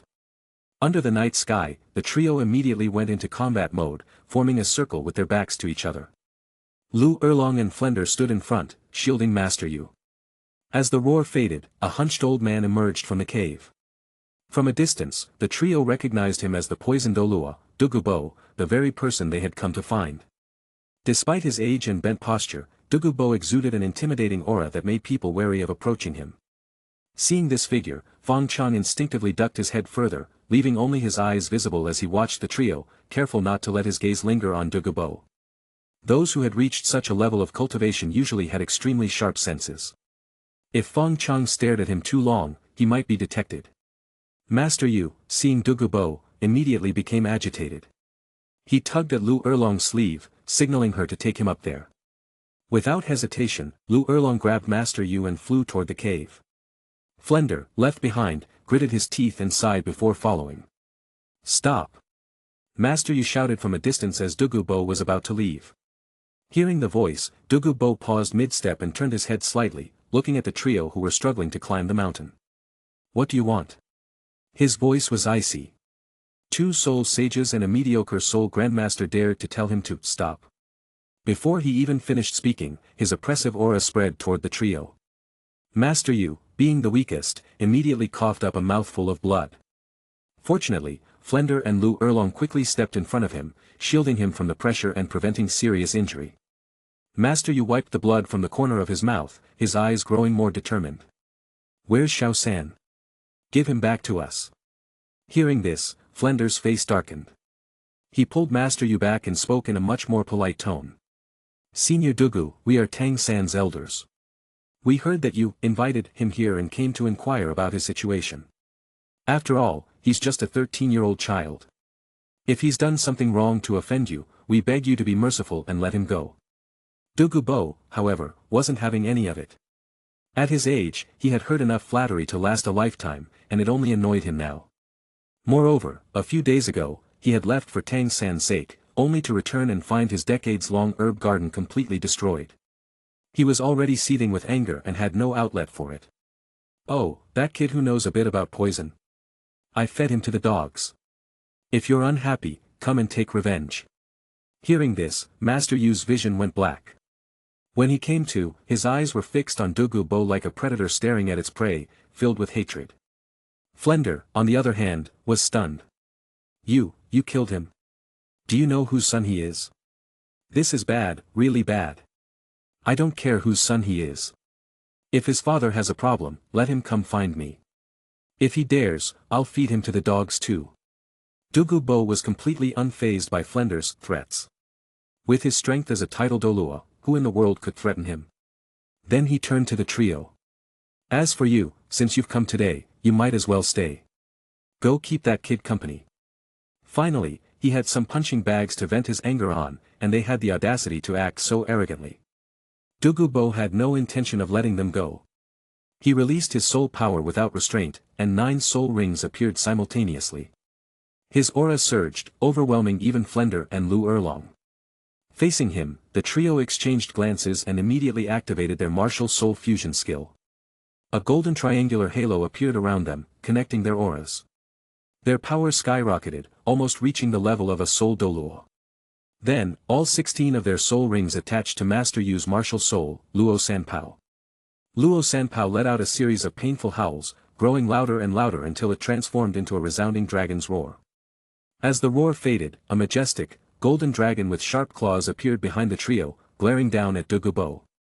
A fierce battle was about to erupt, but Fong Chong quietly left the cave, hiding further away to observe from a distance. Sorry for the late update, there was a blackout. Chapter 68, The Plan.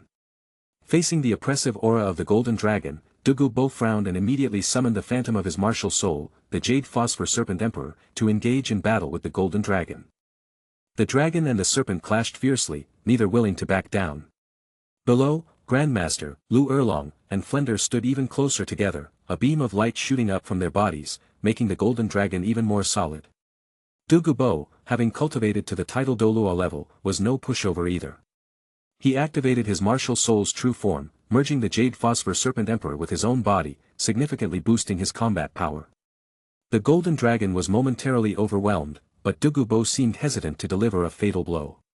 Watching this godlike battle from afar, Fong Chong sighed inwardly. It was a good thing he hadn't rushed out earlier to confront the trio. The sheer power of the golden dragon was beyond his current capabilities. He gave the trio one last meaningful glance before turning and walking deeper into the forest. Due to the distance, Fong Chong hadn't heard a single word of the conversation between the trio and Douluo. However, based on the original story and the boy Douluo had brought back earlier, Fong Chong had pieced together most of the situation. That boy was most likely Tang San, and the trio had come to rescue him, leading to the conflict with Douluo.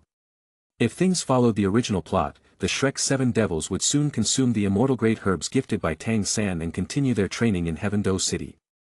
After that, they would return to the Sunset Forest to obtain their 4th soul rings.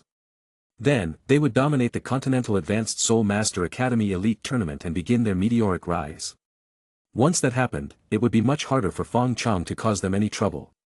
So, he came up with a plan. He would hide in the Sunset Forest and wait for them to come for their 4th soul rings, and then. Fong Chong couldn't help but smirk as he quickened his pace, moving away from the battlefield. Meanwhile, outside the ice and fire yin-yang well, Tang San stood alone, staring at the barren herb garden with a bitter smile. Although his mysterious heaven technique protected him from the extreme cold and heat for now, he had promised to cure Douluo and his granddaughter. But how could he do that without any herbs? Even the most skilled doctor couldn't treat a patient without medicine. Moreover, this herb garden gave him a strange sense of déjà vu, as if he was supposed to gain something here but had it stolen from him. This was the second time he had felt this way. The first time was in the Star Do Great Forest when that man-faced demon spider had revived and escaped. Hearing the sounds of battle from outside the valley, Tang San's heart sank. The intensity of the commotion suggested that the combatants were anything but ordinary. He immediately thought that it might be Grandmaster and the others coming to rescue him, and his anxiety grew. He approached the edge of the valley wall, scratching his head as he looked at the nearly vertical cliff. Earlier, he had used his blue-silver grass martial soul to descend from the top of the valley to the bottom, a process that had taken him most of the day. Now, climbing back up would be even more troublesome. Outside the valley, the battle between the dragon and the serpent had reached a fever pitch. Douluo suddenly realized that since the golden dragon was the trio's martial soul fusion skill, breaking their connection would cause it to dissipate. The Jade Phosphor Serpent Emperor's eyes flashed with green light as it dodged the golden dragon and charged straight at the golden beam of light connecting the trio. The beam shook violently upon impact, and the trio below took half a step back, each spitting out a mouthful of blood. But their eyes remained resolute. They wiped the blood from their lips and continued pouring soul power into the beam, keeping it stable and the golden dragon solid. In the next moment, the golden dragon counterattacked. With a flap of its golden wings, it lunged at the Jade Phosphor Serpent Emperor, all 4 claws slashing at its body. Sparks flew as the serpent's scales were torn off in several places. The Jade Phosphor Serpent Emperor, in pain, retreated several meters. It hissed at the golden dragon and then at the trio below, its eyes filled with even greater killing intent. Although he had been holding back, being pushed to this point by 2 soul sages and a great soul master was something Douluo had never anticipated. With the herb garden in the ice and fire yin-yang well already destroyed, he decided to go all out. The Jade Phosphor Serpent Emperor's eyes gleamed with ferocity as its attacks became even more vicious. A green orb of light formed in its mouth, radiating a powerful toxin that filled the air with a sour stench. As soon as the orb was complete, Douluo spat it at the golden dragon.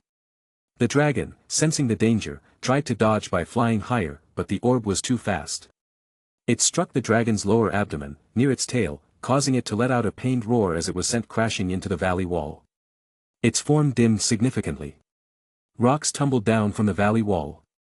Tang San, who had been climbing halfway up, pressed himself against the cliff, gripping the blue-silver grass vine tightly. He used part of his focus to form a makeshift umbrella-like shield above him with more blue-silver grass to block the falling debris. The sound of crashing rocks continued for a while before finally stopping. Tang San carefully removed the shield and continued his arduous climb. When he reached the end of the vine, he gripped it tightly with one hand while using his soul power to create another vine about 100 meters above him, repeating the process. As the golden dragon took damage, the trio in the light formation also suffered backlash. They each spat out several mouthfuls of blood, and the beam of light dimmed significantly. The Jade Phosphor Serpent Emperor, now Douluo's true form, began forming a second orb. But this time, his target wasn't the golden dragon, it was the trio beneath the light beam. Just as he was about to release the orb, the golden dragon, ignoring Grandmaster's control, flew toward the trio, using its body to block the deadly attack. The light beam shattered, and the golden dragon shrank back to its normal size, reverting to its cute, pig-dog-like form and falling into Grandmaster's arms. But the Jade Phosphor Serpent Emperor in the sky wasn't done. A third orb began to form. Wait, Douluo. Killing us won't do you any good. Flender shouted desperately at the serpent. The Jade Phosphor Serpent Emperor hesitated for a moment before dissipating, revealing Douluo's human form. I'd like to see how it won't do me any good, Douluo said with a mocking smile, looking down at the trio like they were ants. That child's father is, Flender began, but his words were cut off by a voice from below the valley. Douluo. Don't hurt them. If you have a problem, take it out on me. Tang San, still hanging from the blue-silver grass vine, had heard Flender's voice. Seeing that Douluo was about to kill them, he quickly intervened. Chapter 69, Encountering the Earth Demon Spider again. Huh? Why did the commotion stop? In a certain part of the forest, Fong Chong noticed that the noise from the valley had suddenly ceased. Curious, he looked up, but the dense foliage blocked his view of what was happening outside the valley. Should he go back and check? He turned his body toward the valley, hesitated, then turned back. No matter the outcome of the battle over there, it wouldn't affect him much. If he went to satisfy his curiosity and happened to run into Douluo, that would be a big problem. His stealth skill could fool most soul masters, but whether it would be equally effective against a powerhouse at the title Douluo level was something Fong Chong wasn't sure of, and he wasn't willing to test it. He continued wandering through the forest, this time without using the hunting instinct skill. After eating slimes for so long, it was time for a change of taste. The earlier commotion from the valley had drawn out the spirit beasts that usually hid in the shadows of the sunset forest. With Douluo's attention focused over there, it was a good opportunity to hunt. Taking advantage of his stealth skill, Fong Chong swallowed a 1,700-year soft bone rabbit in one gulp. Once the cooldown for his stealth skill ended, he activated it again and continued forward. He hadn't gone far when, in the center of the forest ahead, a small mound suddenly rose from the ground. The mound grew larger, and a burrowing rat emerged, hopping toward a fallen fruit on the ground. Just as it was about to reach the fruit, the ground beneath it bulged again, and a large mouth shot out, swallowing both the rat and the fruit in one bite. When Fong Chong got a closer look at the owner of the mouth, he realized it was also a spider-type spirit beast, half of its body still buried in the ground. An earth demon spider. Fong Chong immediately recognized it. This was a case of being in the right place at the right time. Earth demon spiders usually stayed underground and rarely surfaced, but this one had just happened to cross his path. Race, Earth demon spider, devourable. Soul power, 13,000 years. HP, 3,700/3,700. Strength, 690. Attack, 601. Defense, 689. Speed, 696. As Fong Chong observed it, the earth demon spider chewed on the burrowing rat while twisting its body, preparing to retreat back underground. Fong Chong wasn't about to let this opportunity slip away. He quickly rushed forward, driving his spider leg hard into the earth demon spider's back. Hiss, hiss, hiss. The earth demon spider, caught off guard, let out a low growl and instinctively tried to burrow deeper into the ground. But in terms of size, the earth demon spider was much smaller than Fong Chong. In terms of strength, Fong Chong was several times stronger. Despite its efforts, the earth demon spider remained firmly pinned by Fong Chong. It was like an earthworm caught halfway by a human, no matter how hard it tried to burrow, it was futile. Listening to its continuous hissing, Fong Chong had an idea. He used his telepathy skill to try and establish a connection with it. The telepathy quickly received a response, but the messages were fragmented and unclear. I don't kill. From these broken messages, Fong Chong could roughly piece together what the 10,000-year earth demon spider was trying to say. It was begging for mercy, hoping Fong Chong would let it go. Unlike humans, most spirit beasts only began to develop some level of intelligence after reaching the 10,000-year mark. Before that, they survived almost entirely on instinct. This 13,000-year earth demon spider, in terms of intelligence, was probably equivalent to a 3- or 4-year-old child. Being able to express itself at all was already impressive. Fong Chong looked at it, and it turned its head to look back at him. Realizing Fong Chang's overwhelming strength, its eyes no longer held any trace of hostility. Fong Chong exerted a bit more force with his spider leg, pulling the other half of the earth demon spider's body out of the ground. Sigh, what a shame. It's a male. He sighed. This earth demon spider was just unlucky to have run into him. For Fong Chong, who was in desperate need of soul power to grow, he couldn't let such an opportunity slip by. Besides, in the Sunset Forest, encountering a 10,000-year Earth Demon Spider, how could Fong Chong not devour it? With that thought, he ignored the Earth Demon Spider's pleas and began injecting paralyzing venom into it through his spider leg. The Earth Demon Spider felt the pain in its back fade, and half of its body went numb. Panicking, it twisted its head and spat a web prison at Fong Chong. The web hardened in mid-air as it encountered the wind, landing on Fong Chong.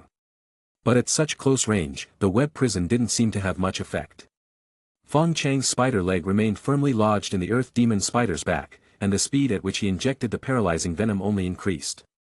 The upgraded venom was clearly more potent. In just a short while, most of the Earth Demon Spider's body had gone numb, hanging limply from Fong Chang's leg. Only its head remained active, continuously spitting webs at Fong Chong. But even its head was gradually losing control. Soon, it fell completely silent. Fong Chong activated his stretchy skill, enlarging his body by about half, and forcefully broke free from the hardened web prison. Then he opened his mouth, first biting off the troublesome head of the Earth Demon Spider, then slowly devouring the rest of its body. Having not eaten for several days, Fong Chong naturally took his time savoring the meal, enjoying the satisfaction of consuming his prey bite by bite. Just then, an uninvited guest ruined the moment. It was another spider-type spirit beast, a distant relative of Fong Chang's, a 6,000-year man-faced demon spider. Seeing Fong Chong feasting on the Earth Demon Spider, it boldly jumped out, thrusting a sharp spider leg straight at Fong Chang's head in an attempt to ambush him and steal his prey. Facing this sudden attack, Fong Chong raised his head and spat out a poison web. In its panic, the man-faced demon spider also used the same skill. The two poison webs collided in mid-air. Fong Chang's web was nearly 9 meters wide, with each strand as thick as a finger. The man-faced demon spider's web, on the other hand, was only about 4 to 5 meters wide, with strands as thin as chopsticks. In both size and quality, it was far inferior. As expected, Fong Chang's web enveloped the man-faced demon spider's web and wrapped around it, dragging it to the ground. Ugh, another male. What bad luck. Fong Chong glanced at it with dissatisfaction, but soon, his eyes lit up, and his attitude toward the man-faced demon spider softened considerably. Could it be, that one? In the original story, it was in the Sunset Forest that a 6,000-year man-faced demon spider ambushed Xiao Wu, nearly killing her. Fortunately, the yearning heartbroken red saved her life. What a disgrace, no, a hero among spiders. Fong Chong was utterly impressed and immediately decided not to eat it. Such a hero should be left alive. After all, he had already thrown the yearning heartbroken red into the ice and fire yin-yang well. If this spider could really pull off something big like in the original story, then... Of course, even though he wouldn't eat it, it still needed to be punished for ruining his meal. The punishment? Watching Fong Chong devour the Earth Demon Spider bite by bite. Chapter 70, The Wailing Vine. After finishing off the Earth Demon Spider, Fong Chong used the tip of his spider leg to pick his teeth, then swaggered away in front of the man-faced demon spider. The Sunset Forest was much smaller than the Star Do Great Forest, and over the past few days, Fong Chong had gained a rough understanding of its layout. His current target was the current overlord of the Sunset Forest, a 55,000-year wailing vine. Strictly speaking, this spirit beast wasn't a single entity. It had mutated from a relatively low-level spirit beast called the Ghost Vine. The mutation process was also highly unusual. It occurred when countless ghost vines interconnected during their growth and were influenced by certain external factors. After mutation, these ghost vines formed a special structure, with one central vine as the core and the others as its extensions. Their soul power was shared, creating the wailing vine. The most formidable aspects of this spirit beast were its poison and its incredible vitality and regenerative abilities. As its name suggested, encountering it in the wild would make even a ghost cry. Before entering the ice and fire yin-yang well, Fong Chong had accidentally wandered into its territory and nearly died. Fortunately, his poison-resistant skill and the fact that he had only touched the edge of its territory allowed him to escape. Now, he was gradually approaching the Wailing Vine's domain once more. This area was located in the northern part of the Sunset Forest, at the boundary between the warmer and cooler halves of the forest, not too far from the ice and fire yin-yang well. Even from a distance, it was clear that the trees here were much thicker than elsewhere in the forest. The canopy was denser, blocking out almost all sunlight. In other parts of the forest, even if you couldn't see any spirit beasts, you could at least find traces of their activity. But here, it was eerily quiet. The only sound was the rustling of leaves in the wind. There were no bird calls, no insect chirps, and not even a single spirit beast footprint in the muddy ground. In such an oppressive environment, even Fong Chong couldn't help but feel tense. His heartbeat quickened, his breathing grew heavier, and the tips of his spider legs felt cold and numb. The slightest sound would immediately catch his attention. After walking another 100 or so meters, Fong Chong heard a strange rustling sound around him. Instinctively, he activated his stealth skill. He remained in stealth mode, standing still for 5 or 6 minutes. When no further movement occurred, he cautiously continued forward. Ahead was the spot where he had been attacked by the wailing vine last time. Fong Chong became even more cautious, his 8 eyes fixed on the ground to avoid any traps. The area was even quieter, with deep purple vines hanging from the trees, likely the extensions of the wailing vine. On the ground, there were also purple-black vine-like roots. Last time, Fong Chong had accidentally stepped on one of these and triggered an attack from the wailing vine. This time, with experience on his side, he carefully avoided these vine roots as he cautiously moved deeper into the wailing vine's territory. To defeat the wailing vine, he needed to find its core vine. Otherwise, even if he destroyed countless extensions, it would eventually recover by absorbing more vines over time. The wailing vine remained eerily quiet, seemingly unaware that something had entered its territory. Countless vines were tangled together, scattered among the trees. The deeper Fong Chong went, the denser the vines became, leaving fewer places for him to step. He frowned slightly. Although he had the stretchy skill, which allowed him to change his size, enlarging himself now might cause him to brush against the vines hanging from the trees, making it even harder to find footing. On the other hand, shrinking too much would make it difficult to avoid the vine roots scattered on the ground due to his smaller steps. More importantly, wandering aimlessly through the forest like this didn't seem like a good way to identify which vine was the true core of the wailing vine. Just as he was pondering this, a cold wind blew through, causing the surrounding trees to sway violently. This movement caused the vines hanging from the trees to swing as well. One of the vines swung down toward Fong Chong. Realizing the danger, Fong Chong quickly scanned the area for a safe spot to land. Finding one, he activated his leap skill and jumped toward it. Mid-jump, another vine swung toward him from the opposite direction. This vine was anchored to 2 trees, swinging like a pendulum. In a panic, Fong Chong activated his stretchy skill, shrinking his body tenfold. He slipped through the gap in the swinging vine and landed lightly on the safe spot he had identified. He patted his chest with one spider leg and let out a sigh of relief. That was close. He didn't want to get entangled by the wailing vine before even finding its core vine. If that happened, even if he could escape, it would take a long time. Moreover, he wasn't entirely confident he could defeat the wailing vine. After all, it was a 55,000-year spirit beast, and he wasn't sure if his current strength was enough. The main reason he dared to come here was because of the ethereal fragrance exquisite immortal blossom he had devoured in the ice and fire yin-yang well.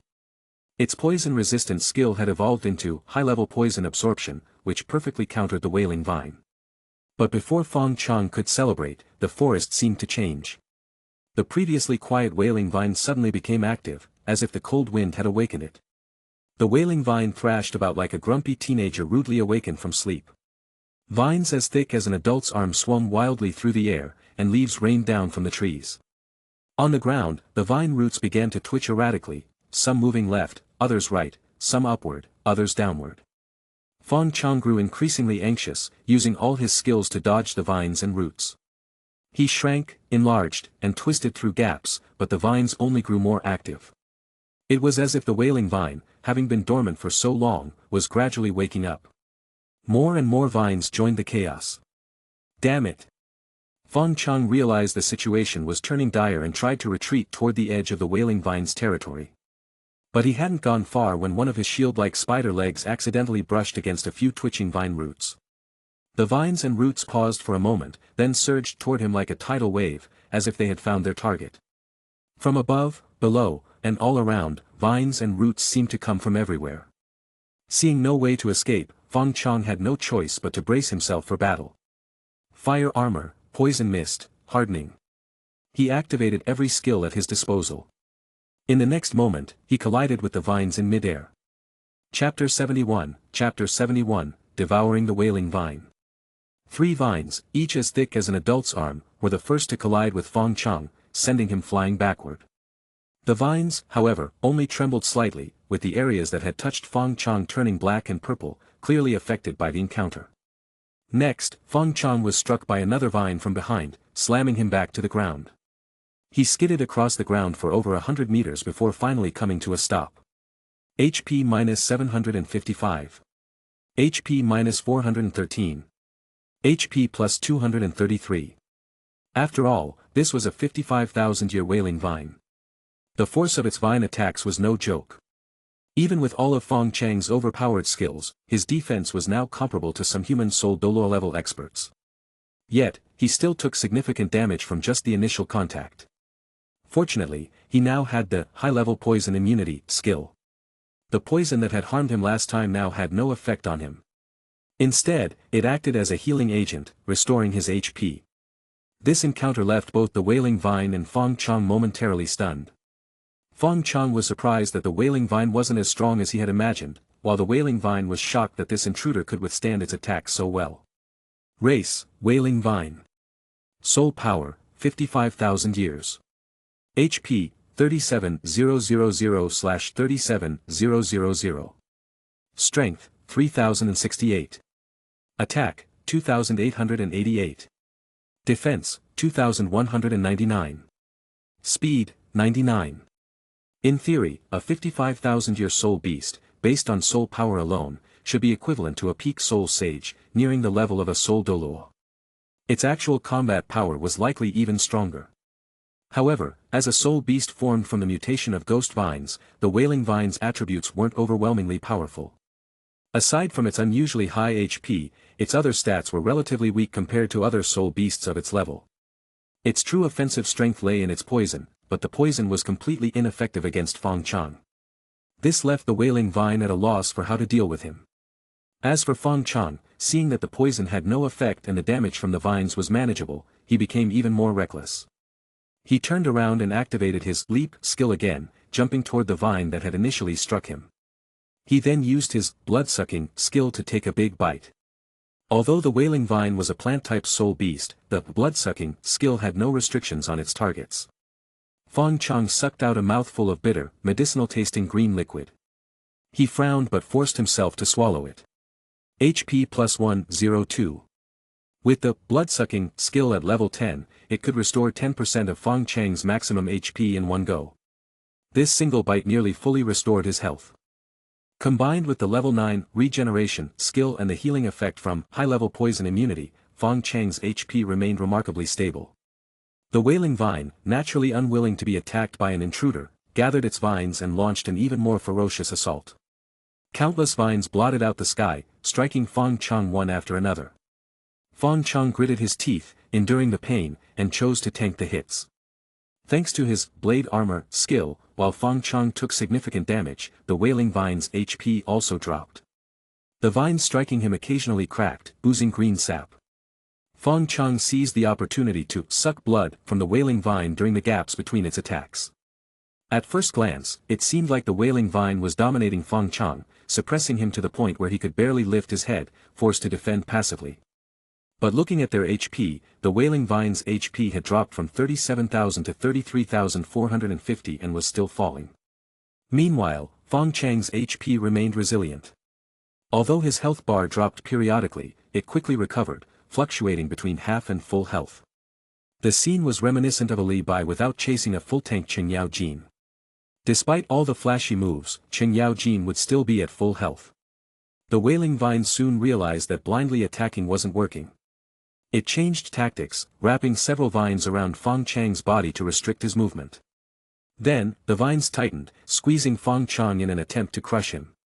Initially, Fong Chang's hardened body could withstand the pressure, but as his hardening skill wore off, his defense dropped significantly, and the vine's crushing force began to take effect.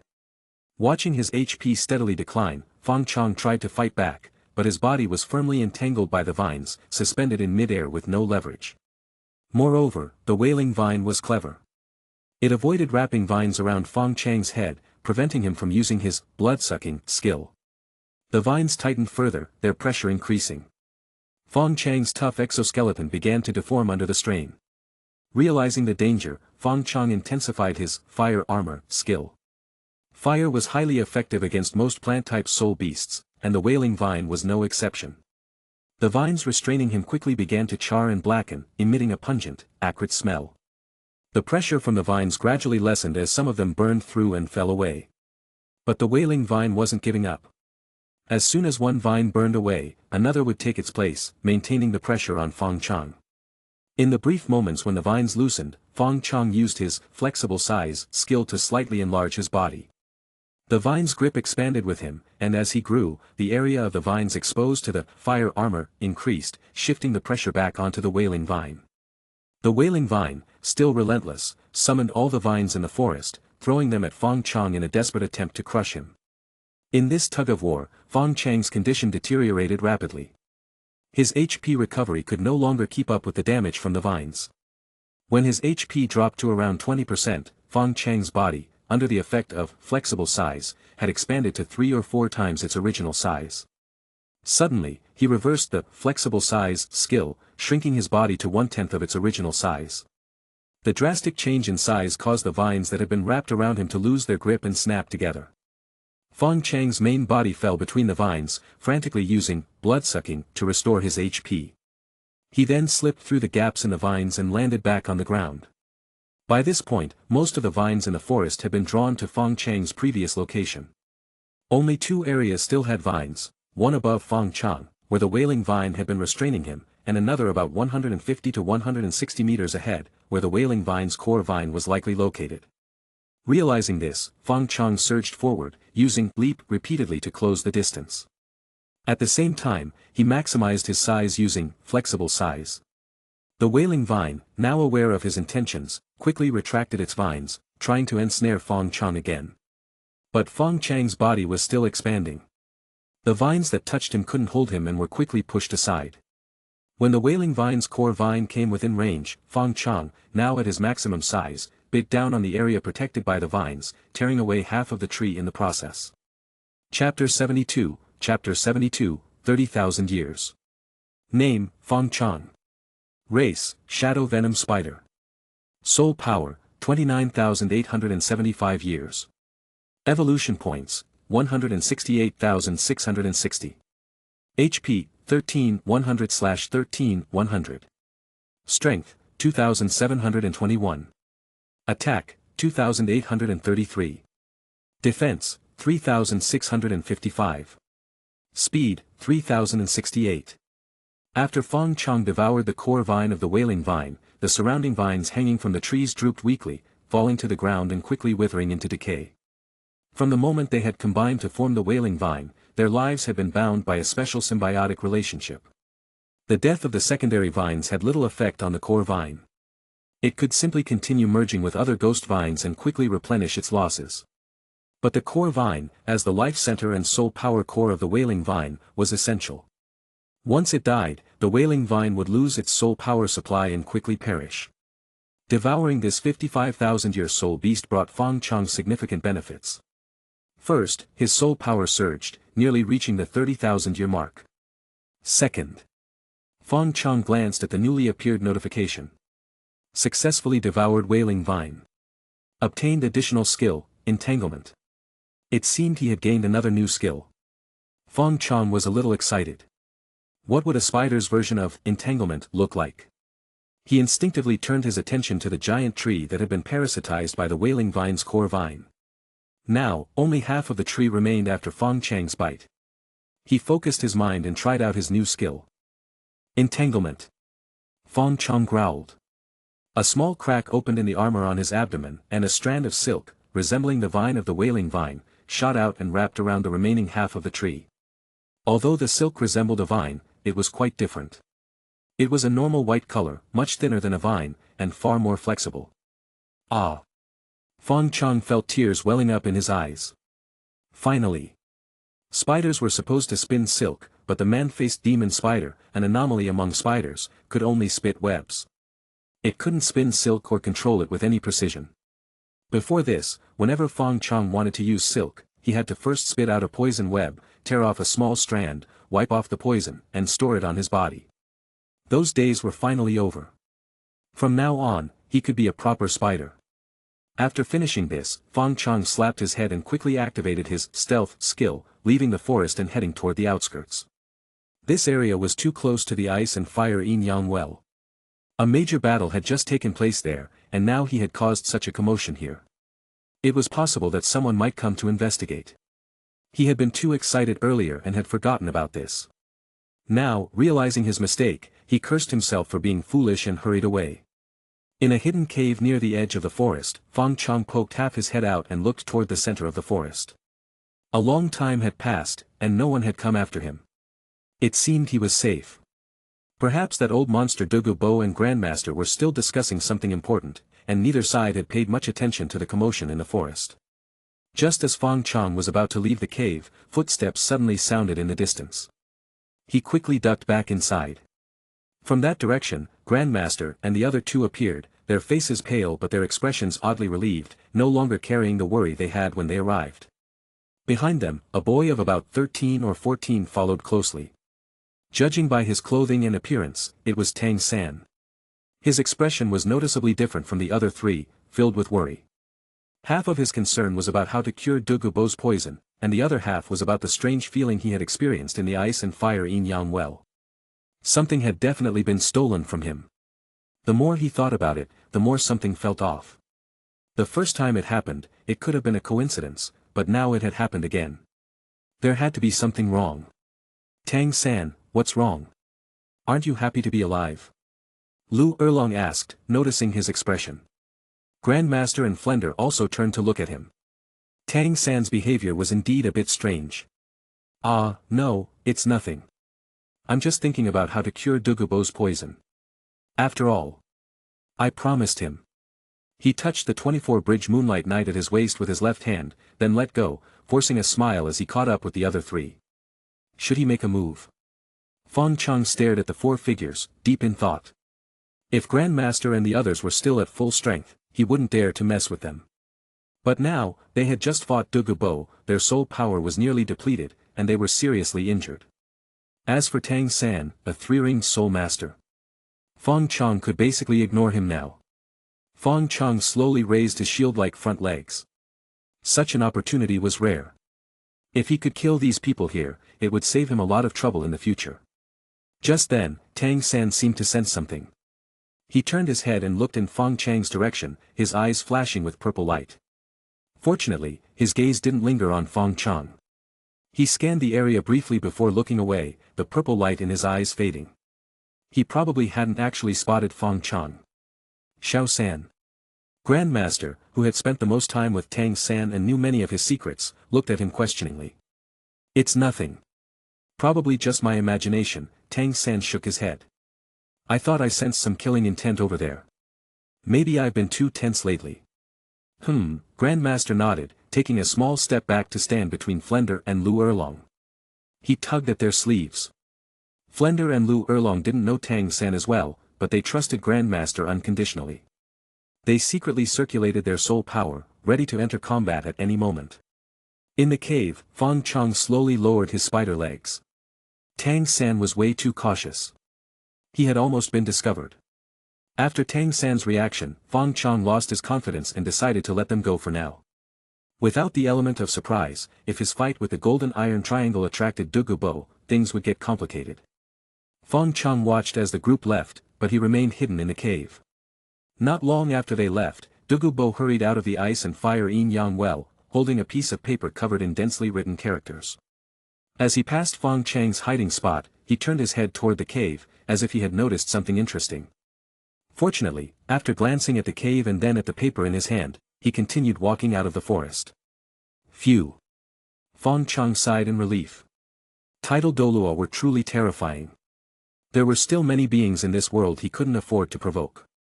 Only after Douluo had been gone for a while did Fong Chong dare to come out of the cave. He activated his hunting instinct and began searching for the next slime. After some time, Fong Chong looked at the number on his status panel, 30,160 years. He couldn't help but grin. A 30,000-year soul beast, it hadn't been easy. Now, all he had to do was wait for the Shrek Academy team to come here for their 4th soul rings. Chapter 73, the monster in the sunset forest. A long time had passed since that incident. Fong Chong had been hiding in the sunset forest, quietly hunting and growing stronger, but the Shrek's 7 devils he had been waiting for never showed up. 1 month passed, then another. The number of high-level soul beasts in the sunset forest, which had never been abundant to begin with, was visibly decreasing. At this moment, a team of human soul masters had been wandering through the forest for several days. They had come to find a soul beast around 4,000 to 5,000 years old to provide a 4th soul ring for one of their members. But after several days, they hadn't even encountered a single soul beast over 2,000 years old. Teacher Yu, do you think something's wrong with the sunset forest? When I came here last time, there were definitely more soul beasts. A woman in white, with a soft and delicate voice, asked the man leading the team. The woman appeared to be around 25 or 26 years old, with a soul power level of 37. By most standards, she would be considered quite talented. I'm not sure either. Let's keep looking. I refuse to believe that such a large forest like the sunset forest wouldn't have a suitable soul beast, the man leading the team replied. The leader looked to be in his 40s or 50s, with a soul power level at the Soul King rank, making him the strongest in the group. Behind them were 2 other men, both slightly older than the woman in white, dressed in red and green uniforms. One of the men had just reached the 40th level of soul power. It seemed they had come here to find a soul ring for him. Teacher Yu, maybe we should just settle for a weaker 1,000-year soul beast, the man said timidly, stepping forward to speak with Teacher Yu. As a soul master from an ordinary family, he wouldn't dare to enter the sunset forest alone without his teacher's guidance. He didn't dare to hope for a 4,000 or 5,000-year soul beast. Getting a decent 1,000-year soul ring was already more than enough for him. But the more he said this, the more Teacher Yu felt compelled to fulfill his promise. Don't worry, Xiao Duan. I promised you, and I'll make sure it happens. Otherwise, how could I keep my reputation at our Blue Tyrant? I mean, Shrek Academy. As he spoke, the other man pointed ahead.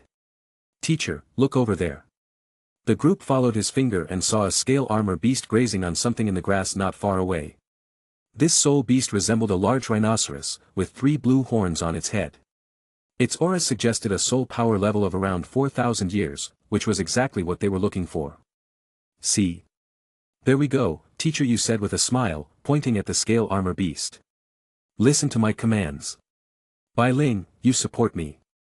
Xiao Duan, you too look for opportunities to attack and deal as much damage as possible. As he spoke, he summoned his martial soul, a blue lightning tyrant dragon. The students followed suit, summoning their own martial souls. Among them, the woman in white's martial soul was a white lotus. The lotus emitted a white light that enveloped the group, with the brightest light focusing on Teacher Yu. With the white light's enhancement, Teacher Yu's already formidable aura grew even stronger, approaching the level of a soul emperor.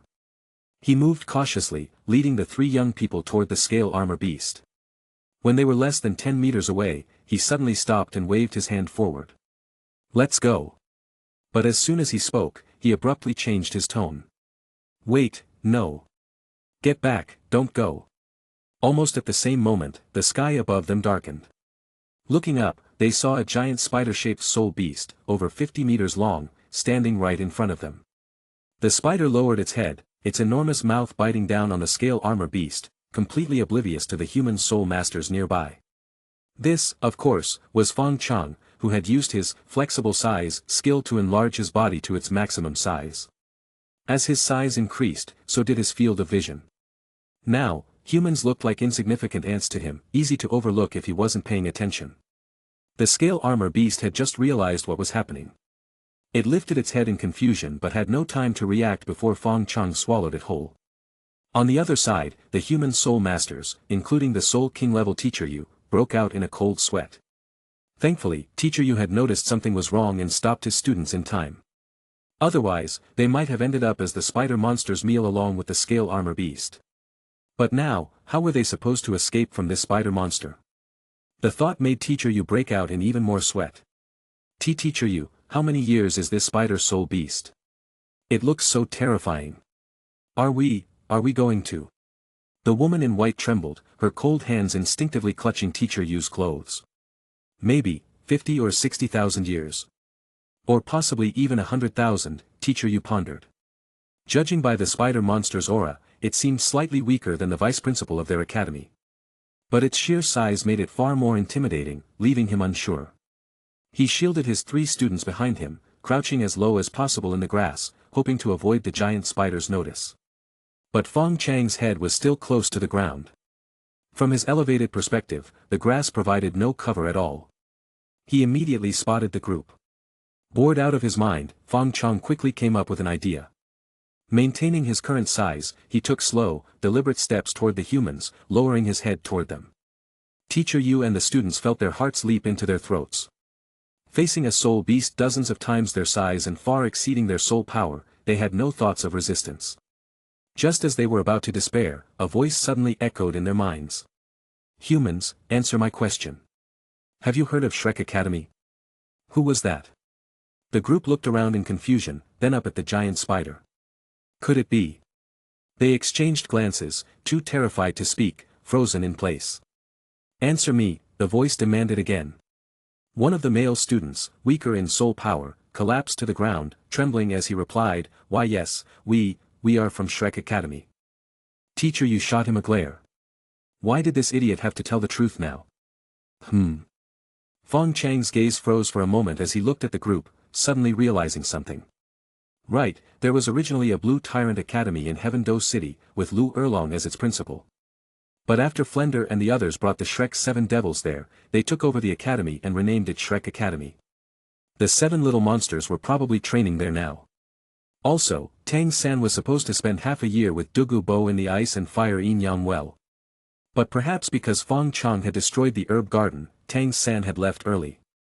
Without the help of the immortal great herbs, the Shrek 7 devils, except for the oldest Dai Mubai, were likely still at the 30-something soul power level.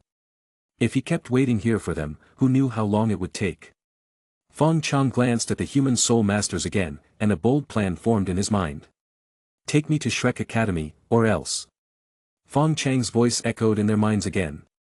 At the same time, he lowered his head further, a large pool of drool landing in front of the soul masters.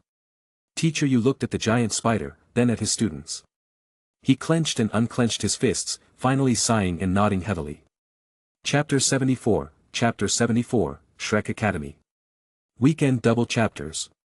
After speaking, Fong Chang's massive body gradually disappeared before the eyes of the 4 humans. In just a few moments, it was as if he had vanished into thin air, leaving no trace behind. This. Teacher Yu and the others were even more shocked. Although they had heard of some soul beasts being exceptionally skilled at camouflage, they had never seen one that could disappear so seamlessly, especially one of such enormous size. "Let's go," Fong Chang's voice snapped them back to reality. They walked awkwardly toward the edge of the forest, constantly glancing over their shoulders. But by now, Fong Chong had already returned to his original size and activated his stealth skill, walking ahead of them. With their level of strength, there was no way they could detect him. The distance between the Sunset Forest and Heaven-Do City wasn't far. Under the cover of night, the group soon arrived at the outskirts of the city. But then Fong Chang's voice echoed in their minds again, instructing them to enter a dilapidated temple by the roadside. The group exchanged confused glances, unable to figure out what the spider monster was planning. However, under the threat to their lives, they had no choice but to comply and entered the temple. "Teacher." The woman in white began to speak, but Teacher Yu quickly raised a finger to his lips, signaling everyone to stay silent. He was a member of the Blue Electric Tyrant Dragon clan, though his talent was considered average within the clan, and his strength wasn't particularly remarkable. His status had always been low. In his youth, he had admired Lu Erlong and followed her to establish the Blue Tyrant Academy, becoming a teacher there. Now, this spider monster seemed anything but friendly. He wasn't sure if Vice Principal Flender and the others could handle it. The more he thought about it, the more anxious he became. He wanted to send a message for help but feared it might anger the spider monster and lead to their deaths. He stood there, unable to sit still, his emotions in turmoil. Finally, he noticed his students and forced himself to appear calm and composed. The group stayed in the temple for an entire day. It wasn't until nightfall the next day that the spider monster ordered them to continue their journey into Heaven-Do City. When they were almost at the gates of the former Blue Tyrant Academy, now Shrek Academy, Fong Chong led them to a secluded spot and spat out a poison web at them. After doing this, he activated his stealth skill again and used Stretchy to shrink his body to about half its size. Then, he carefully leaped over the academy's outer wall and entered the grounds. Following the directions provided by the group earlier, he headed toward the dormitories of the Shrek 7 Devils. The academy covered a large area, comparable in size to a small town from Fong Chang's previous life. Moreover, it was nighttime, and the academy was eerily quiet, with no one in sight. The Shrek 7 Devils dormitory was located in the northernmost part of the academy, right next to Lu Erlong's residence. This arrangement clearly showed the special treatment they received. At the moment, the area was brightly lit, and Fong Chong could vaguely see a few familiar figures. Grandmaster had just left Tang San's room and hadn't gone far when Lu Erlong called him over and led him into her room. Lu Erlong carefully checked that no one was outside before closing the door and turning off the lights. Meanwhile, behind the wall on the right side of the building, Flender poked his head out. He looked at Lu Erlong's room with a strange expression, somewhere between crying and laughing, before burying his face in Zhao Wuji's chest. Zhao Wuji looked at him with disgust, pushing him away and scolding him, though Fong Chong couldn't make out what he was saying. Xiao Wu, seeing that Grandmaster had left, tiptoed into Tang San's room. She pulled a comb from her chest and handed it to Tang San, then obediently sat down on the only chair in the room, her back to him. Tang San took the comb and gently tidied Xiao Wu's slightly messy hair, his eyes filled with affection. Next door, Oscar stood outside the door, holding a package and muttering incessantly. After a long while, the door finally opened, and Ning Rongrong stepped out, snatching the package from Oscar's hands. Just as Oscar tried to enter, she pushed him out and closed the door again. Oscar walked back to his room, dejected. On the second floor of the building, Dai Mubai and Zhu Zhuqing leaned on the railing, gazing at the moon. As they did, Dai Mubai's hand quietly slipped around Zhu Zhuqing's slender waist. Zhu Zhuqing shot him a cold glare, twisting her body like an eel to escape his grasp. But Dai Mubai wasn't about to let her go. With a gentle push, he pulled her back into his arms. Zhu Zhuqing let out a soft moan, struggling briefly before Dai Mubai scooped her up, carried her into the room, and tossed her onto the bed. Then, their door closed, and the lights went out. Next door, Ma Hongjun, the little fatty, heard the commotion and rolled out of bed, staring thoughtfully at the wall. The light cast his shadow onto the window paper, making it look as if his body was trembling against the wall. As the noises from next door grew louder, Ma Hongjun could no longer contain himself. He rushed out of his room and ran toward the academy gates. Fong Chong observed the scene, his shield-like front legs slowly rising. What he feared most was the martial soul fusion skill of Grandmaster and the others. But they were still far away, and Flender had dragged Zhao Wuji to the garden to drown their sorrows in alcohol. His first targets were Tang San and Xiao Wu. In terms of hatred, his grudge against these two was the deepest. In terms of potential, while the others were part of the main group, Tang San was the true protagonist. Just as he was about to make his move, he suddenly felt something watching him from a distance. He turned his head and saw a scruffy middle-aged man sitting on the roof of a building across the way. The man held a small hammer in his hand, his gaze fixed menacingly on Fong Chong. Why is he here too? Fong Chong was shocked. He immediately abandoned his plan and fled toward the academy gates. His stealth skill was essentially an illusion. While it worked well against opponents of similar strength, it was easily seen through by powerhouses at the title Douluo level. The scruffy man on the roof frowned. He's leaving. He hadn't actually seen through Fong Chang's stealth. Due to his greatly reduced strength, his current soul power wasn't enough to do so. But he could still sense that something had been targeting his son. At first, he had wondered if it was someone from the Spirit Hall or another enemy skilled in assassination. But giving up so easily didn't seem like their style. In the distance, Fong Chong, seeing that the man hadn't pursued him, breathed a sigh of relief. With him here, there was no chance for Fong Chong to act. But he wasn't ready to give up yet. After circling the academy, he sneaked back in, this time heading toward the dormitories of the ordinary students in the south. Chapter 75, The Targeted 7 Freaks. Weekend Double Chapters. Young man, do you desire power? In the dormitory building south of Shrek Academy, a 37-year-old soul grandmaster suddenly heard Fong Chang's whisper in his heart. Just as he was about to fall asleep, he immediately perked up, rubbed his eyes, and looked around in confusion. Young man, do you desire power? Fong Chang's voice echoed in his heart once again. He was stunned for a moment, then a look of surprise spread across his face, and his smile gradually turned wild. I desire it, I desire it. I'm willing to worship the spider god too. Please, give me the spider god's blessing. Ha, what? Hearing his reply, Fong Chong was momentarily dumbfounded. Was he really this cooperative? He had prepared a whole set of persuasive arguments, but now they were all useless. Well, giving you the spider god's blessing isn't a problem, but you'll need to complete a task for me, Fong Chong continued, maintaining his stealth state as his voice transmitted into the young soul grandmaster's heart. A task? The young soul grandmaster's eyes darted around.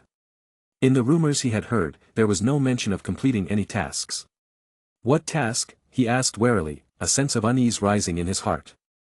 Seeing that he had taken the bait, Fong Chong was overjoyed and continued to transmit his voice. The task is simple. You know those new Shrek 7 freaks in the academy, right? The young soul grandmaster nodded. Help me beat them up, and you'll receive the spider god's blessing. This. The young soul master hesitated. The Shrek 7 freaks were those new privileged kids, right? Not only did they immediately join the advanced class, but the dean even renamed the academy to Shrek Academy because of them. Because of all this, the older students from the former Blue Tyrant Academy generally disliked them. However, their talents were ridiculously strong, and they had the special care of the academy's higher-ups, so no one dared to mess with them. The young soul grandmaster wanted to say something but stopped himself. Of course, he wanted the spider god's blessing. After all, it was true that someone had received a soul bone level reward from him. Even if it wasn't that, he could still get a decent soul tool that could fetch a good price outside. But the thought of facing those 7 little monsters, whose strength wasn't much weaker than his, made his scalp tingle. You only need to pick one of them to beat up. Of course, if you choose Tang San, the reward might be a bit better, Fong Chong said, noticing his hesitation and starting to guide him. Hearing this, the young soul grandmaster felt much more at ease. Among those 7, only Dai Mubai needed special attention, as his soul power was close to level 40, a notch above the rest. As for the others, they should still be around level 30, so dealing with them shouldn't be too hard. And Tang San? He seemed to be around level 32, with a supposedly useless martial soul, blue silver grass. Yeah, I'll pick him. The young soul grandmaster seemed to have made up his mind. I'll go beat up Tang San. What about the reward? As long as you complete the task, I'll come find you at this time tomorrow night, Fong Chong said before leaving the dormitory and heading to the next one. Young man, do you desire power? This time, Fong Chong received the same response as before. He began to realize what was happening. His preaching seemed to have had an initial effect, as more and more people were learning about the Spider God Church. But, how could it spread so quickly? Fong Chong, unaware of Tang Linner's declaration of taking down Bibi Dong, felt that the speed of the news spreading far exceeded his expectations. This time, the young man was more cautious and chose to beat up the least combat-capable member of the 7 freaks, Oscar. After persuading all the male soul masters above level 30 in the southern dormitory, Fong Chong sneaked into the girls' dormitory. The situation here was roughly the same as in the boys' dormitory. Tempted by the spider god's blessing, everyone made the same choice. However, while the boys chose to beat up Tang San, Oscar, or even attempt the high-difficulty challenge of Dai Mubai, the girls almost unanimously chose the same target, Xiao Wu. By the time Fong Chong finished, the sky was beginning to lighten. He quickly found an unused basement in the academy and hid there. As the morning sun shone on the earth, the Shrek 7 freaks walked in unison from the northern dormitory to the central cafeteria for breakfast. Ma Hongjun had dark circles under his eyes, clearly having been busy last night, and seemed to have lost some weight. Dai Mubai also looked weak, barely able to walk steadily, leaning on Zhu Zhuqing's shoulder for support. Oscar fluttered around Ming Rongrong like a butterfly, trying every trick to make her happy. Only Tang San and Xiao Wu seemed normal, holding hands as they walked ahead of the group, attracting countless envious and hateful gazes. Just as they were about 500 meters from the cafeteria, someone suddenly stretched out an arm to block their path, pointing at Dai Mubai. You're Dai Mubai, right? Huh. Dai Mubai pushed Zhu Zhuqing aside and took half a step forward, staring directly at the man in his late 20s. What do you want? This soul master's soul power had already reached level 42. White, yellow, and purple soul rings appeared in an instant. Without a word, he summoned his martial soul, raised his fist, and punched at Dai Mubai. The other members of the Shrek 7 freaks were about to step in to help, but they were intercepted by more people rushing out from the surroundings. These soul masters didn't waste any words, targeting their chosen opponents without regard for any rules or honor, immediately starting a brawl. Among them, Oscar had it the worst. As a support-type soul master with a food system martial soul, he had little combat ability. Yet, the number of people targeting him was second only to Xiao Wu and Tang San. On top of that, he had to protect Ning Rongrong from being hit, so he ended up taking the most hits. In total, over 20 people were involved in the brawl, all of them their classmates from the advanced class, representing almost the strongest combat force among Shrek Academy students, aside from the 7 freaks themselves. At the start of the fight, Xiao Wu was separated from Tang San. 6 soul masters targeted her, including all 5 female soul masters and even 1 male. Tang San, on the other hand, faced 5 people, all with soul power above level 35, surrounding him in a circle. These people exchanged glances, understanding each other's intentions. Without saying a word, they rushed forward and started beating the 7 freaks mercilessly. After all, the envoy never said they couldn't gang up on them, so this didn't violate any rules. Besides, they had long wanted to give these privileged kids a good beating, and today they finally had a reason. Seeing the commotion, the level 20+ students from the former Blue Tyrant Academy, gathered near the cafeteria, also started itching to join in. Although they hadn't been tempted by Fong Chong, their dislike for the 7 freaks was unanimous. Someone took the lead, and soon, 30 or 40 more people rushed out, joining the chaos and taking the opportunity to beat up the 7 freaks. Chapter 76, Continued Suppression. Weekend double chapters. Facing this sudden attack, the 7 little monsters were caught off guard and quickly isolated into several battle zones. Dai Mubai was alone against a level 42 Soul Ancestor and a level 39 Soul Grandmaster, with an additional support-type Soul Master joining in to buff them. Not long after the fight began, he was slapped far away, a trickle of blood seeping from the corner of his mouth. "Damn, you're really going all out," he cursed under his breath. He first activated his 3rd soul skill, White Tiger King's Vajra transformation, followed by his 2nd soul skill, White Tiger's Fierce Light Wave, clashing head-on with the 2. For a moment, he didn't seem to be at a clear disadvantage. Compared to him, the other battle zones were far worse. Xiao Wu was surrounded by 6 people. When girls fight, they can be much fiercer than boys. Some pulled her hair, others tore at her clothes, and one even concentrated her soul power into her fingers, aiming to claw at Xiao Wu's face, clearly intending to disfigure her. At first, Xiao Wu relied on her agility to dodge and weave among them, occasionally managing to kick 1 or 2 away. But then, the only male soul master among them smirked, seized the opportunity, and grabbed her from behind. Seeing the chance, one of the female soul masters clenched her fist and punched Xiao Wu in the stomach. Tang San, facing 5 opponents, glanced at Xiao Wu, who was being held by the man, and grew increasingly anxious. He immediately activated his blue-silver grass. 5 thick strands of blue-silver grass burst from the ground, binding the 5 in front of him. He wanted to rush to Xiao Wu's aid. But with his current soul power, restraining a single soul master stronger than him was already a stretch. Binding 5 at once was impossible. The 5 soul masters activated their soul power simultaneously, and the blue-silver grass binding them tightened before quickly snapping apart. Seeing this tactic fail, Tang San took a step back, his left hand reaching for the 24-bridge Moon Knight at his waist, pulling out a crossbow. But after a moment's thought, he put it away. These were his fellow students. If he seriously injured them, it would only cause trouble for Master and the others. In that moment of hesitation, the 5 soul masters charged at him, fists aimed at his head. For the spider god's blessing, one of them shouted, and the 5 of them seemed to gain even more energy, striking harder. At such close range, with his soul power suppressed and outnumbered 5 to 1, all Tang San could do was circulate his mysterious heaven skill to protect his body. Half of the 5 soul masters were tempted by Fong Chang's offer, while the other half had long held a grudge. The more they fought, the fiercer they became, their fists and feet relentlessly striking Tang San. A loud crack echoed as one of Tang San's bones broke. The 5 finally snapped out of their frenzy, stopping and taking a small step back. Tang San's right leg was twisted unnaturally at the knee, swollen and discolored. He gritted his teeth, clutching his leg, his body curled up in pain, cold sweat dripping down his face. The 5 soul masters exchanged glances, unsure who had dealt the final blow. Seeing them step back, the lower-level soul masters in their 20s rushed forward, continuing to beat Tang San. The 5 took the opportunity to turn and support other battle zones, leaving this mess behind. Stop hitting. You're kicking my D. Oscar was sprawled over Ning Rongrong, doing his best to shield her. For soul masters were kicking him like a sandbag. In no time, his body was covered in footprints. His voice grew weaker, his body limp, but his arms still tightly held Ning Rongrong. How dare you? My father is the seven. Ning Rongrong shouted in desperation, but before she could finish, a soul power strike hit her face, knocking out 2 teeth and swelling her cheek. Ma Hongjun and Zhu Zhuqing fared slightly better.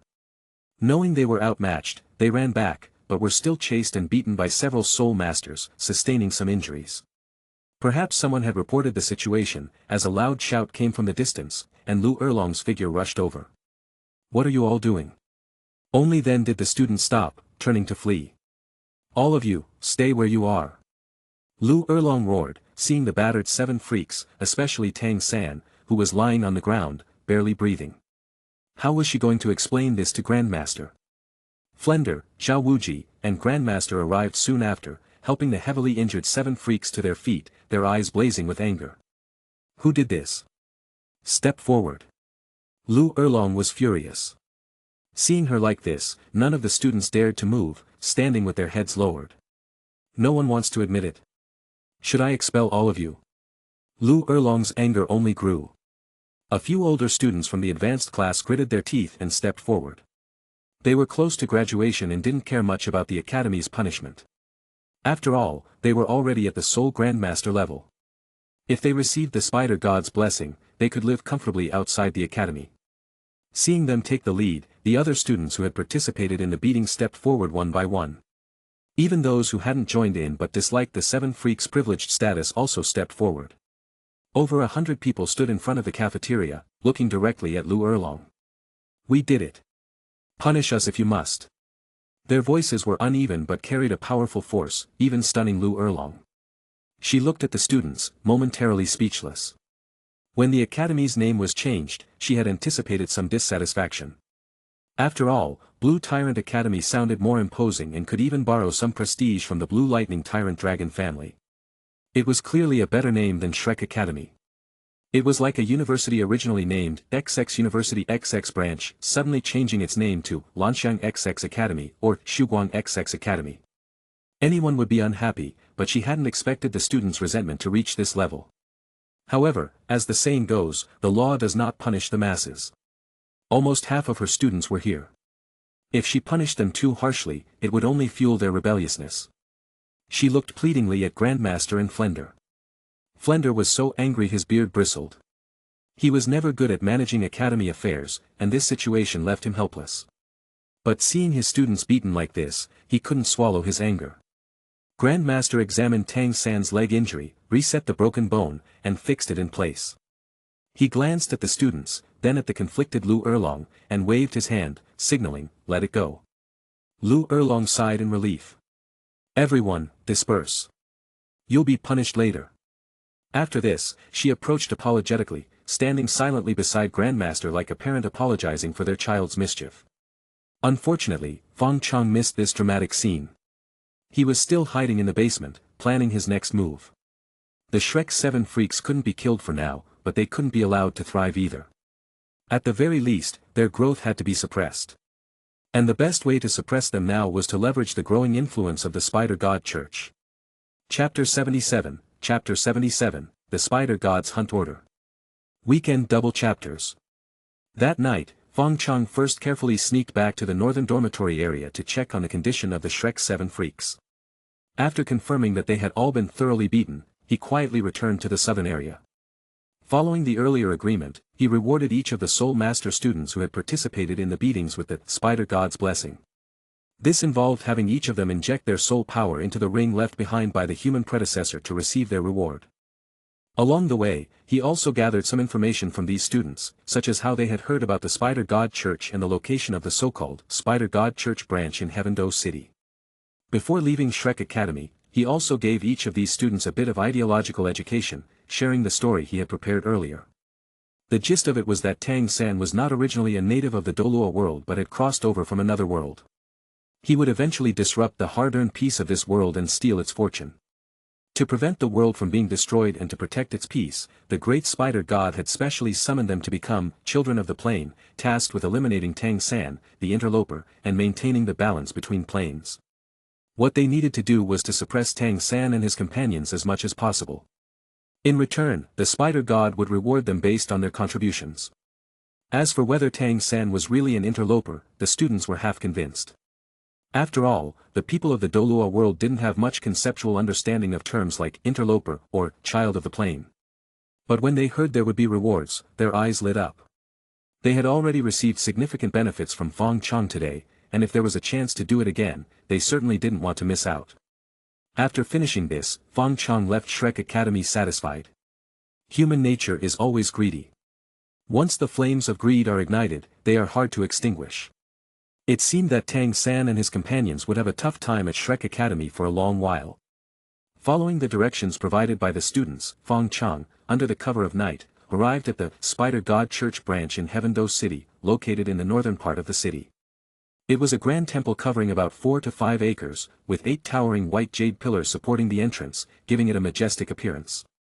At the entrance, a stone tablet over a person's height stood, with several names carved in flowing script. Unfortunately, Fong Chong couldn't read the Douluo script.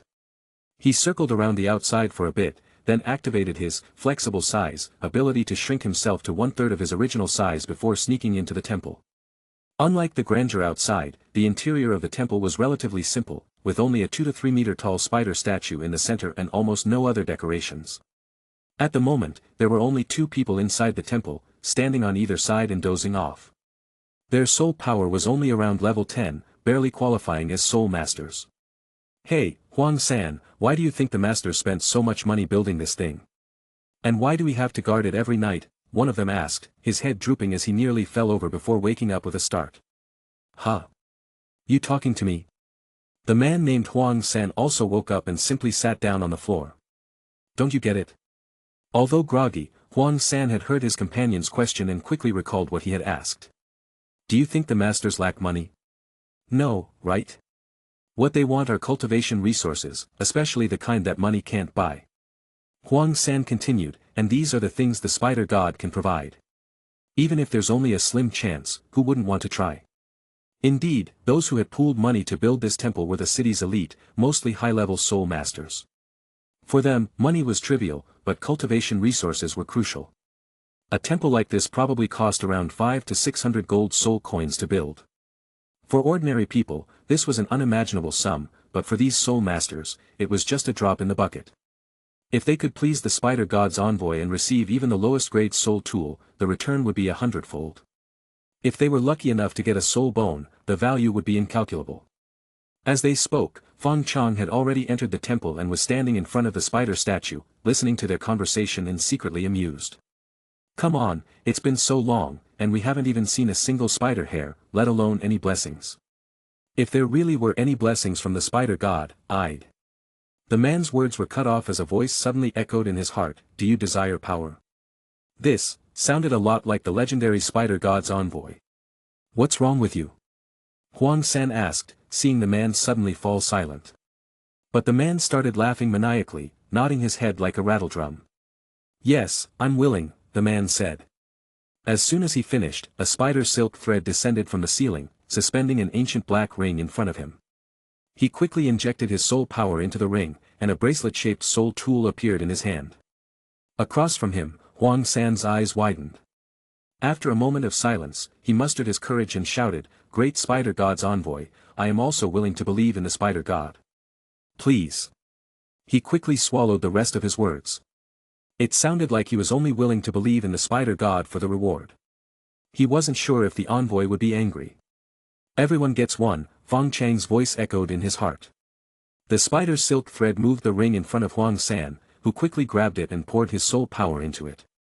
A moment later, a flash of light appeared, and a long guandao, over 3 meters in length, materialized in his hand. The blade reflected a chilling gleam. Given its sharpness, if the wielder had enough strength, even a soul emperor or soul sage level expert wouldn't dare to take it head-on. This weapon was perfect for beast-type soul masters and was likely more valuable than most soul tools, worth at least several 100,000 gold soul coins. Huang San was ecstatic. Alright, you've received your rewards. Now I need you to do some work for me, Fong Chang's voice echoed in their hearts. The two immediately knelt on the ground, ready to follow his instructions. Fong Chong first repeated the story he had told the students at Shrek Academy about Tang San being an interloper. Then he solemnly added, I want you to spread this message throughout Heaven Do City. Anyone who can kill Tang San or his companions will receive a heavy reward from the Spider God, far better than what you've received.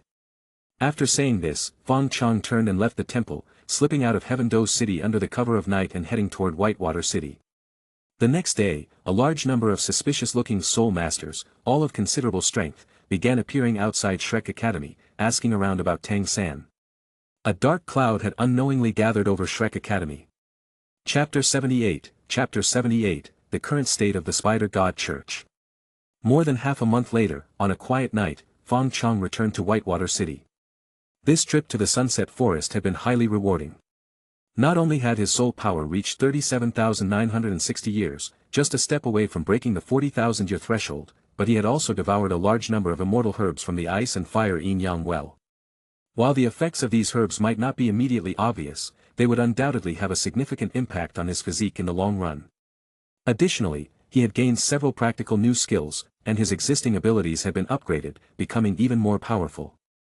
These would all serve as major assets for him. However, the Sunset Forest's resources were far inferior to those of the Star Do Great Forest, and now they were nearly depleted. Staying there any longer wouldn't be of much use. The purpose of his return was to head back to the Star Do Great Forest to continue improving his strength. The previously shelved plan for the underground lair in Star Do was also due to be revisited. Humans were unreliable, after all. It was time to establish his own spider forces as soon as possible. But before that, he wanted to take a quick look around Whitewater City. After all, this was where his Spider God Church had been born. And then there was Tang Liner. She was so reckless, he wondered if she had been killed by someone by now. As soon as he entered the city, he noticed something strange. While the homes of ordinary citizens seemed normal, almost everyone with even a hint of soul power seemed to be gathered in one particular place in the city. Whitewater City wasn't large, so it didn't take Fong Chong long to arrive at the location. The area was in the southern part of the city, and the streets outside felt somewhat familiar to him. However, the newly built temple in front of him was completely unfamiliar. The temple's pillars were carved with various spiders, and at the center of the main hall stood a 5-meter-tall spider statue that bore a slight resemblance to him. This must be the Whitewater City branch of the Spider God Church. At the moment, the temple was bustling with activity. Whitewater City only had about 200 to 300 soul masters, and now more than half of them were crammed inside. At the front of the crowd, a young girl in white clothes held a butterpaper book with a pious expression, leading the group in reciting the scriptures in a soft, childlike voice. Fong Chong immediately recognized her. It was Tang Liner. She was still alive. Spider is spider, yet not spider. After she finished reciting a line, the nearly 200 soul masters in the audience repeated it in unison, creating a rather impressive scene. But Fong Chong, standing outside the door, nearly choked. The scriptures he had casually made up to coax little kids were now being passionately recited by so many people, over and over again. The feeling made him want to dig a hole and hide. After a while, his face still red, Fong Chong continued to peer into the temple. The soul masters in Whitewater City weren't particularly strong, with the most powerful among them being only a soul king. As he watched, he noticed 2 human soul masters in the far right corner of the crowd, wearing large cloaks. Their cloaks completely covered their faces, and they too held butterpaper books, softly reciting along with Tang Liner. Their aura was familiar to Fong Chong. They were none other than Bai Yu and Xue Wu, the 2 young soul masters from the Whitewater City branch of the Spirit Hall, whom he had encountered in the Star Do Great Forest. Spirit Hall members were now following the Spider God Church. However, Fong Chong didn't immediately expose their identities. He remained in his stealth state, quietly observing from outside the door. He wanted to see what else these humans were up to. As the birthplace of the Spider God Church, it had always enjoyed a solid, popular foundation in Whitewater City. Especially after the news spread that the night watchman of the Heaven Do City branch of the Spider God Church had received the Spider God's blessing, people flocked to the temple. Many even put aside their daily tasks, sleeping during the day and coming here at night to recite scriptures and listen to the glorious deeds of the Spider God. At first, these people had come solely for the Spider God's blessings. But as they listened, some began to genuinely believe in the existence of the spider god, growing more and more devout. Among them, the elderly and young children were the most fervent. Their spiritual worlds were largely empty, making them more susceptible to believing in these mystical tales. When the atmosphere in the temple reached its peak, the lights suddenly went out. Then, a voice echoed in everyone's heart, "Do you desire power?" The once noisy temple fell completely silent. Then, someone started cheering, and soon the entire crowd erupted. "We desire it. Do you wish to believe in the spider?" "We do." "Then, receive the spider god's blessing." As the voice faded, an ancient ring, suspended by a spider silk thread, descended from the ceiling and hovered in front of an old man in the back row. The old man's hands trembled as he held the ring and injected his soul power into it. A flash of white light later, a soul tool appeared in his hand. Overwhelmed with emotion, he knelt on the ground, kowtowing 9 times to the air behind him, shouting, "Thank you, great spider god." The same scene repeated throughout the temple, starting from the back row. The ring moved from one person to the next, each receiving their blessing. This continued until it reached the third to last row on the far right, where Bai Yu and Xue Wu were seated. Just as the two of them were eagerly awaiting their turn, their cloaks were suddenly yanked open by an unseen force. They tried to grab their cloaks, but the power was far beyond their comprehension, flipping them onto the ground and exposing their faces. "Hey, isn't that Bai Yu and Xue Wu from the Spirit Hall? What are they doing here?" In a small city like Whitewater, their identities were quickly recognized, and they fled the temple in a panic. Anyone could see that while the Spider God Church and the Spirit Hall didn't openly conflict, they were essentially secretly opposed, like two religions with different beliefs. Moreover, the Spirit Hall was the most powerful force in the land. For their members to come seeking blessings from the Spider God Church was not only shocking but also deeply humiliating. After they left, the blessings resumed as normal, and the remaining attendees all received the Spider God's blessings with satisfaction. That night, the entire city celebrated. Almost every soul master who had come to the Whitewater City branch of the Spider God Church received Fong Chang's blessing, except for Tang Liner and a few others who had already been blessed before. With this done, Fong Chong left Whitewater City satisfied, heading back toward the Star Do Great Forest. Chapter 79, Return to the Star Do Great Forest. With matters in Whitewater City settled, Fong Chong wasted no time and hurried back to the Star Do Great Forest under the cover of night.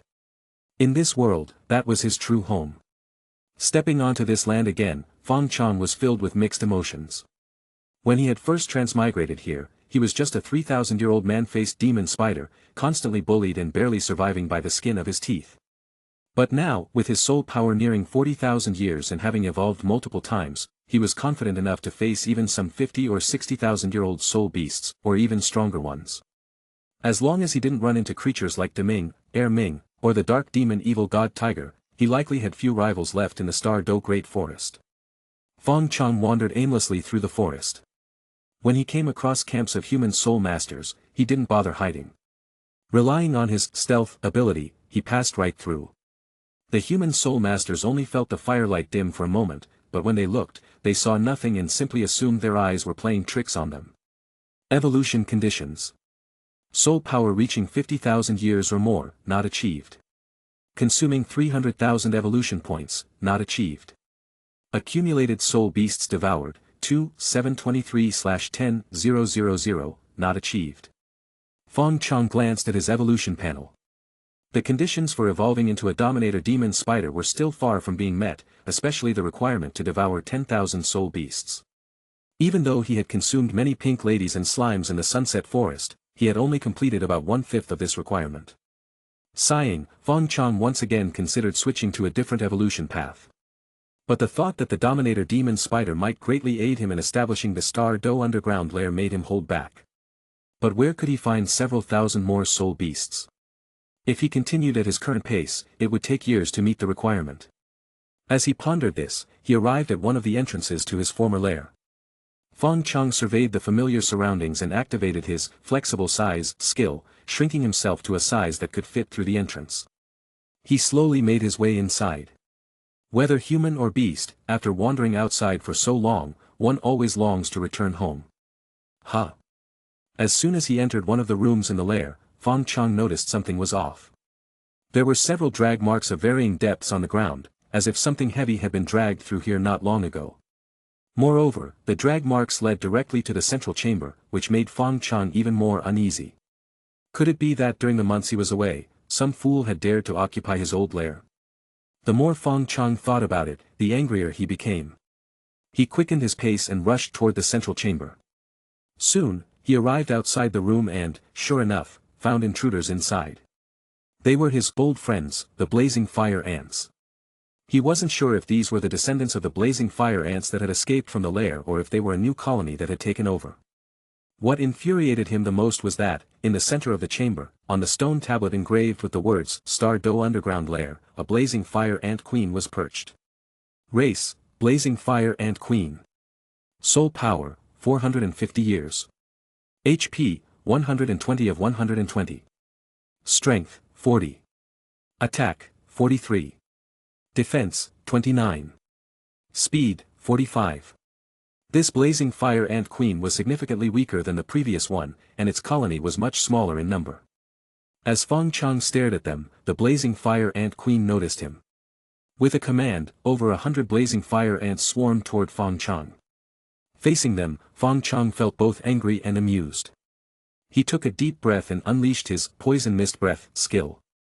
Black mist spewed from his mouth, flooding the entire chamber in an instant. Except for the blazing fire ant queen, which remained unharmed on its perch, the other ants collapsed one after another upon contact with the poison mist. Fong Chong, like a reaper of life, fearlessly walked into the mist, devouring the over 100 blazing fire ants one by one. The blazing fire ant queen on the stone tablet grew frantic, watching its subordinates being devoured by the spider but unable to do anything. It wanted to descend and fight Fong Chong, but after seeing the black mist and sensing the terrifying aura emanating from him, it decided against it. By the time Fong Chong finished devouring the ants, the black mist had mostly dissipated. He stared playfully at the blazing fire ant queen, pondering how to punish it. Simply eating it seemed too lenient. As Fong Chong thought, he noticed a row of white ant eggs beneath the stone tablet. An idea suddenly formed in his mind. Ants were one of the most prolific creatures in the world. A single queen could lay hundreds or even thousands of eggs in a day. As a sole beast, the blazing fire ant queen, due to its larger size, couldn't lay eggs as quickly as ordinary ants. But with sufficient nutrition, it could still lay dozens of eggs a day. Fong Chong stared at the blazing fire ant queen, his smile growing increasingly twisted. If he could capture a few more blazing fire ant queens and let them lay eggs to their heart's content, wouldn't his requirement of devouring 10,000 soul beasts be achieved in no time? Moreover, even after he completed his evolution, the eggs laid by these queens could serve as a high-protein food source for the other spiders in the lair. Nutritious, abundant, and endlessly supplied, it was perfect. The blazing fire ant queen on the stone tablet shivered under Fong Chang's gaze. It tried to escape but was trapped by a poison web cast by Fong Chong. Fong Chong then dragged the queen, still wrapped in a web, into a storage room, threw it on the ground, and released it from the web. "Do you want to live?" Fong Chong transmitted his threat. But a 400-year-old blazing fire ant queen had no intelligence to speak of and couldn't understand Fong Chang's words. It simply stood there, dumbfounded. Fong Chong wasn't sure how to explain. He ran out of the storage room, fetched an ant egg from beneath the stone tablet, and threw it behind the queen. Pointing at the egg, he transmitted again, "Lay eggs." The blazing fire ant queen looked at Fong Chong, then at the egg, and finally, as if making a great decision, bit into the egg. Fong Chong, watching this, was stunned. It seemed to have misunderstood again. Fong Chong smacked the queen's head, picked up the egg, and nervously moved it behind his own abdomen with his hind legs, mimicking the action of an egg being laid. This time, the blazing fire ant queen finally understood. Its disproportionately large abdomen twitched a few times, and an egg the size of a child's head plopped out. Fong Chong sighed in relief, grabbed the freshly laid egg, still warm and covered in black blood, and stuffed it into his mouth, crunching it with a crack.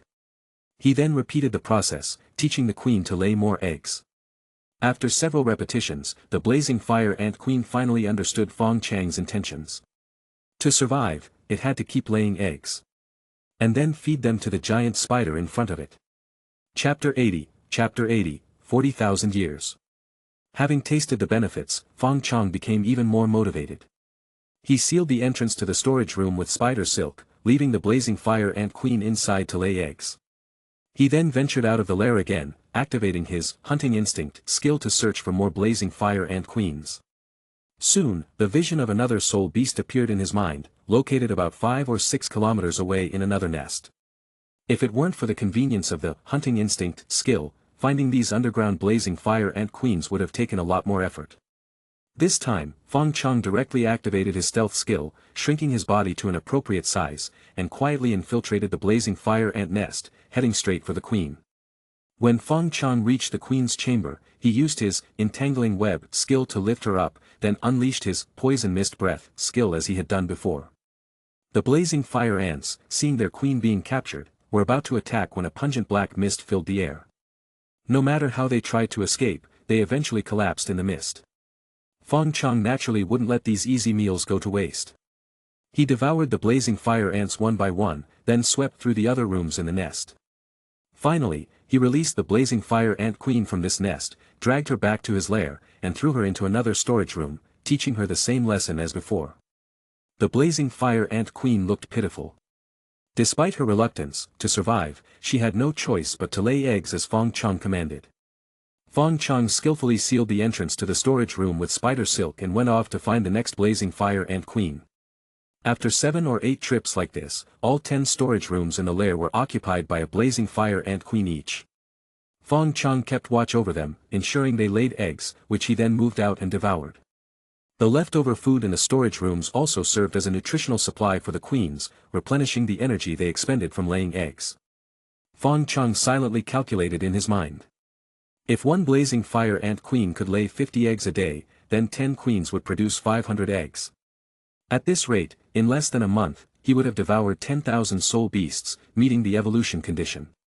Now, the bottleneck was his soul power and evolution points. He couldn't afford to be idle. He glanced at his status panel. After devouring so many blazing fire ants today, his soul power had increased from 37,960 years to 39,910 years. He was just a tiny bit away from reaching 40,000 years. Looking at this number, Fong Chang's obsessive-compulsive tendencies kicked in. Despite the late hour and having spent the entire day capturing blazing fire ant queens, he decided to go out and hunt a few more soul beasts to push his soul power to 40,000 years before resting. His target, naturally, was the most common creature in the Star Do Great Forest, the slime. With a sweep of his hunting instinct, the locations of 3 slimes near the lair appeared in Fong Chang's vision. He quickly dashed toward the first one. This slime had a soul power of only 160 years. It was leisurely strolling by the lake. A black shadow flashed by, and before it could even let out a cry, it was swallowed whole by Fong Chong. Only a few drops of its bodily fluids remained on the ground. Next, Fong Chong rushed to the second slime. This one had a soul power of 330 years and was climbing a small tree, seemingly trying to devour a cluster of fruit. Just as its body touched the fruit, darkness enveloped it. Fong Chong, having enlarged his body using flexible size, swallowed the slime along with the small tree. The last slime had a soul power of exactly 400 years. When Fong Chong found it, it was floating in the water. Its body was almost the same color as the water. Without the help of hunting instinct, Fong Chong might not have even noticed it. As expected, one gulp. After devouring these 3 slimes, Fong Chong didn't see the expected notification. Checking his panel, he noticed that his soul power was stuck at 39,999 years. This was torture for his obsessive-compulsive tendencies. Fong Chong expanded the range of his hunting instinct and soon found a 4th slime. This time, he wasn't in a hurry. He calmly walked toward the slime, bowed to it, and said, "Thank you for becoming my food." Then he opened his mouth and slowly devoured the slime as if savoring a gourmet meal, treating the process with a sense of ceremony. 2 notifications appeared in Fong Chang's vision as expected. Successfully devoured slime. Regeneration LV18 has upgraded to Regeneration LV19, hint, this skill will become Advanced Regeneration upon the next upgrade. Looking at the next notification. Soul power has reached 40,000 years. Acquired 7th racial skill, Endurance. Endurance, when receiving fatal damage, this skill will automatically activate, leaving 1 HP and making the user immune to all damage for 3 seconds. Usage limit, once per day. Indeed, another survival skill. The effect felt somewhat familiar. Fong Chong moved his body, feeling the surging soul power within him. A sense of pride welled up. The strength of an ordinary 40,000-year soul beast was roughly equivalent to that of a human soul sage. At this level, due to the existence of the spirit avatar, human soul masters' power increased significantly, narrowing the gap between them and soul beasts. Of course, this only applied to ordinary 40,000-year soul beasts. Those from powerful soul beast races were still much stronger than human soul masters of the same level. Take Fong Chong, for example. Even if he were to face the golden holy dragon summoned by the golden iron triangle spirit fusion skill, he now felt confident. Dealing with ordinary soul Douluos would be no problem, but facing a tidal Douluo? Fong Chong still didn't have the guts for that. He returned to his lair, removed the spider silk sealing the entrance, and inspected the 10 blazing fire ant queens still diligently laying eggs. Satisfied, he returned to the central chamber to rest. According to his plan, he would stay here for about a month, waiting for the queens to lay enough eggs while occasionally venturing out to hunt and further increase his soul power. At the same time, he could start trying to recruit some spider-type soul beasts to expand the forces of his Star Do underground lair. Once he evolved into a dominator demon spider, he would begin his advance into the deepest parts of the Star Do Great Forest. Creatures like Deming, Air Ming, the dark demon evil god tiger, and the 3,000-year ant emperor brothers, sooner or later, Fong Chong would devour them all. Fong Chong was destined to become the king of the Star Do Great Forest. Chapter 81, Attempts. Half a month had passed. While Fong Chong supervised the 10 blazing fire ant queens laying eggs, he also began to focus on another major task: how to establish his spider forces. Unlike ants, most spiders are solitary creatures. They dislike living in groups and lack the strict hierarchical structure and division of labor seen in ant colonies. This was especially true for spider-type soul beasts, which were more wild and powerful. This became the first challenge Fong Chong faced. He had once tried capturing 5 small spider-type soul beasts and confining them in the same room, providing them with ample food and water. But when he checked on them 2 days later, only one of the 5 spider-type soul beasts was still alive. The other 4 had died from fighting each other. The sole survivor also succumbed to its injuries shortly after, clearly showing that simply gathering them together was not a successful strategy. Next, he tried keeping 1 male and 1 female spider-type soul beast together. For the first few days, the 2 spider-type soul beasts coexisted peacefully. But soon, they grew tired of each other and began fighting, resulting in mutual injuries. As the old saying goes, one mountain cannot accommodate 2 tigers, unless they are a male and a female. But these spiders couldn't even manage that. Fong Chong was starting to get frustrated. To make matters worse, Fong Chong discovered that some species of spider-type soul beasts exhibited behaviors like mother eating offspring, or even offspring eating mother, which made his plans even more difficult to execute. Fong Chong felt overwhelmed. If he were dealing with spider-type soul beasts over 10,000 years old, which had some level of intelligence, it might have been easier. But such soul beasts were extremely rare, making it hard to form a sizable force. To truly establish his envisioned Star Do underground lair, he had to solve this problem first. After countless attempts, Fong Chong finally found a compromise. He divided the large rooms in the lair into smaller compartments, separating the spider-type soul beasts from one another. This barely solved the issue of housing, allowing the few soul beasts he had captured to settle into the lair. But then, he encountered an even more serious problem. These spider-type soul beasts had no discipline and didn't understand how to follow his commands. When Fong Chong issued orders, the small spiders he had captured would only cower in the corners, trembling. No matter how he demonstrated, they remained motionless. In a fit of anger, Fong Chong simply devoured them all, returning to square one. The first attempt had undoubtedly ended in failure, forcing Fong Chong to temporarily shelve his plans for the underground lair. He now deeply missed the human children in Whitewater City. They were so clever, so obedient, and so easy to manipulate. Even older humans, as long as they were given a small benefit, would flock to him. These spiders were nothing like that. After devouring the spiders, Fong Chong removed the spider silk sealing the first storage room and entered. The 400-year-old blazing fire ant queen immediately grew extremely tense upon seeing Fong Chong. The egg it was about to lay got stuck, causing it to writhe in pain. Fong Chong ignored this and efficiently collected the 20 or so eggs that had already been laid, dragging them out of the storage room and resealing the entrance. He then began devouring the eggs, using the food to numb his nerves and temporarily forget the frustration of his failure. Evolution conditions. Soul power reaching 50,000 years, not achieved, current, 43,945 years. 300,000 evolution points, achieved, current, 309,360. Devour 10,000 soul beasts, not achieved, 9,169/10,000. He glanced at his evolution panel. After hunting for over half a month, his soul power had increased again, and he had met the evolution point requirement. The final condition of devouring 10,000 soul beasts would likely be met in just 2 more days. By then, he could temporarily leave the lair and hunt stronger soul beasts in the deeper parts of the forest.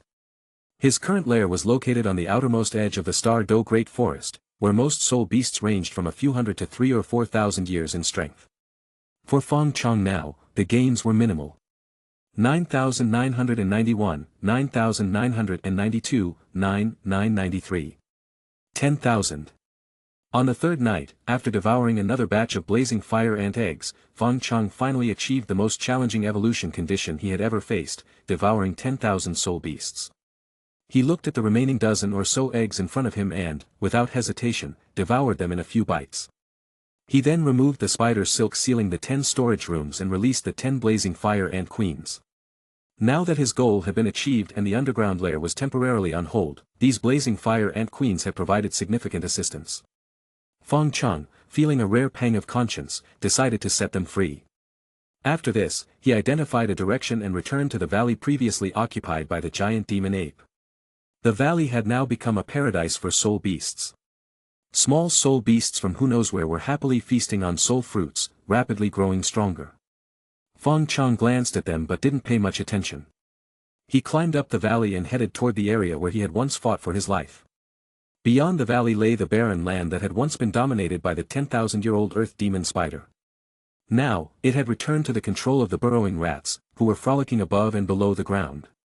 These burrowing rats all had soul power exceeding 5,000 years, and there were at least 20 of them. But as soon as Fong Chong approached, they all scurried into the ground, disappearing without a trace. Sighing, Fong Chong shook his head and continued deeper into the forest. He didn't stop at the 4th ring but pressed on toward the 3rd ring, an area he had never ventured into before. The 3rd ring was home to soul beasts mostly over 10,000 years old, with occasional appearances of 20 or 30,000-year-old soul beasts, or even stronger ones. Previously, due to his limited strength, he had never dared to enter this area. But now, it had become his ideal hunting ground. The boundary between the 3rd and 4th rings wasn't as clear as the one between the 4th ring and the outer areas. The most noticeable differences were the richer spiritual energy, the lusher trees, and the significantly stronger soul beasts.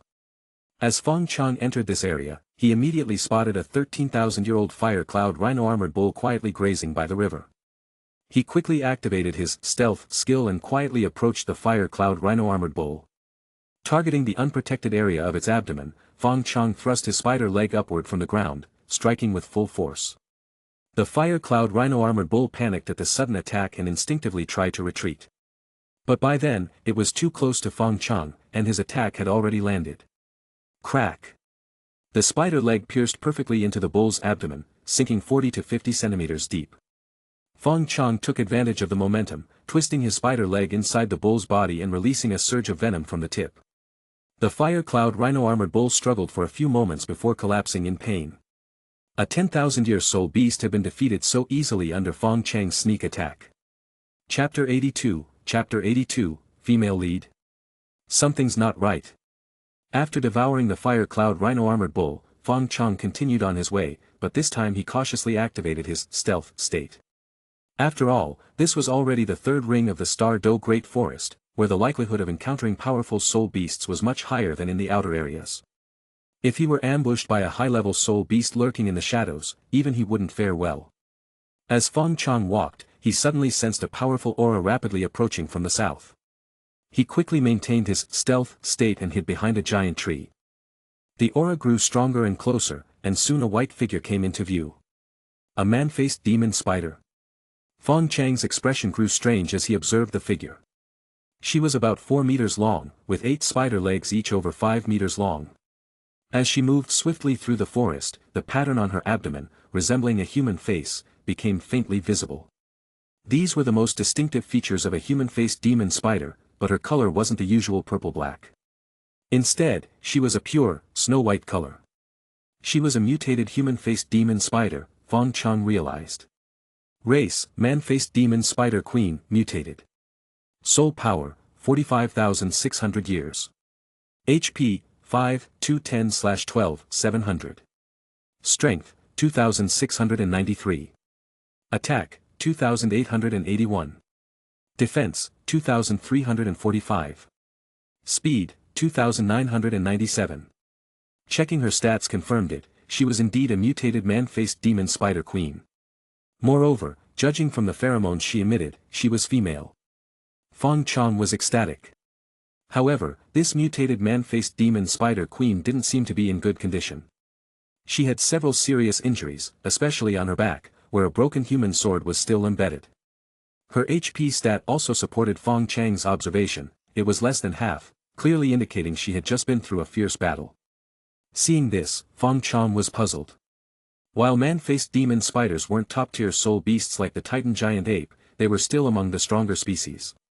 This mutated human-faced demon spider queen, with a soul power of over 45,000 years, should have few rivals in the Star Do Great Forest. How could she have been injured so badly? Moreover, judging from her wounds, it seemed she had been injured by humans, which was even more puzzling. The mutated man-faced demon spider queen entered the forest where Fong Chong was hiding, found a dark spot, and her figure gradually blurred and disappeared. Fong Chong was very familiar with this move, it was concealment, one of the signature skills of the man-faced demon spider and the precursor to his current stealth skill, which had saved him many times. Shortly after, 3 human soul masters rushed into the area. They were dressed in black robes, armed with weapons, and exuded a fierce aura. Humph. 3 soul douluos. Quite the extravagant lineup. With just a glance, Fong Chong could see their stats. They were indeed 3 soul douluo level experts. The strongest among them had reached level 87, while the weakest was level 82. Their robes resembled those of the spirit hall. It seemed only they could afford to send 3 experts of this level into the Star Do Great Forest at once. Seeing them, Fong Chong immediately understood how the mutated man-faced demon spider had been injured. The 3 men carefully surveyed the area. They could sense that the mutated man-faced demon spider they had been chasing for so long was nearby, but they couldn't pinpoint its exact location. This man-faced demon spider is so cunning. We searched for months before finding its trail, and then we chased it for 3 whole days, yet we still haven't managed to kill it, one of the black-robed soul douluos, a man with a scarred face, said in frustration. Enough, Scarface. If your sword strike had been accurate earlier, it wouldn't have escaped, the strongest of the 3, a calm and composed man, chided him. Scarface wanted to argue but couldn't find the words, so he swallowed his retort. Speaking of which, its soul power must be at least 40 or 50,000 years. No wonder those 3 kids almost died at its hands, the 3rd black-robed man interjected. Yes, the strongest man nodded. According to the information they provided, this mutated man-faced demon spider can devour other soul beasts to enhance its own strength. If what they say is true, and it went from a few thousand years to 40 or 50,000 years in just a few months, that's terrifying. They all agreed that it had to be eliminated as soon as possible. After their conversation, the 3 men split up to search the forest. They were very familiar with the characteristics of the man-faced demon spider, so they focused their search on dark corners. There weren't many such spots in this forest, and soon they approached where the mutated man-faced demon spider queen was hiding. Meanwhile, Fong Chong watched them from a distance, pondering his next move. 3 soul douluo level humans would be difficult to deal with in a direct fight. But since they were in the open and he was hidden, with a 45,000-year-old mutated man-faced demon spider queen to exploit, it wasn't impossible to act. After weighing the pros and cons, Fong Chong boldly decided to save the mutated man-faced demon spider queen. After all, she was female. With this in mind, Fong Chong cautiously moved closer, carefully avoiding the thick layer of fallen leaves on the ground. At that moment, Scarface had already reached the spot where the mutated man-faced demon spider queen was hiding. He thrust his broken sword toward the area. Before the sword could land, the mutated man-faced demon spider queen leaped out, one of her spider legs stabbing straight toward his throat. Scarface quickly stepped back, turning his body to the right. His right hand gathered soul power and slammed toward the incoming spider leg. The spider leg was deflected from its original path, grazing Scarface's face before embedding itself into the tree behind him. A sole Douluo level expert had strong combat instincts. Scarface remained vigilant, making it difficult to ambush him.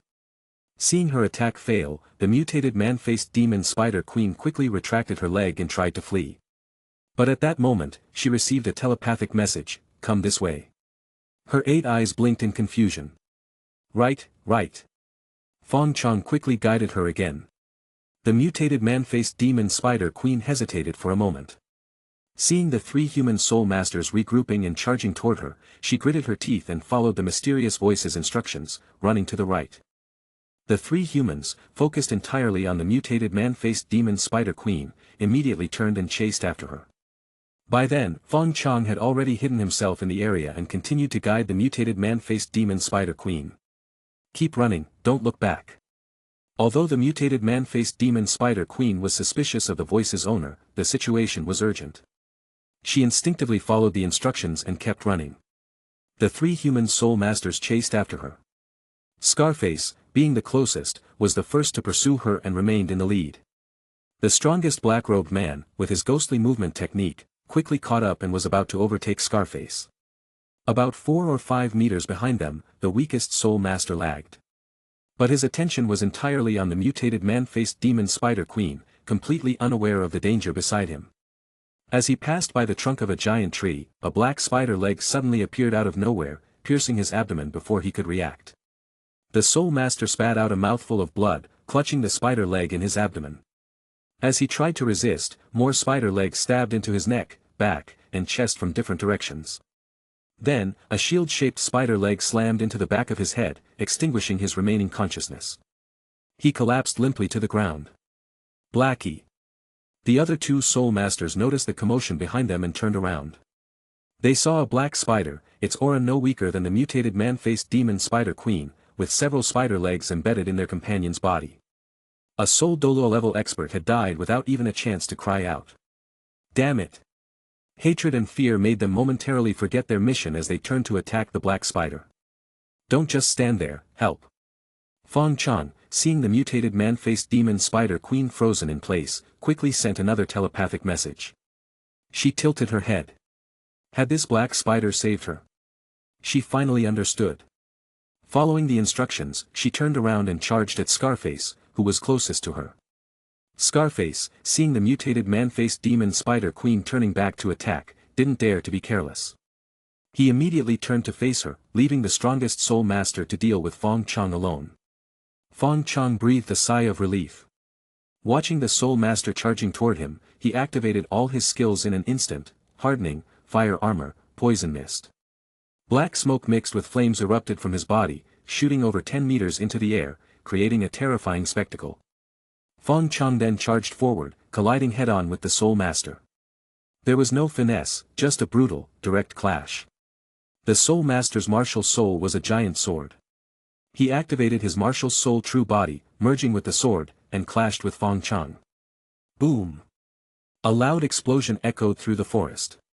The shockwave sent decades of accumulated leaves flying, and a large amount of soil was thrown into the air. When the dust settled, Fong Chong staggered back a few steps. His armor was partially shattered, but his body was mostly unharmed. The human soul master, however, wasn't so lucky. The impact forced him out of his martial soul true body. His clothes were torn, and he spat out a mouthful of blood. In his fully powered state, Fong Chang's defense was comparable to that of a titan giant ape for a brief moment. Moreover, his blade armor skill provided a powerful counter-damage effect. How could a mere soul Douluo withstand that? Most of the soul master's injuries were actually from his own attack being reflected back at him. He struggled to stand and escape, but he found his body covered in a sticky mucus that severely slowed his movements. This was Fong Chang's slippery skill, which had finally come in handy. Seeing the soul master, now defenseless, Fong Chong walked straight toward him. As he passed by, a spider leg silently pierced the man's chest. The last remaining soul master, Scarface, had completely lost his will to fight after witnessing the fate of his companions. Facing 2 terrifying spider soul beasts, his fate was sealed. He didn't last long before falling to their combined assault. After the battle, Fong Chong turned to the mutated man-faced demon spider queen, about to speak, when he noticed an unusual blush spreading across her face. "Thank you for saving me, my lord. Please allow me to bear your offspring, her voice echoed in Fong Chang's mind, startling him so much that he stumbled backward, nearly falling to the ground. Chapter 83, Evolution. Dominator Demon Spider. Faced with the sudden confession from the mutated man-faced demon spider queen, Fong Chong was at a loss, unsure how to respond. As some say, male spiders are inherently like this: the more unattainable something is, the more they desire it. Once they obtain it, they might feel a faint sense of loss. And if it's obtained too easily, they might even become anxious. This was exactly Fong Chang's current situation. He never expected the mutated man-faced demon spider queen to suddenly offer herself so freely. This completely disrupted his original plans, leaving him in a state of panic. Fong Chong hesitated for a long time before finally stammering through his thoughts, "Your injuries are severe. You should focus on healing first." As soon as he finished speaking, he mentally slapped himself. Why did he suddenly hit the brakes at a moment like this? Hadn't he been longing for this for so long? Gee girl. What's that? The mutated human-faced demon spider queen blinked her eyes, looking utterly confused, using the language of the man-faced demon spiders to ask Fong Chong. Well, a girl. Fong Chong suddenly remembered that he was dealing with a spider, not a human. Although her intelligence was now comparable to a human's due to her high soul power, many human terms didn't have equivalents in the spider world. After thinking for a long time, he forced an explanation. "A girl is a beautiful female spider like you." Although the mutated man-faced demon spider queen still didn't fully understand, she grasped the general meaning and realized Fong Chong was complimenting her. Her face flushed even more. "Alright, I'll heal my wounds first, and then I'll bear your offspring," she obediently nodded, following Fong Chang's lead. At the moment, she had over a dozen wounds of varying sizes, causing her immense pain. But to repay his kindness, she chose to endure it. Unexpectedly, this honest spider was so considerate of her. Though she didn't say it out loud, she was deeply moved and raised Fong Chang's status in her heart even higher. Perhaps having him as a long-term partner wouldn't be so bad. Spiders are not like humans. Their world is devoid of much emotion, and they are mostly cold toward each other, driven purely by self-interest. When the mutated man-faced demon spider queen saw that a fellow spider had saved her, she assumed that this unfamiliar black spider must be after her body. That's why, after being rescued, she chose to offer herself as a way to repay him. This was more out of fear that this black spider, who was stronger than her, might take advantage of her injuries to do something even more extreme, like having his way with her and then eating her. Such situations were not uncommon in the spider world. However, Fong Chang's actions completely defied her expectations. Having come this far, even if Fong Chong wanted to back out now, it was too late. He sighed regretfully, used his mouth to remove the broken sword from the mutated man-faced demon spider queen's body, and then found some hemostatic herbs nearby. After chewing them, he applied the paste to her wounds. Next, he led the mutated man-faced demon spider queen to the border between the third and fourth rings, instructing her to wait for him there before turning back toward the deeper parts of the forest. Under normal circumstances, this area was inhabited by soul beasts under 10,000 years old. Even with her severe injuries, the man-faced demon spider queen could handle them. Fong Chong wasn't too worried about leaving her here temporarily. As the mutated man-faced demon spider queen watched Fong Chang's retreating figure, she fell into deep thought. Even when soul beasts reach a certain level of soul power and develop intelligence, their inherent nature is hard to change. In her eyes, this black spider was an anomaly, a rare, warm-hearted male spider, something almost unheard of in the spider world. And his strength was so formidable. A strange emotion began to stir in her otherwise cold heart. Meanwhile, Fong Chong, after returning to the deeper parts of the forest, immediately activated his stealth state and began searching for his next prey. After devouring the fire cloud rhino-armored bull, his soul power had surpassed 45,000 years. He was just a step away from evolving into a dominator demon spider, which made him anxious. The quality of soul beasts in the third ring was indeed far superior to those in the outer areas. Soon, he spotted a pair of 10,000-year-old ghost tigers. Both ghost tigers had soul power around 15,000 years, making them minor overlords in this region. When Fong Chong found them, the male ghost tiger was fast asleep, while the female was still awake, perched on a tree, lost in thought. Seizing the opportunity, Fong Chong quietly approached. Taking advantage of the moment the female tiger turned her head, he thrust a spider leg into the male tiger's skull, killing it instantly. The female tiger roared in fury, but she was no match for Fong Chong. After just 2 exchanges, she was trapped in his web and met her end under his spider legs. Fong Chong placed the 2 ghost tiger corpses together, glanced around to ensure no one was watching, and quickly activated his flexible size skill to enlarge his body. He devoured them in one gulp before shrinking back down. After finishing them off, Fong Chong didn't linger. He continued searching for his next target. Just under 2,000 years to go. Almost there, he thought to himself, growing increasingly excited. Not long after, he encountered his next victim, a 22,000-year-old soul beast, the striped bear. This soul beast also posed little trouble for Fong Chong, who swiftly devoured it. Evolution conditions. Soul power reaching 50,000 years, achieved. 300,000 evolution points, achieved. Devour 10,000 soul beasts, achieved. Fong Chong looked at the evolution panel, which now displayed the words, evolvable, next to the Dominator Demon Spider. Without hesitation, he willed the evolution to begin. With this, his armor shattered once again, and his body grew slightly taller. His body length reached over 6 meters, with legs extending beyond 8 meters. His color shifted from black to a dark gold, giving him an air of grandeur. Moreover, his demeanor also changed. It was as if he had transformed from an assassin into a general, exuding a sense of reliability just by his presence. Evolution successful. Acquired innate skills, domination and blessing. Domination increases all attributes of all same-race soul beasts within a 1-kilometer radius by 50%. Wow, this skill was an aura-type ability that affected all spider-type soul beasts within range. Fong Chong tested it and found that he himself was included in the skill's effect. When activated, his own attributes also increased. So overpowering. Next, he looked at the other skill, blessing. Blessing can be used on same-race soul beasts. Consumes a certain amount of evolution points to help them evolve once, each soul beast can only receive 1 blessing. This was perfect. He had previously been troubled over how to enhance the combat power of his spider forces. But now, with this skill, he could help his subordinates evolve. The boost this would bring was incomparable.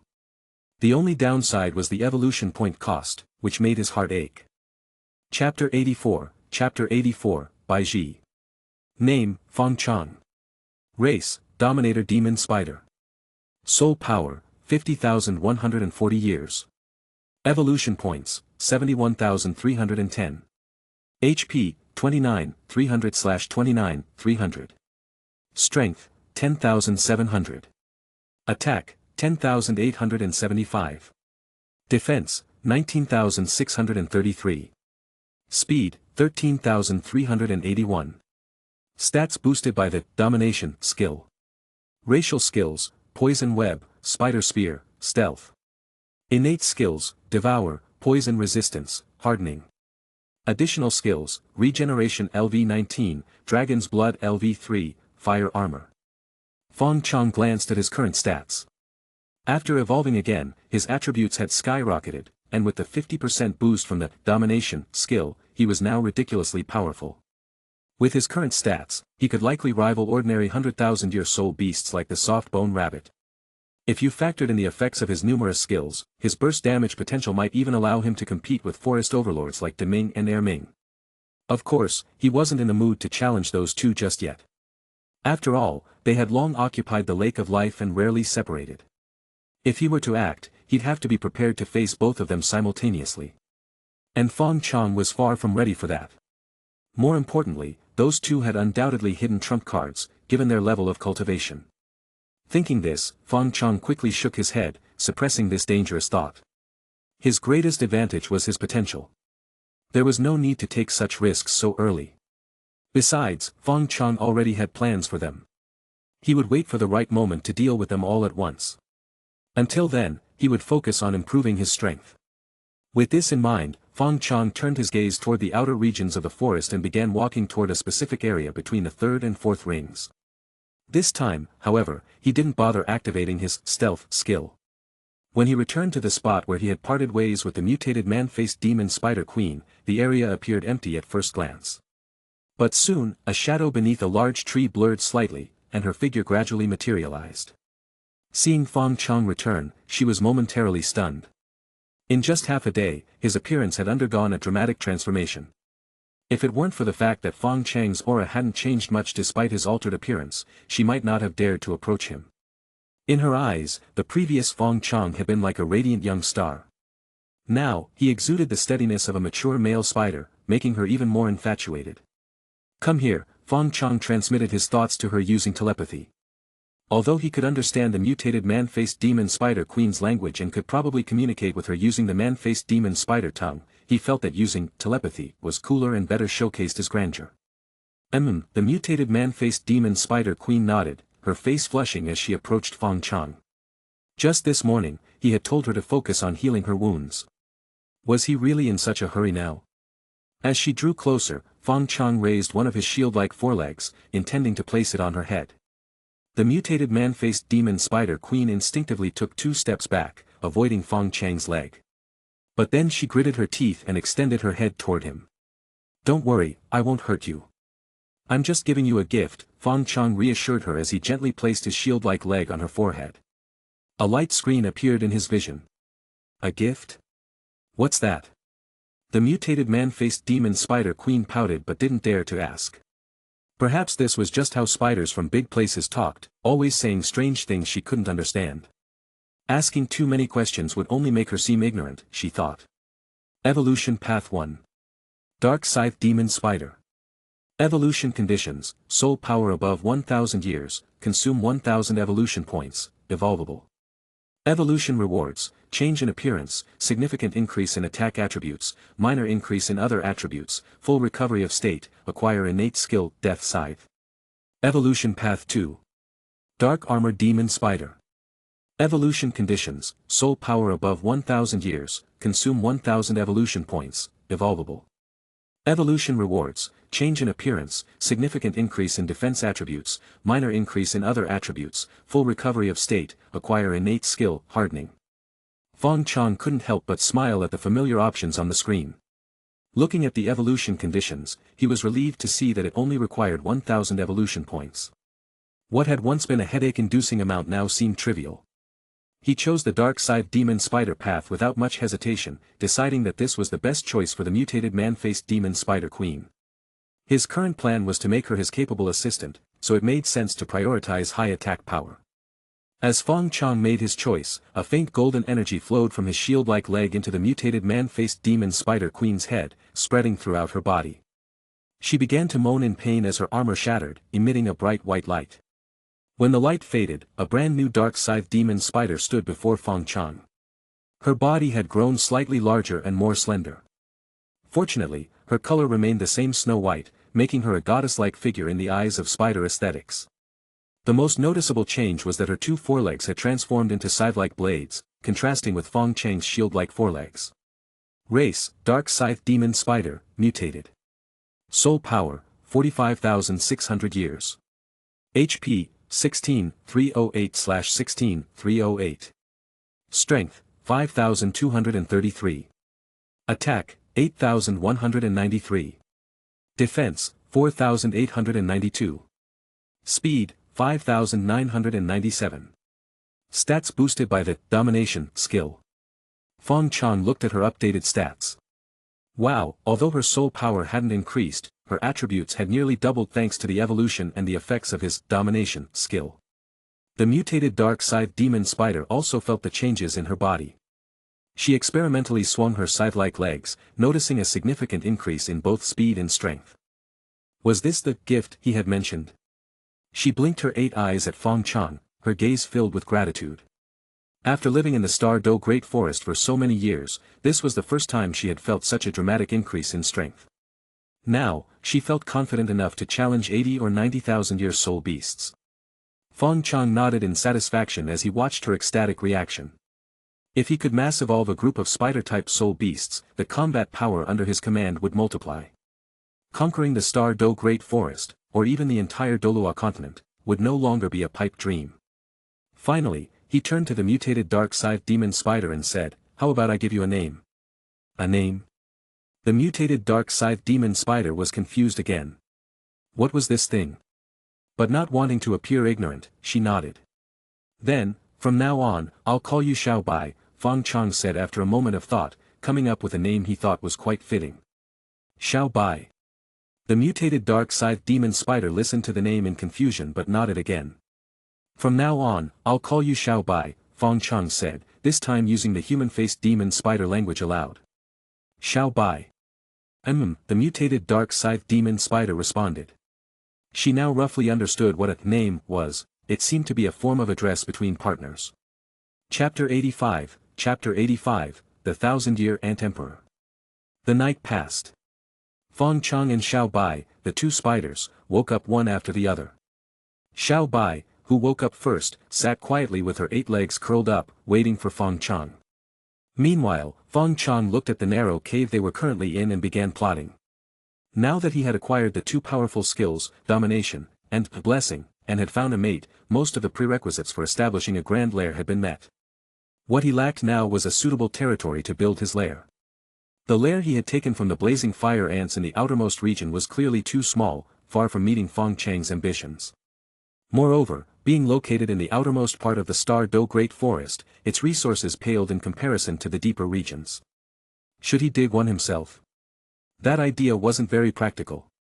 Not only did Fong Chong lack the skills for such a task, but even if he did, digging a large enough underground lair would take a lot of time, which didn't align with his impatient nature.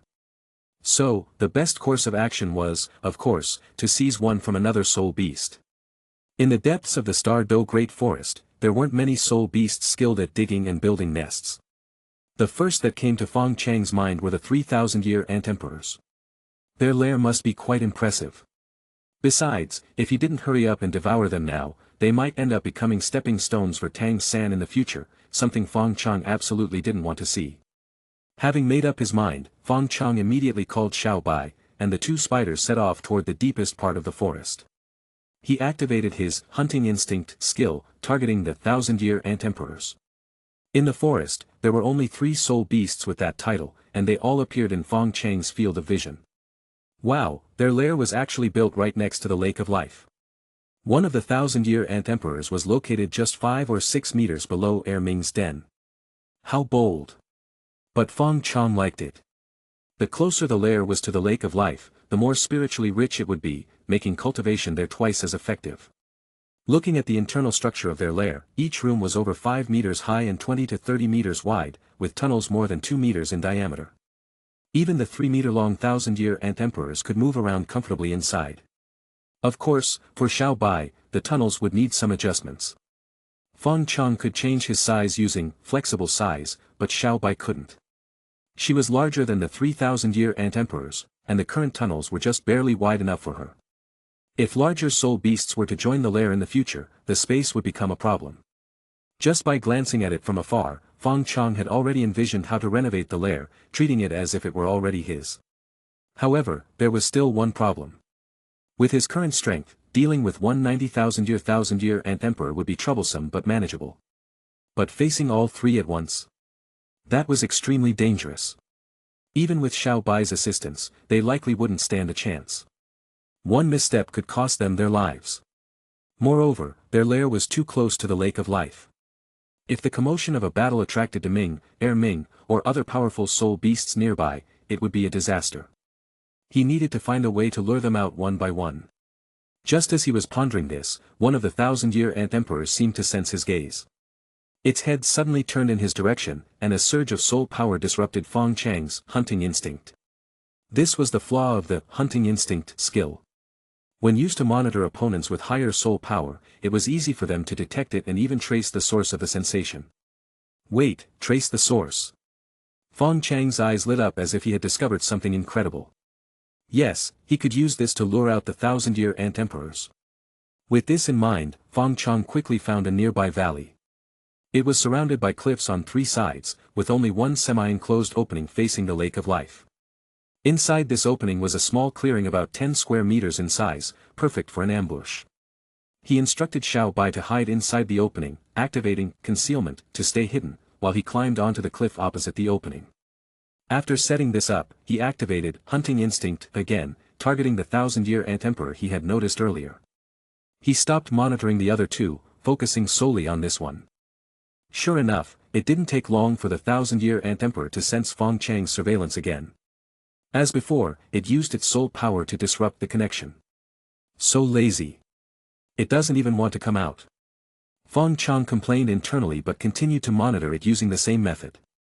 After repeating this 5 or 6 times, the thousand-year Ant Emperor finally lost its temper. It let out a furious roar, stood up, and crawled out of its lair.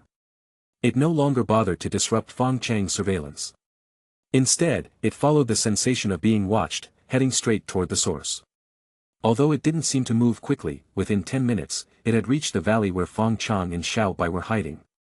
The thousand-year Ant Emperor looked at the valley thoughtfully, hesitating to enter.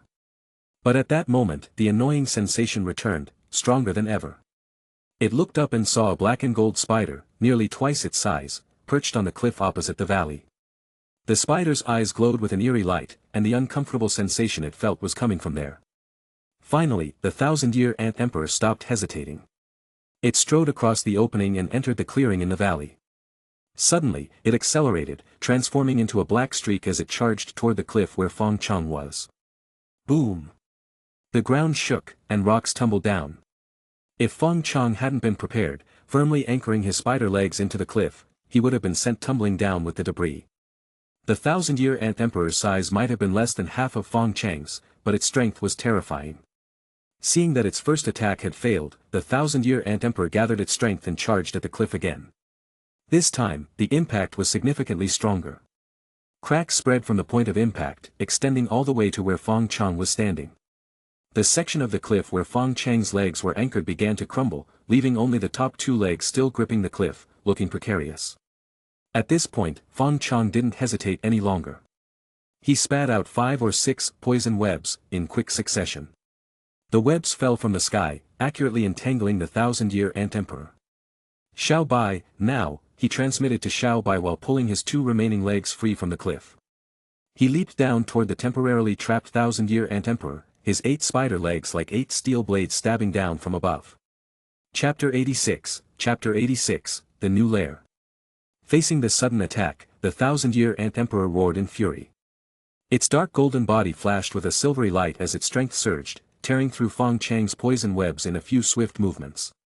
But by then, Fong Chong had already descended from above, his 8 spider legs stabbing toward the ant from 8 different directions. With the added momentum of his fall, his attack was devastatingly powerful. Clang!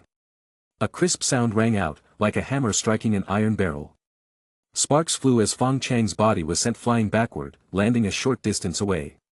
His 8 spider legs trembled slightly as they dissipated the residual force. As for the thousand-year Ant Emperor, it was slammed into the ground by Fong Chang's aerial leg technique, its 8 short legs splayed out, and the soil beneath its body dented by about 5 to 6 centimeters. Yet, despite this, the iron-like armor on its body remained unscathed, with only a few white marks left behind. Truly a soul beast renowned for its formidable defense. Even after Fong Chang's attack, it had sustained little damage. At the same time, Xiao Bai, who had been hiding near the valley's entrance, rushed forward. She raised her scythe-like forelegs and slashed at the thousand-year Ant Emperor's back. Her scythe-like forelegs glowed with a dark light, and in that instant, their already impressive attack power surged even further. 2 black arcs sliced through the air, landing heavily on the ant's back. This was her innate skill, Death Scythe. Rip! The sound of tearing flesh echoed as 2 gashes, about 10 centimeters long, appeared on the thousand-year Ant Emperor's tough back. Black blood oozed from the wounds. Although the wounds weren't large, the fact that she had managed to break through the defense of a 90,000-year soul beast was no small feat. Feeling the intense pain on its back, the thousand-year Ant Emperor trembled with rage. It had been years since it had last been injured, and now it had been wounded by a spider whose aura seemed far inferior to its own. Its 8 short legs retracted as it prepared to charge at Xiao Bai. In the next moment, its body shot forward like an arrow released from a bow, accompanied by a sharp whistling sound. Fong Chong, using his telepathy skill, had anticipated its move. He activated blade armor, fire armor, and hardening simultaneously, stepping in front of Xiao Bai to block the charge. Another loud crash echoed as Fong Chong was sent flying over a dozen steps, colliding with Xiao Bai and sending both of them tumbling backward. Their 8 spider legs left deep gouges in the ground. The thousand-year Ant Emperor didn't fare much better. Its usually unstoppable charge had met an immovable object this time. As it sent Fong Chong flying, its own body was also thrown backward, landing several meters away in a heap. It flipped itself over, spitting out a mouthful of blood as it glared at the two spiders. Clearly, it had also suffered some damage from the recoil. After a moment of thought, it decided to ignore Fong Chong and Xiao Bai, turning to flee toward the valley's entrance. A 90,000-year soul beast was almost sentient, its intelligence surpassing that of many humans. Realizing it couldn't defeat the two spiders, it immediately thought of retreating. But this retreat wasn't a true retreat. It planned to return to its lair, gather its two brothers, and come back for revenge. However, this was exactly what Fong Chong had been worried about. He had chosen this battlefield for a reason. At this moment, the 1,000-year Ant Emperor was near the cliff, while Fong Chong and Xiao Bai were positioned closer to one side of the valley's entrance. With a single leap, Fong Chong blocked the entrance, cutting off the ant's escape route. Seeing Fong Chang's stance, the 1,000-year Ant Emperor grew even angrier. Instead of slowing down, it accelerated toward him, using its signature charging skill once more. But Fong Chong was even more ruthless. He planted his two shield-like forelegs into the ground, bracing himself as his 6 other legs dug deep into the earth, assuming a full defensive posture. Soon, the 1,000-year Ant Emperor collided with Fong Chong again. A dull thud echoed as Fong Chang's body tilted backward, but he managed to hold his ground. The 1,000-year Ant Emperor, however, was sent flying once more. The armor on its head showed signs of cracking, and it looked utterly miserable.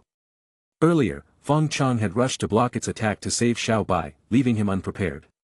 But this time, facing Fong Chang's full defense and meticulous preparation, the 1,000-year Ant Emperor suffered greatly. Before it could recover, Xiao Bai, under Fong Chang's command, charged forward again and used Death Scythe to sever one of its short legs.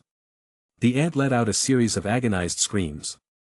By this point, Fong Chang's hardening skill had worn off, significantly reducing his defense.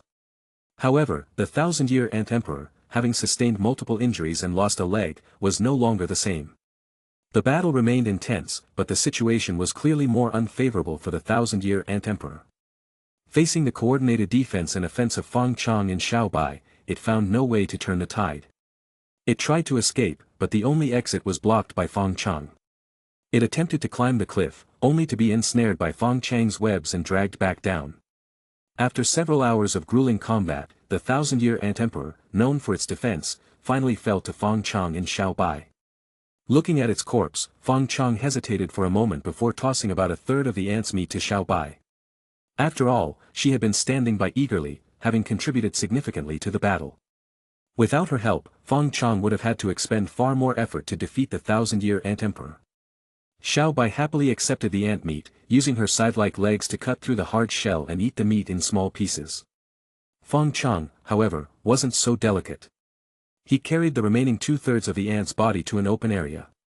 Under Xiao Bai's astonished gaze, he activated his flexible size skill, enlarging his body to over 10 meters tall. In one gulp, he swallowed the remaining ant meat, shell and all, before shrinking back to his normal size. After consuming 2/3 of the 1,000-year Ant Emperor's meat, Fong Chang's soul power increased by about 6,000 years, roughly matching his calculations. Xiao Bai, having once been a man-faced demon spider, also possessed a similar devour ability, though its effectiveness paled in comparison to Fong Chang's.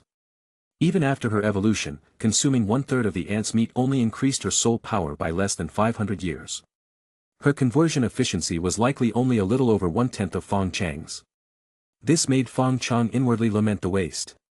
After resting in the valley for most of the day, Fong Chang's skills had fully recovered. Using the same method, he lured out the second 1,000-year Ant Emperor. With the experience from the previous battle, the two spiders coordinated even more seamlessly this time, defeating the ant in less than half the time. After cleaning up the battlefield and taking a short break, Fong Chong led Xiao Bai directly into the lair of the 3,000-year Ant Emperors. With only one ant left and Fong Chang's attributes significantly enhanced after devouring its two brothers, he felt confident enough to take the fight directly into their lair. The battle was tense but ultimately successful. The final 1,000-year Ant Emperor became Fong Chong and Xiao Bai's dinner, a celebration of their new lair. Chapter 87, Expansion of Power. The lair left behind by the 3,000-year Ant Emperors was already well built, so Fong Chong didn't need to put in much effort to transform it into what he wanted. Most of the renovation work was actually done by Xiao Bai, while Fong Chong mostly played the role of a hands-off boss. Having subordinates to command felt amazing. The lair now largely retained its original structure, divided into 3 sections arranged in a roughly triangular layout. At the 3 corners of the triangle were 3 massive rooms, each about 5 to 6 meters high and over 10 meters long and wide. These were the former living quarters of the 3,000-year ant emperors. Connecting these 3 large rooms were several spacious tunnels. Originally, these tunnels were only about 2 meters in diameter, but after Xiao Bai's efforts over the past few days, they had been widened to nearly double their original size. Now, even without using his flexible size skill, Fong Chong could easily pass through them in his normal form. Following these tunnels to the central area of the lair, there was a slightly smaller room located closer to the surface, connected to the lair's original single entrance. However, after Fong Chong took over the lair, he had Xiao Bai create a few hidden passages in discrete locations to serve as backdoors. Surrounding the 3 main rooms were storage chambers, which turned out to be the biggest surprise of the lair. These storage chambers contained treasures accumulated by the 3,000-year ant emperors over who knows how many years. There were high-grade spirit fruits and medicinal herbs, rare materials collected from exotic soul beasts, and even some treasures left behind by deceased human soul masters. After completing the lair's renovation, Fong Chong immediately moved on to his next plan, expanding his forces. In simple terms, this meant recruiting more subordinates, and the first targets he set his sights on were the earth demon spiders. Unfortunately, these soul beasts were rare, and even fewer had cultivated to the 10,000-year level.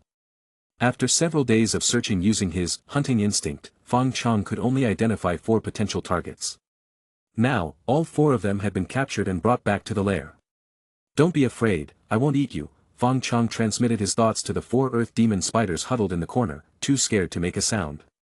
These earth demon spiders had soul power ranging from 10 to 20,000 years, and their bodies were less than half the size of Fong Chang's. Facing him and Xiao Bai, they didn't dare to breathe too loudly.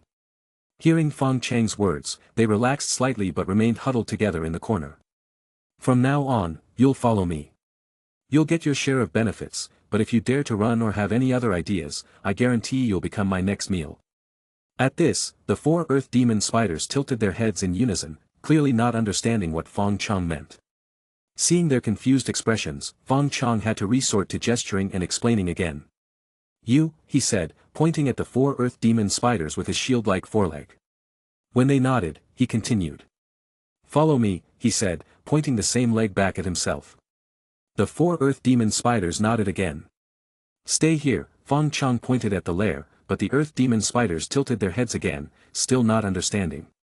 Furious, Fong Chong rushed forward and smacked each of them with his spider leg. "Stay here." It took the 4 earth demon spiders a long time to finally understand his meaning, and they nodded once more.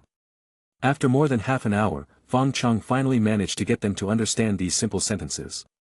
In terms of intelligence, these 4 earth demon spiders, who had just surpassed the 10,000-year mark, were roughly equivalent to human children aged 8 or 9. They could understand some things, but communicating with them normally still required effort. Fortunately, these earth demon spiders had the instincts of soul beasts and were filled with fear toward Fong Chong, not daring to defy him. This made things slightly easier for him. Once they understood Fong Chang's intentions, the next steps were straightforward. Fong Chong first retrieved a few precious herbs from the 1,000-year ant emperor's storage chambers and tossed them in front of the 4 earth demon spiders. One of the earth demon spiders hesitated for a moment before lowering its head to eat the herb in front of it. The other 3 quickly followed suit. Although these herbs were far inferior to the immortal-grade treasures in the ice and fire Yin-Yang Lake, they were still highly beneficial to soul beasts that had just surpassed the 10,000-year mark. Fong Chang's goal was to make them understand the benefits of following him.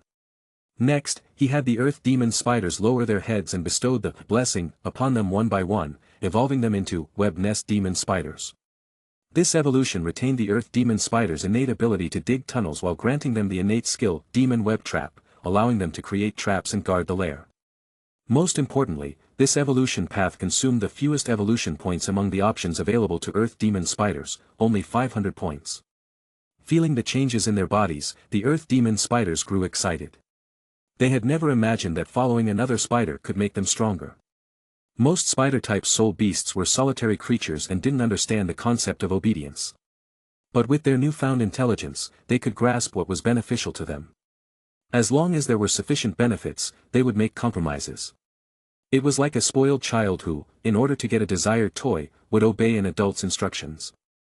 After giving them benefits, Fong Chong dragged out half of a 10,000-year scale armor beast's corpse and began eating it in front of the 4 earth demon spiders without any hesitation. They instinctively took a few steps back, pressing themselves against the wall and trembling. At this moment, they realized once again that the spider before them was no benevolent figure. If they angered him, they might end up like the scale armor beast. The combination of rewards and punishments had always been the most effective method for those in power to control their subordinates. Fong Chong understood this well. After this, the 4 earth demon spiders became much more obedient, waiting quietly for Fong Chang's commands. Indeed, controlling soul beasts with intelligence was much easier.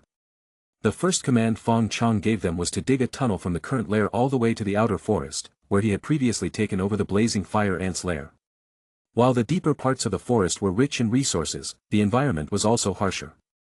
Fong Chang's plan was to connect the inner and outer forest, allowing young spiders to be sent outside for training. Once they had gained some strength, they could be brought back. Ideally, he would also establish a few hunting grounds on the surface, specifically for young spiders to practice hunting. When the lair was quiet again, Xiao Bai, her face flushed, approached Fong Chong and rubbed her head against him. Fong Chong felt a tingling sensation. What he didn't know was that in the spider world, there was a custom: when a male spider courts a female, he would share part of his prey with her. If the female accepted the offering, it meant she accepted his courtship. It had been over half a month since Fong Chong had given Xiao Bai a third of the 1,000-year ant emperor's corpse in the valley, but Fong Chong had shown no signs of interest, being too busy with building the lair.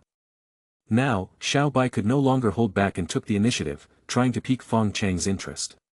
Chapter 88, Offspring. What are you doing? Fong Chong panicked, taking 2 steps back.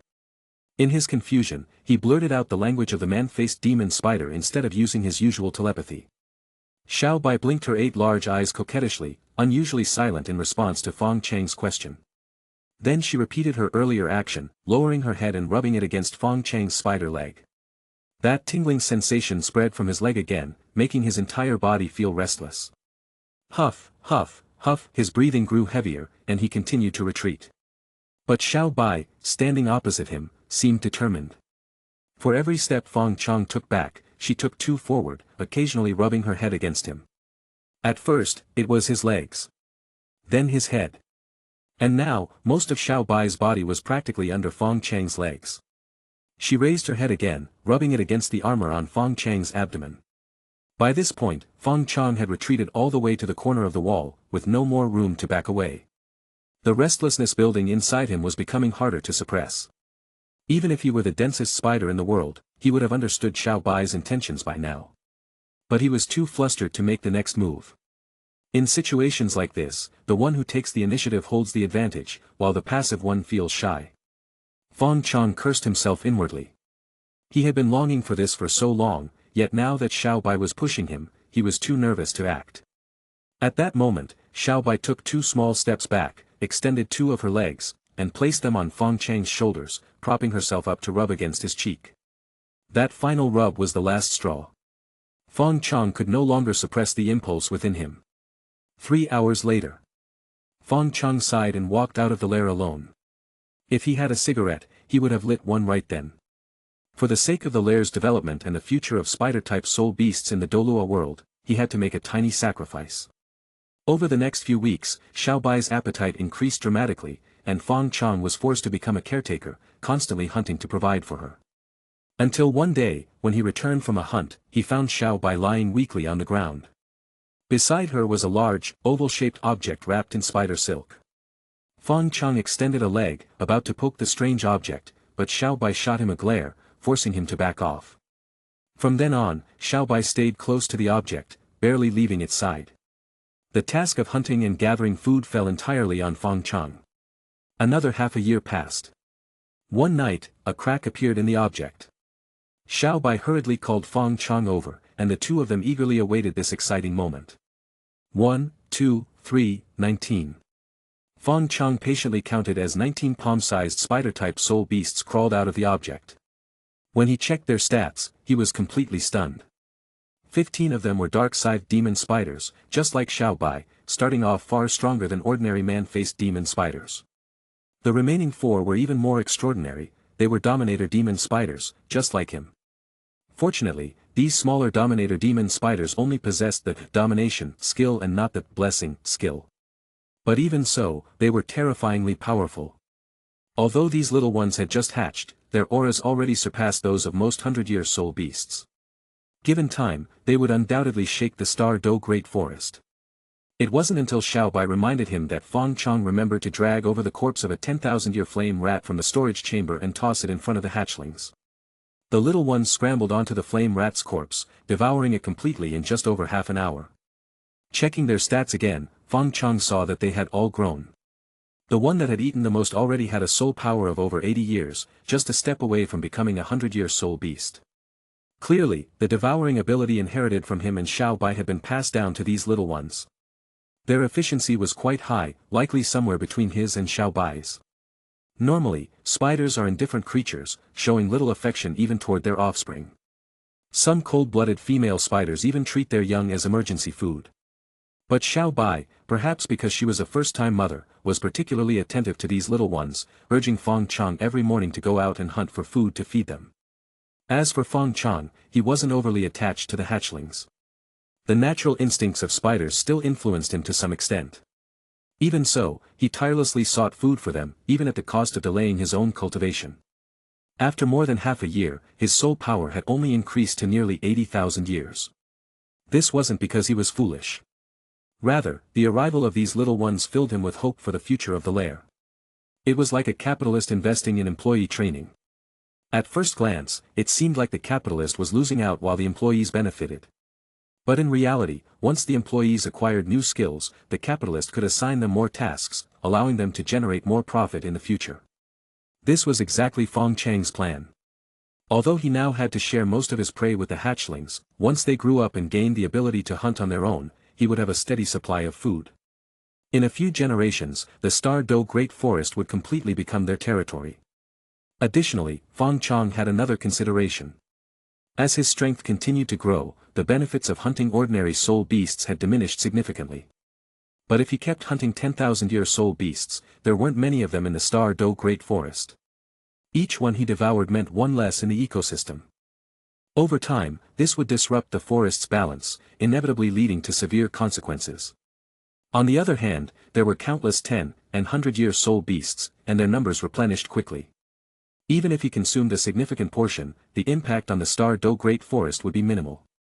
Thus, cultivating a group of followers to provide him with a steady supply of weaker soul beasts had become an urgent priority. It was around this time that the tunnel connecting the new lair to the old one he had taken from the blazing fire ants in the outer forest was finally completed by the 4 web nest demon spiders. Using the excuse of teaching the hatchlings hunting skills, Fong Chong brought Xiao Bai to the old lair in the outer forest. But as soon as they arrived, he immediately handed over the responsibility of caring for the hatchlings to Xiao Bai. Then, he quietly activated his stealth skill and left the Star Do Great Forest, heading for the human city of Whitewater City. He had always been concerned about Tang San. With no sources of information in the Star Do Great Forest, he had no idea how things had progressed over the past half-year. By his calculations, the results of the Spirit Master Academy tournament should be out by now. He wondered if Tang San and his team had defeated the Spirit Hall team as they had in the original story. There was also the Spider God Church he had impulsively founded. He had no idea how it was faring now. There were too many things he needed to leave the forest to check on. Chapter 89, The Spider God Church, now unrecognizable. In a side hall of the Spirit Hall, an elderly man in black robes slightly bowed.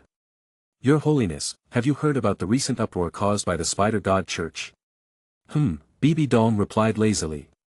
She was reclining in a large chair, her hands resting on the armrests, her head tilted to one side as if deep in thought. She didn't bother to give the old man a friendly look. You. The old man's eyes darkened, and his tone turned sharp.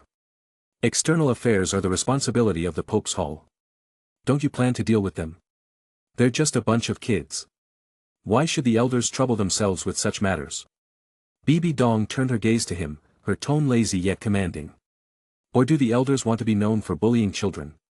The term, bullying children, was quite literal, as the Spider God Church's most fervent followers were often children who loved listening to stories. Moreover, the tales of the Spider God Church had already spread far and wide. Trying to suppress them now would be extremely difficult. The old man knew he couldn't win the argument. After exchanging a few more polite words, he left the side hall with a grim expression. Shortly after he left, a middle-aged man sneaked in. After ensuring no one was around, he closed the door and approached Bibi Dong. "Your Holiness, everything you ordered has been taken care of." "Oh." A rare look of interest appeared on Bibi Dong's face. "Go on." "That 100,000-year soul beast in human form should have returned to the Star Do Great Forest. However, pinpointing its exact location will take some time, given the vastness of the forest." Next, Bibi Dong waved her hand, uninterested in his excuses. "Ah, yes. Tang Hao and his son are still missing, and the major sects haven't made any significant moves. Lastly, as per your instructions, our people have been posing as members of the Spider God Church and causing trouble. This has already begun to yield results. Both empires are now wary of them, and the Elder Hall hasn't caught on yet." Bibi Dong smiled faintly and gestured for the man to leave. By having her people impersonate members of the Spider God Church and stir up trouble, she appeared to be tarnishing the church's reputation. In reality, she had other plans.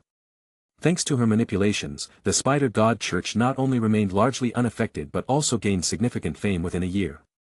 In a way, this was similar to how celebrities in Fong Chang's previous world used scandals to boost their popularity. Having managed the Pope's Hall for many years, Bibi Dong was well versed in such tactics. To her, the Spirit Hall was merely a tool to achieve her goals. Once her goals were accomplished, she didn't care whether the Spirit Hall continued to exist. In fact, she would be pleased to see it destroyed sooner rather than later.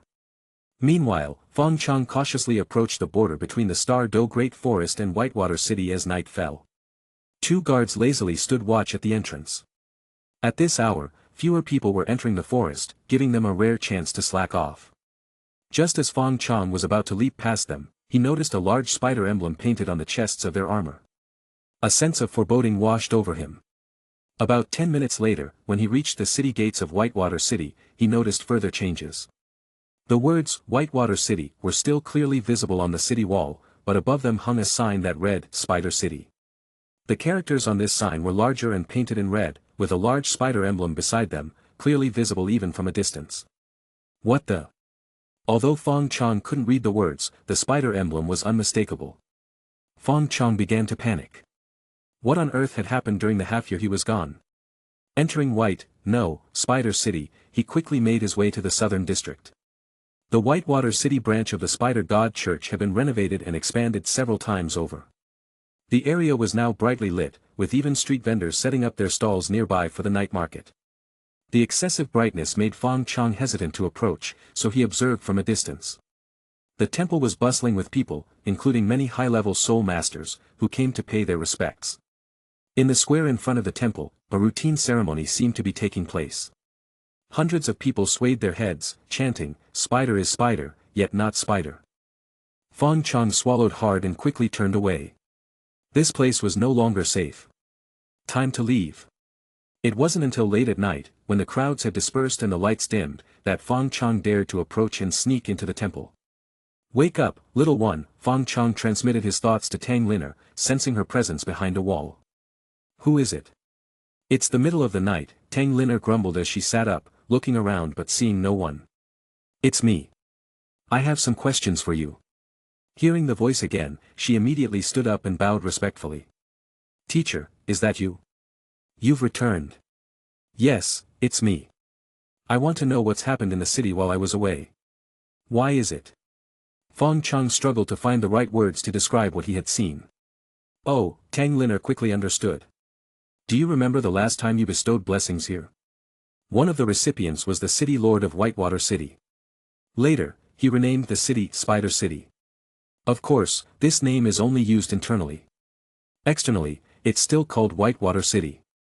As the fame of the Spider God Church grew, soul masters from all over the continent began coming here to pay homage, hoping to see you." Wanting to see him was just an excuse. What they really wanted were the blessings. Fong Chong wasn't too concerned about this. The faster the Spider God Church grew, the more pressure it would put on the Spirit Hall. However, he worried that moving too quickly might draw their attention, leading to the church's premature demise. Next, he asked Tang Liner about the Continental Advanced Soul Master Academy Elite Tournament. The answer surprised him. The team from Shrek Academy in Heaven-Do City, with 1 Soul Ancestor and 6 Soul Grandmasters, had nearly defeated the Spirit Hall team led by 3 Soul Kings. Moreover, before the tournament, 2 of their main team members had been ambushed and severely injured in a brothel. Otherwise, the outcome might have been different. Even so, in the eyes of many, Shrek had already won. After all, for Soul Grandmasters to challenge Soul Kings was nearly impossible. Achieving what they did was astonishing enough. During the award ceremony, an even bigger scandal erupted. It was revealed that one of Shrek Academy's team members was a 100,000-year soul beast in human form. This revelation led to the reappearance of the long-retired title Douluo Dalu. He stormed the Spirit Hall and forcibly rescued the soul beast and a boy named Tang San. By the time Tang Liner finished explaining, Fong Chong had a rough understanding of what had happened. His presence had caused significant changes in this world, but some events were destined to occur regardless. He glanced at Tang Liner. Her soul power had now reached level 39, just 1 step away from becoming a soul ancestor. The legacy left by the old man had clearly been a great help to her. Her Earth Spider martial soul had 1 white, 1 yellow, and 1 purple soul ring, while her Holy Sword martial soul had 2 white and 1 yellow. Given that the Holy Sword martial soul was a top-tier soul no less powerful than the Clear Sky Hammer, Fong Chong wondered what the old man who left the legacy would think if he saw this. Fortunately, she also had 2 spirit bones, which she had mastered quite well. She was likely among the top-tier soul grandmasters of her level.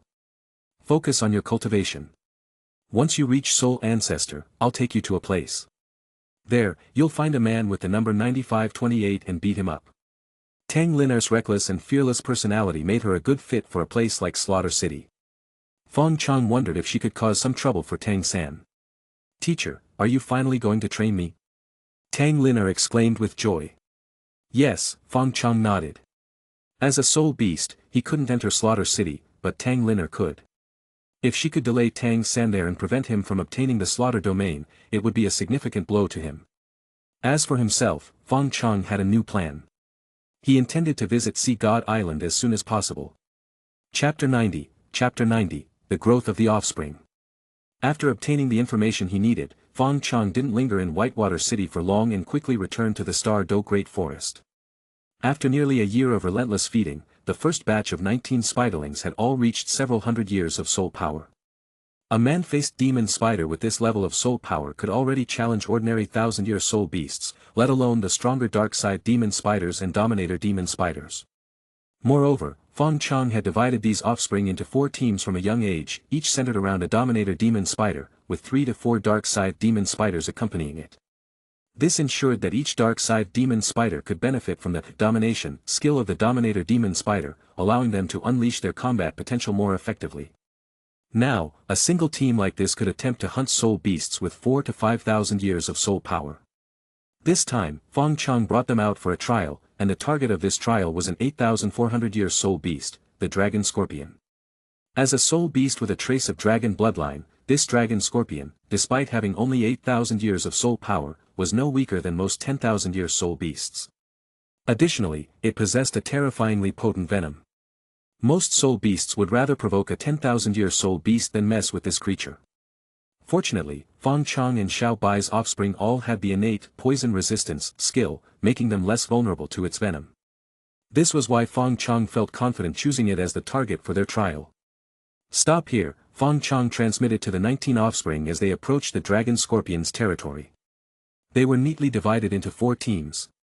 One team had only 4 spiders but was the strongest individually, while the other 3 teams each had 5. When they were born, they were only the size of a palm. Now, their bodies had grown to about 3 meters long, with legs nearly 5 meters long, comparable in size to larger spider-type soul beasts like the earth demon spider. Upon hearing Fong Chang's command, they stopped one after another, quietly waiting behind him and Xiao Bai. Xiao Bai couldn't help but feel a bit worried as she looked at the dragon scorpion, but glancing at Fong Chong beside her, she calmed down a little. If things got dangerous, she and Fong Chong would step in to save them immediately. All right, Fong Chong said, drawing the offspring's attention to the dragon scorpion, which was dozing under a giant tree. They obediently assumed combat stances, ready to attack the dragon scorpion at any moment. Although these spiderlings didn't have intelligence, they had been trained by Fong Chong from a young age and could understand his simple commands. It was like a domesticated dog. Though not intelligent, it could understand some basic commands after training. First team, go. Fong Chong tapped the ground in front of one team with his spider leg, and they immediately charged toward the dragon scorpion. The dragon scorpion was about 5 meters long, with a venomous stinger half the length of its body. Its size was nearly twice that of the spiderlings. But the spiderlings weren't afraid.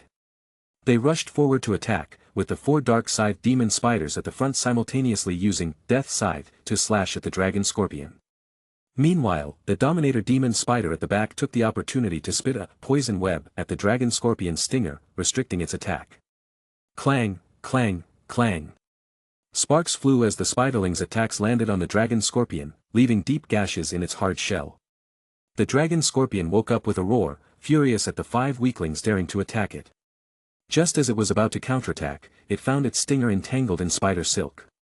It swung its pincers forward, sending 2 of the dark-scythed demon spiders flying, while its tail thrashed violently, trying to break free from the web. After all, it was a soul beast with strength comparable to a 10,000-year soul beast. The web of a Dominator demon spider with only a few hundred years of soul power couldn't hold it for long. Within seconds, it broke free. But in those few seconds, the remaining 2 dark-scythed demon spiders launched another wave of attacks, leaving 2 more gashes on its body. First team, fall back. Second team, go. Fong Chong transmitted his command while tapping the ground in front of the second team with his leg. The 5 spiders of the first team immediately stopped their assault, turned around, and retreated at full speed. The dragon scorpion wasn't about to let these little ones who dared to provoke it get away. It immediately gave chase. But just as its attention was fully focused on the retreating spiders, it was attacked from the right front. It turned to see another group of 5 identical spiderlings charging at it, with one already slashing at its body with its legs. At the same time, another web entangled its legs, restricting its movement and forcing it to stop chasing the first team. Before it could react, the second team's attack also ceased, and they retreated. As the dragon scorpion stood there in confusion, the third and fourth teams, totaling 9 spiderlings, simultaneously attacked from both sides. By now, the dragon scorpion was very close to Fong Chong and the others. The 9 spiderlings reached it in the blink of an eye, launching a relentless assault. The dragon scorpion roared, raising its 2 front pincers to clamp down on 2 of the spiderlings. But at that moment, the 2 Dominator demon spiders in the team spat webs, ensnaring its pincers and temporarily immobilizing them. The dragon scorpion's body was soon covered in wounds, the pain causing it to thrash violently, sending the surrounding spiderlings flying. However, as soon as the spiderlings landed, they turned and spat webs at the dragon scorpion. 9 webs landed on its body in quick succession, further restricting its movement. Meanwhile, the first and second teams, which had retreated to regroup, charged forward again, continuing their assault.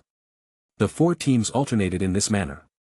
When 2 teams were forced back, they would spit webs to restrict the dragon scorpion's movements while the other 2 teams attacked. When those 2 teams were pushed back, they would regroup and spit webs, allowing the first 2 teams to resume their assault. After 2 or 3 rounds of this, the dragon scorpion was too exhausted to deal with the seemingly endless onslaught of spiderlings. It collapsed to the ground, powerless. At this point, the hungry spiderlings swarmed over it, each taking a bite through the dragon scorpion's already torn shell, devouring its flesh. Soon, the once mighty dragon scorpion was reduced to a pile of indigestible shell. Through their combined strength and coordinated attacks, the 19 spiderlings had managed to defeat a dragon scorpion comparable to a 10,000-year soul beast. Seeing their performance, Fong Chong was very pleased, and Xiao Bai felt a sense of pride. In less than a year, these spiderlings had already achieved such combat prowess. What would they be capable of given more time? More importantly, they could now hunt on their own and even bring back food to contribute to Fong Chong and Xiao Bai, requiring little further effort from him. Fong Chang's plans had taken a significant step forward. All he needed to do now was continue increasing the number of spiderlings, allowing them to support each other and create a positive cycle.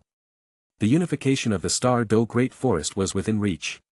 Chapter 91, Preparations and Plans. Name, Fong Chong. Race, Dominator Demon Spider. Soul Power, 80,192 years. Evolution Points, 365,650. HP, 46, 300/46, 300.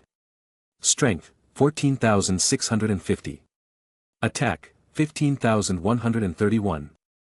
Defense, 21,020. Speed, 17,107. Stats boosted by the Domination skill. Over this period, Fong Chang's soul power growth had slowed significantly due to the need to feed his offspring.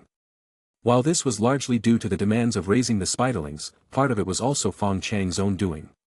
He was deliberately suppressing his soul power growth. The reason for this was his fear of the 100,000-year heavenly tribulation. According to the rules of this world, once a soul beast's soul power reaches 100,000 years, it faces two choices: either transform into a human and start cultivation anew, or face the heavenly tribulation. Transforming into a human and starting over was self-explanatory, and Fong Chong had considered this path. If he chose this route, he wouldn't have to face the dangers of the heavenly tribulation, and he could return to living as a human in this world. However, after transforming, the skills he had worked so hard to acquire might become useless, his potential would be greatly diminished, and he would likely face threats in the human world. Most importantly, over the past 2 to 3 years, he had gradually adapted to his identity as a spider, and his mindset had become more spider-like. Even his sexual orientation had shifted toward creatures with 8 legs, 8 eyes, and furry bodies. If he were to return to the human world now, he wasn't sure if he could adapt again. Therefore, transforming was out of the question. The only path left for him was to face the heavenly tribulation. The heavenly tribulation refers to the calamity that soul beasts face 1,000 years after their cultivation reaches 100,000 years. Of course, this 1,000 years refers to soul beasts that cultivate normally. To be precise, the tribulation is triggered when a soul beast's soul power reaches 101,000 years. This number still seemed far off, but with Fong Chang's devouring ability and his current strength, if he didn't restrain himself, he could reach it in a matter of days. However, he wasn't confident about facing the tribulation yet. He didn't know how terrifying the heavenly tribulation was, having only seen a few mentions of it in the original story. Therefore, he hoped to gain more survival skills before facing the tribulation, or at least evolve one more time. Thinking this, Fong Chong looked at his evolution panel. As the number of evolutions increased, the evolution paths had gradually diverged. Now, he only had 2 options. 1. Emperor Demon Spider.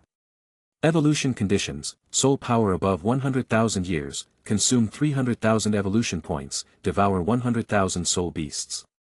Evolution rewards: change in appearance, significant increase in attributes, partial changes to innate skills, full recovery of state, acquire innate skill Emperor's Aura. This path was the next stage after the Mother of the Earth form. Continuing down this path would eventually lead to the Mother of the Earth. Originally, Fong Chong had been strongly opposed to this path, but after seeing the potential displayed by his spiderlings, he felt a faint sense of anticipation. Wait, no. Fong Chong quickly pushed this strange thought out of his mind and looked at the next option. 2. Netherworld Soul-Chasing Spider. Evolution conditions: soul power above 100,000 years, consume 500,000 evolution points, devour 3 100,000-year soul beasts. Evolution rewards: change in appearance, significant increase in attributes, partial changes to innate skills, full recovery of state, acquire innate skill, resurrection. Hiss. Fong Chong took a sharp breath. This was the one. Just the resurrection skill alone was enough to attract him, especially since he was about to face the heavenly tribulation. If he could have a resurrection skill, his chances of surviving the tribulation would skyrocket. But upon closer inspection of the evolution conditions, Fong Chang's heart sank. Devouring 3 100,000-year soul beasts. Easier said than done. Currently, the only 100,000-year soul beasts in the Star Do Great Forest were likely Deming, Air Ming, and possibly Xiao Wu. Deming and Air Ming were always together, making it difficult for Fong Chong to target them at his current strength. As for Xiao Wu, her whereabouts were unknown, and she was likely with Deming and Air Ming. This seemed like a dead end. As for the other sleeping powerhouses, Fong Chong didn't dare to provoke them. Soon, he turned his attention to the sea. If he had to choose this path, he would have to venture into the ocean and try his luck. The deep-sea demon whale king was definitely beyond his reach, but the devil spirit great white shark and the evil tiger whale might be worth a try. If he could devour those 2 and then come back to sneak Xiao Wu. Besides, he had already been considering a trip to Sea God Island. This was the perfect opportunity to go. Fong Chong quickly made up his mind and began preparing for his journey to the sea. Fong Chong, just as he was getting excited about this plan, Xiao Bai's voice reached his ears. It's time to take the children out to hunt. Sigh. Her voice brought him back to reality. Although the spiderlings were now capable of hunting on their own, Xiao Bai still insisted on having Fong Chong accompany them. This had been going on for a while, and Fong Chong couldn't bring himself to refuse too strongly. This time, the spiderlings' target was a 10,000-year soul beast, the blazing flame tiger. This would be their first battle against a true 10,000-year soul beast. With their experience from the dragon-scorpion hunt, the spiderlings coordinated even more seamlessly. Even without Fong Chang's guidance, they could adjust their tactics on their own. The blazing flame tiger was perched on a tree, but the spiderlings took turns attacking the trunk, forcing it down. Once it was on the ground, the blazing flame tiger quickly found itself in a tough spot. Facing the relentless assault of the 4 spider teams, it struggled to fight back. However, as a 10,000-year soul beast, it had a hint of intelligence. Realizing it couldn't win a prolonged battle, it turned and fled. While it could be worn down in a direct fight, the spiderlings couldn't match its speed. Seeing it escape, the spiderlings spat webs in an attempt to stop it. But the blazing flame tiger's body burst into flames, and the webs were burned away before they could take effect. The spiderlings were left bewildered, unsure of what to do. Xiao Bai, seeing the blazing flame tiger getting farther away, was about to intervene when Fong Chong stopped her. Letting them understand their limitations was more valuable than a 10,000-year prey. As Fong Chong had expected, after this failure, the spiderlings seemed to mature significantly. They lost their previous laziness and often went out to hunt on their own. Seeing their newfound determination, Fong Chong and Xiao Bai felt much more at ease. Fong Chong took this opportunity to explain his plans to Xiao Bai. Although reluctant, she had evolved to a level of intelligence comparable to humans and understood the importance of Fong Chang's journey. In the end, she nodded in agreement. Before leaving, Fong Chong gave her a little gift. Chapter 92, The Plight of Hanhai City. After bidding farewell to Xiao Bai that night, Fong Chong embarked on his journey. Sea God Island was located in the ocean to the far west of the Douluo Continent, while the Star Do Great Forest was in the center of the continent. This journey required Fong Chong to traverse nearly half the continent. He continued his usual routine, traveling at night and hiding during the day. Although his strength had improved significantly, and his defensive abilities made him nearly impervious to ordinary tidal Douluo, he still didn't dare to act too boldly in human territory. If the higher-ups in the human world found out that an 80,000-year rare soul beast had left the Star Do Great Forest and was crossing the continent. Fortunately, the journey was uneventful. After about a month of travel, Fong Chong finally caught sight of the vast blue ocean. Since he had been following the roads built by humans, his current location was naturally outside a human city. In the dim light of night, he could see a sign hanging outside the city walls with the characters Hanhai City written on it. Of course, Fong Chong couldn't read the words, but he could roughly gauge the city's size and the scale of its walls. While it couldn't compare to Heavendoe City, it was at least several times larger than Whitewater City. Given its coastal location, it should have been a prosperous place. Yet, the city now seemed shrouded in gloom. Despite the late hour, Fong Chong could see people carrying bundles, leading their children and elderly, walking out of the city with desolate expressions. As he got closer, he noticed several piles of wood, each as tall as a person, stacked outside the city.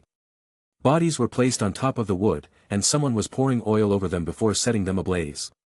As the flames rose, the wails of grieving relatives echoed around. Fong Chang's figure passed through the crowd unnoticed in the darkness.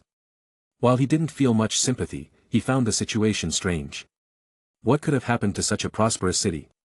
Entering the city, he followed his usual routine and sought out the local branch of the Spider God Church. Throughout his journey, he had been bestowing Spider God's blessings at every stop. Only as he neared his destination did he stop, to avoid drawing attention. The Hanhai City branch of the Spider God Church was located right by the sea. Its grand structure, with red bricks and green tiles, and golden-painted pillars, spoke of the city's former prosperity. But now, the building was occupied by only an old man and a young person. There wasn't even a single soul master on night watch, a stark contrast to all the other places he had visited. The old man was kneeling before the spider statue in the temple, hands clasped together, his gaze devout. "Great Spider God, please save us." After saying this, he prostrated himself and kowtowed several times to the statue. The young man beside him, supporting the old man, urged impatiently, "It's so late, Dad. Let's go home. If even the spirit hall can't solve this problem, what good will praying to a spider do? Fong Chong was about to leave when he heard the young man's words, and his interest was immediately piqued. He couldn't care less about the lives of these humans, but hearing that even the spirit hall couldn't handle the situation sparked his curiosity. Kid, what do you know? The great spider god can annihilate deities with a wave of his hand. The old man, hearing the young man's words, raised his tobacco pipe and swung it at his head. Yeah, the young man dodged nimbly. It's probably just some story made up to fool old folks and kids. I don't believe a spider could compare to the spirit hall. Seeing his son dare to disrespect the spider god in the temple, the old man pushed him away, his beard quivering with anger. At that moment, Fong Chang's voice echoed in the old man's mind. Old man, I am the spider god's envoy. Tell me, what has happened to this city? The old man froze for a moment, then jumped up in shock, his frail legs trembling. Once he regained his composure, tears streamed down his face. The spider god has appeared. The spider god has appeared. The old man cried out, kowtowing repeatedly on the ground. The young man was also stunned. He had only made one sarcastic remark, and now his father, had he gone mad? After a while, when the old man's emotions had settled somewhat, Fong Chong transmitted his thoughts again. Tell me about the trouble you're facing. The old man wiped his tears with his dusty sleeve and began, Envoy, listen. Before he could continue, his son rushed over and grabbed his shoulders. Dad, let's go home. I'll take you to see a doctor. Get off me. The old man shoved his son away but quickly added, Envoy, please forgive my son's ignorance. He meant no offense. Let me continue. The young man wanted to stop him again but suddenly felt an invisible pressure enveloping him. He couldn't speak or move, frozen in an awkward pose midair. Fong Chang's voice sounded, and the old man sighed in relief before continuing. This all started a little over a month ago. Someone spotted an unfamiliar sea soul beast a few dozen miles offshore. At first, the people of Hongua City didn't pay much attention. After all, living by the sea, seeing sea soul beasts was nothing unusual. But ever since that sea soul beast appeared, fishing boats and merchant ships leaving Hongua City have been attacked one after another. Many have lost their lives. Fong Chong listened quietly, quickly trying to figure out what kind of soul beast this could be. If it were just that, we could have avoided going out to sea for a while. But in recent days, this sea soul beast has become even more ferocious. Even people fishing or collecting nets by the shore have been attacked. At this point, the old man began to cry again, wiping his tears. My eldest son and second daughter were killed by it. Similar tragedies have happened to too many families in Hongua City. We're just ordinary fishing families who depend on the sea for our livelihood. This has cut off our means of survival. Envoy, please help us. Fong Chong rubbed his chin with a spider leg and continued to transmit his thoughts. You mentioned earlier that even the spirit hall couldn't solve this. What happened? Ah. The old man slapped his forehead. How could I forget to mention that? After the incidents in the city lord contacted an acquaintance in the spirit hall and asked them to send soul masters to deal with the sea soul beast. But the result was, the spirit hall's forces were completely wiped out. Later, their soul masters came to investigate and said only a title Douluo could handle this. After that, they stopped responding. Oh. A title Douluo was needed to solve this? Did that mean this creature was likely a 100,000-year soul beast? Fong Chang's eyes lit up. Old man, tell me, what does this soul beast look like? Fong Chong urgently transmitted his question. He knew that besides the devil spirit great white shark, the evil tiger whale king, and the deep-sea demon whale king, there were other 100,000-year soul beasts in the ocean. He just didn't know their locations. Could he have stumbled upon one so easily? The old man's face turned bitter. Everyone who has seen it is dead. If they're lucky, they leave behind a whole corpse. Then, as if remembering something, he quickly added, but based on the wounds on the victims, we think it has tentacles. Lots and lots of tentacles, like an octopus. Tentacles. Fong Chong thought carefully. In his memory, even if such 100,000-year soul beasts existed in the Douluo world, they usually lived in the deep sea and wouldn't easily come close to shore. I'll go take a look. If I can handle it, I'll help you eat. Deal with it, Fong Chong transmitted to the old man. He then released the pressure on the young man and, maintaining his stealth state, left the temple and headed toward the sea. Chapter 93, The Sea Spider. By the shores of Hanhai City, the seawater at night took on a deep bluish-black hue, with waves lapping against the shore. The sound of the wind mingled with the crashing of the waves, creating an atmosphere that was both mysterious and terrifying. Perhaps due to the recent havoc caused by the sea soul beast, there wasn't a single person within hundreds of meters of the shoreline. The fishing boats that should have been moored by the shore were now dragged onto land, left unattended and scattered haphazardly. Fong Chong took a closer look at the seawater in front of him and gently dipped one of his spider legs into the water. Ugh! Fong Chong shivered as soon as his leg touched the water, quickly pulling it back. The seawater at night was freezing. Although he had the cold resistance skill and wouldn't be harmed by the cold, the sensation was still very real. After several attempts, Fong Chang's body gradually adapted to the low temperature of the water, and he slowly began to walk deeper into the sea. Thanks to his underwater breathing skill, he didn't have to worry about being restricted while moving in the water.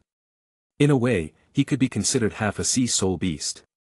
Fong Chong continued to walk further and deeper into the sea. Soon, he reached a spot dozens of miles offshore, roughly where the old man had said the sea soul beast was first sighted. The water here was about 10 meters deep, and combined with the darkness of the night, the underwater environment was even murkier than the surface. He couldn't see anything clearly. But at least from where he was on the seabed, there didn't seem to be anything unusual, nor were there any particularly large sea soul beasts. Let's keep going, Fong Chong sighed inwardly, maintaining his stealth state as he ventured further into the sea. Since he didn't know the situation of his opponent and the underwater environment was unfamiliar to him, he didn't dare to be too conspicuous. After walking another dozen or so miles into the sea, Fong Chong finally realized something was wrong. Throughout his journey, he hadn't encountered a single sea soul beast, not even an ordinary fish. While it could be a matter of probability, it seemed too coincidental. At that moment, he caught a glimpse of a massive shadow moving toward him under the faint moonlight filtering through the water. Fong Chong cautiously hid to the side, quietly observing the shadow. The seawater was too dark, and with the waves rising and falling, the moonlight flickered in and out. If it weren't for Fong Chang's 6 extra eyes, he wouldn't have noticed the creature. As it got closer, Fong Chong gradually made out the creature's true form. Its body was slender and short, about 2 meters long, but from its body extended 8 appendages, whether they were tentacles or legs, each over 10 meters long. These appendages looked incredibly unnatural on its body, yet there they were. A bit closer, and Fong Chong could finally use the system to see its stats. Race, Sea Spider. Soul Power, 83,000 years. HP, 33,181. Strength, 6,992. Attack, 6,871. Defense, 5,665. Speed, 3,481. A sea spider? Fong Chong was surprised. So there were relatives of his in the sea too. Though this one looked quite different. And it seemed to be female. Could this be the sea soul beast the villagers were talking about? Fong Chong grew curious. An 80,000-year soul beast, while not comparable to a 100,000-year one, could still easily overpower most soul Douluo-level human soul masters, especially with the natural advantage of being in the sea. If this was indeed the creature, it made sense that the spirit hall said only a titled Douluo could handle it. If it had been an octopus, as the villagers described, it might have been easier. But now that he saw it was a fellow spider, and only an 80,000-year soul beast, Fong Chong hesitated. He was only about 20,000 years away from facing the heavenly tribulation, but to meet the evolution conditions, he still needed to devour 300,000-year soul beasts. This essentially meant he could only devour 100,000-year soul beasts from now on, carefully calculating the increments to ensure he didn't trigger the tribulation before he could evolve. After thinking for a while, Fong Chong decided to greet this giant creature first and then make a decision. He took a few steps forward, temporarily deactivating his stealth state, and used his telepathy skill to communicate with the sea spider. "Hello, fellow spider in the sea." The sea spider seemed not to hear Fong Chang's voice, continuing to move forward on her own. In just a few steps, her long legs had already stepped over Fong Chang's position, completely ignoring his presence. Fong Chong felt a slight irritation at being ignored. He tried again, this time using one of his shield-like forelegs to touch one of the sea spider's long legs. The sea spider paused slightly, turning her head to glance down at Fong Chong from above, then turned away and continued walking, still ignoring him. Despite her small body, her legs were nearly twice as long as Fong Chang's, and with both of them sinking slightly into the soft mud of the seabed, the height difference became even more pronounced. From the outside, it looked like a 12 or 13-year-old boy looking up at a 2-meter-tall giantess. This unbalanced height difference, combined with her attitude and demeanor, made her seem aloof and unapproachable, or, to put it another way, arrogant. Fong Chong took a deep breath, suppressing his rising anger. In all his time in the Douluo world, this was the first time a spider had dared to act so arrogantly toward him. This time, he quickly moved in front of the sea spider, blocking her path. "Fellow spider, didn't you see me?" But, the sea spider looked at him, then raised her legs even higher, stepping right over him and continuing on her way, still ignoring him. Fong Chong was now thoroughly furious. How should he deal with such an arrogant sea-dwelling relative? Even if he didn't eat her himself, he could take her back to feed his offspring. With this thought, one of his shield-like forelegs swung toward one of the sea spider's long legs, creating a swishing sound as it cut through the water. The sea spider instantly sensed the attack from below and instinctively lifted the targeted leg, narrowly avoiding Fong Chang's strike. Then, her 8 eyes glowed red as she looked down at him. Fong Chong was also surprised. Based on his calculations, this attack should have been enough to break one of the sea spider's legs. After all, although their soul power was similar, her attributes were far inferior to his.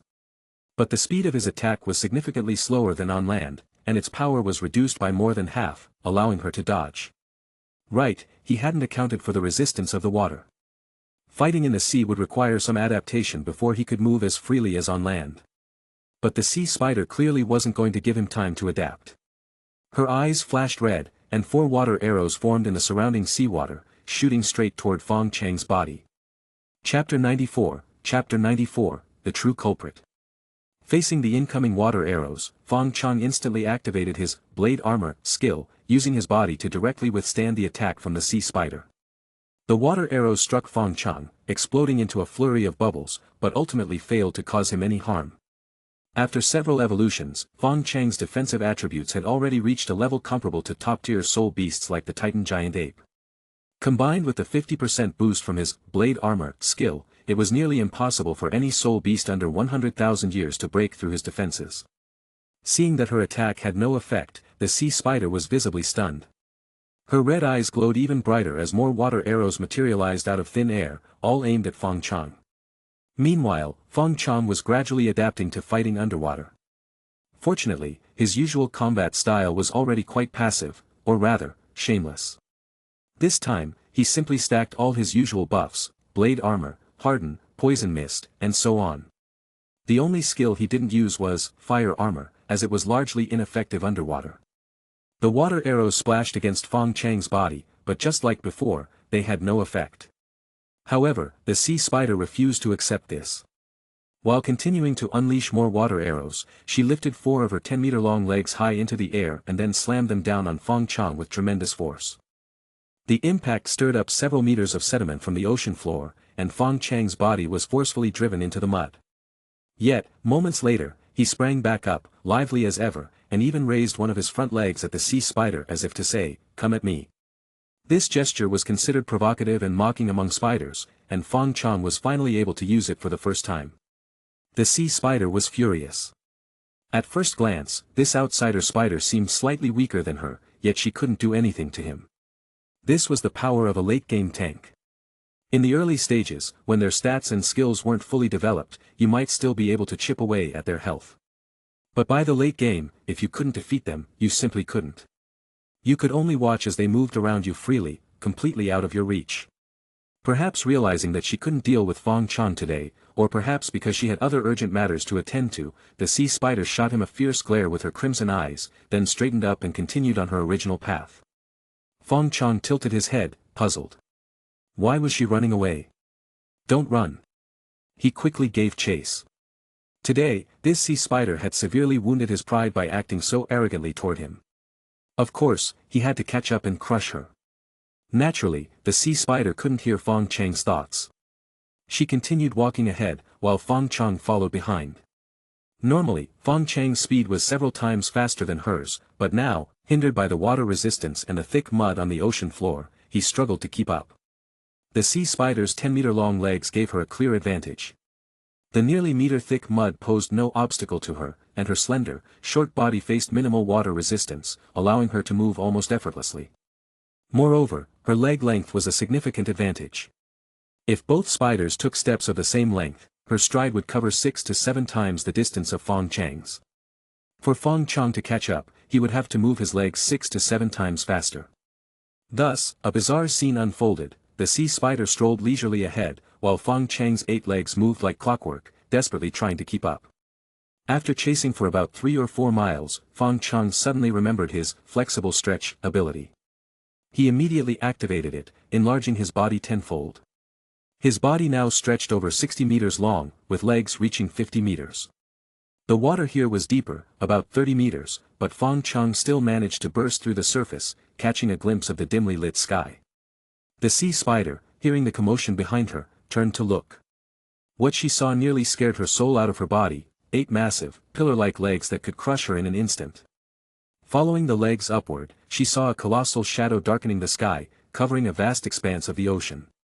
Before she could react, the 8 legs began to move. Each step caused a minor earthquake in the water, sending the sea spider scrambling forward in panic. Boom! Fong Chang's leg came down, churning up mud and creating waves that sent the sea spider flying half a meter away. Before she could regain her footing, another leg came crashing down. The sea spider was on the verge of tears. How had she provoked such a monster? It was even more terrifying than that thing. But there was no turning back now. She could only desperately dodge Fong Chang's legs while continuing to flee. A glint of determination flashed in her eyes. Perhaps this monstrous spider behind her could deal with that thing. Even if it didn't work out, she would at least drag one of them down with her. The chase continued, but the dynamic between the 2 spiders had shifted dramatically. The once calm and arrogant sea spider was now in a state of panic, fleeing for her life in a random direction. Meanwhile, Fong Chong, who had struggled to keep up earlier, now moved with ease, lazily taking a few steps now and then to keep the sea spider running. As they moved further from the shore, the sea spider suddenly slowed down. Fong Chong noticed something unusual in the water ahead and quickly shrank back to his original size, activating his stealth skill. By now, the sky had brightened, and sunlight filtered through the water, improving visibility. Fong Chong used the light to get a clearer view of what lay ahead. In the direction the sea spider was heading, a massive bubble encased a giant shipwreck that had been submerged for who knows how long.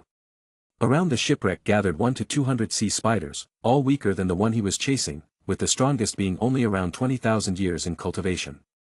Outside the bubble, a group of colorful, strange creatures continuously attacked it. The bubble trembled under their assault, and the sea spiders inside looked on in despair. Seeing this, the sea spider grew even more anxious. She completely failed to notice that the monstrous spider behind her had disappeared and hurried toward the shipwreck. Chapter 95, The Chimera Jellyfish. The habits of sea soul beasts differ somewhat from those of their land-dwelling counterparts. Most of them live in groups, forming tight-knit communities. Even spiders, which are typically solitary creatures, cannot escape this tendency when they enter the ocean. The shipwreck before them was likely the gathering place for this colony of sea spiders. The sea spider Fong Chong had encountered earlier, with an 83,000-year soul power, was undoubtedly the queen of this sea spider colony. When the sea spiders near the shipwreck saw their queen returning, a glimmer of hope returned to their eyes. They each gathered their soul power to reinforce the bubble, which had been on the verge of collapsing. The bubble became more stable as a result. Meanwhile, the strange creatures attacking the bubble also noticed something unusual. Their eyes turned in unison toward the sea spider queen. Their bodies were semi-transparent and gelatinous, resembling jelly. Reflecting the sunlight, their surfaces shimmered with a rainbow of colors. Each of them had a dozen or so translucent tentacles, and their bodies and heads were fused together, resembling a hat with a pair of hollow eyes. Seeing their tentacles, Fong Chong finally realized that these were likely the sea soul beasts the old man had mentioned, the ones that had attacked them. Race, Chimera Jellyfish. Fong Chong, hiding in the distance, locked his gaze on these creatures, and their stats soon appeared before his eyes. He frowned as he examined them. The strongest among them had a soul power of only 1 or 2,000 years, and their attributes weren't particularly impressive. Although there were hundreds of them, 2 to 3 times the number of sea spiders, was that really enough to make the sea spiders so anxious? Moreover, the old man had said that the sea soul beasts that attacked them had wiped out a team of soul masters sent by the spirit hall. He had even claimed that only a title Douluo level expert could handle them.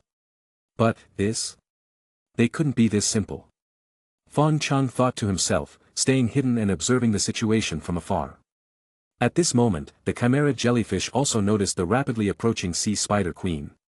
They split into two groups, one continued to attack the bubble, while the other moved to surround the queen, attempting to subdue her. The sea spider queen didn't hold back. Her 8 eyes flashed red, and a dozen water arrows, each as thick as an adult's arm, materialized around her. Without hesitation, she launched them at the Chimera Jellyfish. Unlike Fong Chong, the Chimera Jellyfish didn't have his level of defense. The water arrows struck them, instantly shattering 7 or 8 of them. Seeing that they couldn't withstand her attacks, the remaining Chimera Jellyfish began to change. Their bodies clustered together, merging into a large, semi-transparent gelatinous mass. This mass then reshaped itself, taking on the form of a jellyfish body, complete with tentacles and eyes. A much larger, fused jellyfish monster now stood before the sea spider queen. Race, Chimera Jellyfish, fused form. Soul power, 81,904 years. HP, 51,695. Strength, 4,651. Attack, 4,323. Defense, 4,143. Speed, 3,977. After this transformation, although their numbers had dwindled to just 1, their soul power and attributes had significantly increased, putting them on par with the sea spider queen in terms of combat strength. Fong Chong, watching from the shadows, finally understood the meaning behind the name, Chimera Jellyfish. It was similar to the ghost-crying vine he had encountered in the Sunset Forest, a soul beast formed by the fusion of many weaker individuals. However, there was a key difference. The ghost-crying vine had a main vine that absorbed other vines to form a single entity. In contrast, the Chimera Jellyfish actively chose to fuse when threatened, deciding how many to merge with. It was possible that they could separate again after the battle. More importantly, their fusion created a completely new life form, with no main jellyfish to speak of. This made them far more advanced than the ghost-crying vine. Another point that caught Fong Chang's attention was that this fused jellyfish monster had only merged with about half of the Chimera Jellyfish present, yet its soul power had already reached over 80,000 years. If it were to fully fuse, its soul power could easily surpass 150,000 years. No wonder the Spirit Hall had suffered such a devastating loss and hadn't returned to seek revenge. Dealing with such a creature would require careful planning, even for them. The Sea Spider Queen, however, didn't seem surprised by this development. She had clearly encountered this before. Hesitating for a moment, she glanced at the nearly collapsing bubble near the shipwreck. To protect her colony, she had no choice but to press on and attack the fused jellyfish monster. This time, she abandoned her water arrow skill and instead charged directly at the monster, using her body to pin it down. Her 8 10-meter-long legs stabbed into its gelatinous body, churning and tearing it apart from within. The fused jellyfish monster, in turn, extended its dozen or so tentacles, wrapping them around the sea spider queen's body. The tentacles probed for gaps in her armor or other openings, injecting toxic secretions into her body. The queen's expression twisted in pain as the tentacles invaded every exposed orifice, the toxins causing a burning sensation throughout her body. On the other hand, the fused jellyfish monster wasn't faring well either. The sea spider queen was clearly an old adversary and knew its weaknesses. Fong Chong watched as its HP steadily decreased, along with its maximum HP, soul power, and other attributes. So that's her plan, Fong Chong realized. Although the Chimera Jellyfish fused into a single entity, they remain independent individuals internally. By attacking from within, the queen could continuously kill the individual jellyfish, weakening the monster and eventually destroying it. However, this was a risky move. Not only did she have to endure immense pain, but she also risked being overwhelmed by the monster's toxins before she could succeed. Her HP was rapidly dropping, now less than half. At this rate, she would be worn down before the monster. Seeing this, the other sea spiders abandoned their defense of the bubble, allowing the Chimera Jellyfish to break through. They rushed forward to engage the enemy, hoping to relieve some of the pressure on their queen. At this critical moment, Fong Chong, who had been lying in wait, finally made his move. Chapter 96, Subduing the Sea Spiders. As the bubble burst, the sea spiders surrounding the shipwreck sprang into action, clashing with the Chimera Jellyfish that had stayed behind to attack the bubble. With half of the Chimera Jellyfish lured away by the Sea Spider Queen, the remaining ones still outnumbered the Sea Spiders, though the disparity wasn't as overwhelming. In terms of average soul power, the Sea Spiders actually held the advantage, so at first glance, they seemed to be holding their ground. However, the Chimera Jellyfish weren't fools. Realizing they couldn't overpower the dispersed Sea Spiders, they quickly clustered together, forming a translucent gelatinous mass. In just 2 breaths, another fused jellyfish monster emerged before the Sea Spiders, boasting over 80,000 years of soul power, slightly stronger than the one battling the Queen. Among the Sea Spiders, aside from the Queen entangled with the first fused jellyfish monster, only 2 others had soul power exceeding 10,000 years, one just over 20,000 and the other barely past 10,000. These 2 were the only ones capable of putting up a fight. The rest, with soul powers ranging from a few hundred to a few dozen years, were instantly overwhelmed by the fused jellyfish monster. With a single twist of its body, the monster unleashed a swirling current that swept through the Sea Spiders. The weaker ones were flung hundreds of meters away. If not for the 2 10,000-year Sea Spiders absorbing most of the force, that single move could have caused devastating losses. The fused jellyfish monster didn't expect this attack to annihilate the Sea Spiders, it aimed only to scatter them. Once the current dispersed their formation, it ignored the 2 troublesome 10,000-year spiders and turned its focus to the weaker, scattered ones. Its dozen or so tentacles lashed out like a vacuum cleaner, snatching the weaker Sea Spiders and funneling them into the feeding maw beneath its massive body. Watching from afar, the Sea Spider Queen's eyes blazed with fury. These were her people, her family, being ruthlessly devoured by the fused jellyfish monster. As the queen of her colony, grief and rage consumed her. She wanted to intervene, but she was in dire straits herself. Had she opted for a long-range battle of attrition, she wouldn't be in such a bind.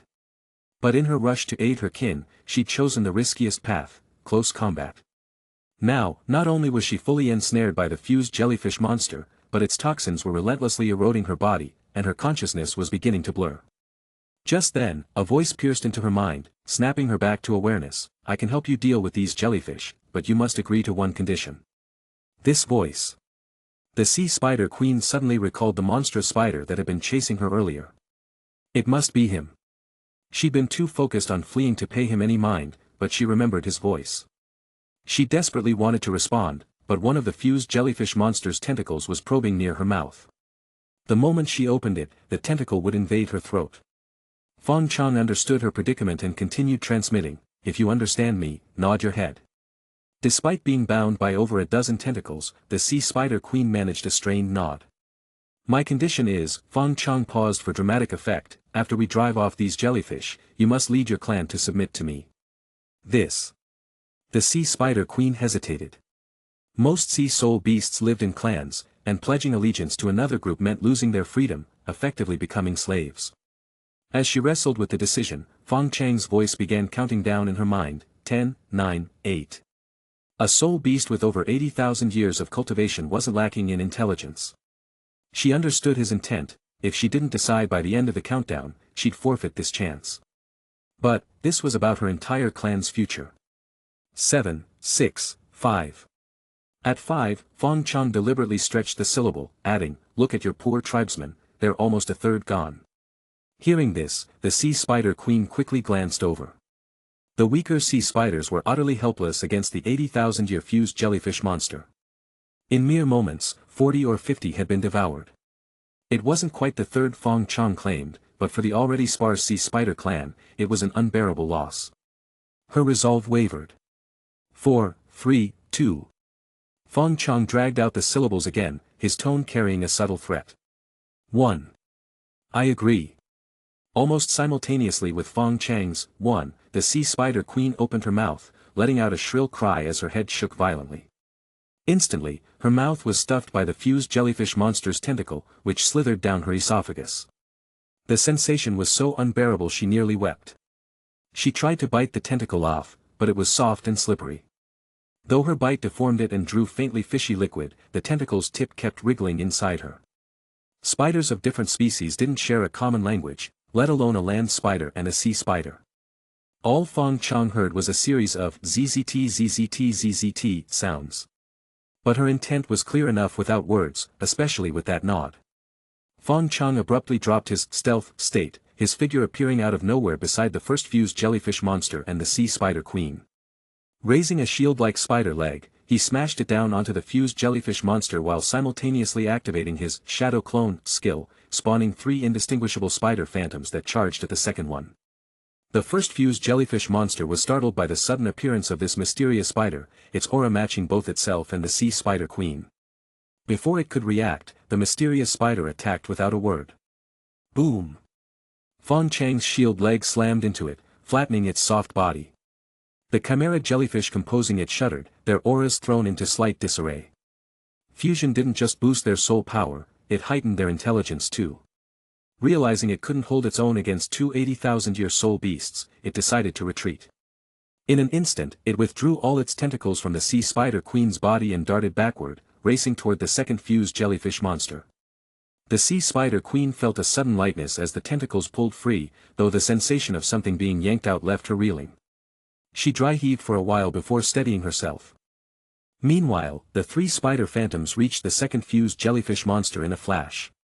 Their combined 24 legs stabbed into its body, thrashing wildly inside like the sea spider queen had, causing it to convulse in agony. The tentacles it had aimed at the weaker sea spiders reluctantly retracted, swiping at the 3 phantoms embedded in its flesh. The phantoms vanished one by one under the assault but not before inflicting some damage. At that moment, the 2 fused jellyfish monsters collided with a resounding crash, merging once again. Now its aura surged rapidly, surpassing 100,000 years in a blink and still climbing. Finally, a super-fused jellyfish monster with 148,000 years of soul power emerged before the horrified gazes of the sea spiders. This was after being weakened by Fong Chong and the sea spider queen's attacks, otherwise, it might have been even stronger. The sea spider queen stared at it, her eyes half filled with dread, half with resignation. A soul beast of this caliber was beyond her reach. But Fong Chong was making different calculations, its soul power was still too high. He'd need to weaken it more before devouring it. Chapter 97, Devouring a 100,000-year soul beast. Race, Chimera Jellyfish, fused form. Soul power, 148,700 years. HP, 106,502. Strength, 10,610. Attack, 10,321. Defense, 9,791. Speed, 8,925. Fong Chong stared at the stats panel of the fused jellyfish monster in front of him, specifically focusing on the number representing its soul power. He began to calculate. Currently, his own soul power was just over 80,000 years, and the first heavenly tribulation would likely occur around 100,100 years. To ensure he could evolve into a netherworld soul-chasing spider before the tribulation, he needed to carefully control the soul power gained from devouring 200,000-year soul beasts. The goal was to reach just over 100,000 years before devouring the third one.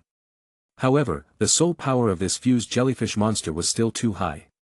If he devoured it directly, he wouldn't meet the required conditions. Fortunately, this monster had temporarily reached the 100,000-year level through an unconventional method, rather than through gradual cultivation. This meant Fong Chong still had a chance to weaken it further, bringing its soul power close to 100,000 years before devouring it. He sent a mental message to the sea spider queen, who had gradually recovered, "If you don't want your species to be wiped out, have your people follow my orders." The power of the telepathy skill lay in its ability to project thoughts directly into the target's mind, translating them into sound. Even though Fong Chong didn't understand the sea spider language, he could still communicate with her unilaterally. The sea spider queen nodded and quickly moved to the shipwreck to organize her tribe. She instructed those with soul power below 1,000 years to take refuge inside the shipwreck, while those with higher cultivation levels formed a battle formation with her. The fused jellyfish monster clearly had no intention of giving her this opportunity. It lunged toward her with a swift dive. The sea spider queen let out a cold shout and, along with 2 other tribe who had soul power exceeding 10,000 years, charged back at the monster to buy time for the others. Boom! The 4 sea soul beasts collided, and a cloud of white bubbles momentarily obscured the area. As the bubbles dissipated, their figures became visible again. The sea spider queen was once again entangled by the monster's tentacles. The other 2 tribe, however, were in better shape since the monster's attention was focused on her. Meanwhile, Fong Chong activated his flexible size skill, enlarging his body to its maximum size, which now dwarfed even the shipwreck. Fortunately, they were far enough from the shore, and the water depth exceeded 100 meters, making his sudden appearance less conspicuous. He then extended a similarly enlarged spider leg and stabbed it toward the fused jellyfish monster, which was still grappling with the sea spider queen. The monster had already noticed Fong Chang's sudden transformation. Without hesitation, it released the sea spider queen and retreated rapidly. Whoosh, boom. Fong Chang's spider leg descended from above, grazing two of the monster's tentacles that hadn't fully retracted, pinning them to the seafloor. As the bubbles cleared, the two severed tentacles slowly transformed into a dozen flattened ordinary Chimera Jellyfish. Checking the monster's stats panel again, Fong Chong saw that its soul power had dropped from 148,700 years to 146,900 years.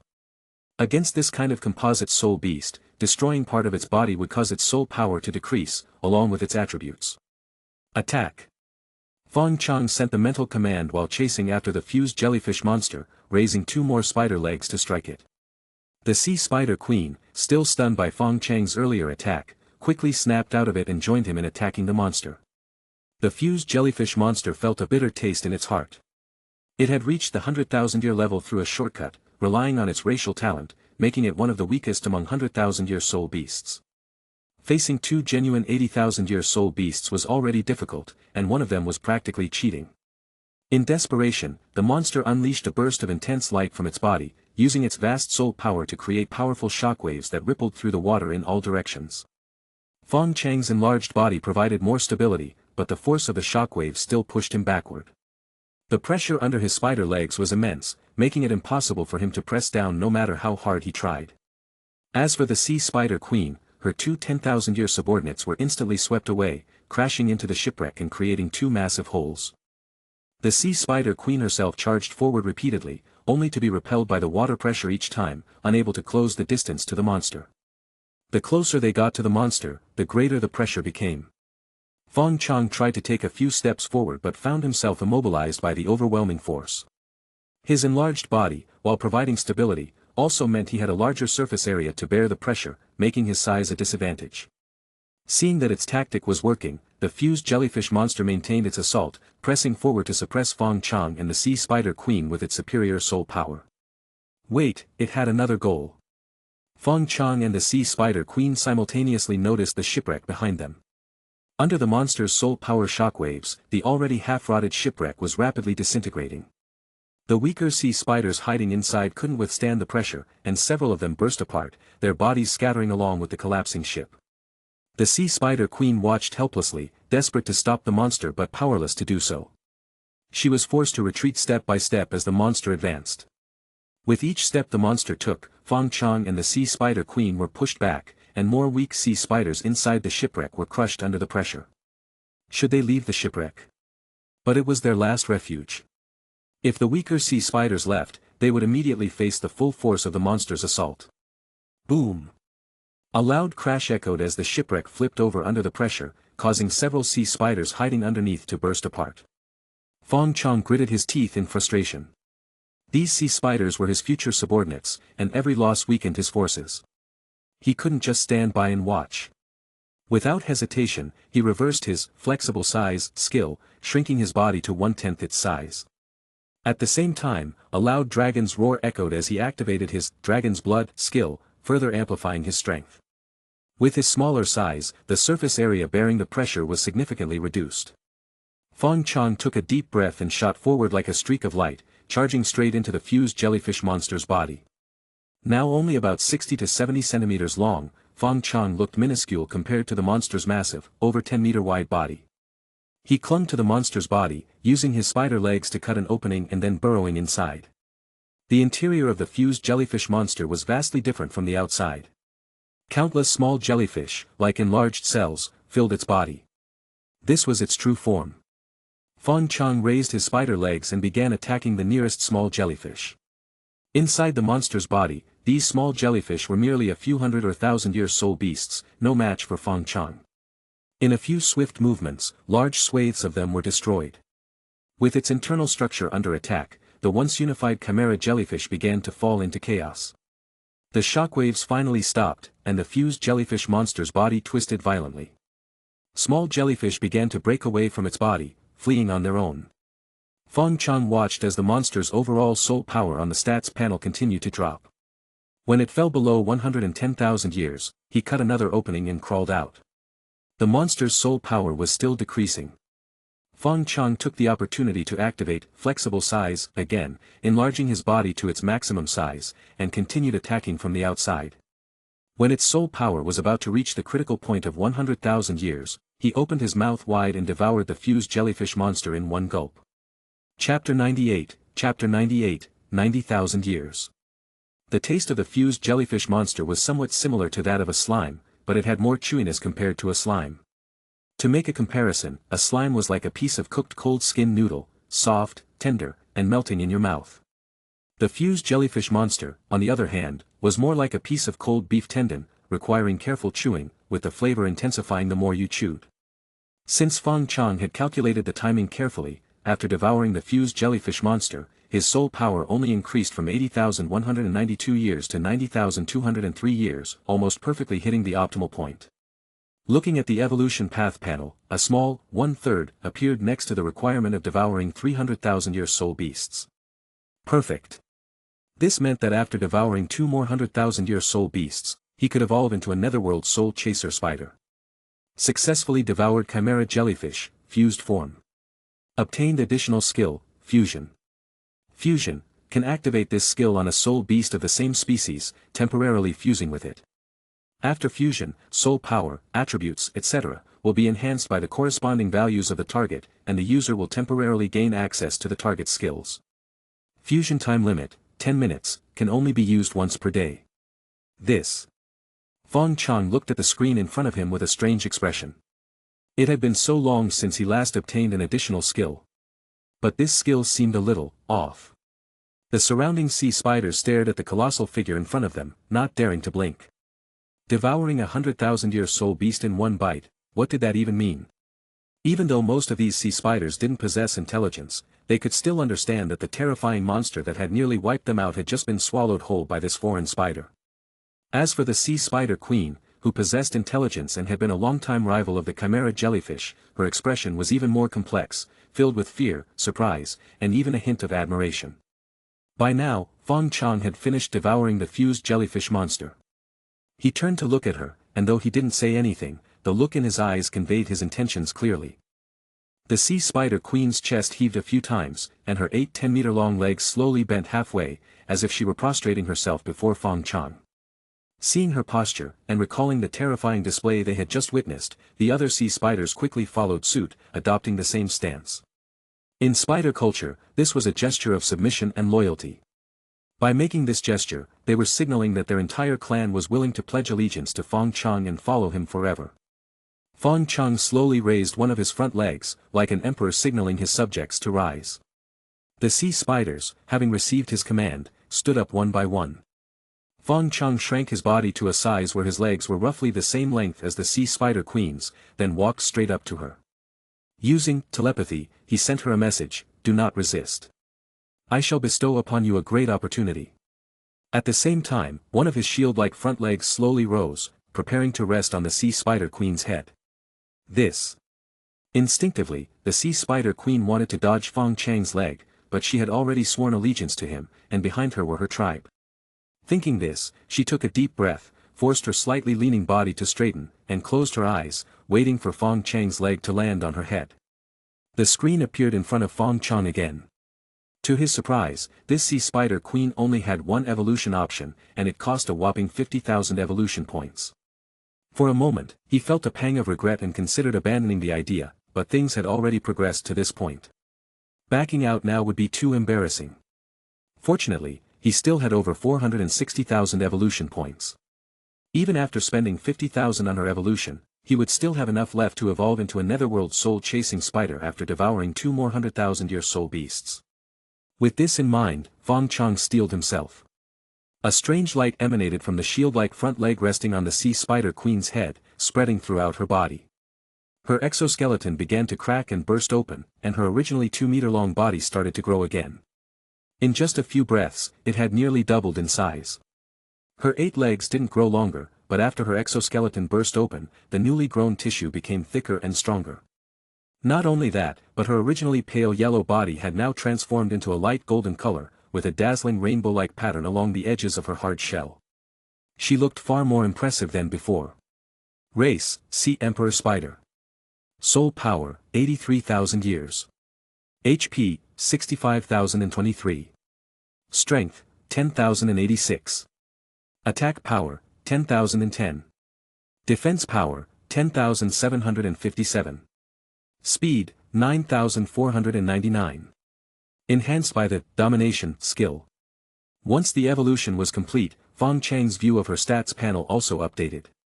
Sea Emperor Spider, what a domineering name. And her attribute growth truly lived up to the title.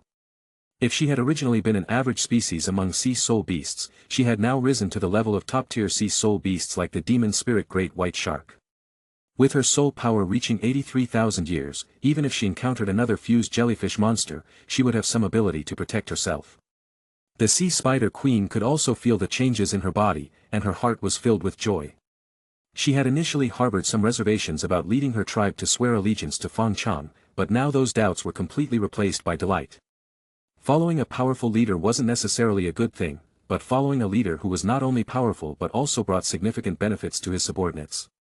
That was absolutely the best scenario.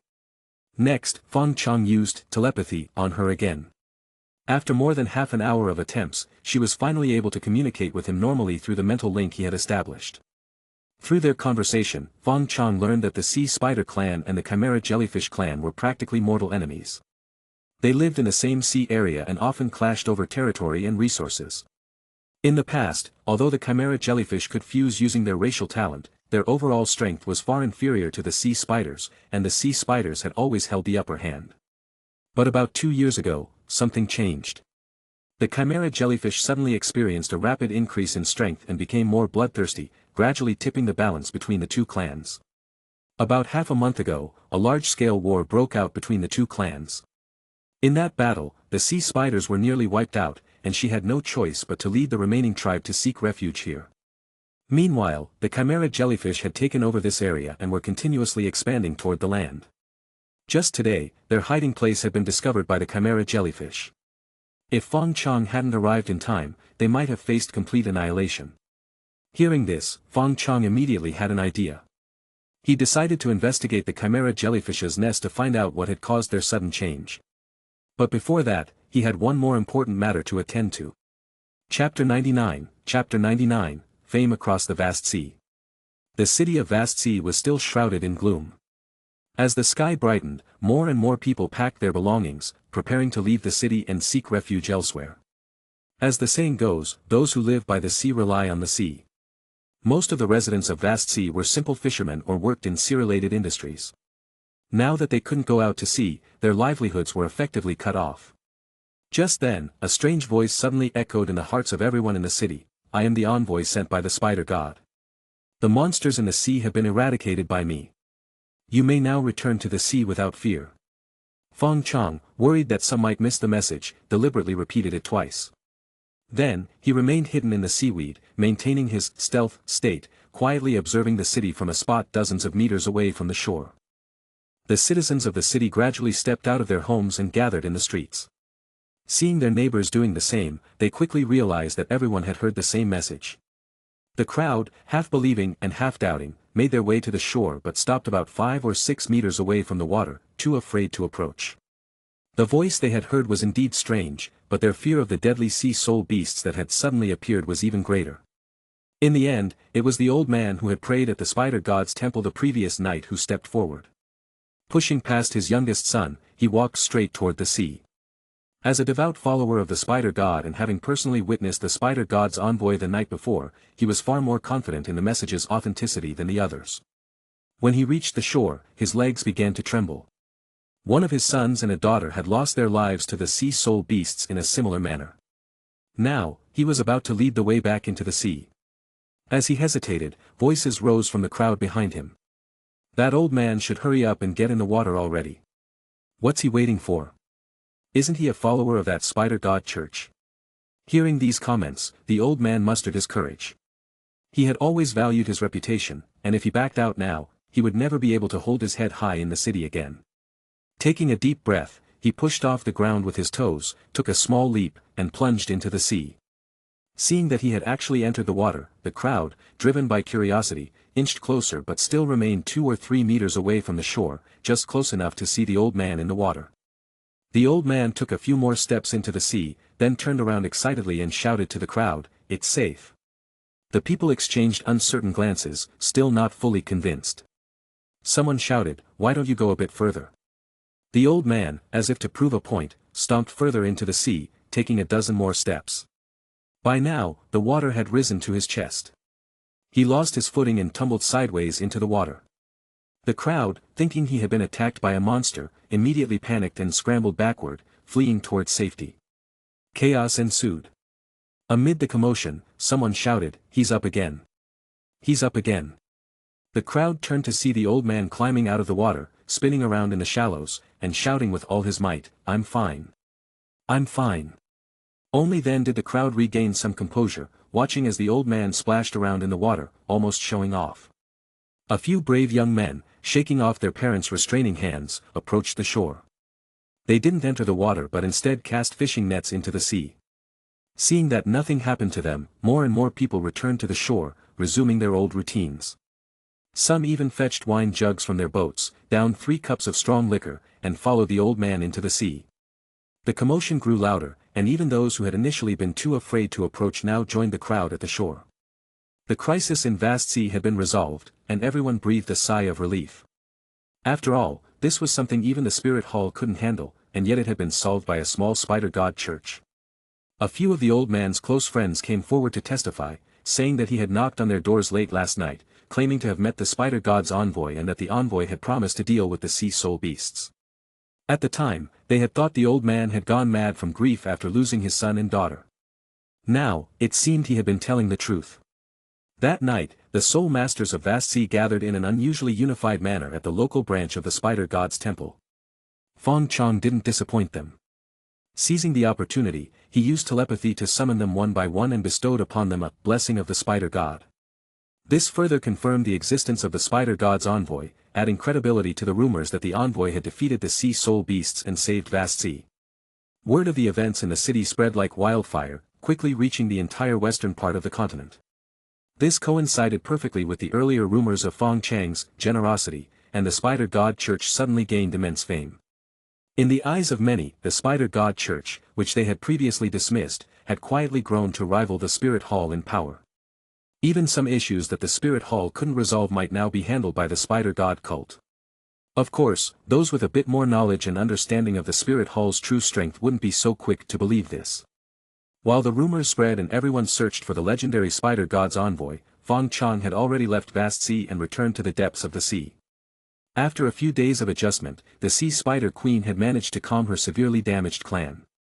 Following the battle with the Chimera Jellyfish, the Sea Spider clan, which had originally numbered nearly 200, was now reduced to just over 80, half of whom were injured to varying degrees. Fong Chong suddenly appeared by the shipwreck, feeling a small sense of accomplishment as he looked at the Sea Spider clan. Although the sea spiders were severely weakened and far from their former glory, they still outnumbered and outmatched the creatures in his own nest in terms of both numbers and combat power. Of course, in terms of potential, these sea spiders were far inferior to his own offspring. He wasn't generous enough to evolve all of them. He turned to the Sea Spider Queen and sent her a telepathic message, ordering her to lead the clan forward. He then set off first in the direction of the Chimera Jellyfish's lair, as she had described. The Sea Spider Queen, having received her orders, immediately emitted a strange sound to rally her clan and followed closely behind Fong Chong.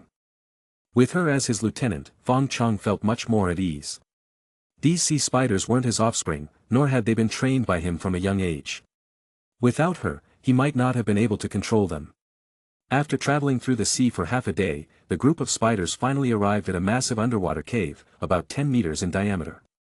This was the legendary lair of the Chimera Jellyfish. According to the Sea Spider Queen, the Chimera Jellyfish had previously only been able to fuse into a single entity with a soul power of around 80 to 90,000 years, which was still within their control. But in the past 2 years, their strength had skyrocketed, and with their racial talent for fusion, they had overwhelmed the Sea Spider clan. Now, it seemed that the secret to their rapid growth might lie within this very lair. Chapter 100, Dragon Bone. The nest of the Chimera Jellyfish looks like a half-egg shell broken in the middle from the outside, with the opening facing upwards and a nearly 10-meter deep sea pit below. Fong Chong led the members of the sea spider clan down from the edge of the sea pit. In the dark seawater, they occasionally encountered a few lone Chimera Jellyfish, which were quickly slain by the enraged sea spider clansmen. Although the sea pit seemed quite large, compared to the several meter-long bodies of Fong Chong and the sea spider queen, it wasn't particularly spacious. After just a few steps, a turn, a few more steps, and another turn, they had already explored the entire pit. At first glance, the nest didn't seem to have anything special. Fong Chong raised one of his spider legs to his chin, pondering carefully. His intuition told him that this nest couldn't be as simple as it appeared. Little Gold, how long have the Chimera Jellyfish occupied this nest? Fong Chong established a telepathic connection with the sea spider queen and asked, hoping to find some useful clues from her. Little Gold was the name he had given to the sea spider queen. The spider clan originally didn't have the concept of names, but Fong Chong had given her one for convenience. Little Gold's eyes showed a thoughtful expression. Probably tens of thousands of years. Ever since I can remember, the Chimera Jellyfish's lair has always been here. We've fought countless times, and several times we drove them away, but they always came back. Oh. Fong Chong nodded, quickly thinking things through. From Little Gold's words, he gathered an important piece of information. For tens of thousands of years, the Chimera Jellyfish had almost always lived here, but it was only in the last 2 years that their strength had suddenly surged. There were roughly 2 possibilities for this situation: either their sudden increase in strength had nothing to do with this nest, or they had only discovered something in the nest 2 years ago that allowed their strength to surge. Unfortunately, the fused jellyfish monster had already been digested in Fong Chang's stomach, leaving no trace, so he couldn't ask it for answers. Little Gold hesitated for a moment, then continued through the telepathic link. The lifespan of Chimera Jellyfish is usually very short, rarely exceeding 1,000 years. But in the past 2 years, some of them have reached a soul power of over 2,000 years. This alone is very abnormal. Additionally, their numbers have significantly increased compared to before. After just 30 years of peace, their numbers have nearly doubled. It's precisely because of this that our sea spider clan was so badly beaten this time. Her tone noticeably grew heavier at this point. Wait. Fong Chong suddenly noticed a key point in her words. You said you hadn't fought for over 30 years. Yes, Little Gold nodded. For a long time, they were much more subdued and didn't dare to enter our territory. During that period, we didn't have any conflicts, until a few days ago. That's it, this is the key to the problem, Fong Chong realized. It's very likely that it wasn't some object that caused the Chimera Jellyfish's numbers to increase, but rather the period of peace that allowed them to expand, as their reproduction rate is much faster than that of the sea spider clan. If their numbers increased, then... Little Gold, do you remember if the nest was originally this big? Fong Chong asked urgently, catching Little Gold off guard. About the same. She looked around the sea pit, then added uncertainly, but it doesn't seem as deep as it is now. After receiving her reply, Fong Chong immediately ordered her to lead the clan members to dig deeper into the sea pit. He also used his 2 shield-like front legs as shovels to dig through the accumulated mud and carried it out of the pit to dump. After digging down another meter or so, Fong Chong suddenly sensed a strange and powerful aura. He turned to Little Gold, who had also clearly sensed the same aura and was looking at him, while the weaker sea spiders showed no reaction. Keep digging. The 2 of them exchanged a glance and came to the same conclusion. Dozens of spiders continued digging in the pit, and after about 2 more hours, the pit had deepened by nearly 2 meters. The mysterious aura grew stronger, and Fong Chong and Little Gold could now even sense the direction it was coming from. Dig here, Fong Chong transmitted the message while quickly rushing to the southwest side of the nest, where the mysterious aura was emanating from. Soon, as the spiders dug, a roughly 10-meter-long, coiled, pale golden skeleton gradually came into view. The skeleton was about 10 meters long, with half of it being the body and head, and the other half a long tail. It had wings on its back, 2 pairs of short legs on its abdomen, and a narrow, elongated skull. A dragon. The name simultaneously appeared in Fong Chong and Little Gold's minds, filling them with joy. Who would have thought that beneath the nest of the Chimera Jellyfish lay the skeleton of a dragon? In the Douluo world, dragons were extraordinary creatures, revered as the rulers of all soul beasts. Their strength and physical prowess far surpassed that of other soul beasts. Moreover, dragons were not only powerful in life but even after death, they could have unique effects on their surroundings. For example, the ice and fire yin-yang well was formed after 2 of the 9 dragon kings perished there, creating a special terrain that allowed plants to grow at 10 times their normal speed. And here, there was also a dragon skeleton. It was likely that the Chimera Jellyfish's sudden increase in strength was due to its influence. Fong Chang's first reaction upon seeing the dragon bones was to eat them. However, after a careful inspection, he was disappointed to find that the dragon bones had been buried for so long that they had become one with the earth. No matter how hard he tried, he couldn't separate the dragon bones from the ground. Moreover, the bones still carried a faint pressure that made Fong Chong uncomfortable. After several attempts, he decided to temporarily abandon the idea of eating the dragon bones and instead began studying their effects. His first thought was that they might be able to speed up the cultivation of soul beasts, just like the Chimera Jellyfish. After more than half a month of experimentation, he finally discovered that the dragon bones did indeed have a boosting effect on cultivation speed. The weaker the soul beast, the more effective the bones were. For sea spiders with only a few decades of cultivation, their cultivation speed near the dragon bones could increase by 5 to 6 times. For soul beasts with cultivation levels ranging from a few hundred to 1,000 years, the dragon bones could still double their cultivation speed. However, the effect diminished significantly for stronger soul beasts, especially for those like Fong Chong and Little Gold, who had cultivation levels of 80 to 90,000 years. The bones had almost no effect on them. At the same time, Fong Chong made another important discovery: the sea mud near the dragon bones, likely influenced by them over time, carried a trace of spiritual energy. If soul beasts consumed this spiritually charged mud, their strength could also increase, especially for weaker soul beasts, who could rapidly boost their power this way. This was likely the key reason for the Chimera Jellyfish's sudden increase in strength over the past 2 years. Due to 30 years of peace and their unrestrained reproduction, their numbers had exploded. The original nest was no longer large enough to accommodate so many Chimera Jellyfish, and it became overcrowded. Some of them began digging and consuming the mud at the bottom of the nest to expand their living space. Soon, they discovered that their soul power was rapidly increasing, attracting more Chimera Jellyfish to join in consuming the mud. This eventually led to their strength surpassing that of the sea spider clan. Understanding this, Fong Chong immediately decided to relocate the entire sea spider clan's nest to this area. He also collected the spiritually charged mud near the dragon bones and distributed it based on talent, potential, and contributions to the clan. With the help of the dragon bones, he believed that the sea spider clan would rise rapidly in the near future. Chapter 101, Chapter 101, Encountering Enemies Again. About 2 months had passed since the discovery of the dragon bone. During this time, Fong Chong had been staying with the sea spider tribe. The initial fear and unfamiliarity the sea spiders had toward him gradually faded, and mutual trust began to grow. To prevent the dragon bone from being exposed and coveted by other sea soul beasts, Fong Chong used his flexible size skill to enlarge his body and physically drag the sunken ship over to cover the entrance of the cave where the dragon bone was hidden. Afterward, he and the sea spider queen, Little Gold, set up a seal at the cave entrance to prevent the aura of the dragon bone from leaking out and attracting unwanted attention. With these multiple layers of protection, the existence of the dragon bone was temporarily concealed, and no unexpected incidents occurred during these 2 months. Now, the cave beneath the sunken ship had become a habitat and cultivation ground for the weaker members of the sea spider tribe. As for the sunken ship above, only Fong Chong and Little Gold resided there. The dragon bone had little effect on their cultivation speed, and staying in the ship allowed them to better protect their tribe. At this moment, Fong Chong was using telepathy to communicate with Little Gold, asking her about the nearby sea soul beasts. After such a long period of idleness, it was time to find a new target. According to her, there were numerous sea soul beasts, with thousands of different races, large and small.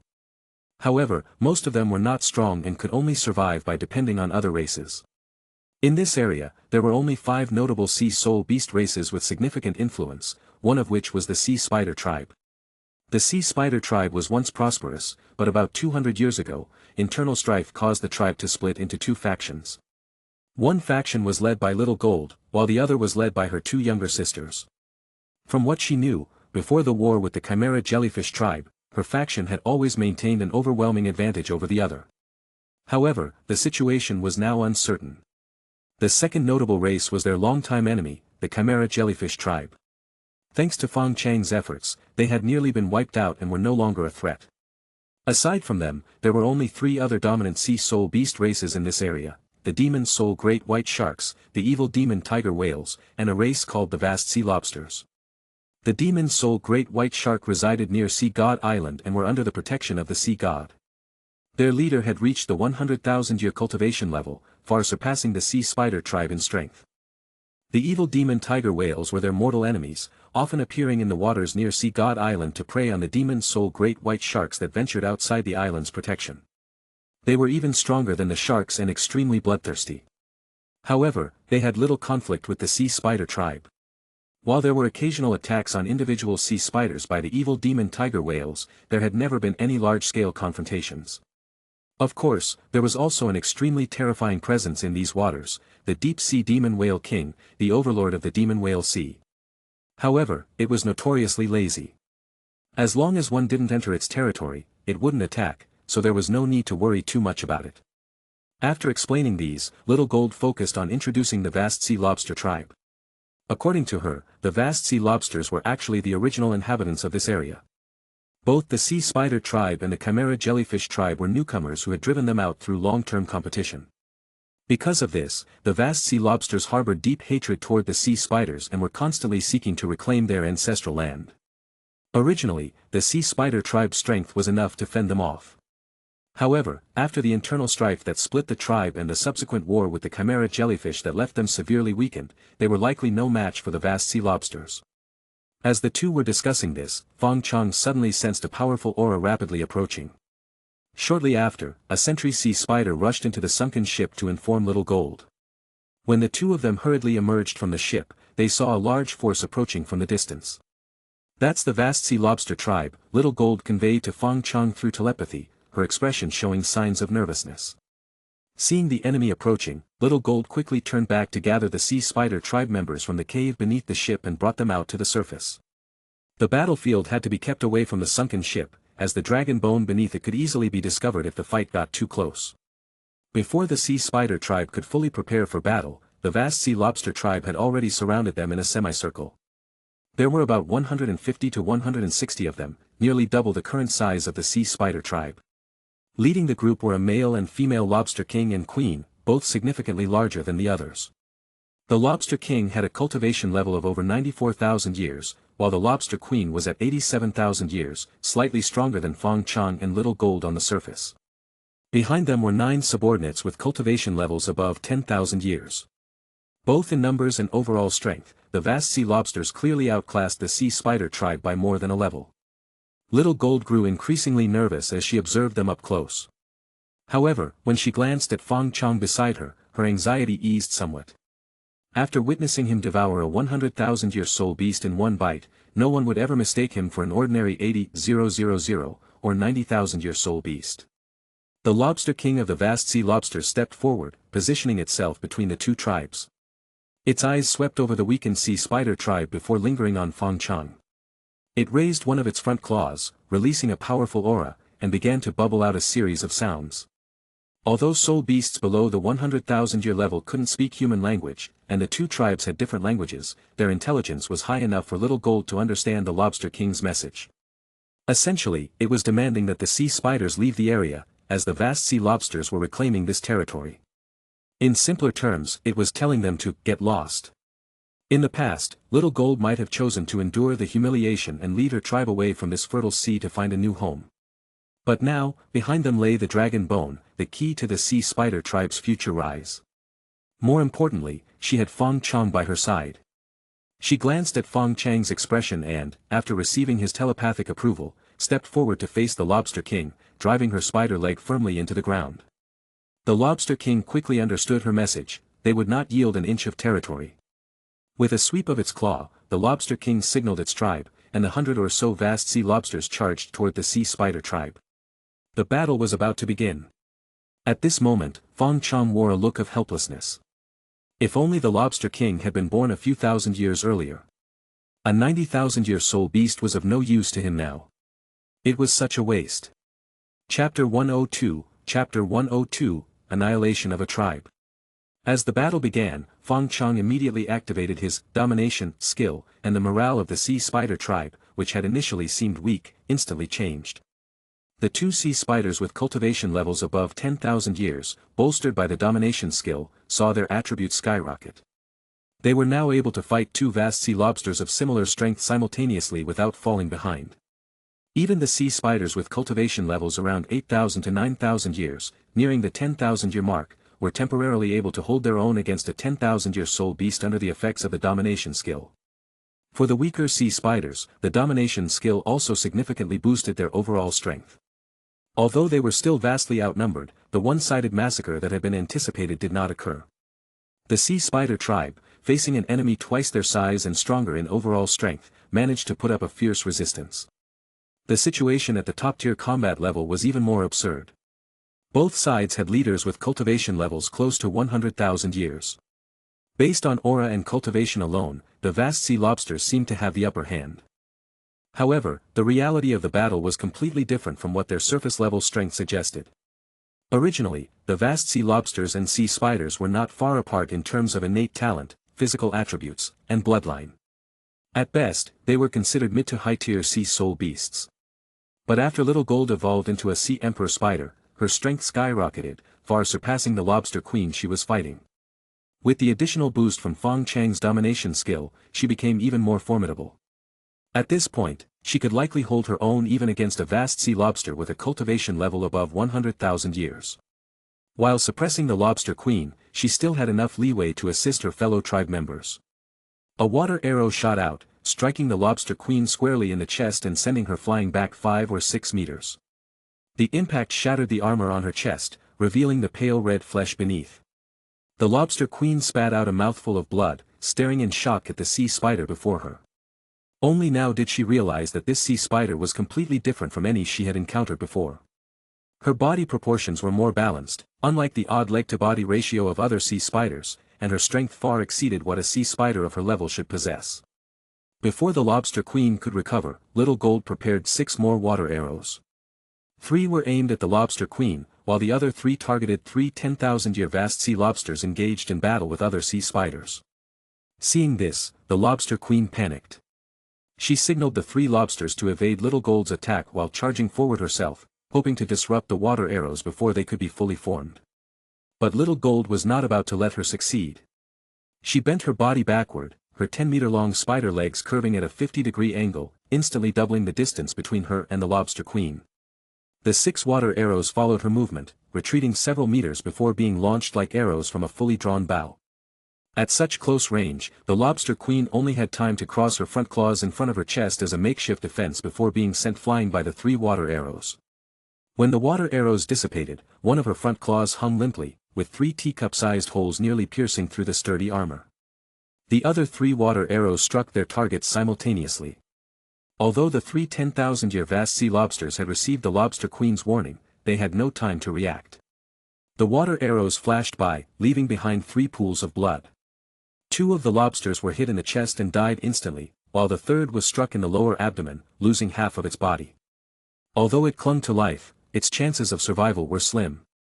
With this successful strike, the pressure on the sea spider tribe lessened significantly.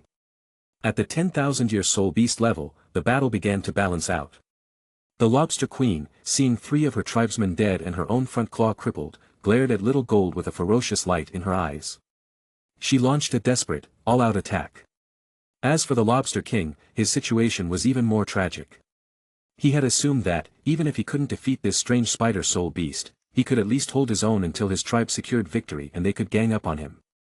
But to his surprise, this strange spider was not only ridiculously strong but also possessed an endless array of powerful skills. At this moment, a black light flashed around Fong Chong, and 3 identical illusions split off from his body. The illusions followed his main body as they charged toward the lobster king. The main body engaged the lobster king first. Just as the lobster king thought he had identified the real Fong Chong among the illusions, he realized that the other 3 illusions had flanked him from the left, right, and rear. This was intentional. The lobster king suddenly understood. But it was too late. The 4 Fong Changs simultaneously erupted with a golden light, and a loud dragon's roar echoed through the sea. Their strength surged in an instant. This was the dragon's blood skill. Not only could the main body use it, but the illusions could as well. Moreover, the illusions' attacks were nearly as powerful as the main bodies. Fong Chong and his 3 illusions raised their shield-like spider legs and swung them at the lobster king. Unable to defend against all four attacks at once, the Lobster King could only crouch in the water, covering his head. Thud. Thud. Thud. The sound of hard objects colliding rang out repeatedly. The Lobster King, surrounded by the four Fong Changs, was pummeled relentlessly. His hard armor shattered piece by piece, leaving him with no chance to fight back. The vast sea lobsters nearby, seeing their king and queen in such a miserable state, lost most of their fighting spirit. They began to retreat while fighting, their earlier confidence completely gone. Perhaps realizing he couldn't continue to cower, the Lobster King roared and swung his two front claws, creating a large splash. Thanks to his telepathy skill, Fong Chong anticipated this move. His three illusions retreated, leaving only his main body, which had activated the blade armor skill, to block the attack. Thump. Another dull sound echoed as the Lobster King's claw struck Fong Chang's main body. Not only did it fail to leave a mark, but the claw itself trembled violently from the recoil. Seizing the opportunity, the Lobster King retreated a few steps, escaping Fong Chang's encirclement. His eyes locked onto Fong Chong, his claws opening and closing as if deep in thought. At this moment, Fong Chang's three illusions did not pursue him. Instead, they charged toward the vast sea lobsters engaged in battle with the sea spiders, launching indiscriminate attacks. These lobsters were no match for such power. The moment they were touched by the illusions, their bodies exploded. Whether they were 10,000-year, 1,000-year, or even 100-year lobsters, none could withstand a single strike from Fong Chang's illusions. The already disorganized vast sea lobsters fell into complete chaos. They abandoned their fight with the sea spiders and scattered in all directions. The battlefield between the vast sea lobsters and the sea spiders was instantly divided, creating the perfect environment for Fong Chang's illusions to wreak havoc. They chased after the retreating lobsters, acting like three meat grinders as they unleashed a frenzy of attacks. The original 150 to 160 vast sea lobsters were rapidly dwindling in number. In just a short time, their numbers had fallen below those of the sea spider tribe. The Lobster King watched helplessly, his heart filled with anxiety. He wanted to help, but he knew all too well how strong this strange spider was. He had no hope of winning. As for the Lobster Queen, after a close-quarters fight with Little Gold, she was utterly defeated. Her body instinctively moved closer to the Lobster King. The two, now a pair of desperate spouses, stood back to back, their claws touching. They exchanged a glance, a look of determination in their eyes, and a strange energy began to emanate from their bodies. Through his telepathy skill, Fong Chong sensed their intentions. His expression changed drastically, and he immediately called for Little Gold to lead the tribe members behind him. At the same time, he activated his flexible size skill, enlarging his body to its maximum size. He activated all his defensive skills and slammed his shield-like spider legs into the ground, forming a massive golden light shield in front of him. The light shield, shaped like an enlarged version of his shield-like spider legs, spanned nearly 100 meters in width given Fong Chang's current size. This was the 8th racial skill Fong Chong had obtained after breaking through the 60,000-year cultivation level, shield wall. It temporarily increased his defensive capabilities, allowing him to block attacks and protect his allies. However, using this skill greatly reduced his movement speed and could only defend against frontal attacks. This was the first time Fong Chong had the opportunity to use this skill. Just as he finished preparing, two dazzling white lights shot into the sky, followed by a terrifying shockwave emanating from the source of the light. The shockwave slammed into the newly formed light shield with immense force. Even with Fong Chang's current size and defensive capabilities, the impact pushed him back about half a meter. The areas outside his defensive range were instantly turned into a hellish landscape. After what felt like an eternity, the shockwave finally dissipated. Fong Chong retracted the light shield and returned to his normal size, standing up once more. The seabed around Fong Chong now formed a fan-shaped area. Outside this zone, within a radius of several hundred meters, the silt on the seafloor had been churned up to a depth of 1 or 2 meters. He ordered Little Gold to assess the casualties. The final count revealed that the sea spider tribe had lost about a third of their members, leaving fewer than 50 survivors. Most of these casualties occurred during the final moments when the Lobster King and Queen self-destructed, and the sea spiders failed to retreat into Fong Chang's defensive range in time. If Fong Chong hadn't activated his shield in time, it was likely that the entire sea spider tribe would have been wiped out today. As for the vast sea lobsters, the self-destruction of their king and queen annihilated their entire force, leaving no survivors. From this day forward, the once renowned vast sea lobster tribe was effectively extinct. Chapter 103, The Other Sea Spider Tribe. After cleaning up the battlefield, Fong Chong and Little Gold returned to the sunken ship. After enduring successive wars, the sea spider tribe had rapidly dwindled in size, losing the grandeur they once had. Now, only about 40 sea spiders lived scattered beneath the sunken ship, far from being considered a major tribe among sea soul beasts. Even with the powerful aid of the dragon bone, the tribe's small numbers made it difficult to fully utilize its potential. Fong Chong felt a heavy weight in his heart as he observed the situation. He had hoped to develop the sea spider tribe into his underwater representatives. But given the current circumstances, it seemed this goal was still a long way off. As he looked at Little Gold, an idea struck him. He immediately established a telepathic connection with her. You mentioned before that the sea spider tribe has 2 branches, and yours is just one of them, right? Little Gold remained silent for a long time before nodding. Yes. Her expression suggested she was extremely reluctant to bring up the other branch of the sea spider tribe. I also remember you said that the other branch is currently managed by your 2 younger sisters. Fong Chong pressed on, ignoring her discomfort. Yes, Little Gold nodded again, then sighed. Since you're so eager to know, I'll tell you everything. This is how it happened. Our 2 branches were originally one tribe. After the previous sea spider queen passed away, the 3 of us took over managing the tribe's affairs. However, my 2 younger sisters are naturally aggressive and have always advocated for expansion and seizing more territory. I, on the other hand, am more conservative, believing that with our strength, it was enough to just protect our current territory. Over time, 2 factions emerged within the tribe, the radical faction, led by my sisters, and the conservative faction, led by me. The divide between us grew wider and wider. At this point, her voice paused, and a pained expression flashed in her eyes. About 200 years ago, my sisters caused a major incident by expanding recklessly, which attracted the wrath of a powerful enemy. They launched a massive attack on our tribe. Although we eventually drove them away, we suffered heavy losses. After the victory, I ordered my sisters to be exiled from the tribe. Unexpectedly, they had already prepared for this. They took nearly half of the tribe members with them and established a separate branch, cutting off all ties with us.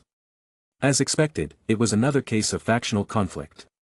Fong Chong had already guessed the truth before she finished speaking. Such conflicts were common in human societies, but they were rare among soul beasts. The sea spider tribe was the only case he had heard of where factional strife had led to a split. No wonder Little Gold was so reluctant to bring it up. Do you know the current location and numbers of the other sea spider branch? Fong Chong continued to press, ignoring Little Gold's discomfort. This. She hesitated. You're not thinking of recruiting them, are you? Little Gold's expression grew more anxious. She had been at odds with her sisters for 200 years. If they saw her in such a pitiful state now, they would surely mock her mercilessly. I don't know, she quickly changed her answer after seeing Fong Chong nod. However, her eyes avoided Fong Chang's gaze, and her 8 spider legs tapped nervously on the ground. Fong Chong saw through her lie immediately. Little Gold, be honest with me. You should know that the sea spider tribe is at its most critical moment. If we don't replenish our numbers, we could be wiped out by other soul beast tribes. As he spoke, Fong Chong moved closer to Little Gold. She instinctively backed away toward the wall, but Fong Chong closed the distance, trapping her in the corner. Little Gold's face turned red as 2 conflicting thoughts battled in her mind. As the queen of the tribe, she wasn't so naive as to not understand the situation. But she was deeply reluctant to seek out her sisters, especially under these circumstances. If they found out that her branch had been nearly wiped out and that she had only managed to preserve the tribe's last remnants by relying on Fong Chong, where would her dignity as a queen go? After struggling for a long time, she finally relented under Fong Chang's gaze. Alright, I know some things about their situation. Little Gold collected her thoughts. After splitting from us, they quickly got into trouble again and were besieged by other soul beast tribes. Most of their members were killed. Later, they moved north, near the Demon Whale Sea. They relied on their proximity to the deep-sea Demon Whale King to harass other tribes from time to time. Other tribes, fearing that the commotion of war might attract the deep-sea Demon Whale King, didn't dare to launch large-scale attacks against them. Thus, they managed to survive there for about 200 years, and their numbers have grown to over 100.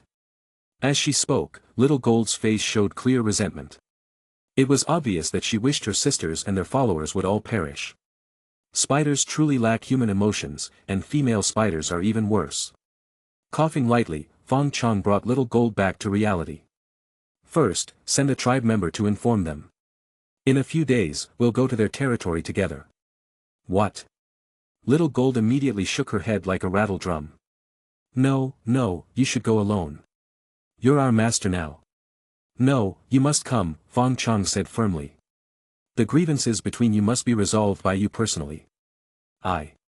Little Gold wanted to argue further, but Fong Chong raised a spider leg, signaling her to stop. 3 days later, at dawn, almost all the remaining sea spiders lined up neatly and followed Fong Chong and Little Gold as they marched north. This time, both Fong Chong and Little Gold would be leaving.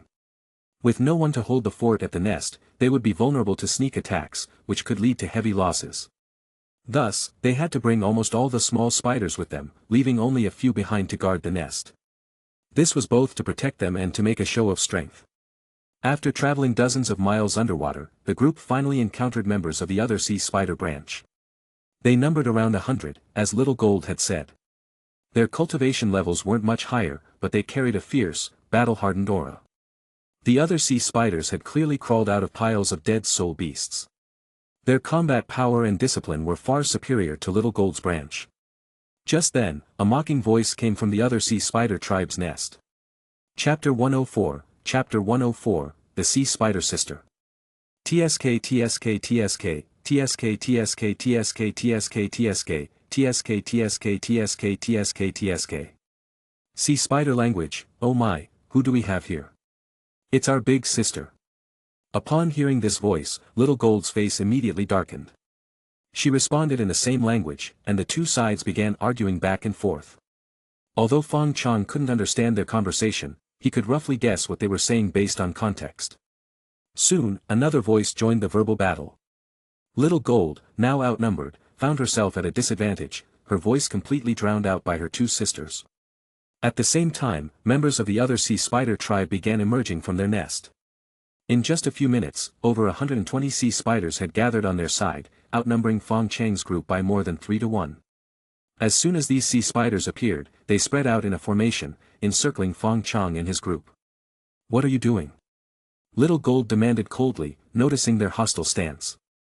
On the other side, 2 sea spider queens, who looked almost identical, appeared at a leisurely pace. They first glanced at Little Gold with confusion. Her transformation was so drastic that she almost seemed like a completely different species.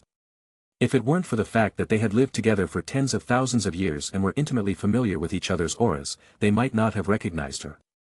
One of them responded to Little Gold, "You come to our territory and ask us what we're doing. It's been over 200 years, sister. You haven't visited us once. Are you here today to try and annex us?" the other sister added, twisting the knife. This. Little Gold's intentions were completely exposed, leaving her at a loss for words. At this moment, Fong Chong finally established a telepathic connection with her, and she quickly translated her sister's words for him. Fong Chong wasn't surprised.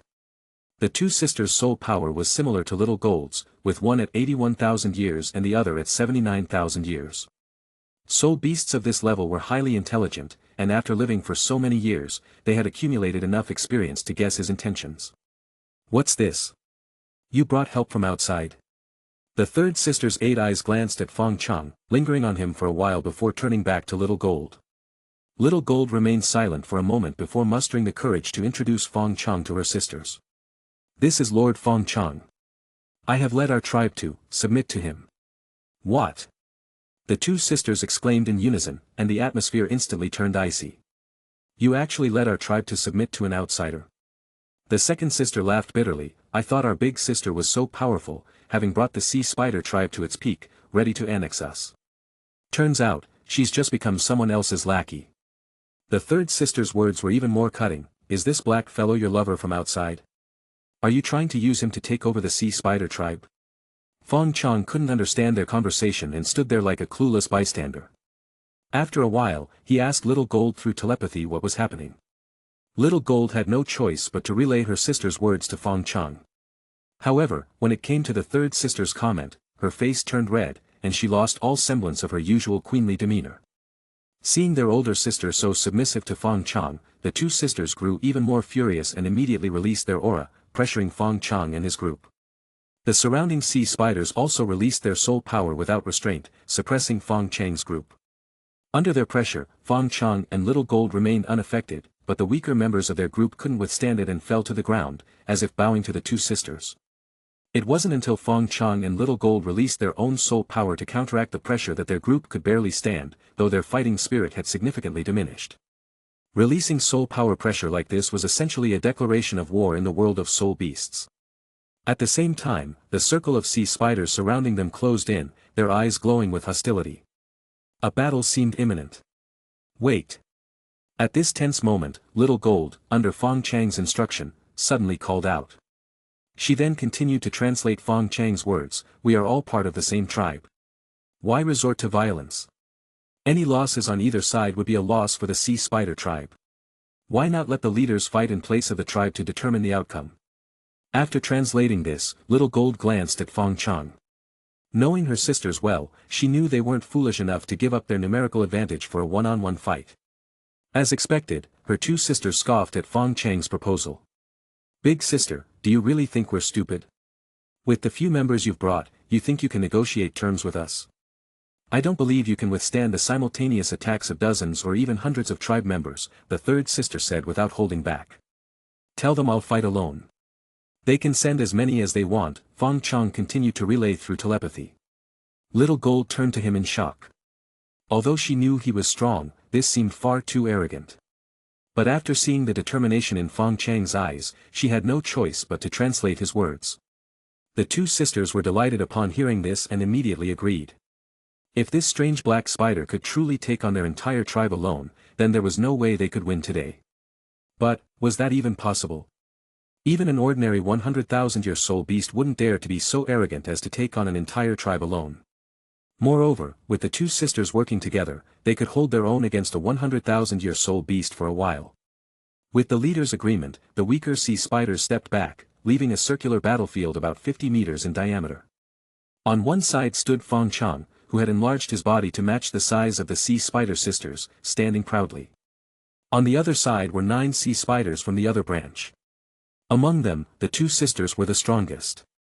The remaining 7 sea spiders all had soul power above 10,000 years, representing the peak of their tribe's combat strength. Fong Chong sneered at them. As a tank, he feared group battles the least. As long as his defense was high enough, what did it matter how many opponents there were? He charged straight toward the two sisters, activating skills like Poison Mist, Hardening, and Dragon's Blood. His plan was to take out the leaders quickly and end the battle. The two sisters weren't flustered by his approach. While ordering their tribe members to block him, they also prepared their own attacks to teach this arrogant fellow a lesson. In the blink of an eye, 30 to 40 water arrows materialized in the water, all aimed at Fong Chong. Before he could react, the water arrows shot toward him in unison. However, as the water arrows exploded against Fong Chang's body, they only slowed him down slightly. He continued his charge, closing in on the two sisters. Seeing this, their eyes narrowed, and they intensified their attacks, increasing both their numbers and power. The two sisters, in particular, intertwined their spider legs, and a brilliant blue light erupted from where they connected. A pale blue water droplet slowly formed above their heads. This was likely a skill similar to a human soul fusion skill, created during their 200 years of conquest. With this move alone, few sea soul beasts below 100,000 years could stand against them. Unfortunately for them, they had encountered Fong Chong. As soon as the water droplet was fully formed, they launched it at Fong Chong. The droplet traced a graceful arc through the water and struck Fong Chang's chest, halting his charge and sending him flying back several meters. But to their astonishment, Fong Chong simply patted his chest and charged again, heading straight for them. Good heavens! What kind of monster is this? How can his defense be so terrifying? At this moment, they were utterly shocked. Even an ordinary 100,000-year soul beast wouldn't have been able to shrug off that attack so easily. By now, they were starting to feel fear.